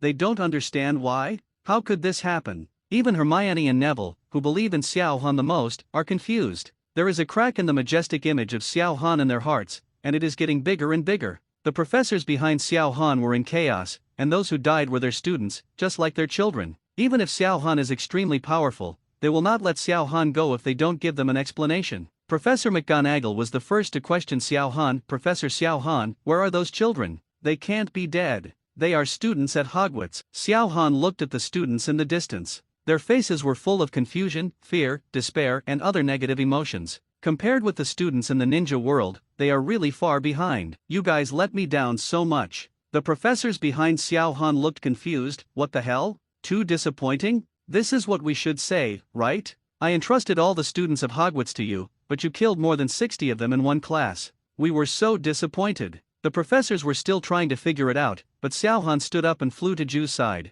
Ju saw Xiao Han coming, bowed to show respect, and retreated behind Xiao Han. Xiao Han's mind moved, and more than 60 people who died appeared in the front of the students. The students were stunned when they saw that the dead classmate actually appeared. Especially those students who watched their classmates turn into ashes looked like ghosts when they saw their classmates were still alive. How is that possible? I saw Nicole Hillary turn to gray with my own eyes. How did he survive? Professor Xiao Han saved them? But many people saw them die with their own eyes. What the hell? Can the dead be resurrected? The parents in the stands felt relieved when they saw their children. Dumbledore's hanging heart slowly fell to the ground. "You really disappoint me. I have asked ZE to slow down and tell 10 that your attack is about to fall." Under this premise, there are still 61 people who have not used the body replacement technique. The students looked guilty, especially the 61 students who were struck to death by lightning and came back to life. They lowered their heads one by one, not daring to raise their heads, for fear of seeing Xiao Han's disappointed look. That magic was so terrifying, it threatened people with death.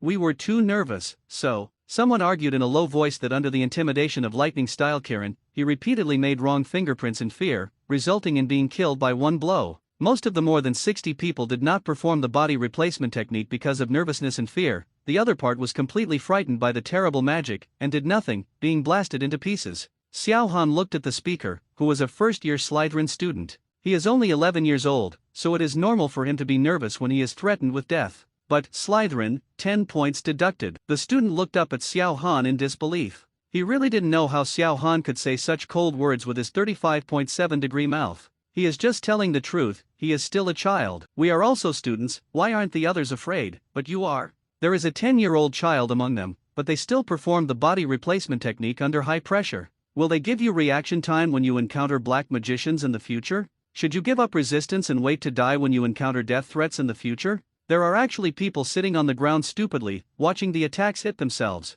Ridiculous. I have taught you so much for nothing. I was really happy to see that none of you failed in the clone technique and transformation technique. I also plan to wait for all of you to pass the body replacement technique and reward each of you with a combat magic. Now it seems that your adaptability and psychological quality are really poor. There are actually senior students among the 60 people. Do you still want to graduate and go out to disgrace Hogwarts? There are 60 of you, and you failed the 3-body technique assessment. Don't take part in the subsequent practical assessment either. After speaking, Xiao Han waved his hand, and 60 people were teleported to their parents in the blink of an eye. The 60 students lowered their heads in shame, not daring to look at their parents. But how could the parents feel like blaming their children? They were very happy that their children could resurrect themselves. They looked at Xiao Han with grateful eyes. This man is really too powerful. He controls people's life and death. No one can live if he lets him die. No one can die if he lets him live. So scary. Congratulations to the rest of you for passing the test and becoming a junior combat magician. The Japanese will reward you with 100 mission points. After the actual combat assessment, you can use your points to redeem combat magic and magic props. Now, proceed to the next practical assessment. Xiao Han turned around and flew back to the stands. At the same time, the huge pit on the ground began to churn, and countless soil poured out from the ground. After a while, the huge pit was filled in, and 10 huge arenas were created. Zhu Fei flew above the ring and began to announce the rules. The second round is the actual combat assessment. Everyone has a number on their wand, and which 2 numbers will appear above the ring for a battle. At the same time, 10 arenas are dueling at the same time. If one party surrenders or loses the ability to fight, the game ends. Now, everyone returns to the auditorium, and the actual combat assessment officially begins. As the words fell, white light emitted from everyone's body. After the white light disappeared, the students appeared next to their parents in the auditorium, holding the sudden appearance of the wand in their hands. Here, I have no idea when this wand appeared. What kind of wand is this? This isn't mine either. It seems like everyone's wand is the same, maybe for the sake of fairness. The wands are the same, the magic power is the same, it just depends on the fighting skills. I will definitely win this round. Percy's eyes flickered as he looked at the 10 arenas below. I must be the first in the competition. Neville looked at his grandmother and uncle who were standing aside. I must prove to myself that I, Neville, am no longer a loser. I have to decide on the first place. Hermione looked at Xiao Han in the stands and clenched her fists. She would definitely not disappoint Professor Xiao Han. The strongest person in magic must be me. I want everyone to know that the talent and strength of a magician born in a Muggle family is no worse than that of a pure-blood family. Harry secretly made up his mind to give Draco Malfoy a good beating, that annoying guy, so that he would avoid me when he saw me in the future. Ron's idea is very simple. It's best to get into the top 10 and get into combat magic. All in all, as long as it's not too embarrassing. Of course, it would be even happier if I could beat Malfoy. The duel begins. 2 sets of numbers appeared on 10 arenas at the same time. 011-234, 321 to 254, 489 to 354, 32670-043, 001-036, 032-941. The moment the 10 sets of numbers appeared, 20 students glowed with white light and appeared on the stage. Arena 1, Wilson Bob vs. Steele Joyce. Arena 2, Dubois Egbert vs. Collins Edward Euphemia Adair vs. Swift Gale in Arena Number 3. Hermione Granger vs. Barry Leonard in Arena 5. Neville, Harry and Ron were all shocked that Hermione was chosen in the first round, and he was fighting against a third-year Hufflepuff student. But with Hermione's understanding of combat magic, she should be able to win easily. I've never heard of Barry Leonard opposite him, he should be a minor character. Harry shouted, "Come on Hermione." Ron shouted, "Hermione must win." Neville, "Come on Hermione, we will win." Gryffindor students, "Hermione, Hermione, Hermione." Hermione stood on the ring, listening to the shouts from the stands, and instantly felt full of fighting spirit. The Hufflepuff on the opposite side was not to be outdone. Barry, Barry, Barry. The two stood face to face with wands in hand, their eyes filled with fire, and the battle was about to break out. Now, the duel begins. The moment the words fell, Barry raised his hand and cast a spell. Expelliarmus. Expelliarmus. Magicians are all about being fast, accurate and ruthless, and Barry had already anticipated the outcome of Hermione's wand being blown away. The next moment, the moment the curse touched Hermione, Hermione turned into a piece of wood. The smile on Barry's face froze, and he looked at Hermione who appeared from the right. He cast another spell, and Hermione raised her wand at the same time. Expelliarmus! Expelliarmus! Expelliarmus! Expelliarmus! As soon as Barry's spell hit Hermione, the wand in his hand flew out. Barry's face froze, and then he realized that the Hermione in front of him was a clone, and the real Hermione had already appeared behind him, and one blow knocked Barry's wand away. Without the wand, how could Barry be Hermione's opponent? 3-body technique has no attack ability and the wand is not in his hand, so how can Barry win? Hermione put down her wand and looked at Barry, waiting for his surrender. Barry shook his head. Oh, I lost. This is not his first magician duel, but it is the fastest one. In the past, magician duels were all head-on confrontation, but with 3-body technique, it became difficult. If you can't tell where the enemy is, how can the curse defeat you? In the past, duels were started with direct spells, but this time Barry subconsciously thought it would be no different from before. So I just attacked with magic spells and suffered a loss. The first attack missed and he immediately panicked. When he saw the clone raising his wand, he didn't even notice and just attacked the clone. As a result, Hermione's wand was knocked away by her body, and she lost the game. The white light lit up, and the two were teleported out of the arena. The situation on the remaining 9 arenas was almost over, and white lights lit up. After all, they are just a group of children, and their attack methods are so monotonous, so the winner can be determined quickly in the duel. When Hermione appeared in the audience, there were loud cheers all around. Hermione! That's great! Hermione, you are so awesome, you can do it in one move. Long live Gryffindor and long live Hermione. When Hermione saw this scene, a smile appeared on her face. It felt so good. Draco Malfoy looked at Hermione with a sour look on his face. I just won one game by luck, and acted like I came first. Who couldn't win the first game? Lucius Malfoy patted Draco on the shoulder. Be careful with your image. We are the noble Malfoy family. Don't behave like an uneducated Muggle family. Draco nodded and turned to look at the ring. Arena number 3, 123 to 962. Arena 3, Draco Malfoy vs. Collins Bruce. Draco raised his eyebrows. He was number 123. It's my turn. Father, I'll go first. Let's see how I win the first game. White light lit up and surrounded Malfoy, and Laboon and Goyle shouted quickly, Boss Malfoy, come on. The Slytherin students noticed that Malfoy, the leader of the new students, was about to start his first duel, and they cheered and cheered. Malfoy, come on. Don't embarrass us Slytherins. Malfoy, kill him instantly. Malfoy, show off your Slytherin style. Malfoy stood on the ring, raised his hands, faced the audience with a smile on his face, walked around the ring, and greeted the cheers of everyone. It was obvious that Malfoy enjoyed this feeling so much that he even forgot about the duel. Malfoy's opponent, Collins Bruce, looked at him helplessly. Children are children and have never seen any big scenes. The countdown on arena number 3 was about to return to 0. Once it reached 0, the game would officially begin, but Malfoy still had his back to Collins, enjoying the pleasure. Collins smiled knowingly. This little guy really doesn't pay attention to time. When the time is up, knock his wand away immediately. Midnight. Collins immediately raised his hand, and in the next moment, a curse passed through Malfoy's body and knocked away the opponent's wand. And Collins's curse hasn't been released yet. Then, Malfoy's body dissipated, revealing another Malfoy holding a wand. Good guy. After waiting for a long time, Malfoy made a clone to block Collins' line of sight. He used the transformation technique to shrink his main body, and when the countdown started, he directly restored his main body with 10 Expelliarmus. Collins smiled bitterly. He didn't expect to be killed instantly by a new student. It was really embarrassing. It's a shame that I still call her a child, alas. Collins was about to surrender when Malfoy fired another Expelliarmus. The light of the curse hit Collins directly and knocked him away. The Slytherin students watched Malfoy cleanly knock Collins out of the ring and cheered strongly. Malfoy, well done. Malfoy, what a plan. He is indeed the leader among the new students. Boss Malfoy, you are so awesome. Unlike the Slytherin students, the students in the other houses frowned, and some were even blaming Malfoy. It's too much. The wand is out of hand. Collins is about to surrender. Why do you have to knock Collins away? They're all from the same school, right? That's too cruel. No wonder they say that Slytherin produces a dark magician. I think this Malfoy will become a dark magician sooner or later. This behavior is so bad, Slytherin should be deducted points. Yes, points deducted. Although the other houses were scolding each other, the Slytherin students were not affected at all. Even Snape looked at Malfoy with admiration. Malfoy is really good. As long as you stand in the ring, you are the enemy. The enemy is not a threat until he loses the ability to move. It would be foolish not to attack when you see that there is no wand. What if the opponent still has the ability to resist without the wand? Be cruel to your enemies. This is something Snape teaches new Slytherin students every year.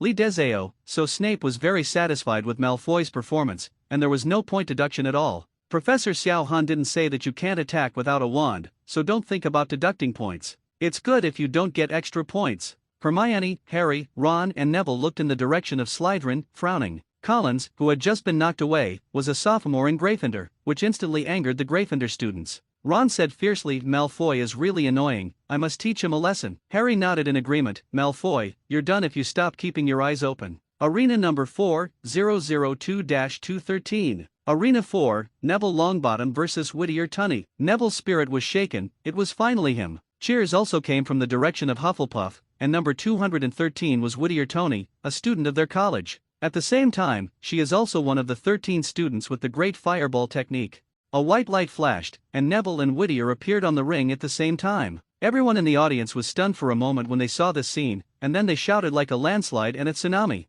13 students with Great Fireball, the top 13 seed players, actually met together in the first round. One of the two people must leave. They are really unlucky. Unlike the other students, the 13 people have no ability to resist once their wands are knocked away. Without wands, they can still attack their opponents with combat magic. According to what they knew about the power of the Great Fireball, the Expelliarmus spell couldn't stop it at all. This is why all the students thought it was unfair at first. Ordinary students had little ability to resist these 13 people. Neville and Whittier were paired together, which all the students except these 13 people wanted to see. They even want to eliminate these 13 people. This is the best. Everyone was cheering crazily, asking the two to fight quickly. A fight between two people who know the Great Fireball technique is better than holding a wand and firing lasers. Neville looked at Whittier in front of him, his eyes full of perseverance. This was the first game and he had to win beautifully. When the countdown reaches 0, 190 Whittier jumps directly on the spot, using clone technique while jumping. The main body and the clone fell down at the same time,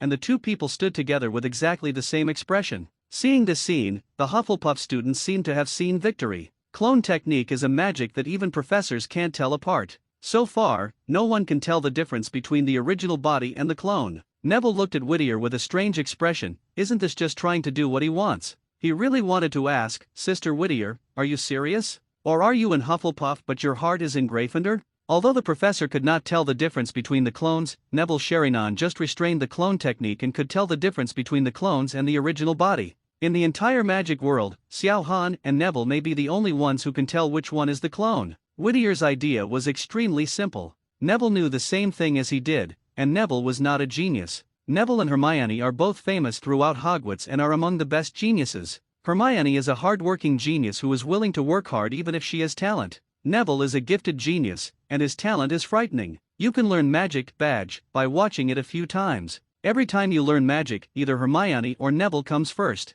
Hermione previewed and practiced in advance, while Neville learned and mastered it now. After learning 3-body technique for so long, Neville's application level is definitely not comparable to hers. The longer she delays, the greater the chance of losing. She might as well decide the outcome with one move. The two Whittiers directly inserted their wands into their waists and began to make seals. Si Wei Shen Hai Wu Yin. This is Whittier's plan, a naked conspiracy. The clone and the main body form seals together to release the Great Fireball technique. Neville chooses one of the two and guesses which one is the main body. If you guess it right, Whittier admits defeat. If you guess it wrong, you get a Great Fireball technique. The Great Fireball technique has a large range, and the body replacement technique may not be able to be avoided. Even if you dodge, there's only so much room to stay, and Expelliarmus will take care of it. I have to say that Whittier's calculations were very precise, but it's a pity that he chose the wrong opponent. Whittier looked at Neville's sad face, thinking that he was still worried about not being able to distinguish the real body, so he immediately speeded up the ceiling. However, the next second, Neville's eyes flashed red. He raised his wand and fired an Expelliarmus spell at Whittier on the right. Whittier's expression changed drastically. No way. He was really fooled. Whittier was directly knocked out and fell heavily to the ring. The clone on the side was still holding the seal, and then slowly dissipated. Hufflepuff's shout stopped instantly, and the students fell into silence. Half the chance, Neville is just lucky. Sure enough, luck is also a part of strength. Professor Xiao Han is right. Yes, not only Whittier thought Neville was a fool, but all the other students thought Neville was a fool, except Hermione. Hermione knew that Neville Sherinan could see through clones, but she didn't expect that Whittier would just hit the muzzle of the gun and draw blood immediately. After Neville was teleported back, the entire Gryffindor cheered for him. Neville was the first student to eliminate 13 people, even if it was just because of good luck. Neville's grandmother happily touched Neville's head and said, "Neville, that's awesome. You actually defeated your opponent. You are worthy of being a descendant of the Longbottom family. But don't be proud.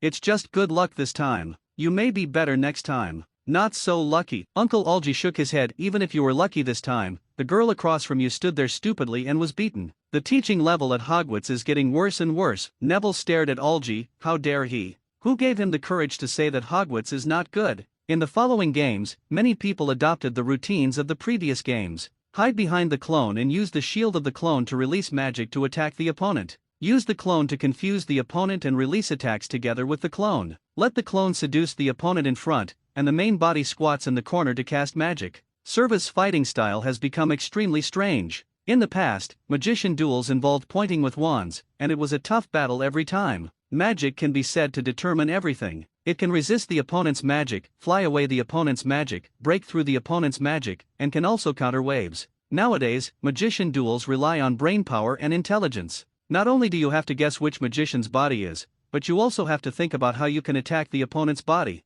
What you play is tactics, what you play is IQ. No matter how strong your magic power is, it's still useless if you can't hit anyone. People with weak magic power can fight back as long as they can hit their opponents. As long as a magician who knows 3-body technique learns a few powerful magics, he can easily defeat a magician who doesn't know 3-body technique, even if the magic power gap between the two is huge. Everyone present realized that the Daily Prophet was right. Combat magic would really change the entire magical world. If things go on like this, magicians who can fight magic will definitely surpass ordinary magicians and become the mainstay of the magic world. No magician can resist the practicality of combat magic. The inventor of combat magic, Xiao Han of Hogwarts, will become one of the greatest magicians in the entire magical world. Arena 6, Harry Potter vs. Wolf Wayne. Ju's voice interrupted everyone's thoughts, and everyone moved their eyes to arena number 6. This is the famous Harry Potter. How will his first battle be like? Wolf Wayne was obviously a little nervous. His opponent was the famous Harry Potter. Who in the entire wizarding world doesn't know him?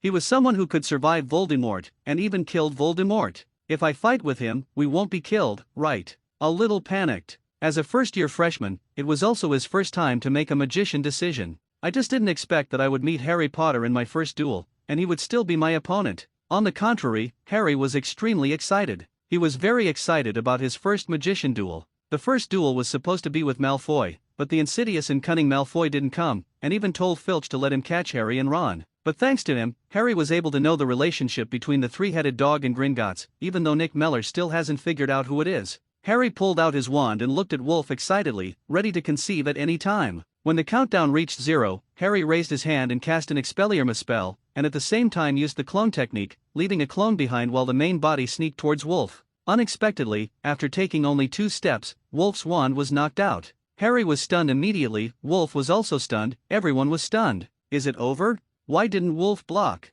Or dodge? Not only Harry was confused, but the others were also confused. This was the only contest in which the 3-body technique had no effect. Wolf didn't even raise his wand, let alone releasing the 3-body technique. Wolf's face turned red and he was extremely ashamed. He had been so nervous that he didn't pay attention to the countdown above his head, and he didn't know the game had started. He had been thinking about how he could lose easily later, and before he could regain his senses, the wand was taken away by a spell of Expelliarmus. Even if Wolf had a wand, he wouldn't be able to defeat Harry, let alone without a wand. He could only surrender obediently and let Harry win the game. As soon as Harry returned to his seat, he heard the annoying sound in the distance. Draco Malfoy said loudly to the Slytherin students, "Look, Gryffindor's famous Harry Potter. Our classmates didn't even dare to resist after seeing him. This is the benefit of being famous. Harry Potter only needs to wave his magic wand, and everyone will catch up with his magic and let him enter the finals, which is really enviable." The Slytherin students burst into laughter and started cheering along with Malfoy. "Yes, I'm so envious. Gryffindor can directly enter the finals by relying on Harry Potter's reputation. What a pity. If only my opponent could be like his opponent, standing still and absorbing my magic spell." What are you thinking? That's Harry Potter. Can you compare to a big shot who doesn't even listen to Professor Snape's lectures? Ha ha ha ha ha ha. The Gryffindor students looked at the Slytherin students with angry faces. They not only mocked Harry, but also mocked the entire Gryffindor. What a bunch of annoying guys. I don't have much ability, but I'm very talkative. Why does Hogwarts have such annoying houses? Hermione turned her head and shouted back at Malfoy. Gryffindor house is better than you. Out of the 13 people who know Great Fireball, 4 of us are Gryffindors. We entered the finals because we thought we were good. You couldn't enter the finals because you were incompetent. How many of you know the great fireball technique? The Slytherin students fell silent immediately. This incident has become a shame to the school. In the entire Hogwarts, only their college has the fewest people who know the great fireball technique. One is Draco Malfoy and the other is a prefect. Hufflepuff and Ravenclaw both have 3 people, Gryffindor even has 4 people, and only Slytherin has 2. Professor Snape once mocked the Slytherin students because of this, and he also lost to Gryffindor in Quidditch. This resulted in the Slytherin students not having a very good time, all because of Gryffindor. The relationship between the 2 chambers is on the same level, and neither side will give up any opportunity to laugh at the other. Amid the fierce quarrel between the 2 colleges, the first round of the actual combat assessment was coming to an end. The average fighting time in each arena is only about 1 minute, which is very fast. 0 request flowers. After all, there are only a few magic spells, and more time is spent on distinguishing the opponent's identity, otherwise it would be faster. Surprisingly, Ron used clone technique to defeat his opponent cleanly in the game, but Ron's tactic is indeed very powerful. Let the clone technique and the main body release the Expelliarmus at the same time. The main body can speak faster than the self. However, after reciting the spell, the main body does not release magic, making the opponent think that the clone is the main body, and directly throws a magic spell at the clone. Then Ron's body used the magic spell to attack the opponent who had just released the magic spell. Victory in one fell swoop. Hermione, Harry and Neville were all shocked by Ron's tactics. Is this still the same scumbag? I didn't expect Ron to be quite smart. Wizard chess is not for nothing. I am the best at tactics. Just 1 or 2 students, no problem. Please call me Master Tactician from now on. Listening to his bragging, Hermione rolled her eyes. He floated to the sky just after winning a victory. If he were to be in the top 10, he would not float to the sky. Not long after Ron ended the battle, Fred and George also won. The 2 kept talking, and the invisible smoke bombs and decoy bombs on their bodies were nowhere to be found, otherwise they would win faster and even reach the top 10. After the game between the 2, Percy also came on the court. His opponent was a 6th grader from Slytherin. It's a pity that Slytherin students don't know the Great Fireball spell. After the 2 played hide and seek, Percy used the Great Fireball spell to eliminate each other. During the competition, all the 13 Great Fireball technique students except Whittier advanced. Only Whittier, the unlucky guy, was eliminated when he encountered Neville. This made the others more convinced that the 12 students who knew the Great Fireball technique would definitely become the top 12. Unless they faced off again, no one would be their opponent. Just when everyone was regretting that they had not learned the clone technique and obtained the Great Fireball technique, Hermione, Harry and Neville turned their attention to Ron. Arena 1, Ron Weasley vs. Wadsworth Veto. Wadsworth Veto, one of the 13 students with the Great Fireball. There were cheers from Hufflepuff, as if Wadsworth Veto had won the game. But Gryffindor was silent, and everyone looked at Ron worriedly. Harry hesitated and said to Ron, if it doesn't work, just give up. Although you won't necessarily die, being hit by the Great Fireball will still hurt, especially the burning sensation. Harry himself had tried the Great Fireball technique, and it was so powerful that if it hit someone, it would blow them to pieces on the spot. Even if it misses, it will be burned half to death within the explosion range. Harry was really worried about Ron. Even if Professor Xiao Han would help him recover by then, the pain for a moment was enough to make him miserable. Hermione echoed, don't be brave and pay attention to safety. Neville, come on Ron, just do your best. It was obvious that none of the 3 believed Ron could win, let alone the rest of the Gryffindor students. Fred and George patted Ron on the shoulder with some regret. It's such a shame. I have many treasures that can help you win, but they don't know where they are. I don't even know when they disappeared. Percy looked at Ron, you are my Percy's brother. Even if 947 loses, it can't be too ugly. Come on. Hearing Percy's words, Ron almost wanted to kick Percy out of the audience. He looked at the eyes of the people around him and patted his chest. Don't worry, I will definitely do it. Before he finished speaking, he was teleported to the ring. Win. Ron was speechless. He was teleported away before he finished speaking. If he didn't transmit it sooner or later, he would transmit it at this time. He glanced at Professor Xiao Han with a resentful look. Xiao Han also noticed his look and laughed. This is to help you and prevent you from setting up flags randomly. Ron West. Wadsworth Veto looked at Ron and said with a smile, if it was your brother Percy, I would still be a little wary. As for you, you'd better surrender as soon as possible. Wadsworth Veto didn't take Ron seriously at all. He knew that Ron was the most useless person in the entire Weasley family. Percy is a Gryffindor prefect, and although Fred and George have always been mischievous, their talents are there. They were the only 2 people in the entire Hogwarts who invented those weird things, which were useful and fun. Only Ron, without any achievements, just followed the 2 geniuses Harry Potter, Hermione and Neville to get closer. But it was of no use at all. He was extremely lazy when studying and extremely unreliable. Even an ordinary magician can defeat him, let alone Wadsworth Vito, a magician who knows the great fireball technique. Ron was lucky enough to win the last round, but not so lucky this time. Wadsworth Vito stared at the countdown in the sky without even looking at Ron. The countdown reached 0, and Wadsworth Vito looked at Ron calmly. "Do you want me to give you a move first?" More than 500 games have been played,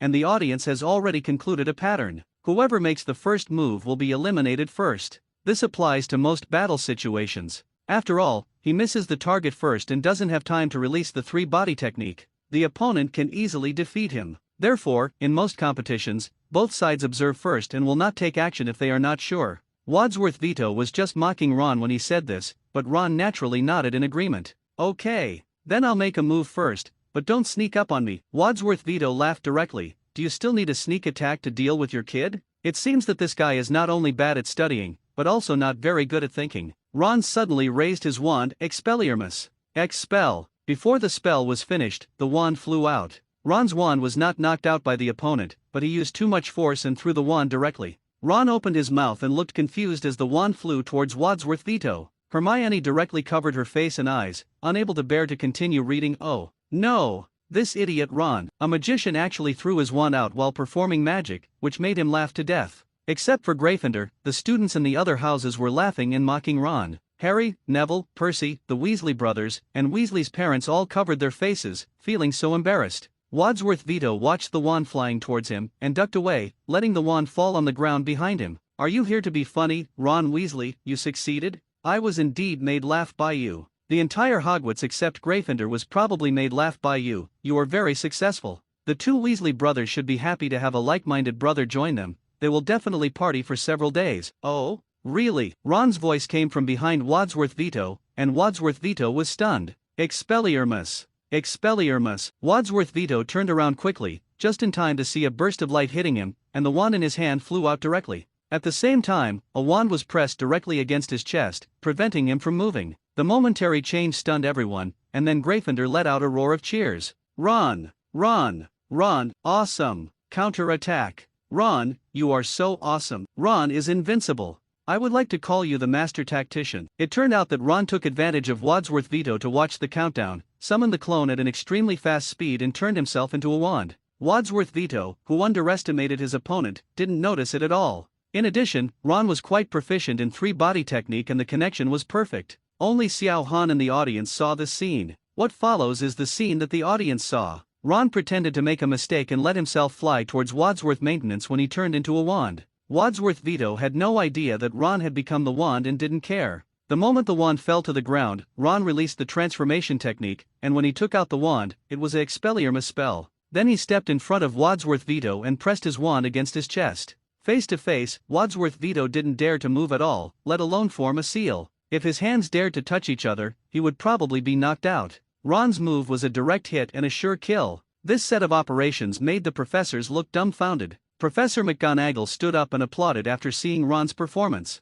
Hermione, Harry and Neville jumped up and opened their hands to cheer Ron. Wadsworth Vito's face turned red and white for a while, and finally he collapsed on the ring as if frustrated. "I lost. I underestimated you, Ron Weasley. Your intelligence is no worse than other Weasley students. I didn't lose unfairly." He knew that there was a reason why he underestimated the enemy, but he had to say that Ron's tactics were very good. Even if you try your best from the beginning, you may still be defeated by this routine. Who would have thought that someone would turn themselves into a wand and throw it away? The light came on and Ron was teleported back to the platform. As soon as they returned to the platform, Harry hugged Ron. "Ron, you are so smart. How did you come up with this method?" Ron smiled proudly, looking at the curious looks of Harry, Hermione, and Neville, and cleared his throat. "Listen up, Master Tactician Ron Weasley will explain it to you. In fact, it is very simple. Anyone who has played wizard chess knows that when the pawn reaches the last row on the opposite side, it can become any chess piece except the king. No one will pay attention to the pawns in wizard chess,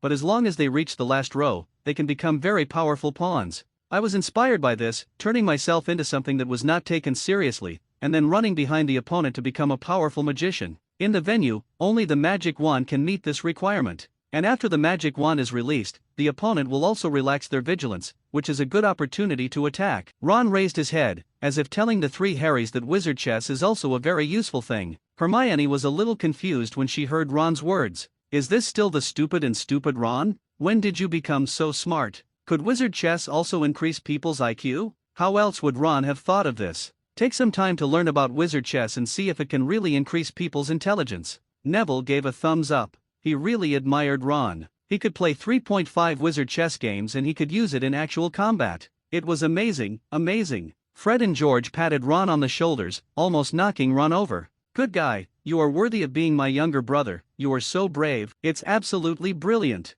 I highly recommend you join the two of us. Ron rubbed his shoulders and muttered, I don't want to be wanted by the entire school's professors and be blacklisted. Percy looked at Ron who had won and nodded with a smile, great. As expected of me, Percy's younger brother, extremely smart. Ron didn't even want to pay attention to Percy. As soon as he came out of Harry's arms, he was hugged by Weasley's mother again. Hey, our Ron has grown up and become smarter. This fight was really beautiful. Arthur nodded. Ron is a kid who has been smart since he was a child. I knew he would definitely win. Come on, show us the top 10. Ron, smash it, you dare to say it. Top 10. Ron thought about it carefully and found that there seemed to be no solution. As long as you play the moves well, it doesn't seem to be a big problem to get in the top 10. You can try it. I, Ron, also want to be in the top 10 and compete for those battle magics. The battle was still going on, and time passed minute by second. The actual combat assessment has entered the 7th round in the blink of an eye, and there are exactly 20 people left on the scene. Of the 13 great fireball technique students, except one who was eliminated by Neville and one who was eliminated by Ron, all the rest entered the finals.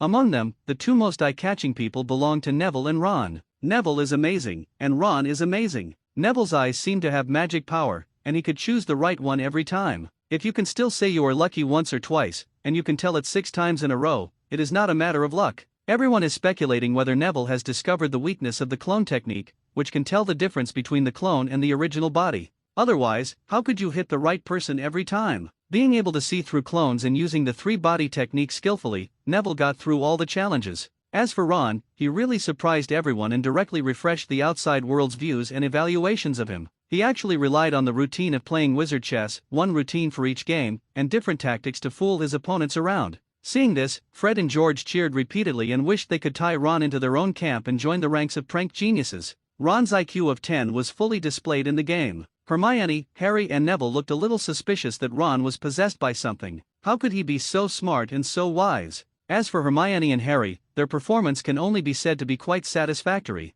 With their skillful 3-body technique and wisdom, they also broke into the top 20. Malfoy relied on the great fireball technique to beat his opponents to surrender one after another. It's a pity that the level of Laboon and Gower is a bit different, so they didn't enter the top 20. At this moment, the arena on the field has turned into a huge arena. This is the most important battle. If you win, you will enter the top 10. If you lose, you will miss the top 10. The 20 students were extremely nervous at this moment, fearing that they would be defeated at the final threshold. No. The 9 students in Great Fireball looked worried. There was a high probability that they would encounter that student. In so many games, the Great Fireball technique indeed played a decisive role, helping 10 people win. Hermione is the only one who has never used the Great Fireball technique from beginning to end. How can I put it? She doesn't know how to do it at all. All her practice time was spent practicing the Shadow Clone technique. She practiced the Shadow Clone technique to perfection and formed the hand seals very quickly. No one discovered that the Shadow Clone technique released in the competition was not the clone technique from 3-body technique. They just felt that Hermione had practiced the clone technique very well, and they could never tell which one was the clone and which one was the main body. Except for Hermione and Neville, the other 9 students who knew the Great Fireball technique were also quite nervous. Because there are 11 of them, at least 2 of them will meet together, which means that one of them will definitely be eliminated. They all prayed that that person must not be themselves. They have reached the last step, so don't be eliminated. The 7th round finally started, and the names of both opponents appeared above the ring. Hermione Granger vs Cho Chang. The first game was an internal duel between 11 people. Everyone except Xu Zhang breathed a sigh of relief. Hermione was determined to be number 1, and she knew that no one except Neville could be her opponent. Once Shadow Clone technique is played, 2 people will fight one, and it is impossible to lose. Only Neville Sherinan posed a great threat, making her feel a sense of crisis. Xu Zhang was also a little nervous at the moment. Of course Hermione knew that she was not only Professor Xiao Han's class representative, but also an excellent academic in all aspects. She is not only smart, but also has strong learning ability. She was once rated as the best freshman in Hogwarts. Except for Neville, who came from behind, no one can compare with her. Xu Zhang had a bad feeling that she might lose. She knew that she would eventually face off against 12 other students who knew the great fireball technique, so she kept an eye on them. She knew that Hermione's clone technique was very powerful, but she didn't know how Hermione practiced it. Even when she watched Hermione release the clone technique, she couldn't tell which one was the main body. What's more, Hermione is the only one among the 13 people who has reached the top 20 without using the great fireball technique. Of course, Cho Chang didn't know that Hermione didn't know the great fireball technique at all, otherwise she might be in a better mood. Chu Jong and Hermione Granger were teleported to the ring. They looked at each other and saw each other's emotions. Unlike Chu Jong, who was nervous, Hermione was extremely calm and her eyes were full of confidence. Hermione looked at Chu Jong with her head raised, not taking her seriously at all. Chu Jong felt inexplicably angry. She had gone to Hogwarts for several more years than Hermione, so why didn't Hermione take her seriously? A woman's jealousy is unstoppable. It's not certain who will win. When the countdown reached 0, Hermione directly formed the seal, Josu Chen Ziaisu Haisin. Hermione's handprints were so fast that it was hard to see clearly, and she could see her hands turning into afterimages and changing back and forth. Chu Jong also began to form seals, yin. 2 different combat magics ended at the same time. There were 2 Hermiones and 2 Cho Changs on the scene. When Chu Jong saw that Hermione had formed the seal first, but ended up summoning a clone at the same time as her, she felt a little less stressed. This guy isn't that good either. I thought it was quite powerful before, but when I stood on the same stage, I realized that the speed of forming seals was not as fast as mine. It seems that I have underestimated myself. Hermione glanced at Chu Jong and decided to fight quickly. One Hermione jumped up and asked the other Hermione to throw herself out. Chu Zhang's eyes flashed instantly and he looked at Hermione who was standing there. The clone has no attack ability and cannot throw people out, but people can throw their clones out. She wants to use her clones to attract my attention? 203 Chu Jong raised her hand without hesitation and cast the Expelliarmus spell. Expelliarmus. Expelliarmus. Expelliarmus. Expelliarmus. Sure enough, Hermione on the opposite side also took out her wand and cast a spell, and began to play against Chu Jong. 1 red and 1 blue spell collided in the air. Because Hermione only had half the magic power in her body, she was quickly suppressed by Chu Zhang's spell. Chu Jong was delighted and won immediately. With more effort, Chu Jong released all the magic power through the wand. Her spell suddenly became stronger and stronger, heading towards Hermione with a devastating force. Chu Jong smiled, and the Ravenclaw students began to cheer. However, they all ignored the other Hermione, who took out her wand and pointed it at Cho Chang. Expelliarmus. Expelliarmus. In everyone's surprised, puzzled, and doubtful eyes, Chu Zhang's wand flew out. As Cho Chang's spell was interrupted, Hermione's spell hit her directly, knocking her away. Fortunately, Hermione didn't use much magic power, so Chu Jong was not seriously injured. Chu Zhang's hair was scattered, and she sat on the ground looking at the 2 Hermiones in disbelief. Why can your clone attack? Everyone was stunned. They had always known that clones could attack. After all, Xiao Han's clone had attacked. But everyone knows that it is not something ordinary clone technique can do. After all, they have learned clone technique for so long, and they still know this. But why can Hermione's clone technique attack? Not only Chu Jong has questions, but everyone has questions. However, Hermione chose to remain silent when faced with these questions. Are you still competing? You ask me what my trump card is? Who am I to tell you? Hermione returned to her seat, and Gryffindor's cheers filled the sky. The Ravenclaw students were reluctant, but they were obviously aware of the competition and could not say anything. They could only hide this doubt in their hearts. Although he didn't say it, most people knew that it was probably related to Professor Xiao Han. After all, there are many rumors saying that Xiao Han often gives Hermione some trouble. Maybe this is just a little bit of it, and there is still a lot that has not been exposed. What can they do? They can't say anything, they can't say it, let alone dare to say it. Xiao Han teaches his magic to whomever he wants, and no one else has the right to interfere. From this point of view, it should be no problem for Hermione to get first place. Chu Jong also figured this out and could only blame herself for being unlucky enough to meet Hermione. The game is still going on, and Harry, Neville, and Ron all beat their opponents. Ron once again refreshed everyone's understanding of him. With his tactics, he once again defeated a student who knew the great fireball technique. During the game, the main body and the clone kept exchanging positions, making it impossible for the opponent to tell which one was the main body. The last move, the great fireball technique, hit the clone, but it was defeated by Ron's magic spell. At the end of the 7th wave of competition, the top 10 positions were also competed for. They are Hermione, Harry, Ron, Neville, Malfoy, Percy, Cedric, Marcus, Penelope, Ernie. At the beginning of the 8th round, both teams battled to determine the top 5. Hermione vs Ernie, Harry vs Marcus, Ron vs Percy, Malfoy vs Pinlo. Neville vs Cedric. In the first game, Hermione's shadow clone technique immediately eliminated Marcus. In the second scene, Harry looked at Marcus opposite and frowned. Marcus Flint, captain of the Slytherin Quidditch team, Harry saw how difficult he was during the Quidditch game. He shows no mercy in his actions and often attacks the Wolf King. Harry almost pushed a member of the Gryffindor team off his broom during the Quidditch match, and Harry and him became enemies. This game was a bit difficult. Marcus grinned widely and showed a cruel smile. Harry Potter, I won't let you do it like the other guys. Let me see what the famous Harry Potter is capable of. Let the senior teach you how to fight a wizard's duel. Countdown reaches 0. Marcus directly raised his hand and cast an Expelliarmus spell, and the green light shot directly at Harry. At the same time, Marcus threw his wand into the sky and directly made a seal, "Way-sin." Harry Potter didn't pick it up hard. He kept paying attention to Marcus. The moment Marcus raised his hand, he ran to the side. The curse did not focus on Harry. On the contrary, Harry took advantage of Marcus to make a seal and cast a curse. Expelliarmus. Marcus's clone appeared, and the main body caught the falling wand. Expelliarmus. The two spells cancel each other out and have no effect. Harry could see the true form of the magic caster at a glance and was about to attack, but unexpectedly, two Marcuses rushed directly towards Harry. When Marcus ran, he followed a horizontal figure-8 pattern and kept changing. After running for a few steps, Harry couldn't tell which was which, the clone and the main body. Harry thrust his wand directly into his waist, and it was revealed. No matter which one is his clone or which one is his main body, they will all be blown up.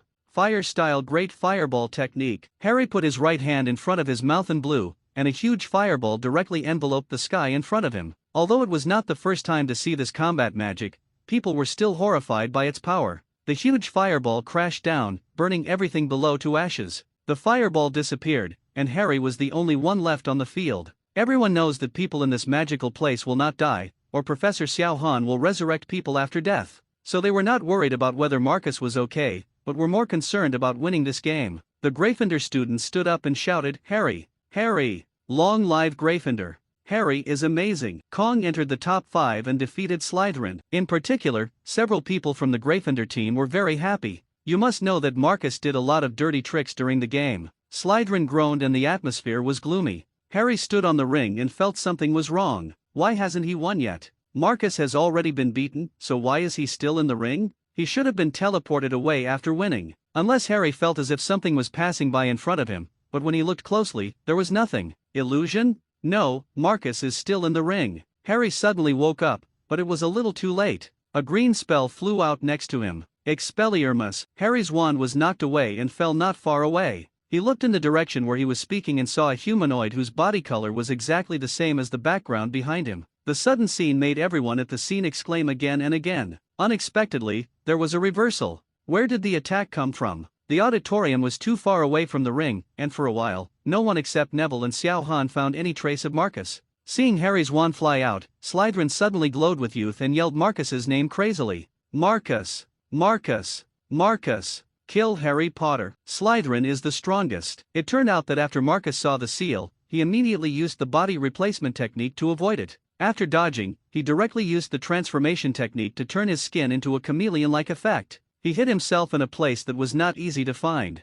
As long as you didn't look carefully, you wouldn't be able to see anyone. While people were cheering, Marcus quietly walked around Harry and knocked his wand away. After being knocked away, Marcus immediately raised his hand to prepare for the second spell. Except you. Before the curse was finished and Marcus was halfway through waving the wand, Marcus was interrupted. Harry saw the wand fly out and Marcus was about to attack again. He remembered what Ron taught him before. If the magic doesn't work, throw away the wand and punch him in the nose with your fist. Harry did exactly that. Looking at Marcus not far away, he rushed forward and punched Marcus in the nose. Marcus was stunned. What's going on? He's been at Hogwarts for 6 years and has had a lot of duels, but this is the first time he's encountered this kind of fist bumping. He didn't react for a moment. How could a noble magician use such vulgar means? What is the difference between this and muggles? However, Harry didn't care so much. He even dared to get on the troll's back and stick his wand into the troll's nostrils. If it weren't for the absence of the wand, I would have ridden Marcus a few times.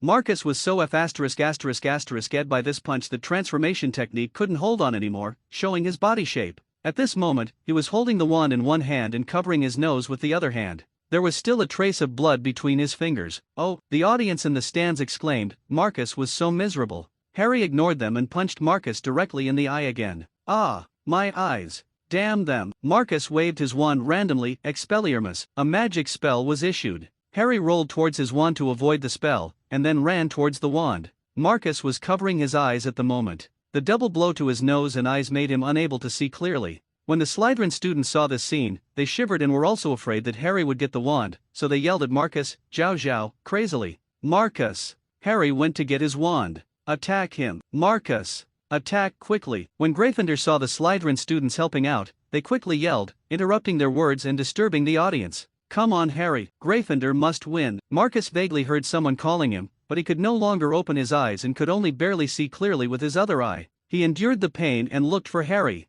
When he saw Harry standing in front of the wand, he quickly cast the spell. Expelliarmus. A green spell flew out of Marcus's wand, and at the same time, he seemed to see something blue flying towards him in his blurred vision. Then, the wand in his hand flew out. The next second, others flew out to make up for it. While Marcus was in the air, he finally heard the shouts of the Slytherin students. Harry Potter is on the floor. It turns out that he was attacking his clone. The main body is lying under the feet of the clone. Marcus had only one thought before he fell into coma, and that was, Harry Potter, you don't have martial ethics. We promised a duel between magicians, but you actually attacked me with your fists. The Slytherin students were helplessly furious in the audience, calling crazily, foul. He fouled. This is a duel between wizards. He actually hit someone with his fist. What a shame. A magician being knocked down by a fist would be the most outrageous thing in the world. Unlike Slytherin, the Gryffindor students were in high spirits and ran over to surround Harry. Wood, Fred and George happily patted Harry on the shoulders, unable to stop smiling. Awesome.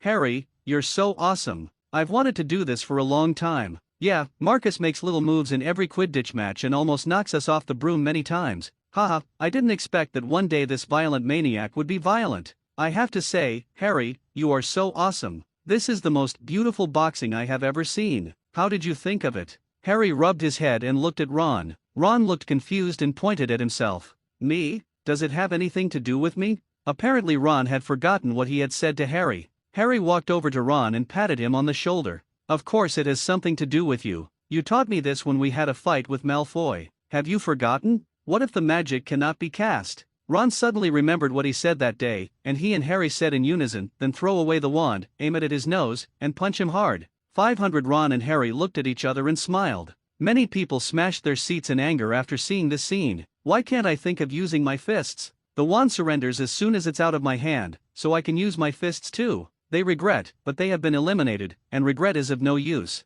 The game continues, and the third game is Ron versus Percy. The two brothers stood on the ring and stared at each other. Percy looked at him up and down as if he was meeting his younger brother for the first time. I really didn't expect you to go this far. It's beyond my expectation. However, when you meet me, you can only go so far. I will definitely defeat you. As the prefect of Gryffindor, I will take the place of Gryffindor and win the first place in this practical assessment. Ron rolled his eyes and was really speechless at Percy. No matter what I do, I have to mention that I am a prefect, as if I am afraid that others will not know. Come on Ron, defeat this stinky guy. Hit him in the nose with your fist. Fred and George yelled in the stands, hoping that Ron could teach Percy this annoying guy a lesson in the ring. Mrs. Weasley stepped forward and grabbed both of their ears, and they sat down. It hurts, it hurts, it hurts, it hurts. Arthur Weasley tried to take Mrs. Weasley's hands away from Fred and George's ears. Mrs. Weasley gave Arthur a sharp look. Arthur shrank his head and took his hand back. Are there any of you who treat you like an older brother or a younger brother?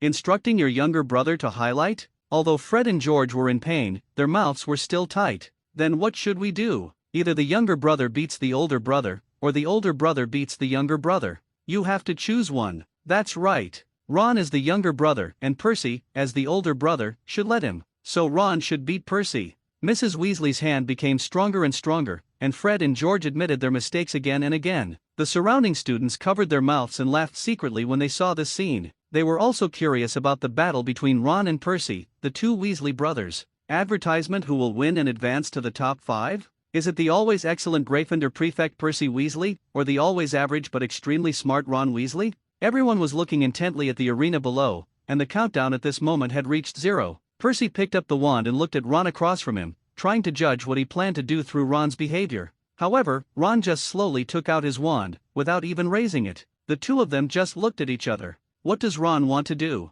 The one who stayed in place must be the main body and not the clone. I didn't see him making a seal. But why didn't he move or raise his wand, as if he was tempting me to attack. Percy's thoughts were spinning wildly, and he felt like he was about to grow a brain. But Ron was very confused as to why Percy didn't attack yet. What was he thinking? Everyone in the audience, Bob, watched the two Weasley brothers on the stage motionless, staring at each other for fun. Go down without fighting, don't waste time. One of the new students in Slytherin yelled at the two of them under Malfoy's eyes, and the other new students immediately agreed. Either do it or get out. The sound became louder and louder, echoing throughout the arena. She frowned. He couldn't go on like this. He pointed his wand at Wayne, planning to strike first. Expelliarmus. After the curse was released, Percy quickly started to form the seal, but stopped halfway through the seal, because Ron's wand was actually knocked away. Percy was stunned, as were Harry, Hermione and Neville. The Weasley family were all stunned, and all the audience were stunned. Ron's wand just flew out?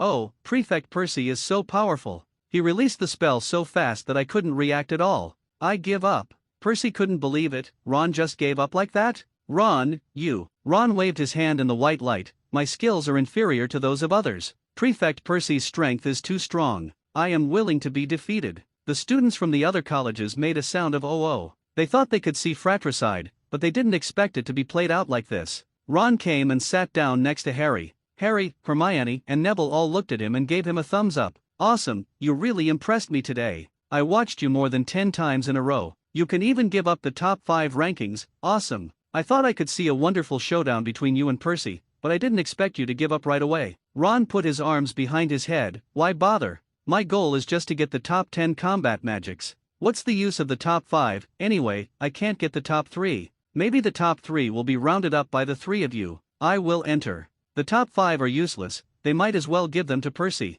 He was really bad all day, and if he was defeated and didn't make the top 5, he would go crazy again. Besides, I'm not sure I can beat him. Hermione and the others nodded. There was indeed no need to confront their brothers over this. Percy looked at Ron with complicated eyes. For the first time, he felt that his brother was so cute. Come on, Malfoy. Malfoy will win. The voice from Slytherin made everyone turn their attention, and the entire Slytherin students were cheering for Malfoy. I have to say that although Malfoy is annoying, he is also very popular in Slytherin. The next fourth game was between Malfoy and Pinlo. The two fought fiercely, and finally Malfoy won with a narrow move. Game 5, Neville vs Cedric. Cedric Diggory, a famous figure in Hufflepuff, is handsome, smart and strong. He is 2 grades higher than Neville. He is a boy full of reason, talent and elegant demeanor. Neville Longbottom, a man of the hour in Gryffindor, an awakened genius. From being a symbol of stupidity to being synonymous with genius, he became a well-known genius in just 1 semester. Hidden under his cowardly appearance is a firm heart,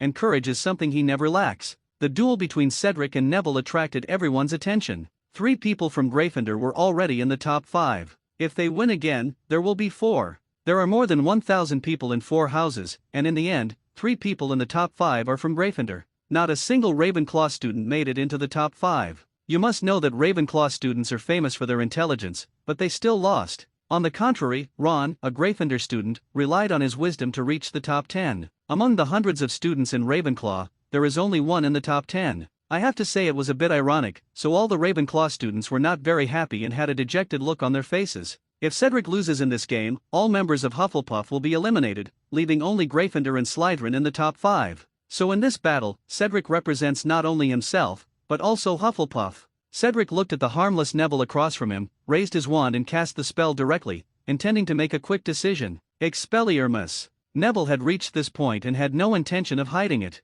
His eyes quickly turned red, and a tomo slowly flowed in his eyes. Seeing Cedric's spell coming, Neville didn't make any move. Cedric thought Neville was frightened by his sudden attack and forgot to dodge for a moment. Seeing the curse getting closer and closer to Neville, a smile appeared on Cedric's face, and the Hufflepuff students began to prepare to celebrate. However, when the curse was about to hit Neville, Neville tilted his body slightly and the curse passed him by. The smile on Cedric's face froze, and he looked into Neville's eyes in shock. He actually dodged it. How is that possible? Why do his eyes look so familiar? Cedric raised his head and looked at the huge moon in the sky, with 9 tomo on it. He opened his mouth wide, a little unbelievable. Neville's eyes were almost the same as the moon in the sky, but there were a lot less megatama and a lot less circles. But it is not difficult to see that Neville's eyes are definitely related to the moon in the sky. In the stands where Xiao Han was, everyone in the Ministry of Magic suddenly stood up. Even Dumbledore looked into Neville's eyes in astonishment, a little unbelievable. If you read it correctly, this should be the bloodline that Professor Xiao Han mentioned. But, didn't Professor Xiao Han say there is no Earth? How could Neville have it? Dumbledore knew Neville's identity very well and knew that this thing must not be hereditary, otherwise he would definitely know. From this point of view, this thing should be related to Professor Xiao Han. Dumbledore turned to look at Xiao Han, and Minister Fudge also turned to look at Xiao Han. Xiao Han felt the gaze and said nothing, just nodded. I gave it to him. He is very suitable for this bloodline. Hearing Xiao Han's words, Dumbledore nodded thoughtfully, while Minister Fudge took a breath. Can bloodline be given as well? Still such a powerful bloodline. Can the blood of a magician also be given? In the future, there will be no muggles in the world, but only magicians? Fudge shook his head. It shouldn't be possible. There will definitely be restrictions, and the restrictions are very high, especially for this bloodline. Fudge could only comfort himself in this way, so that he would feel better. Fudge looked at Neville as if he were looking at a golden mountain. The burning gaze was felt by Neville on the stage. Neville looked towards the stage and happened to make eye contact with Fudge. Fudge was stunned. His perception was so sharp. Can he feel it even from such a distance? Is it because of those eyes? That powerful bloodline whose name I don't know? Although Cedric was shocked and even a little scared, his sense of honor as a Hufflepuff still supported him in fighting. Seeing Neville diverting his attention and looking aside, he quickly raised his wand and cast another spell, while using the clone technique. Expelliarmus. Neville tilted his body again and avoided the curse again in the eyes of everyone in amazement. Neville focused his attention on Cedric's body again, and Cedric was startled. Neville's eyes seemed to recognize that he was the real person. Thinking of Neville's previous performance, he came to a terrible conclusion. That is, Neville's strange eyes can distinguish the clone from the original body. Thinking of this, Cedric paused and immediately changed the great fireball handprint to another handprint. Sure enough, Neville raised his hand and fired Expelliarmus directly at Cedric. Cedric doesn't have Neville's ability to see the trajectory of the curse and avoid it. Fortunately, he made a handprint in advance, a body replacement technique, and disappeared in place.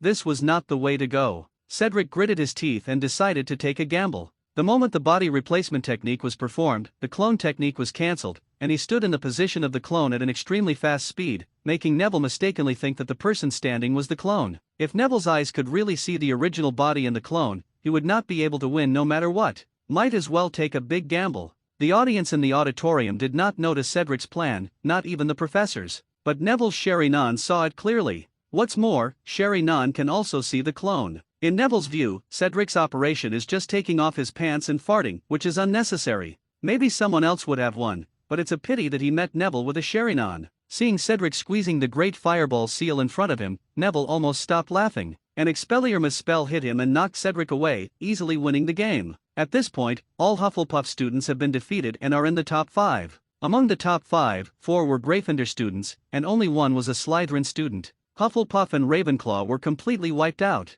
Even 4 of the top 5 were freshmen, which made the old students at Hogwarts extremely ashamed. Amid Gryffindor's celebrations, the semifinals began. Harry Potter vs Draco Malfoy. Neville Longbottom vs Percy Weasley. Hermione Granger gets a bye. The whole place exploded, and everyone was talking. Shady. Absolute shady story. Hermione Granger actually got a bye, what a coincidence. In the past, it was okay to turn on a small stove when it came to combat magic. This was an open and honest favoritism. Many people at the scene were unwilling, especially the Slytherin students. Hufflepuff and Ravenclaw have both been eliminated. Whether Hermione gets a bye or not has little to do with them, but there is someone in Slytherin who is in the top 5. Why can Hermione get a bye and directly enter the top 3? Why can't Malfoy? If it doesn't work out, you can just randomly draw it. Why order Hermione directly? Shady. It's too much. Unfair. Exactly. Does Principal Dumbledore not care about blatant favoritism? Recalling the lessons learned from the previous shouting about unfairness, the Slytherin students did not dare to speak loudly no matter how unwilling they were, for fear that Xiao Han would not let them attend the combat magic class.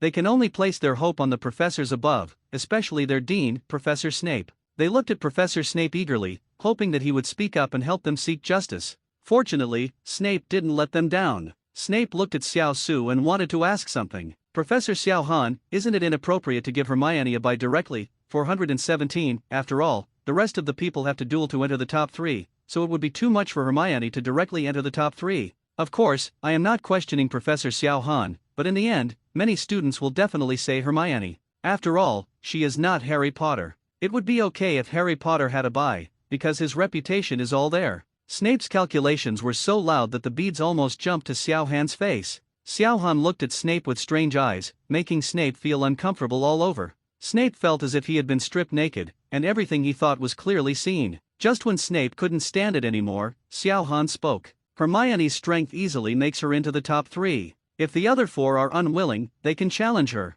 If they win, they will be in the top 3. If they lose, they will be ranked 5th. This was not just said to Snape, Xiao Han's voice spread throughout the entire venue, and everyone heard it. The Slytherin students were delighted when they heard this, and then shouted to Malfoy, "Malfoy, challenge Hermione. Come on, Malfoy, get into the top 3. Malfoy, we support you." The expression on Draco Malfoy's face changed unpredictably, and his face turned red and blue. All the Slytherin students were looking at Malfoy, but Malfoy just frowned and didn't say a word. Defeating Hermione and defeating Harry Potter can both make the top 3. No matter how you look at it, Hermione is better than Harry Potter, right? Moreover, Malfoy has long wanted to beat Harry Potter. How could he give up this time when he had the opportunity? Besides, Professor Xiao Han had given Hermione a bye. If he stood up to challenge Hermione, he would be going against Professor Xiao Han. Malfoy wouldn't do such a thing, he's not a fool. Malfoy is not going to challenge any outsider, and Gryffindor's own people will definitely not challenge it either.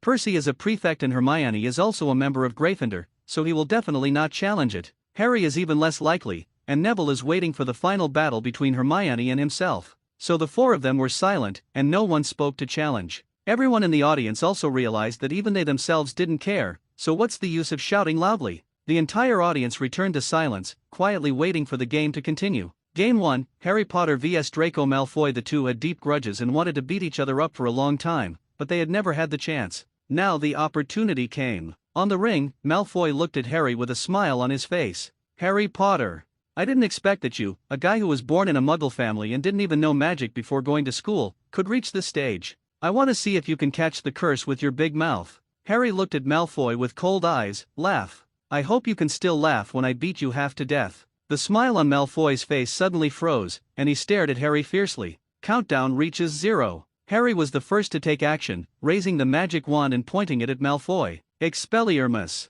The blue curse flew out, and Malfoy also raised his hand to cast a curse. Expelliarmus. The two magic spells collided, blocking the sight of both parties, and cancelled each other out in midair. When Malfoy looked at Harry, 2 Harrys had already appeared. Damn it! Which one is the main body? Who cares, they were all blasted. Malfoy immediately started to form the seals, Si Wei Shen Hai Wu Yin. When Harry saw Malfoy forming the seals, he had no choice but to start forming the seals too. It was already the end of the world. Although Harry completed the seal later than Malfoy, both seals were completed at the same time. Fire-style Great Fireball Technique. *2 2 huge fireballs appeared above the ring, and the temperature instantly rose to an unbearable level. Harry and Malfoy even felt the smell of burning hair, and they backed away. 2 great fireball techniques collided in the air, and a wave of heat surged out, even affecting everyone in the audience. The fireballs remained in a stalemate, then exploded at the same time, and the aftermath directly overturned Harry and Malfoy. "Darling, this is quite powerful."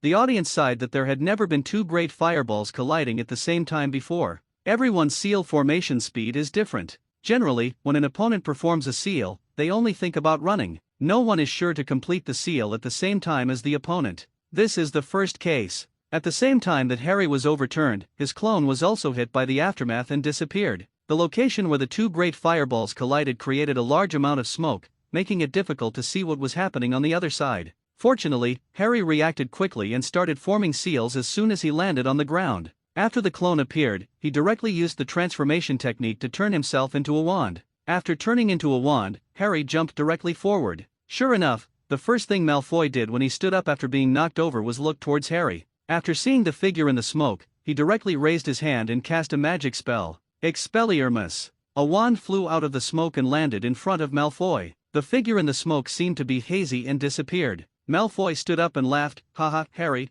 I wonder what you would do without your wand." The smoke dissipated and Harry's figure disappeared. "Is it useful to hide it? Your magic weapon is still here." Malfoy walked towards the wand, fearing that Harry would pick it up. Malfoy leaned over and tried to pick up the wand, but what caught his eye was a fist as big as a sandbag. "Ah, my eyes." Malfoy covered his eyes and backed away. Harry appeared but did not use his wand to defeat Malfoy. Harry looked at the howling Malfoy with a smile on his face. He took 2 steps forward and punched Malfoy directly in the other eye. 0 Now Malfoy couldn't see anything with both eyes, and he raised his wand angrily. As soon as he lifted it up, Harry snatched it away and said, "Here you go." Harry punched Malfoy on the nose. "I'll make you stink all day long. I'll make you target me all day long." Malfoy was hit hard on the nose, and tears suddenly flowed from his nose. "Ah, damn it, just wait for me. I'm waiting." Punch. "What can you do?" Another punch. Seeing Harry punch Malfoy in the face one after another, many female students covered their eyes and couldn't stand it anymore.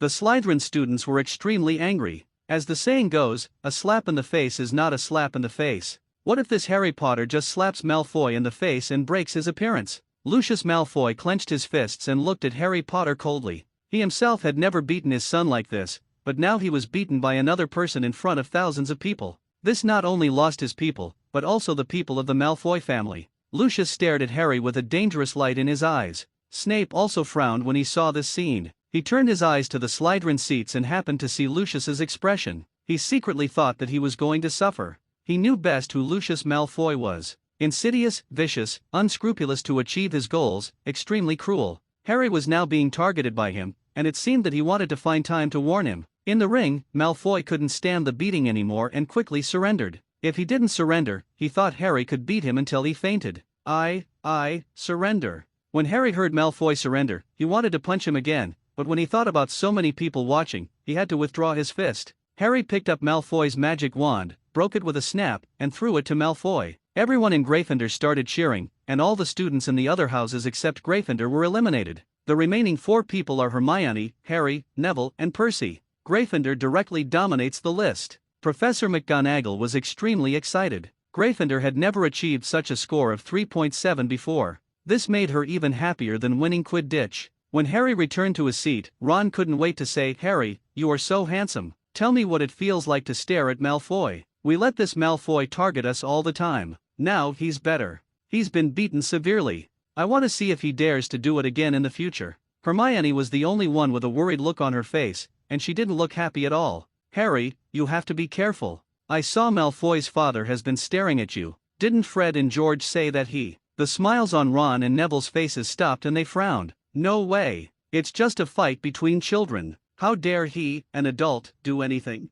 Hermione nodded. "The Death Eaters don't care about this. If you mess with them, they will try every means to torture you." Harry beat Malfoy like this in front of so many people, and the Malfoy family has lost all face. The Malfoy family can be regarded as the most powerful pure-blood family, and they must pay great attention to reputation. So, Harry nodded thoughtfully and turned to look at Slytherin's seat. As soon as he turned his head, he saw a pair of cold eyes staring at him from a distance, which made Harry tremble all over. Game 2, Neville Longbottom vs Percy Weasley. Both are Gryffindor students, and this is a civil war that belongs to Gryffindor. The Gryffindor students didn't talk much at this time. They didn't know what to cheer for. It seemed that there was no right person to cheer for. One is a genius among the freshmen, and the other is a prefect of the college. It's hard to say which one. Even Harry and Hermione, who had the best relationship with Neville, didn't know who to cheer for. One is his good friend, and the other is his good friend's brother. Harry and Hermione simply remained silent and watched the two fighting. Although Percy tried hard, he was of no use against Neville's Sherry On. Whenever Percy wanted to use the Great Fireball technique, Neville would directly interrupt him with a magic spell.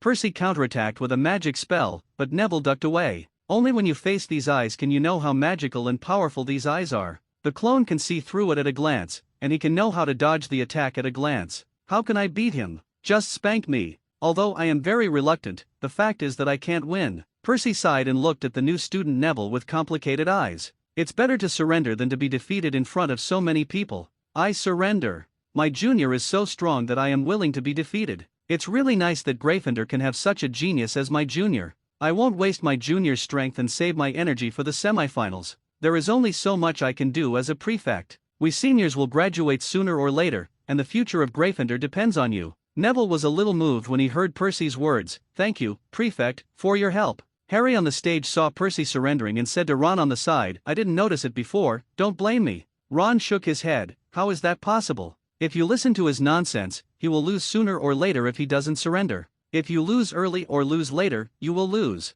It is better to betray Neville and save face. Do you really think he is so good? If he was sure of winning, he would definitely not admit defeat. Hermione added, and he took the initiative to admit defeat. Coupled with what he said, many students felt that Percy, the prefect, was really responsible and a good person. Some people may even think that Percy gave up just because he didn't want to bully the freshmen and was just giving them a chance to perform. It's really like killing several birds with one stone. Harry babbled, is it so complicated? Why can you both see it, but I can't? Especially Ron. Hermione can be forgiven for seeing it, so how did you see it? Ron looked at Harry as if he were a fool, and said quietly, because I am his biological brother, and I understand him, it's that simple. Harry was speechless. Why did he feel like I was a fool? The white light flashed on the ring, and both Neville and Percy returned to the audience. The audience applauded. No matter who lost or won, Gryffindor was the biggest winner today. Prefect Percy, thank you for your dedication. We will remember it. Neville, Prefect Percy is the best. Neville, awesome. Come on. Neville returned to his seat, and his grandmother was so happy that she patted Neville on the shoulder repeatedly, unable to say anything excited. The uncle on the side also looked at Neville with a different look, as if he was seeing him for the first time. Neville, you are great. You are the pride of the Longbottom family. There are thousands of students in Hogwarts, but Neville has become the top 3 most powerful, even among the top 3 at the same stage. But the first 3 components are very large. You must know that the students who graduate from Hogwarts every year have different reputations in each field. Especially the best ones are famous in the magic world. Neville's grandmother never thought that Neville could become such an outstanding person. After all, she also knew how harmful the forgetting curse was to Neville. That's why she was even more shocked than Neville's uncle. Uncle Neville also gave a thumbs up and praised, awesome. Neville has only been in school for 1 semester and he is already so good, and he will be even better after graduation. I knew that Gryffindor is the best for Neville. Grandma nodded, yes, you're right. Gryffindor is the most suitable for Neville. Neville's face was filled with a smile. This was the first time he heard praise from his grandmother and uncle. It feels great, but the game isn't over yet. The competition finally progressed to the semi-finals, and the top 3 candidates were finally determined. They are Hermione Granger, Harry Potter, and Neville Longbottom. In the last game, 3 people competed with each other. The first game was Neville Longbottom versus Harry Potter. The second game was Harry Potter versus Hermione Granger. The third game was Hermione Granger vs Neville Longbottom. As soon as Z finished speaking, Harry shouted, I abstain. Everyone looked at Harry fiercely, with disbelief in their eyes. Harry Potter actually abstained. Why? He's already entered the semifinals. I don't understand what he thinks. He doesn't even have the courage to fight? I remember that the 3 of them had a pretty good relationship. It couldn't be that they gave up because they were friends and couldn't do anything. Hermione and Neville on the side also looked at Harry in shock. Harry, what are you doing? Why are you abstaining? Yes. Harry, why do children want to have power? Harry looked at Neville and 547 Hermione with a somewhat lonely look in his eyes. It's all the same. I know the strength of the 2 of you very well. I can't win either one, so I might as well just abstain. Wouldn't it be better for the audience to watch the final directly? One has Sherry-Non, the other has Shadow Clone Technique, and I have nothing. How can I win? Although everyone felt sorry for Harry, it was a pity that Harry still firmly chose to abstain. Ju looked at Harry Potter. Are you sure you want to abstain? If you abstain, you will be ranked 3rd. Hermione Granger and Neville Longbottom will directly compete in the finals to determine the 3rd place. Harry nodded, I'm sure. I'm very satisfied with the 3rd place. Ju glanced at Harry and announced to everyone, now enter the final. Hermione Granger versus Neville Longbottom. The winner will be the 1st place in this actual combat assessment. Now, both sides take the field and prepare for the final. The white light lit up, and Hehe and Neville were teleported to the ring. Both sides looked solemn. It was not easy to win the 1st place. The strength of Hermione/Neville should not be underestimated. They are also the only 2 students who are valued by Xiao Han. This battle is destined to be a battle between dragons and tigers. Game start. The moment it started, Hermione immediately made a seal. Neville quickly raised his hand and cast a spell to interrupt Hermione, while revealing a Sherry-Non. However, this time Hermione's sealing speed was extremely fast, and the clone appeared before the curse appeared. After the clone appeared, Hermione fired a spell to fight against Neville's spell. The 2 magic spells collided in the air and were in a stalemate. At this time, Neville saw from the corner of his eye that Hermione's clone had raised her wand and pointed it at him. He knew that Hermione's clone could attack, and if he continued to fight with Hermione, he would definitely be hit by the clone. He had no choice but to withdraw his magic power, dodge Hermione's spell sideways, and then focus on the clone, intending to avoid the clone's attack. The wand in the clone's hand has been raised and the spell has been shouted, but no spell has appeared. Neville was puzzled. Could it be that the spell failed?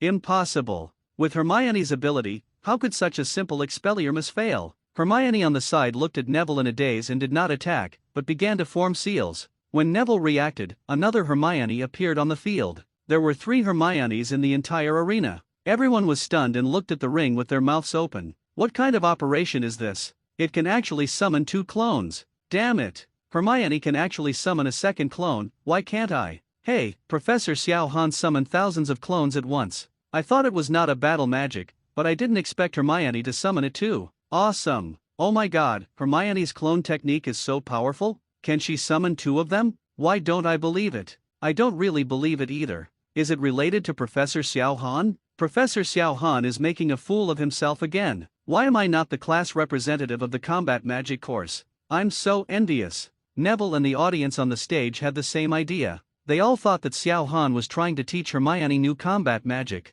Neville looked helpless, 1 against 3. It seemed a little difficult. The 3 Hermiones raised their wands at the same time and cast a spell on Neville. Expelliarmus. *3 The 2 magic spells were shot directly at Neville. Neville had no time to think about why the first clone did not have a magic spell. He had put all his body and mind on the coming spell. One spell attacked him, while the other spell blocked the direction in which he was hiding. The megatama in Neville's eye spun crazily, and finally found an angle. He rolled awkwardly to avoid the 2 curses. Damn, Sherry Nan is having a hard time, she has to kill her 2 clones. Neville didn't even think about why 3 Hermiones attacked together but only had 2 magic spells. After all, Sherry Nan can improve his learning ability, but it does not improve his brain or IQ. The 3 Hermiones kept changing their positions, making it difficult to tell which one was the real one. Every time the 3 people raised their staffs, only 2 magic spells were shot. The audience on the stage noticed this and felt a little strange. Neville struggled to survive under the attack of 2 magic spells.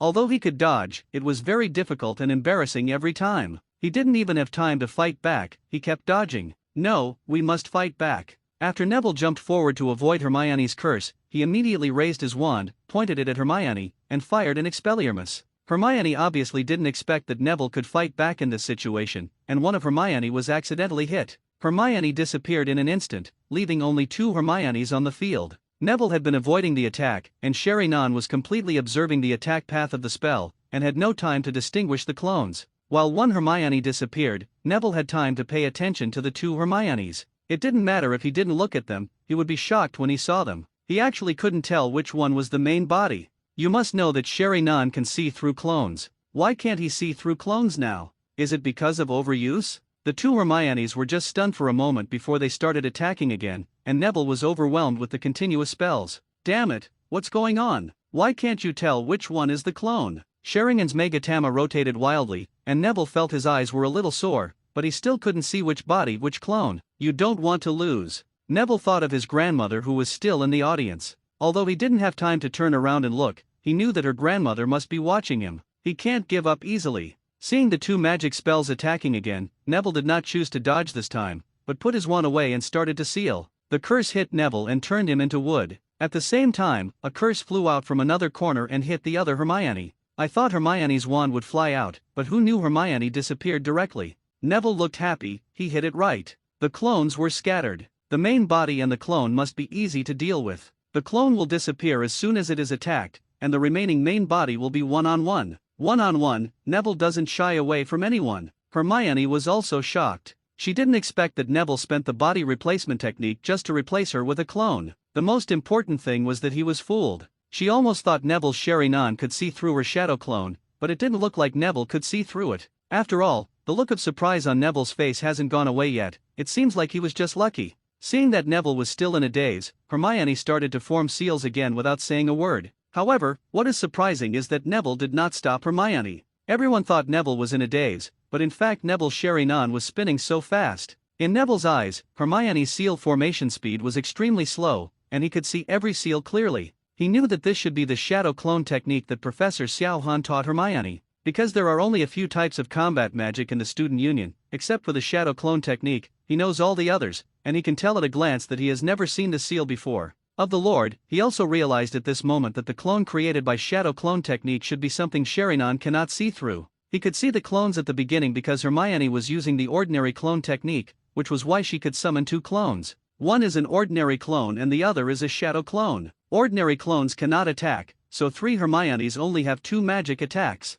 After thinking about this, Neville and Hermione's shadow clone technique became even more curious. That's why he let Hermione form the seal and let her release the shadow clone technique once. Hermione was about to finish forming the seal, and she was a little curious as to why Neville didn't stop her. As a result, she saw Neville starting to form the seal out of the corner of her eye. Josu Chen Zi. Why do these first few seals look so familiar? Hermione suddenly had an ominous premonition. Neville was forming the same seal quickly. If someone slowed down Hermione's handprint and Neville's handprint, they would actually be able to find that they were forming the same seal. It's just that Neville was a few seals slower than Hermione. When Hermione finished sealing, Shadow Clone appeared next to her, and she quickly raised her wand together with Shadow Clone. Expelliarmus. *2 However, it was still a step too late. As soon as the spell was cast, Neville's seal was completed. A clone also appeared next to Neville. What was even more surprising was that both Neville raised their wands and shot out a magic spell. Expelliarmus.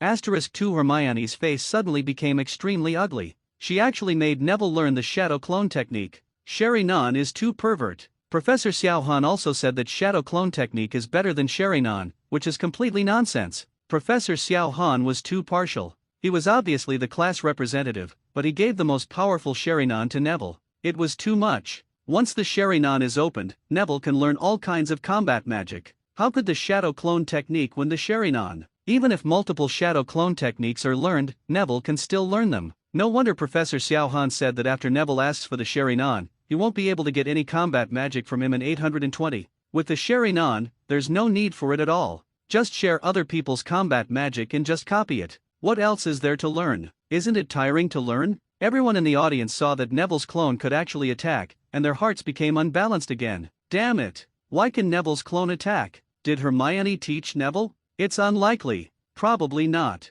Rather than saying what Hermione taught Neville, it's better to say what Professor Xiao Han taught Neville. Oh my god, why is Professor Xiao Han so nice to Neville? Even Hermione has only learned this one combat magic, and Neville has learned more than Hermione. A new clone combat magic, and those eyes. Why Professor Xiao Han? Does this Professor Xiao Han have something to do with Neville and take care of him like this? Hermione, I can bear it, but Neville, I really can't stand it. I now wonder if Neville's sudden transformation into a genius and powerful person has something to do with Professor Xiao Han. That's right. We all know what Neville was like when he first came here, but he suddenly changed after receiving the Bob reward. Malfoy listened to the discussions of the people around him and nodded unconsciously. He was the one who understood them best. After all, Neville was bullied a lot. In the beginning, Neville was very timid, stupid, and clumsy, and he messed up things easily. Later, Neville suddenly became so powerful that he could easily dodge every sneak attack. Now it seems that it was because of Professor Xiao Han's help that he made such a big change.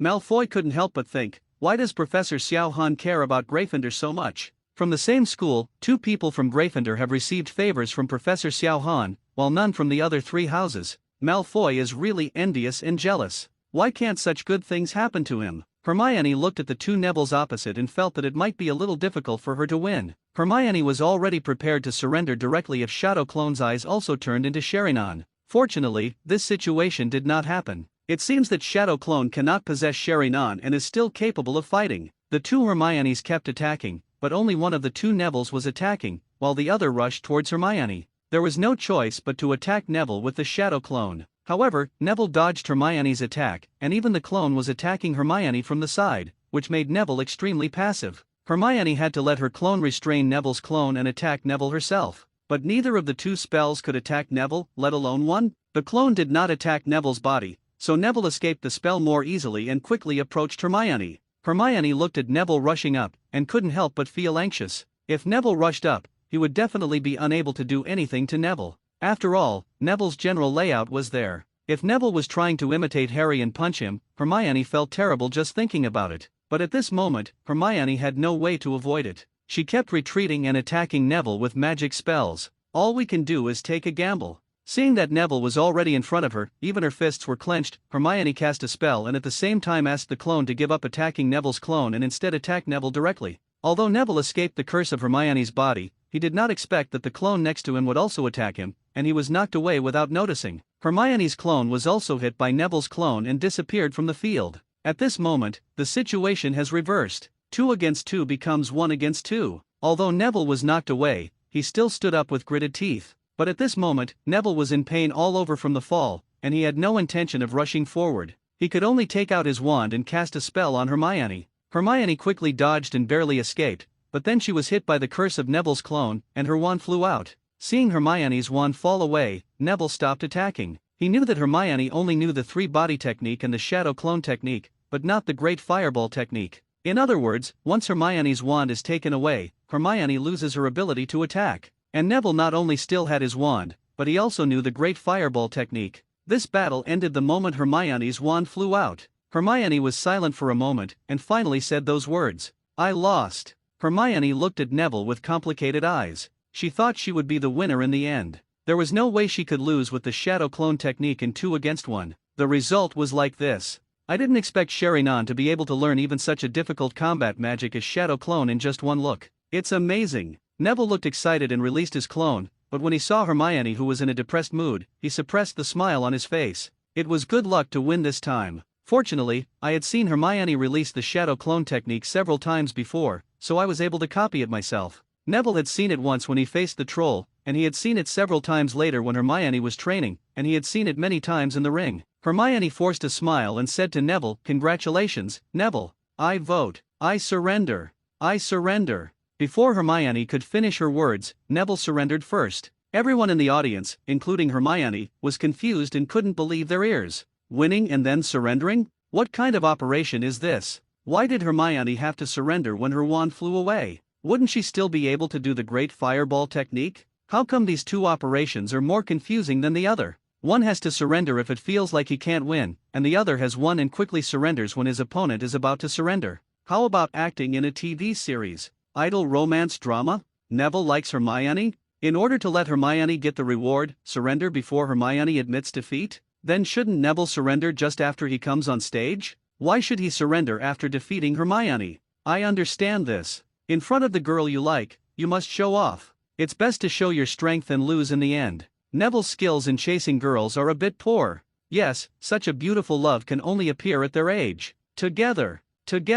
Shut up. They are only about 10 years old. They really think they are the same as you adolescent boys and girls. The audience was talking and speculating about this matter, and even Hermione herself was speculating about the reason. Is it because I am the class representative of Professor Xiao Han? If you can't even get first place as a class representative, that would be a bit embarrassing. Or is it just because he was grateful to Professor Xiao Han for giving him Sherinan, so he took the initiative to admit defeat and let himself win? Hermione's head was running wildly, and she felt like her brain was about to grow. Why surrender? Neville touched his head and smiled. Didn't Professor Xiao Han say that after I get Sherinan, I won't be able to get any combat magic rewards? Even if I get first place, there will be no reward. I might as well give it to you. Hermione was stunned for a moment, and then she remembered the choice Professor Xiao Han had given Neville. If you ask for Sherinan, you will not be able to get any combat magic rewards from Xiao Xiao in the future. She had forgotten this. No matter where Neville ranked, he would not receive a reward. Thinking of this, Hermione suddenly realized, then why not let Harry win? Wouldn't Harry be able to get A-level combat magic in this way?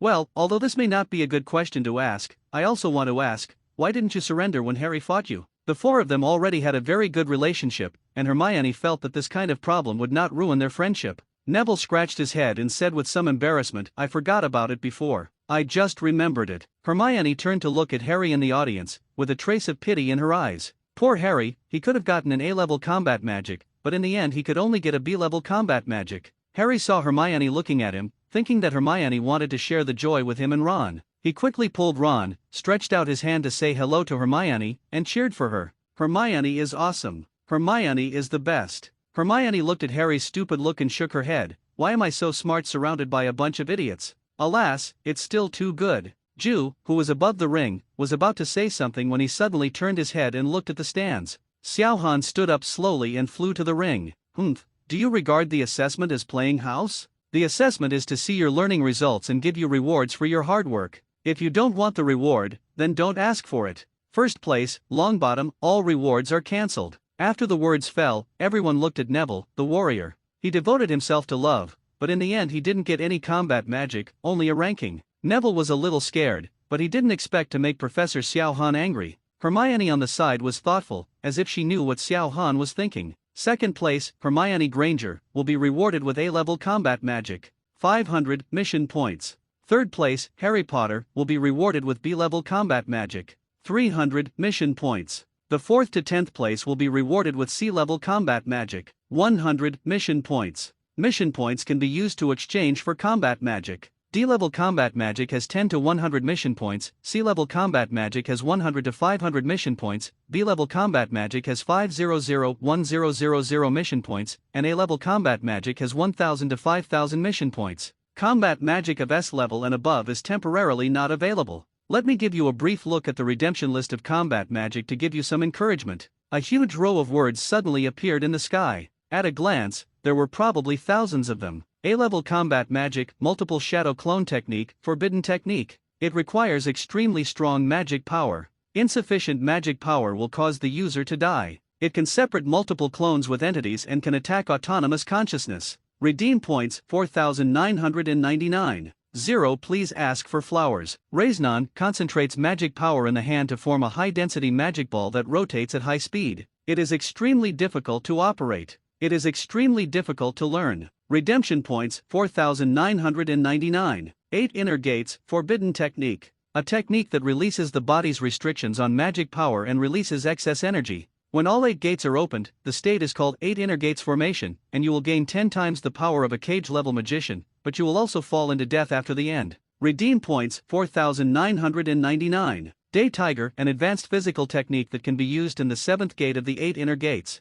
It performs a concentrated ultra-high-speed front fist attack on the opponent. It first compresses the air and then spreads it in one breath. The air cannon is shaped like a tiger and is powerful. The spread of the shock wave is enough to make it difficult for people several kilometers away to stand. Redeem points 3,000. Summoning Triple Rashomon, the first gate to withstand the attack, the second gate to reduce the power, and the third gate to spread the power. The 3-stage absolute prison gate defense of suffering, destroying and expanding, with its unique structure and miasma, as well as the ability to absorb all attacks, can not only protect yourself, but also frighten the opponent's spirit. Redeem points 4,000. Chidori, concentrate a large amount of magic power on the hand to form a high-intensity electric current, dash forward and pierce the enemy, with extremely strong penetrating power. Redeem points 4,999. B-level combat magic, wind-style vacuum wave, exhales a sharp breath similar to that of a sickle from the mouth, cutting off the target's flesh and the chakra that protects the body. Redeem points 700. Water-style 5 sharks, the magic power released from the 5 fingers transforms into an extremely ferocious shark and attacks its prey. Redeem points 700. Sea-level combat magic, lightning-style thunder beast chasing Fang, changes magic power into electric current, and then transforms into a wolf through shape change, with super fast movement speed and tracking ability.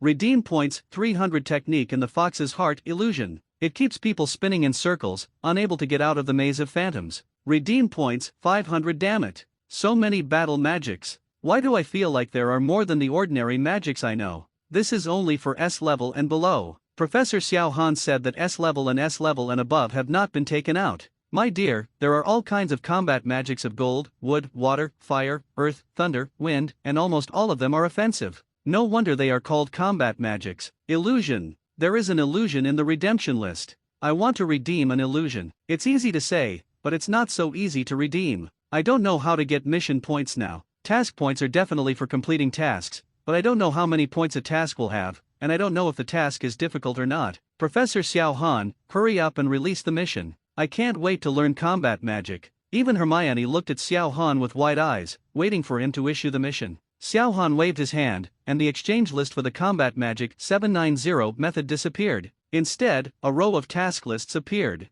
A-level task list, find and submit the magic stone, task reward 4,999 points. Find and submit the resurrection stone, task reward 4,999 points. Find and submit the time converter, task reward 4,999 points. Find and submit the elder wand, task reward 4,999 points. Find and submit the invisibility cloak, task reward 4,999 points. Ranked first in the world in strength among his age group, mission reward 4,999 points. B-level task list, won first place in the Triwizard tournament, task reward 799 points. The students from all schools in the entire Eagle country are ranked first in strength, and the task reward is 999 points. C-level task list, the most powerful student at Hogwarts, mission reward 499 points. D-level task list, if the final grade is passed, the task reward 10 points. If the final grade is good, the task reward 50 points. Excellent final results, task reward 99 points.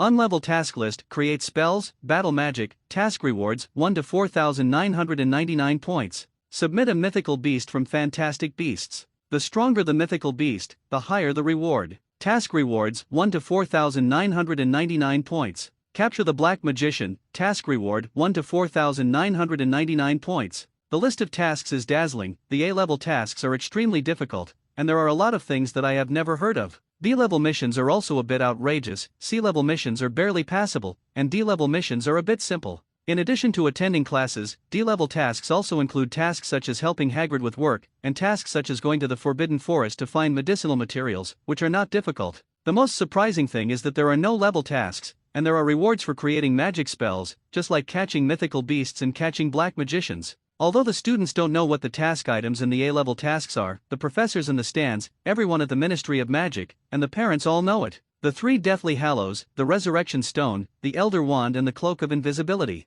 2 of them, the Elder Wand and the Invisibility Cloak, were on Dumbledore's body, and even the Philosopher's Stone was in his hand. If Dumbledore was willing, he could complete many A-level tasks at once. But obviously, he didn't have much interest. On the contrary, he started to think about what Xiao Han wanted these things for. Minister Fudge frowned even more, fearing that Xiao Han would become like Voldemort. Even Voldemort's Ministry of Magic couldn't deal with it, let alone Xiao Han, who was even more powerful than Voldemort. Fortunately, the next words made both the Ministry of Magic and Dumbledore relax. The school will add tasks later, and even the Ministry of Magic may issue tasks in the future, so all you need to do is improve your strength. Now I declare that your practical assessment has come to a successful conclusion. Then it's time to hand out the prizes. In the blink of an eye, everyone was back in the classroom, so fast that they didn't even react. Master Merlin, we are back from that world in an instant. Professor Xiao Han's strength is truly indescribable, he is the god of magic. Suddenly, a cry of surprise came from within Hufflepuff House.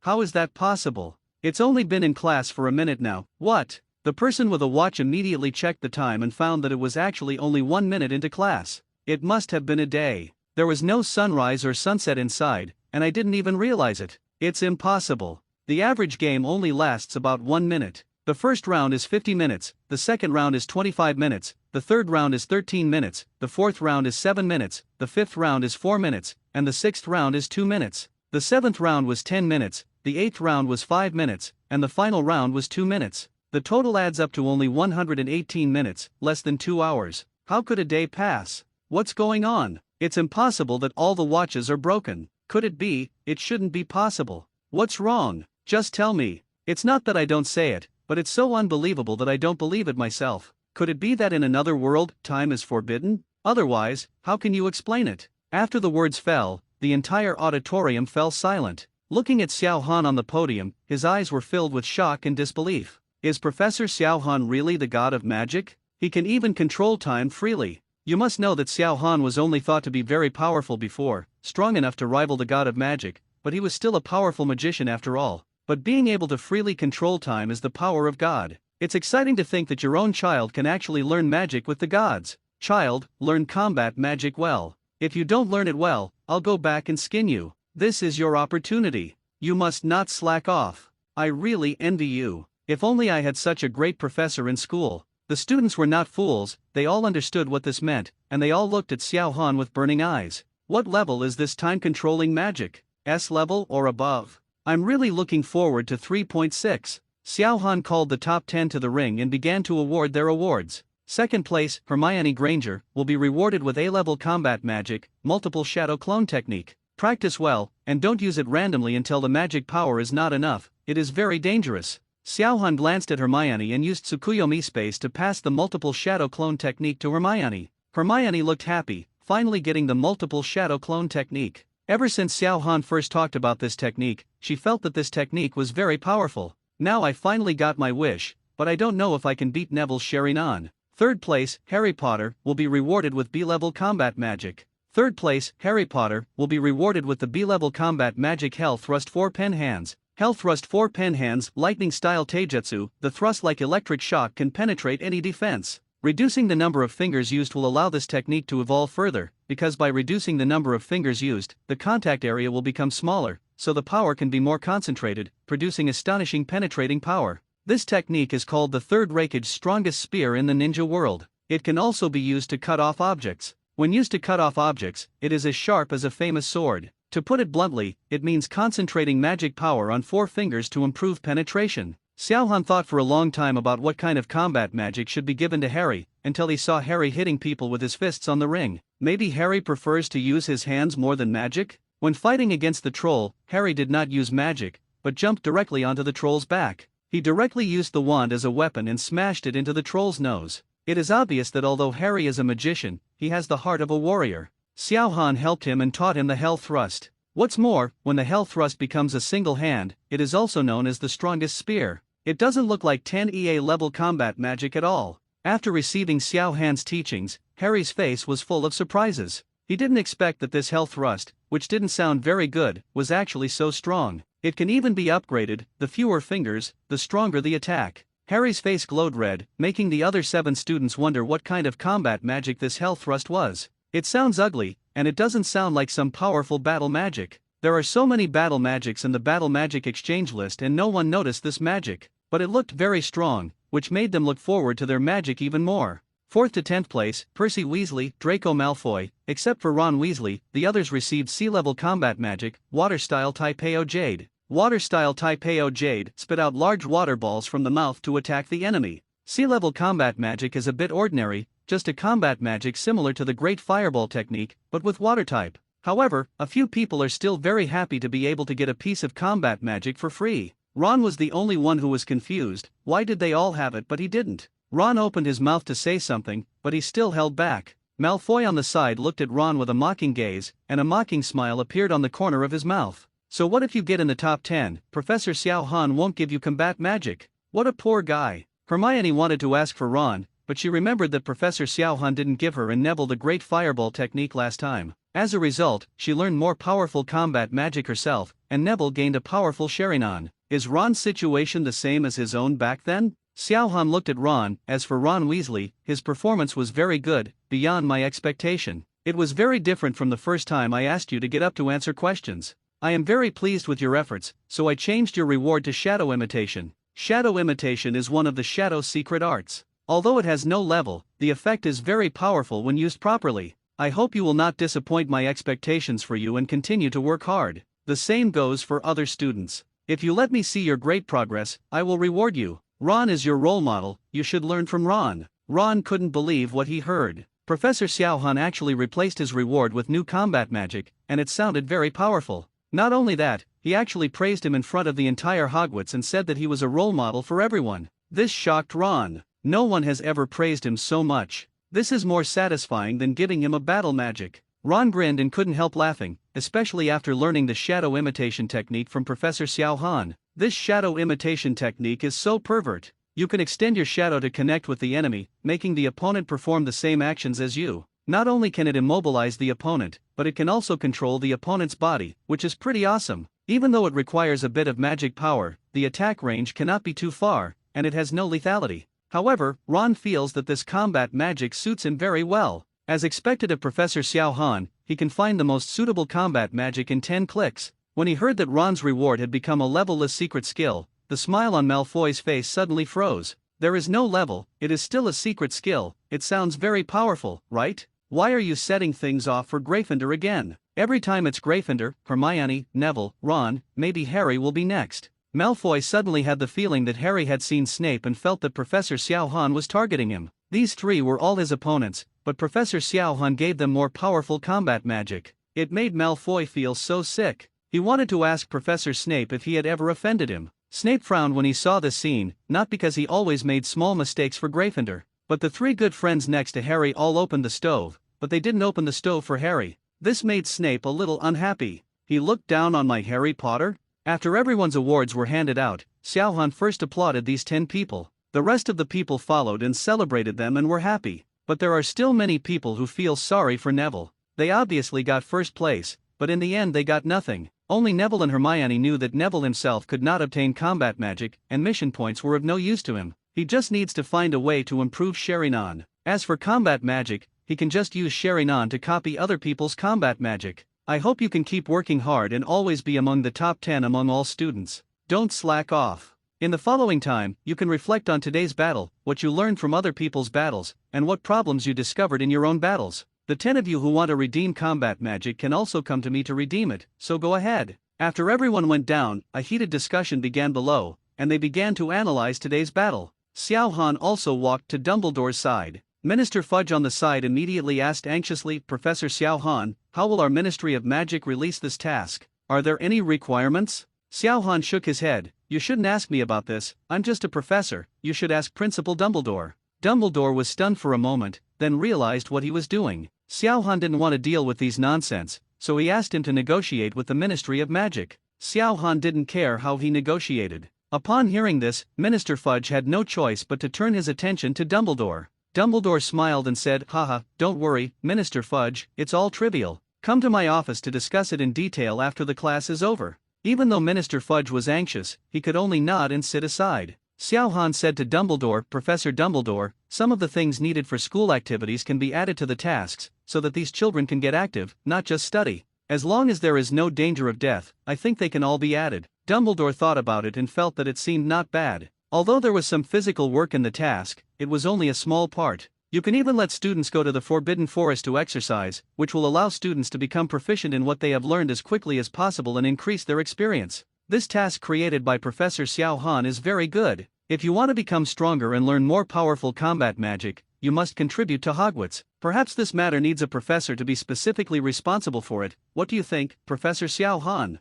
Xiao Han already had a candidate in mind, and without hesitation, he said to Dumbledore directly, just Snape. I will leave all the release and completion of tasks, and the exchange of combat magic to him. What does the principal think? Dumbledore looked at Professor Snape, who was also confused, obviously not knowing about this in advance. Severus, what do you think? Snape hesitated for a moment, then nodded after thinking that this was Xiao Han's decision. Okay, no problem, Principal Dumbledore. Professor Xiao Han. A smile appeared on Dumbledore's face. Then it's up to you, Severus. Xiao Han waved to Snape, Snape walked up to him, and instantly the two of them turned into golden light and disappeared into the auditorium. Minister Fudge looked at the golden light and asked stutteringly, isn't this apparition? There is no golden light in apparition. Dumbledore nodded, this should be a combat magic similar to apparition. I saw Professor Xiao Han use it before. Battle magic. The space movement combat magic is the same as apparition, it's so amazing. Professor Xiao Han can even invent this kind of magic. Is he really only as big as he looks?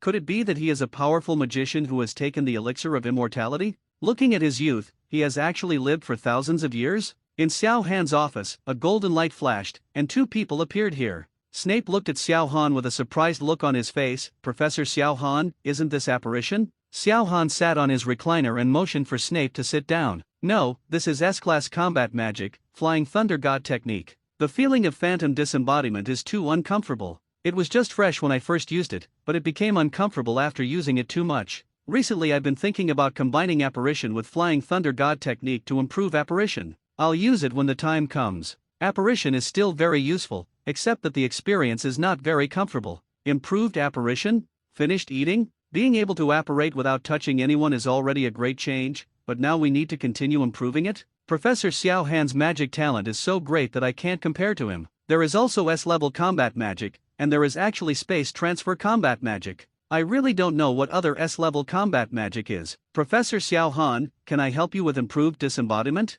Xiao Han shook his head, I can't help. The main thing is to combine the two. If you don't know the Flying Thunder God technique, you can't help. Snape sighed, a little regretful. After all, he is also a genius who invented many magics, but he always feels a deep sense of powerlessness in front of Xiao Han. It seems that he is no different from an ordinary person and has no merit. Just as Snape was thinking wildly, Xiao Han spoke. The main purpose of calling you here is to give you the exchange list for combat magic. Then you can find a place to announce it. You can handle the tasks yourself and decide the rewards yourself. I ask you not to favor any student. Snape nodded, this was a trivial matter to him. The rumors outside that he favors Slytherin are all rumors. Of course, I won't let you work in vain and teach you an A-level combat magic. Snape was overjoyed when he heard this, and there was an unexpected gain. Xiao Han continued, this combat magic is called Raisnon. It is a very powerful magic, but of course it is also very difficult to learn. Snape remembered that this battle magic was among the first few in the redemption list, and the redemption points were as high as 4,999. It should be one of the most powerful A-level battle magics.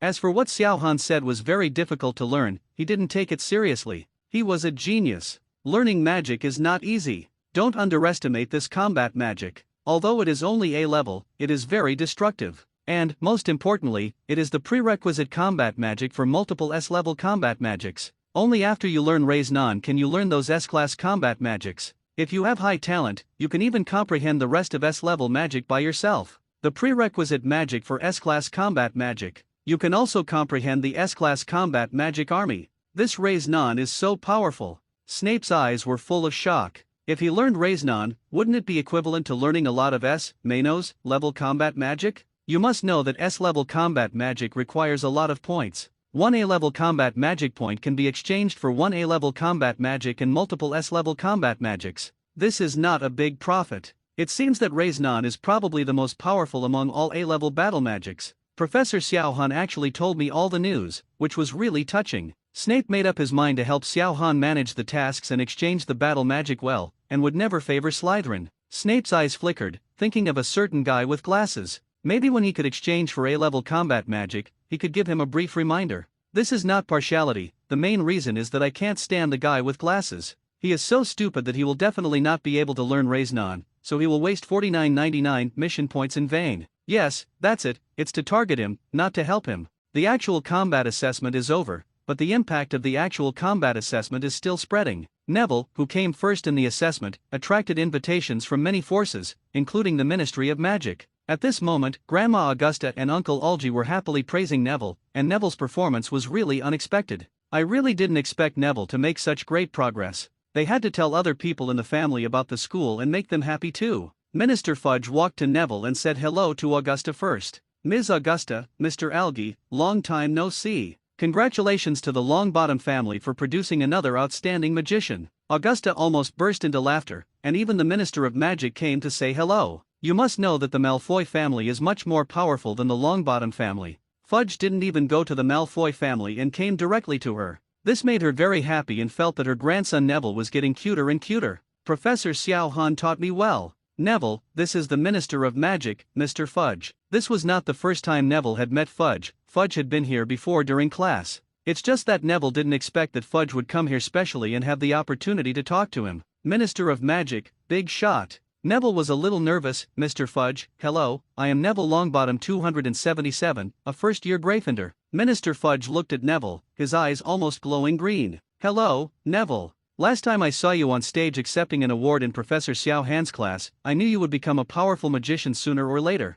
I didn't expect that you would become a Hogwarts student in just one semester. The first person in the world. The sudden compliment made Neville a little shy, and Fudge's eyes made Neville even more frightened. How could the number one person in Hogwarts be so exaggerated? No, it's just that the actual combat assessment has too many restrictions. Many seniors are stronger than me. Minister Fudge patted Neville on the shoulder and told him, I know there are limitations, but your potential is there. They are strong just because they have been exposed to magic for a long time. I believe that when you reach their age the strength will definitely be stronger than them. Are you interested in joining our Ministry of Magic after graduation? I remember your parents are Aurors. Do you want to come to the Ministry of Magic to be an Auror? Neville was so praised by Fudge that he was really that powerful? Even the Minister of Magic came to win over him personally. Can I really be an Auror? Of course. If you are willing, the Auror office of the Ministry of Magic will always be open to you. As soon as you graduate, you can come to the Ministry of Magic to be an Auror, and no assessment is required.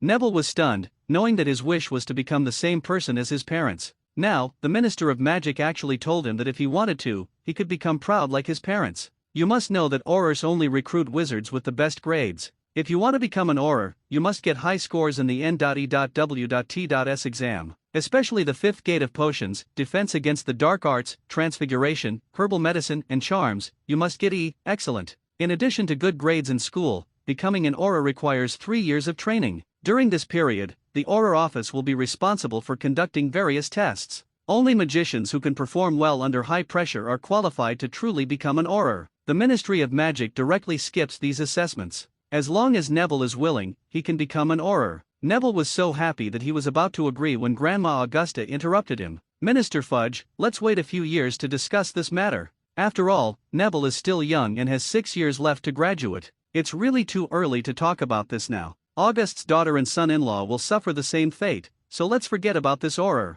At the very least, Augusta National wouldn't let Neville become an Auror now. Neville wanted to agree, but his grandmother said so. He, babe, can only obey his grandmother. Minister Fudge sighed, it was almost. But there is really no rush, just take your time. Neville's parents are a pair of excellent Aurors. I believe Neville also wants to become an Auror, but... Fudge glanced at Augusta. He knew the situation of Neville's parents and the reason for Augusta's resistance. Well, I'll go over first. Neville, please discuss this with your family. The door of the Ministry of Magic will always be open to you. After Fudge left, Neville looked at his grandmother in confusion, wondering why he was not allowed to agree to Fudge. Grandma, why don't you let me agree? Aren't Aurors very good? Aren't our parents Aurors? Augusta's face suddenly turned ugly, and Uncle Algy also frowned, obviously not very optimistic about the Auror profession. Your parents are Aurors, that's right. But think about what they are like now. Do you still want to be an Auror? Neville paused, thinking of his parents far away in St. Mungo's Hospital of Witchcraft and Wizardry, and his head shrank. But then, he thought of something again and straightened his back.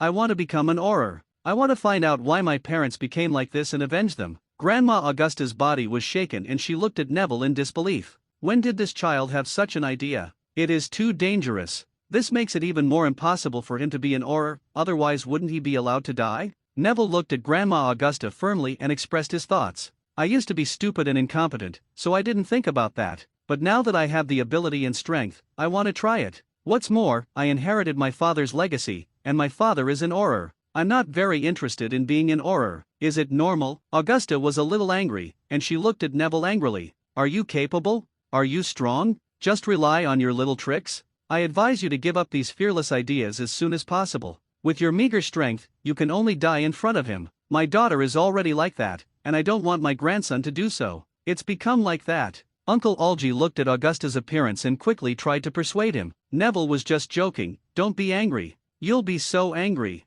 Neville, don't mention this matter in the future, for fear of making your grandmother angry. Neville watched Augusta's chest rise and fall violently with anger, and his whole body looked as if he was about to collapse. Neville had no choice but to give up and promise not to mention it again, but he had already kept it in mind. Outside Xiao Han's office, a professor knocked on Xiao Han's door. Professor Quirrell stood at the door extremely nervous, his whole body trembling. Master, are you sure you really want to go find Professor Xiao Han? Isn't it a bit too dangerous? Quirrell really couldn't understand what happened to his master. First, after entering a strange world, I couldn't contact him. I thought he had disappeared and left, but I was happy for a while. Who knew that as soon as I returned to Hogwarts, the master's voice would come to mind again? What's even more unexpected is that Ren actually asked him to go find Professor Xiao. You're kidding, no. Isn't this the old birthday girl who hanged himself because he was tired of living? Have you stayed in your own body for too long and forgotten your identity? You are Voldemort, the most dangerous dark magician, wanted by the Ministry of Magic. I still want to find Professor Xiao Han. What if I am discovered? Ever since Quirrell learned about Professor Xiao Han's strength, he avoided him whenever he walked. Wherever Xiao Han was there, he was not there, for fear of being discovered by Xiao Han. As a result, Voldemort now wants to throw himself into a trap? Quirrell was extremely reluctant, but he didn't dare to refuse. If you go to find Xiao Han, you still have a certain chance of surviving. If you don't listen to Voldemort, you will definitely die. For the first time, Quirrell felt that it was too dangerous for Voldemort to be on him, like a time bomb that might explode at some point. In the past, he felt that it was his honor to have Voldemort stay with him, because Voldemort was the most powerful black magician, and he could gain everything by following him. But now, with Professor Xiao Han here, Voldemort might jump out and be trampled to death. So he was afraid, but it was too late. He has already embarked on the road of no return. No matter what, he can only keep going along this road. The office door slowly opened, and Xiao Han's voice came from the office. Come in. Professor Quirrell took a deep breath and walked into the office. In addition to Xiao Han, Snape is also here in the office at this moment. As soon as Quirrell entered the office, he immediately pretended to be a good guy. Professor Xiao Han, Professor Chu Nipi. Snape stood up immediately when he saw Quirrell coming in, his hand unconsciously placed on his wand. He was somewhat suspicious of this Quirrell. He was also the first to discover the previous troll, and this guy also mysteriously disappeared during the Quidditch match. Now he only needed key evidence to prove that Quirrell was the man in black who had fought against him, otherwise he would have wanted to take action directly. Quirinus Quirrell, what are you doing here? Quirrell heard Snape's name and knew that he was doubting him, but he couldn't expose it yet. Severus, I'm here to talk to Professor Xiao Han about something. If it's inconvenient, I can come back next time. Quirrell put on an honest attitude and was about to exit. He was secretly happy for Snape's words. He didn't want to meet Professor Xiao Han in the first place, but he could leave on his own just because Snape was here. Voldemort definitely doesn't want outsiders to be present, just as if he came over at another time later. Sure enough, Voldemort didn't say anything about Quirrell's behavior. Quirrell was overjoyed and turned around to leave, but Xiao Han's words made him feel uncomfortable again. Snape, you go back first. I've told you everything you need to explain, so you go ahead and do it. Snape was a little anxious when he heard Xiao Han let him go. Although Xiao Han is very strong, he doesn't know Quirrell's true identity. What if Quirrell is really a man in black and suddenly attacks Xiao Han? Professor Xiao Han, Linasta Xiao Han interrupted Snape directly and looked into his eyes. Snape. Snape stopped immediately and looked into Xiao Han's eyes, as if he understood something. Okay, Professor Xiao Han, I'll go get started first. Snape walked towards the door and looked directly at Chi Lua with his cold eyes when passing by him. Quirrell's heart was full of bitterness. Did he say that he would drive me away? Snape, you can't do it. Snape walked out of the office and looked back. Does Professor Xiao Han know anything? Either Quirrell must be working for Professor Xiao Han. No, probably not. Professor Xiao Han had no reason to target Harry. Even if there was some unknown reason, he could do it himself without anyone else. However, several friends around Harry have received special care from Professor Xiao Han, but Harry is the only one who has not. Does this mean something? Ask Harry sometime? Snape's heart was complicated, and his mind was like mush, extremely chaotic. In the office, Xiao Han looked at Chi Luo and asked curiously, Professor Quirrell, what do you want from me? Quirrell was panicking and asked Voldemort quickly. Master, what should I say? Let me out, I will tell him personally. What? Quirrell was stunned and shocked inside. What's going on? Voldemort is going to show up to have a conversation with Professor Xiao Han? Quirrell's cold sweat started flowing down from his forehead. Brother, please don't mess with me. You are lighting a lantern in the toilet, I will die. The question is, don't be impatient if you want to die. Don't hold me back. Now how to do? Do you listen to Voldemort? If you listen, you will be beaten to death by Professor Xiao Han. If you don't, you will be beaten to death by Voldemort. Why is this happening? Quirrell suddenly felt that life was extremely gloomy. He thought of running under the sunset that day, which was his lost youth. If you risk it all, just die. Quirrell closed his eyes, took off the turban on his head, and turned around. Where the back of Quirrell's head should have been, there was a face, a hideous and terrifying face. The face was as white as chalk, with bright red eyes and two slender nostrils like snakes. Hello, Professor Xiao Han. Xiao Han looked at this face with a disgusted expression. I thought his face would be the ugliest after he had a body, but he didn't expect his face to be even uglier now. Voldemort saw Xiao Han's expression and was filled with anger. Then he remembered the strength of the person in front of him and had to swallow his anger. I thought it would be a long time before you came to my place. Hearing this, Quirrell opened his eyes in shock. What does Professor Xiao Han mean? He knew Voldemort and always knew that Voldemort was in him? Quirrell had goosebumps all over his body, and a cold air seemed to rush from the soles of his feet to the sky. On the other side, Snape came to the door of the principal's office. He knocked on the door gently and then walked in. Dumbledore was reading a book at the moment. When he saw Snape coming in, he took off his glasses.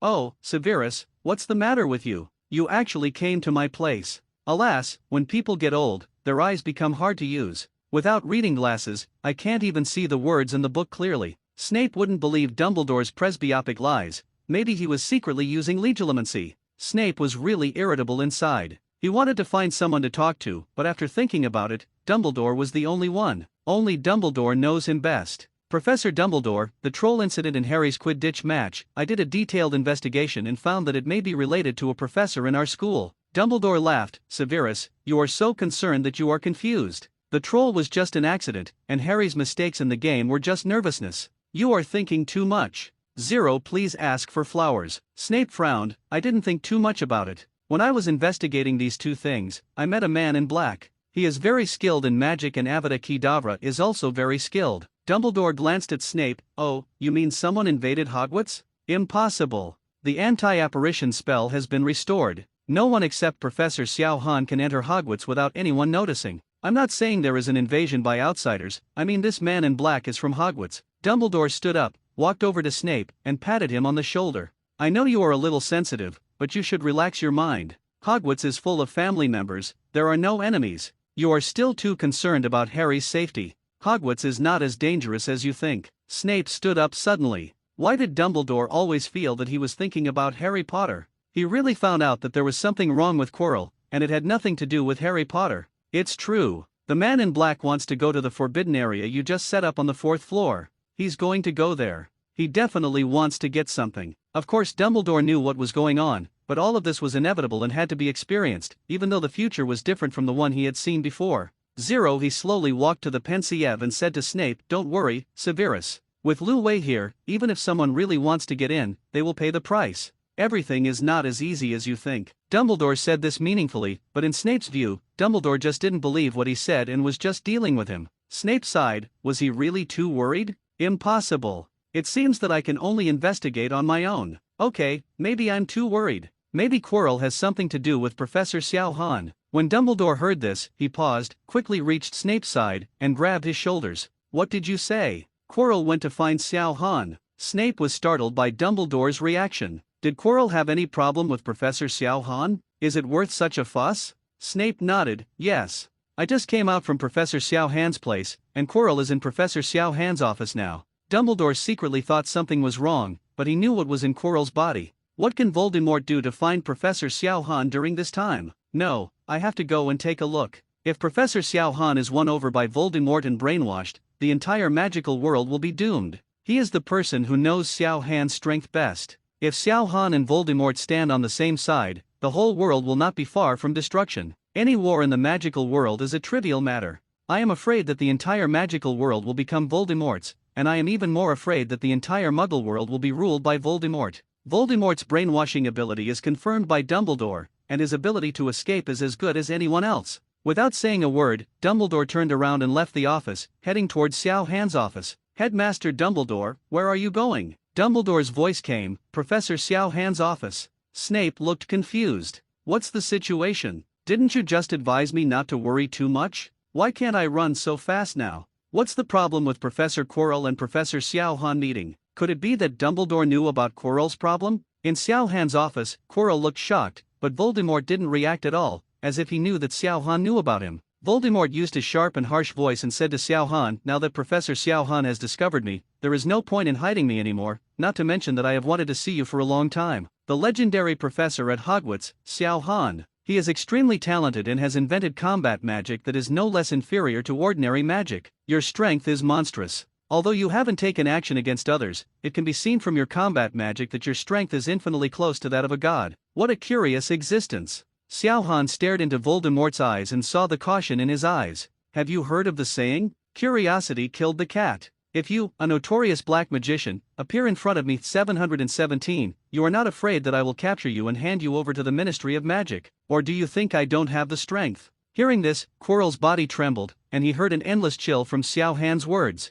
The atmosphere in the entire office became tense. Quirrell sighed secretly, knowing that nothing good would happen if he came in. Voldemort didn't panic at all, and used the few remaining organs on his mutilated face to piece together a terrifying smile. Professor Xiao Han joked, "With your strength it is too easy to catch me, even killing me is easy. But I guess you won't do this, otherwise, these remaining souls of mine would have been wiped out by you long ago. What's more, in that world, you specifically put me in, which means you don't have any ill intentions towards me. I have to say it feels so good to have a body. Thank you for allowing me to have a body again, even if it's only for a few hours." Xiao Han looked at Voldemort with interest. He thought Voldemort would be very tough and arrogant. After all, Voldemort often killed people who disobeyed him. He didn't expect to be so well behaved in front of Xiao Han, which surprised Xiao Han. "Are you so sure that I won't do anything? You must know that you are Voldemort, the most dangerous black magician in history. Initiated a magic war, killed his parents, muggles, and innocent people. He was a heinous person, a person that even the wizarding world dared not name. Why do you think I won't arrest you? Any normal person who has the ability would want to arrest you."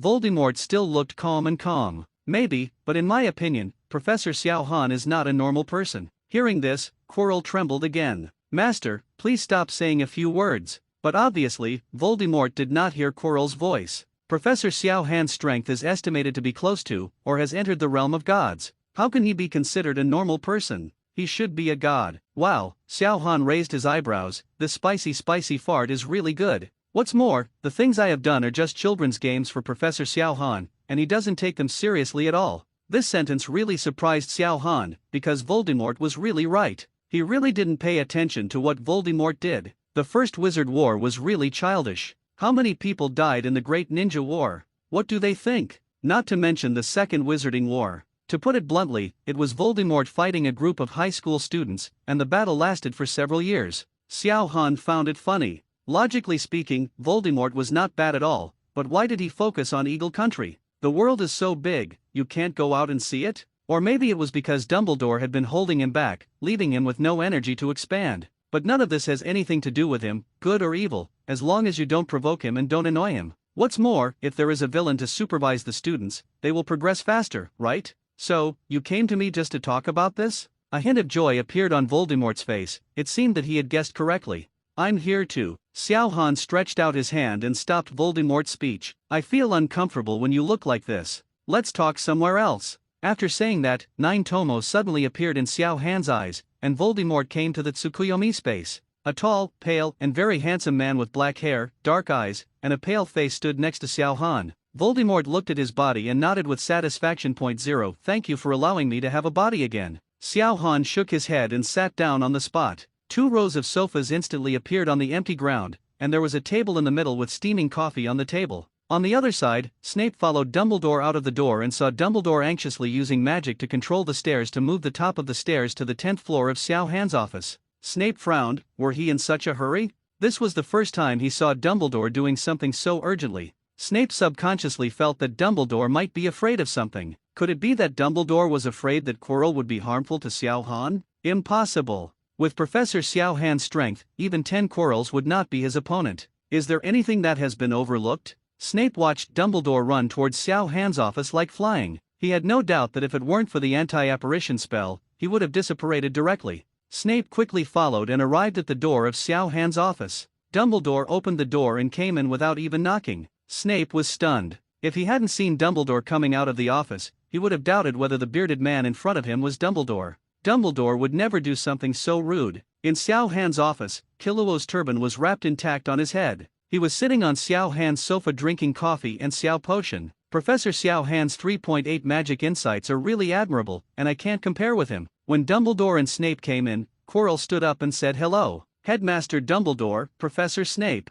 Dumbledore rushed in and took a look at Xiao Han and then at Quirrell. What are you talking about? With a smile on his face, Quirrell replied respectfully, I am asking Professor Xiao Han for advice on magic. Professor Xiao Han's magic attainments are really superb and I admire him endlessly. Dumbledore ignored Quirrell, but stared at Xiao Han, already preparing for the worst. Xiao Han looked at Dumbledore's appearance and said to Quirrell and Snape, you two, go out first. It seems that Principal Dumbledore has something to do with me. In Xiao Han's office, Dumbledore looked at Xiao Han seriously, while Xiao Han was looking at the book in his hand. After a long time, Dumbledore slowly spoke. Professor Xiao Han, what do you think of the group of black magicians? Xiao Han looked at the book and replied calmly, black magicians? A group of poor people controlled by power. They think they can do whatever they want with power. I have seen too many of these people. Xiao Han turned a page of the book and continued, whether it's a black magician or a white magician, it's all the same to me. As long as you don't mess with me, it has nothing to do with me. Dumbledore frowned, and Xiao Han's answer surprised him. Black magicians are extremely vicious and commit heinous crimes. Murder is as common to them as their parents, and they will kill the whole family at every turn. What's more, he wants to rule the entire magical world and eliminate all muggles, which is a heinous crime. How can an egg be destroyed when the nest is overturned? Once the magical world is occupied by a black magician, Hogwarts will sooner or later fall into war. If a black magician appears in this world, Hogwarts will definitely be on the front line against the black magician. I wonder if Professor Xiao Han was still reading his book. No matter how exaggerated Dumbledore was, it was just a breeze to him. Don't we still have you? Dumbledore, you are the most powerful magician. It is enough for Hogwarts to have you. 10 Dumbledore sighed, what if I can't handle it? I'm not the most powerful magician, there are many more powerful than me. Xiao Han closed the book in his hand with a bang and looked at Dumbledore. Dumbledore, I have a message for you. Fighting with the sky, the earth, and others is endless fun. Dumbledore did not understand what Xiao Han meant, and Xiao Han continued, it's even more fun to watch others fight against the sky, the earth, and people. Dumbledore's body was shaken, and he felt mixed emotions in his heart. He thought that with Xiao Han, the future would change. Now it seems that even if the process will change, the ending will still be the same. However, this is fine, the ending is still the same. It is better to rely on yourself than to rely on others. Dumbledore has always known this truth, but when Xiao Han appeared, he subconsciously regarded Xiao Han as his biggest supporter. Fortunately, it's not too late to wake up. Although Xiao Han would not help them, at least he would not help Voldemort. Neutrality is not a bad thing. Thinking of this, Dumbledore felt better. Haha, what Professor Xiao Han said makes sense. Christmas is coming soon, does Professor Xiao Han have any plans? Christmas? Xiao Han was stunned and then realized that it will be Christmas in a few days. My first holiday in the world of Harry Potter. Several months have passed in the blink of an eye. Dumbledore saw Xiao Han's appearance and asked tentatively, "Why don't you come to the Hogwarts Christmas party then?" Xiao Han raised his eyebrows. Hogwarts Christmas party? It doesn't seem impossible, it sounds like it would be very interesting. Okay, then I'm looking forward to it. This is my first holiday at Hogwarts. Dumbledore laughed loudly, ha ha ha. Don't worry, I guarantee it will be unforgettable for you. Christmas is here, and all the students have a holiday and can go home to reunite with their relatives. Even Hermione and Neville said goodbye to Xiao Han and left Hogwarts. Among them, only Harry and Ron stayed at school. Harry did not want to go back, and Ron did so because the Weasleys went to Romania to visit their eldest brother Charlie, so the 4 Weasley children stayed at school. Time flies by and it's Christmas Day. Harry never expected that he would receive a gift on Christmas Day, but when he woke up early in the morning, the first thing he saw was a small pile of packages at the foot of his bed. Harry thought these things were misplaced. How could anyone give him a gift? Even so, he still happily put on his clothes and jumped out of bed. Merry Christmas, Harry! Ron rubbed his eyes and said sleepily. Merry Christmas, Ron. Look, there are gifts on my bedside. I wonder if they misplaced them? There was a hint of excitement in Harry's tone. Ron also put on his clothes. No, it won't be misplaced.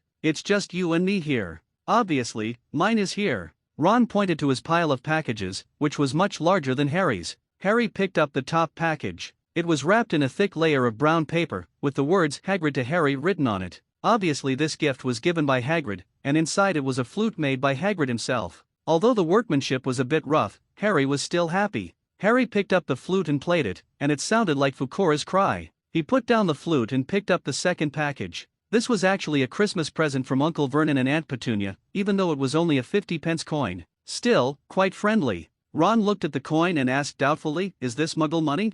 Harry couldn't believe that Ron Conran had never seen Muggle coins. He tossed the coin to Ron. "Here you go." Ron was overjoyed when he got the coin, as if he had gotten a treasure. Harry couldn't help but shake his head, and then looked at the remaining packages. Hagrid gave one, my uncle and aunt gave one, and who gave the others? Ron pointed to the largest paper bag and said, "If I guessed correctly, this should be a gift from my mother. I told her that you thought you wouldn't receive a gift. Oh my God, it's a sweater. One of those sweaters that belongs to the Weasley family." Harry opened the package, and a bright green hand-knitted sweater appeared in front of him, as well as a box of homemade fudge. Ron slapped his head. Sure enough. She knits it for us every year, and my sweater is always dark purple. Ron opened his package, and it turned out to be a dark purple sweater. I feel pretty good. Thank her for me. Harry took a piece of candy and put it in his mouth. It tasted great. Harry opened the next package, and inside was a large box of chocolate candies from Hermione. Not only did he have it, but so did Ron. Except Ron's is BB's all-flavor beans. After opening Hermione's gift, Harry picked up the last package. The package was opened, and a liquid-like, silver-gray substance slid to the floor, gathering into a shiny pile. After Ron saw this thing, he stopped eating. 563. He rubbed his eyes and took a breath. Hiss, I know this thing. Harry, you sent it. This thing is very rare and precious. What? Harry picked this thing up from the ground. It felt very soft, as if it was woven with water. This should be an invisibility cloak. Please put it on and try it. Harry was stunned. Invisibility cloak? If he remembered correctly, there seemed to be an invisibility cloak in the A-level task list, with a reward of 4,999 points. Harry quickly put the invisibility cloak over his shoulders, and Ron immediately let out an exclamation. Harry looked down and saw that the lower half of his body had disappeared. He came to the mirror, and sure enough, there was only a head hanging in the air, and the body had disappeared. He pulled the invisibility cloak over his head and disappeared into the dormitory. Ron saw a piece of paper, which slipped from his clothes, and he picked it up directly. Harry also took off his invisibility cloak and approached him. There were a few lines written on the note, in a font he had never seen before. Elongated, strange fonts with circles within circles. Your father left this to me before he died. It should be returned to you now. Use it well. I sincerely wish you a Merry Christmas. No signature. Harry looked at the note in his hand and was a little curious. Who sent it? Is it really his father's thing? The most important thing is the invisibility cloak really yours? Then can I give it directly to Professor Xiao Han in exchange for task points? Xiao Han was a little surprised when he looked at Fukora in front of him. He didn't expect that he would also receive a gift. After opening the window and Fukora dropped the package, Xiao Han took out the food and fed it to Fukora. Xiao Han opened the package and found a pink lunchbox with a small note on it. Xiao Han picked it up and saw a few lines of beautiful words written on it. Professor Xiao Han, Merry Christmas. this is the gift I prepared for you. It's the first time I've made it, so it may not taste very good. I'm sorry. Hermione Granger. Xiao Han raised his eyebrows and realized that it was Hermione who gave him the food. I don't know what is delicious, or I made it myself. Xiao Han opened the lunchbox and was stunned when he saw it. There are actually dumplings in the lunchbox. It looks like a dumpling. It's crooked and twisted, and it looks like it was made by an outsider. The dumplings are almost as big as steamed buns, and there is a lot of stuffing in the middle. If you sell them, you will definitely lose money. However, this little girl is quite attentive. No wonder I was asked which country I was from before, but I was waiting here. Xiao Han picked up a dumpling and put it in his mouth. It was filled with pork and cabbage. It seems Hermione has done a lot of research. It tastes like meatballs, with too little skin, but it's still great even though it's not cooked to pieces. The last time I had dumplings was decades ago. It tastes like home. This girl Hermione actually remembered it and specially prepared this gift. It was so thoughtful. Since she has prepared a gift, as a teacher, let's return the favor. Xiao Han took out a box from the side, put something in it, then wrapped the box and handed it to Fukura. In the Muggle world, Hermione lay in front of the window and looked at the sky in the distance. Professor Xiao Han should have received my gift by this time. I don't know if he is satisfied or not, but I have been studying for a long time in order to make dumplings for the professor. Hermione, come to dinner. Her mother's voice came from the kitchen. Hermione turned around and saw a table of dishes, and quickly washed her hands and prepared to eat. Sitting on the chair, Mrs. Granger looked at Hermione and asked, "How's it going? Have you delivered the things?" Hermione nodded. "Sent it out, it should be time by now." Mr. Granger picked up a piece of pizza. "This is the first time I see you working so hard," Hermione said with admiration. "Professor Xiao Han is a very powerful magician and a very nice person. He is very kind to me and takes good care of me." Mrs. Granger touched Hermione's head. "That's why I should give you some gifts. I think it's a good gift. Handmade ones can best express your feelings." "Mom, those are dumplings." "Dumplings, a delicacy of the Dragon Kingdom, a reunion dinner for family reunions." Mr. Granger sighed. Professor Xiao Han takes good care of Hermione so much, but he always feels that dumplings alone are not enough.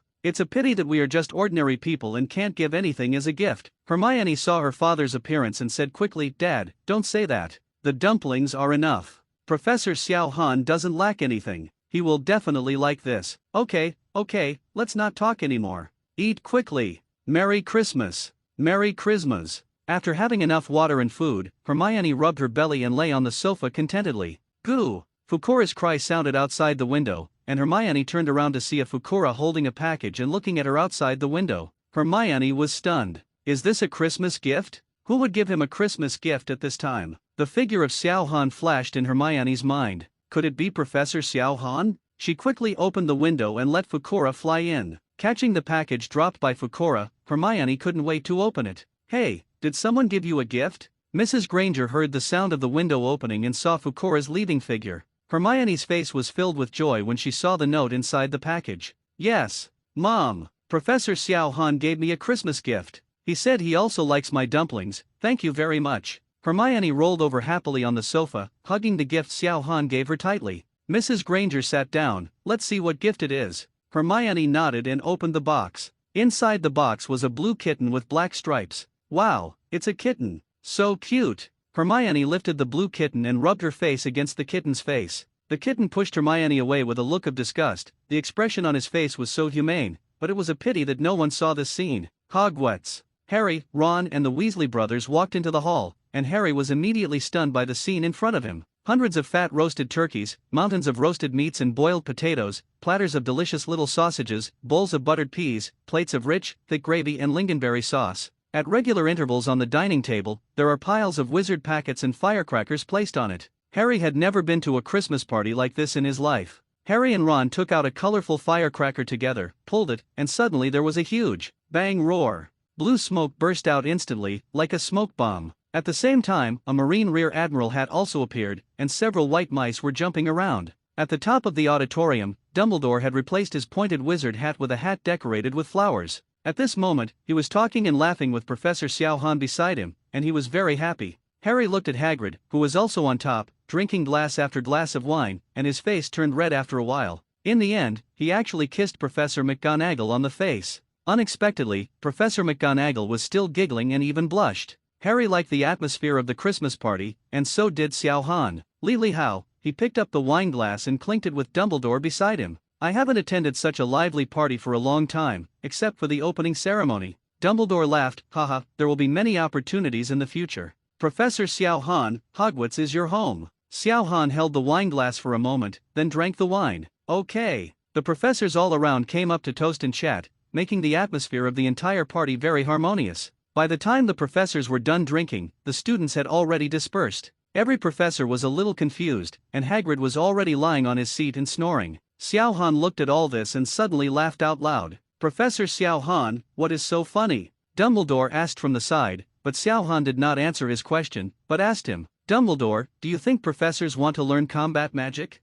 Dumbledore's eyes lit up, and the wine glass in his hand almost dropped to the table. Professor Xiao Han, can the other professors also learn combat magic? Xiao Han nodded, of course, isn't it because combat magic was invented and learned? The students have finished learning, and now it's time for the professors. The professors know the basics, and you can start learning combat magic directly, but it's up to you who can learn it. Perhaps we can let them choose what kind of combat magic they want to learn, and then we can recruit students to teach them. However, I can only provide each professor with 1 B-level combat magic, 2 C-level combat magic, and 3 D-level combat magic. They need to redeem the remaining magic after making corresponding contributions to the school. You can choose any combat magic you want, just treat it as a benefit given to professors by the school. Dumbledore's eyes became brighter and brighter. He raised his glass and stood up. Dear professors, all the professors who were still awake turned to look at Dumbledore.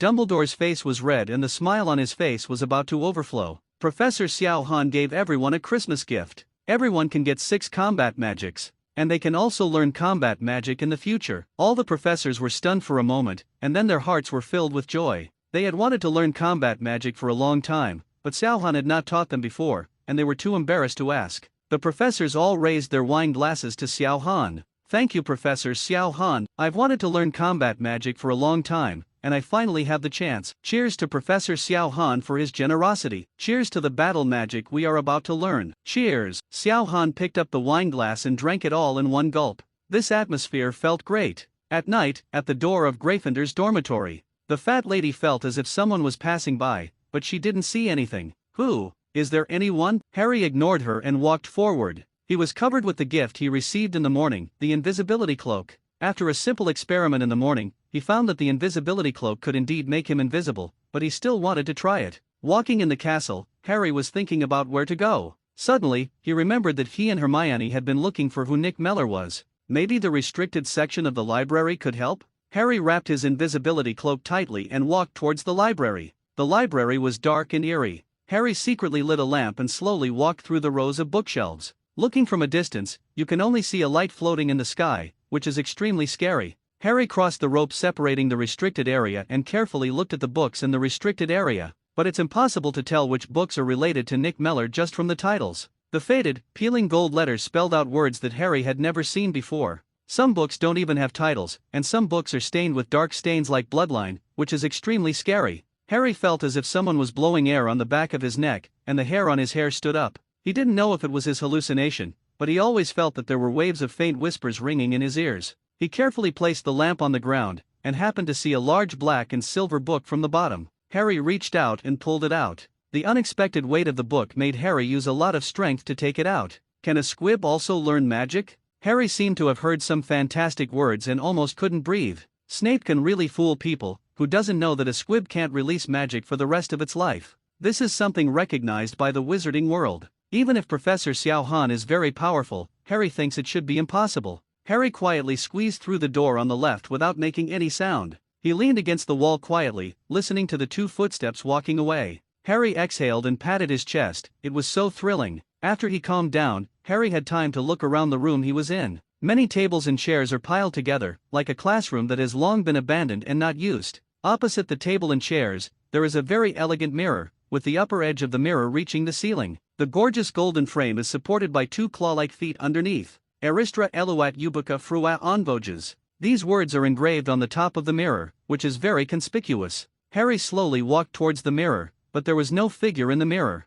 How so? Harry looked at the invisibility cloak in his hand. He was obviously no longer wearing it, so why was there still no figure? Harry walked directly in front of the mirror, and his already relaxed heart suddenly rose to his throat again. He covered his mouth tightly to prevent himself from screaming. He turned around and saw that there was nothing behind him. When he turned around, there were actually a dozen people in the mirror besides Harry himself. Harry's face was pale and frightened. He was breathing rapidly and couldn't figure out what was going on. He turned his head back and forth several times and finally confirmed that he was the only one in the room. But what happened to the person in the mirror? Are they all invisible? Harry looked at the mirror carefully. In the mirror, a woman was standing behind him, smiling and waving at him. Harry reached back and groped behind him. If they were invisible, he would definitely be able to touch them. However, there is nothing but air at the fingertips. It's as if those people only exist in the mirror. Harry looked at the woman. She was very beautiful. Dark red hair, beautiful eyes, just like. Harry discovered that the woman's eyes were exactly the same as his own. Just when Harry was wondering, the smiling woman began to cry, and while smiling, the calendar cried. The man next to her hugged her. The man is tall and thin, wearing glasses, with messy black hair, and a bunch of hair on the back of his head standing up disobediently. Same as the hair on the back of Harry's head. Harry seemed to know who they were. He walked to the mirror and his nose almost touched his own nose in the mirror. "Dad? Mom?" he called softly, but there was no response. They looked at Harry and smiled. Harry looked at the others one by one. They all had the same eyes and nose as him, and one old man even had the same uneven knees as himself. The Potter family waved their hands at Harry, making Harry very uncomfortable. He pressed tightly against the mirror, wanting to get in and be with his family. Filch was stunned for a moment, then overjoyed. Professor Xiao Han did not directly deny it. Is there really a way to learn magic by himself? Filch answered quickly, fearing that he would miss the opportunity. Yes, there is magic in my body. It's just. Filch was a little embarrassed to say it. After all, this was his lifelong pain. It's just that there is only a trace of magic power. It's the same as nothing. Even the simplest magic cannot be released. Have magic but can't release magic? So strange? Won't the magic power increase? Filch shook his head. No, it won't increase no matter what. The poor magic power can't even be felt if you don't look for it carefully. Xiao Han stood up, walked to Filch, and put his hand on Filch's shoulder. A burst of energy entered Filch's body, making Filch feel that the whole 790 was filled with warmth. Xiao Han investigated and found that Filch did have magic power in his body. But the magic power is exactly what he said, almost negligible. Xiao Han returned to his seat and sat down, while Filch was restless and did not dare to speak for fear of interrupting Xiao's thoughts. Xiao Han was indeed thinking at the moment. He already understood Filch's situation. There is indeed a combat magic that he can learn,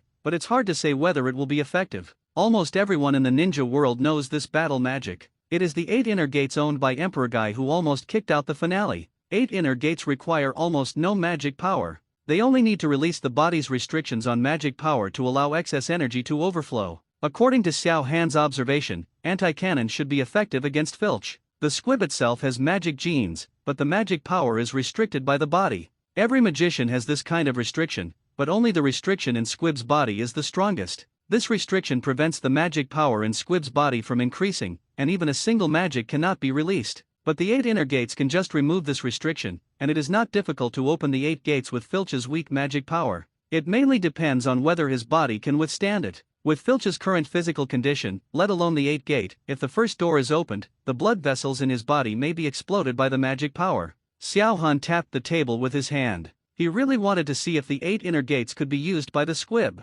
This was a very interesting experiment. Xiao Han looked at Filch, who stood up immediately after feeling Xiao Han's gaze. Professor Xiao Han, I do have a battle magic that can help you. It was as if there was a big explosion in Augustin in Filch's mind, and he was all dizzy from the explosion. He staggered and sat down on the sofa, muttering to himself, "It's really possible. It's really possible. I can become a magician." Filch was chanting, with tears of excitement streaming down his face. But, not now. Filch's boiling heart was immediately poured down by a basin of cold water, and his whole body was completely chilled. Filch was panic-stricken and hurriedly walked to Xiao Han and knelt down without saying a word. "Why didn't you wake me up for such a fun thing?" Ron asked Harry with an angry look on his face. "I plan to go over there tonight so we can look at that mirror together." Ron nodded quickly. "Okay, I want to see your parents." Harry was about to speak when he saw Filch in front of him. "Good morning, Mr. Potter, Mr. Weasley." Filch greeted Harry and Ron with a smile on his face and left happily. Harry and Ron looked at each other with disbelief in their eyes. After coming to Hogwarts for so long, I have never seen Filch so happy. He usually has a gloomy face, as if someone owes him tens of thousands of gold galleons. Not to mention saying hello to others. I was lucky enough not to scold the students. Ron was very confused. "What's wrong, Filch? It looks different than before." Harry nodded in agreement. "Yes, I am much more enthusiastic than before. Although I don't know what happened, I look much better than before." "I think so too. If Filch keeps doing this, then I won't be afraid anymore." Filch happily returned to the office with small steps. When he saw Mrs. Norris on the table, he picked her up and held her high. "Loris, I can learn magic soon. I'm going to become a magician. I won't be a squib anymore." He threw Loris high into the air and caught her again and again, until Mrs. Loris exploded and escaped from his clutches. But Filch was not angry at all. He looked at the chains and handcuffs on the ceiling of the office. "I don't need them anymore, I just need some exercise equipment." Filch put aside these tools used to punish students and began to develop his own exercise plan. Running, push-ups, and handstand walking are essential every day. Start with 100 and slowly start increasing. As long as you can't die, practice until you die. If you run less than 100 laps, walk upside down for 100 laps. If you walk upside down for less than 100 laps, do 100 push-ups. If you can't do 100 push-ups, do 100 sit-ups. You also need to find a magician who is good at healing to help you and do the treatment every day, otherwise it will be too time-consuming. Thinking of this, Filch couldn't sit still and immediately walked to the infirmary. As long as everything is ready, you can start exercising by yourself. If you want to get something that is hard to get, you need to spend hundreds of times the effort. When the Christmas vacation was over and all the students came back, the first thing they did was curiously look at Filch on the ancient grass. Running, push-ups, sit-ups. He exercises all the time. As for walking upside down, it is a bit difficult for him now, so he hasn't started walking upside down yet. Filch was exercising almost all the time from sunrise to sunset every day, regardless of wind or snow. All the students were wondering why this was happening, and Filch seemed to be going crazy. What surprised them even more was that Filch, who used to be extremely strict and always had a gloomy face, would actually smile and greet everyone cordially. "I must be dreaming. I have been at Hogwarts for 4 years, and this is the first time I have seen Filch like this. He actually greeted me with a smile today. The moment he called my name, I thought about all the wrong things in my mind. It almost made me pee. What happened at Christmas? Filch seems like a different person." Hermione was also very puzzled, but she was more curious about the invisibility cloak. "I am dissatisfied with Harry and Ron wandering around the school at night.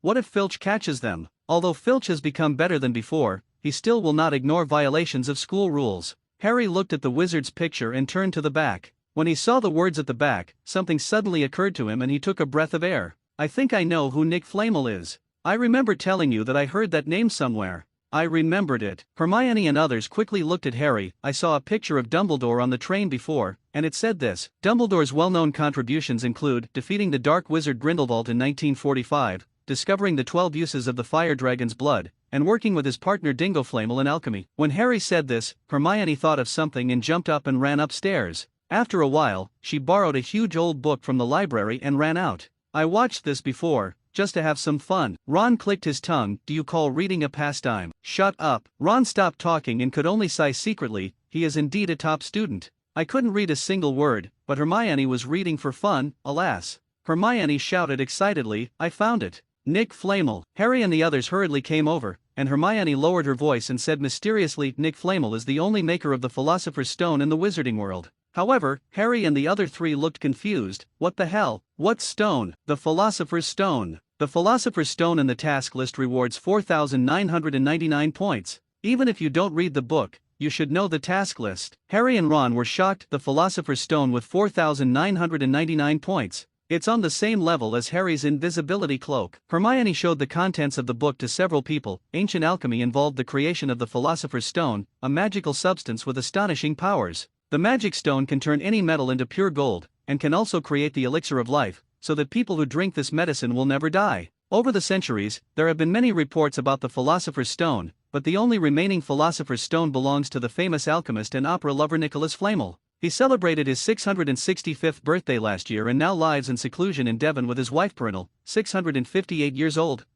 Hermione waited for the three of them to finish reading and immediately said, "Hagrid's three-headed dog must be guarding Nick Flamel's Philosopher's Stone. Flamel must have asked Dumbledore to keep it for him. The two of them have a very good relationship. He should have known that someone wanted to get the Philosopher's Stone, so he took the Philosopher's Stone from Gringotts to Hogwarts." Ron was shocked. A stone can make a person immortal forever and turn gold into gold. No wonder someone wants it. Who wouldn't? Harry said in a low voice. No wonder Snape is also trying to get it. I won't let him get the Sorcerer's Stone. The second Quidditch match was about to begin, and Harry got some bad news from Mukaeli. What? The referee is Snape. Harry, you can't participate in the game. It's too dangerous, Hermione blurted out without thinking. Ron also said, you can say you're sick, maybe pretend to break your leg, Neville suggested.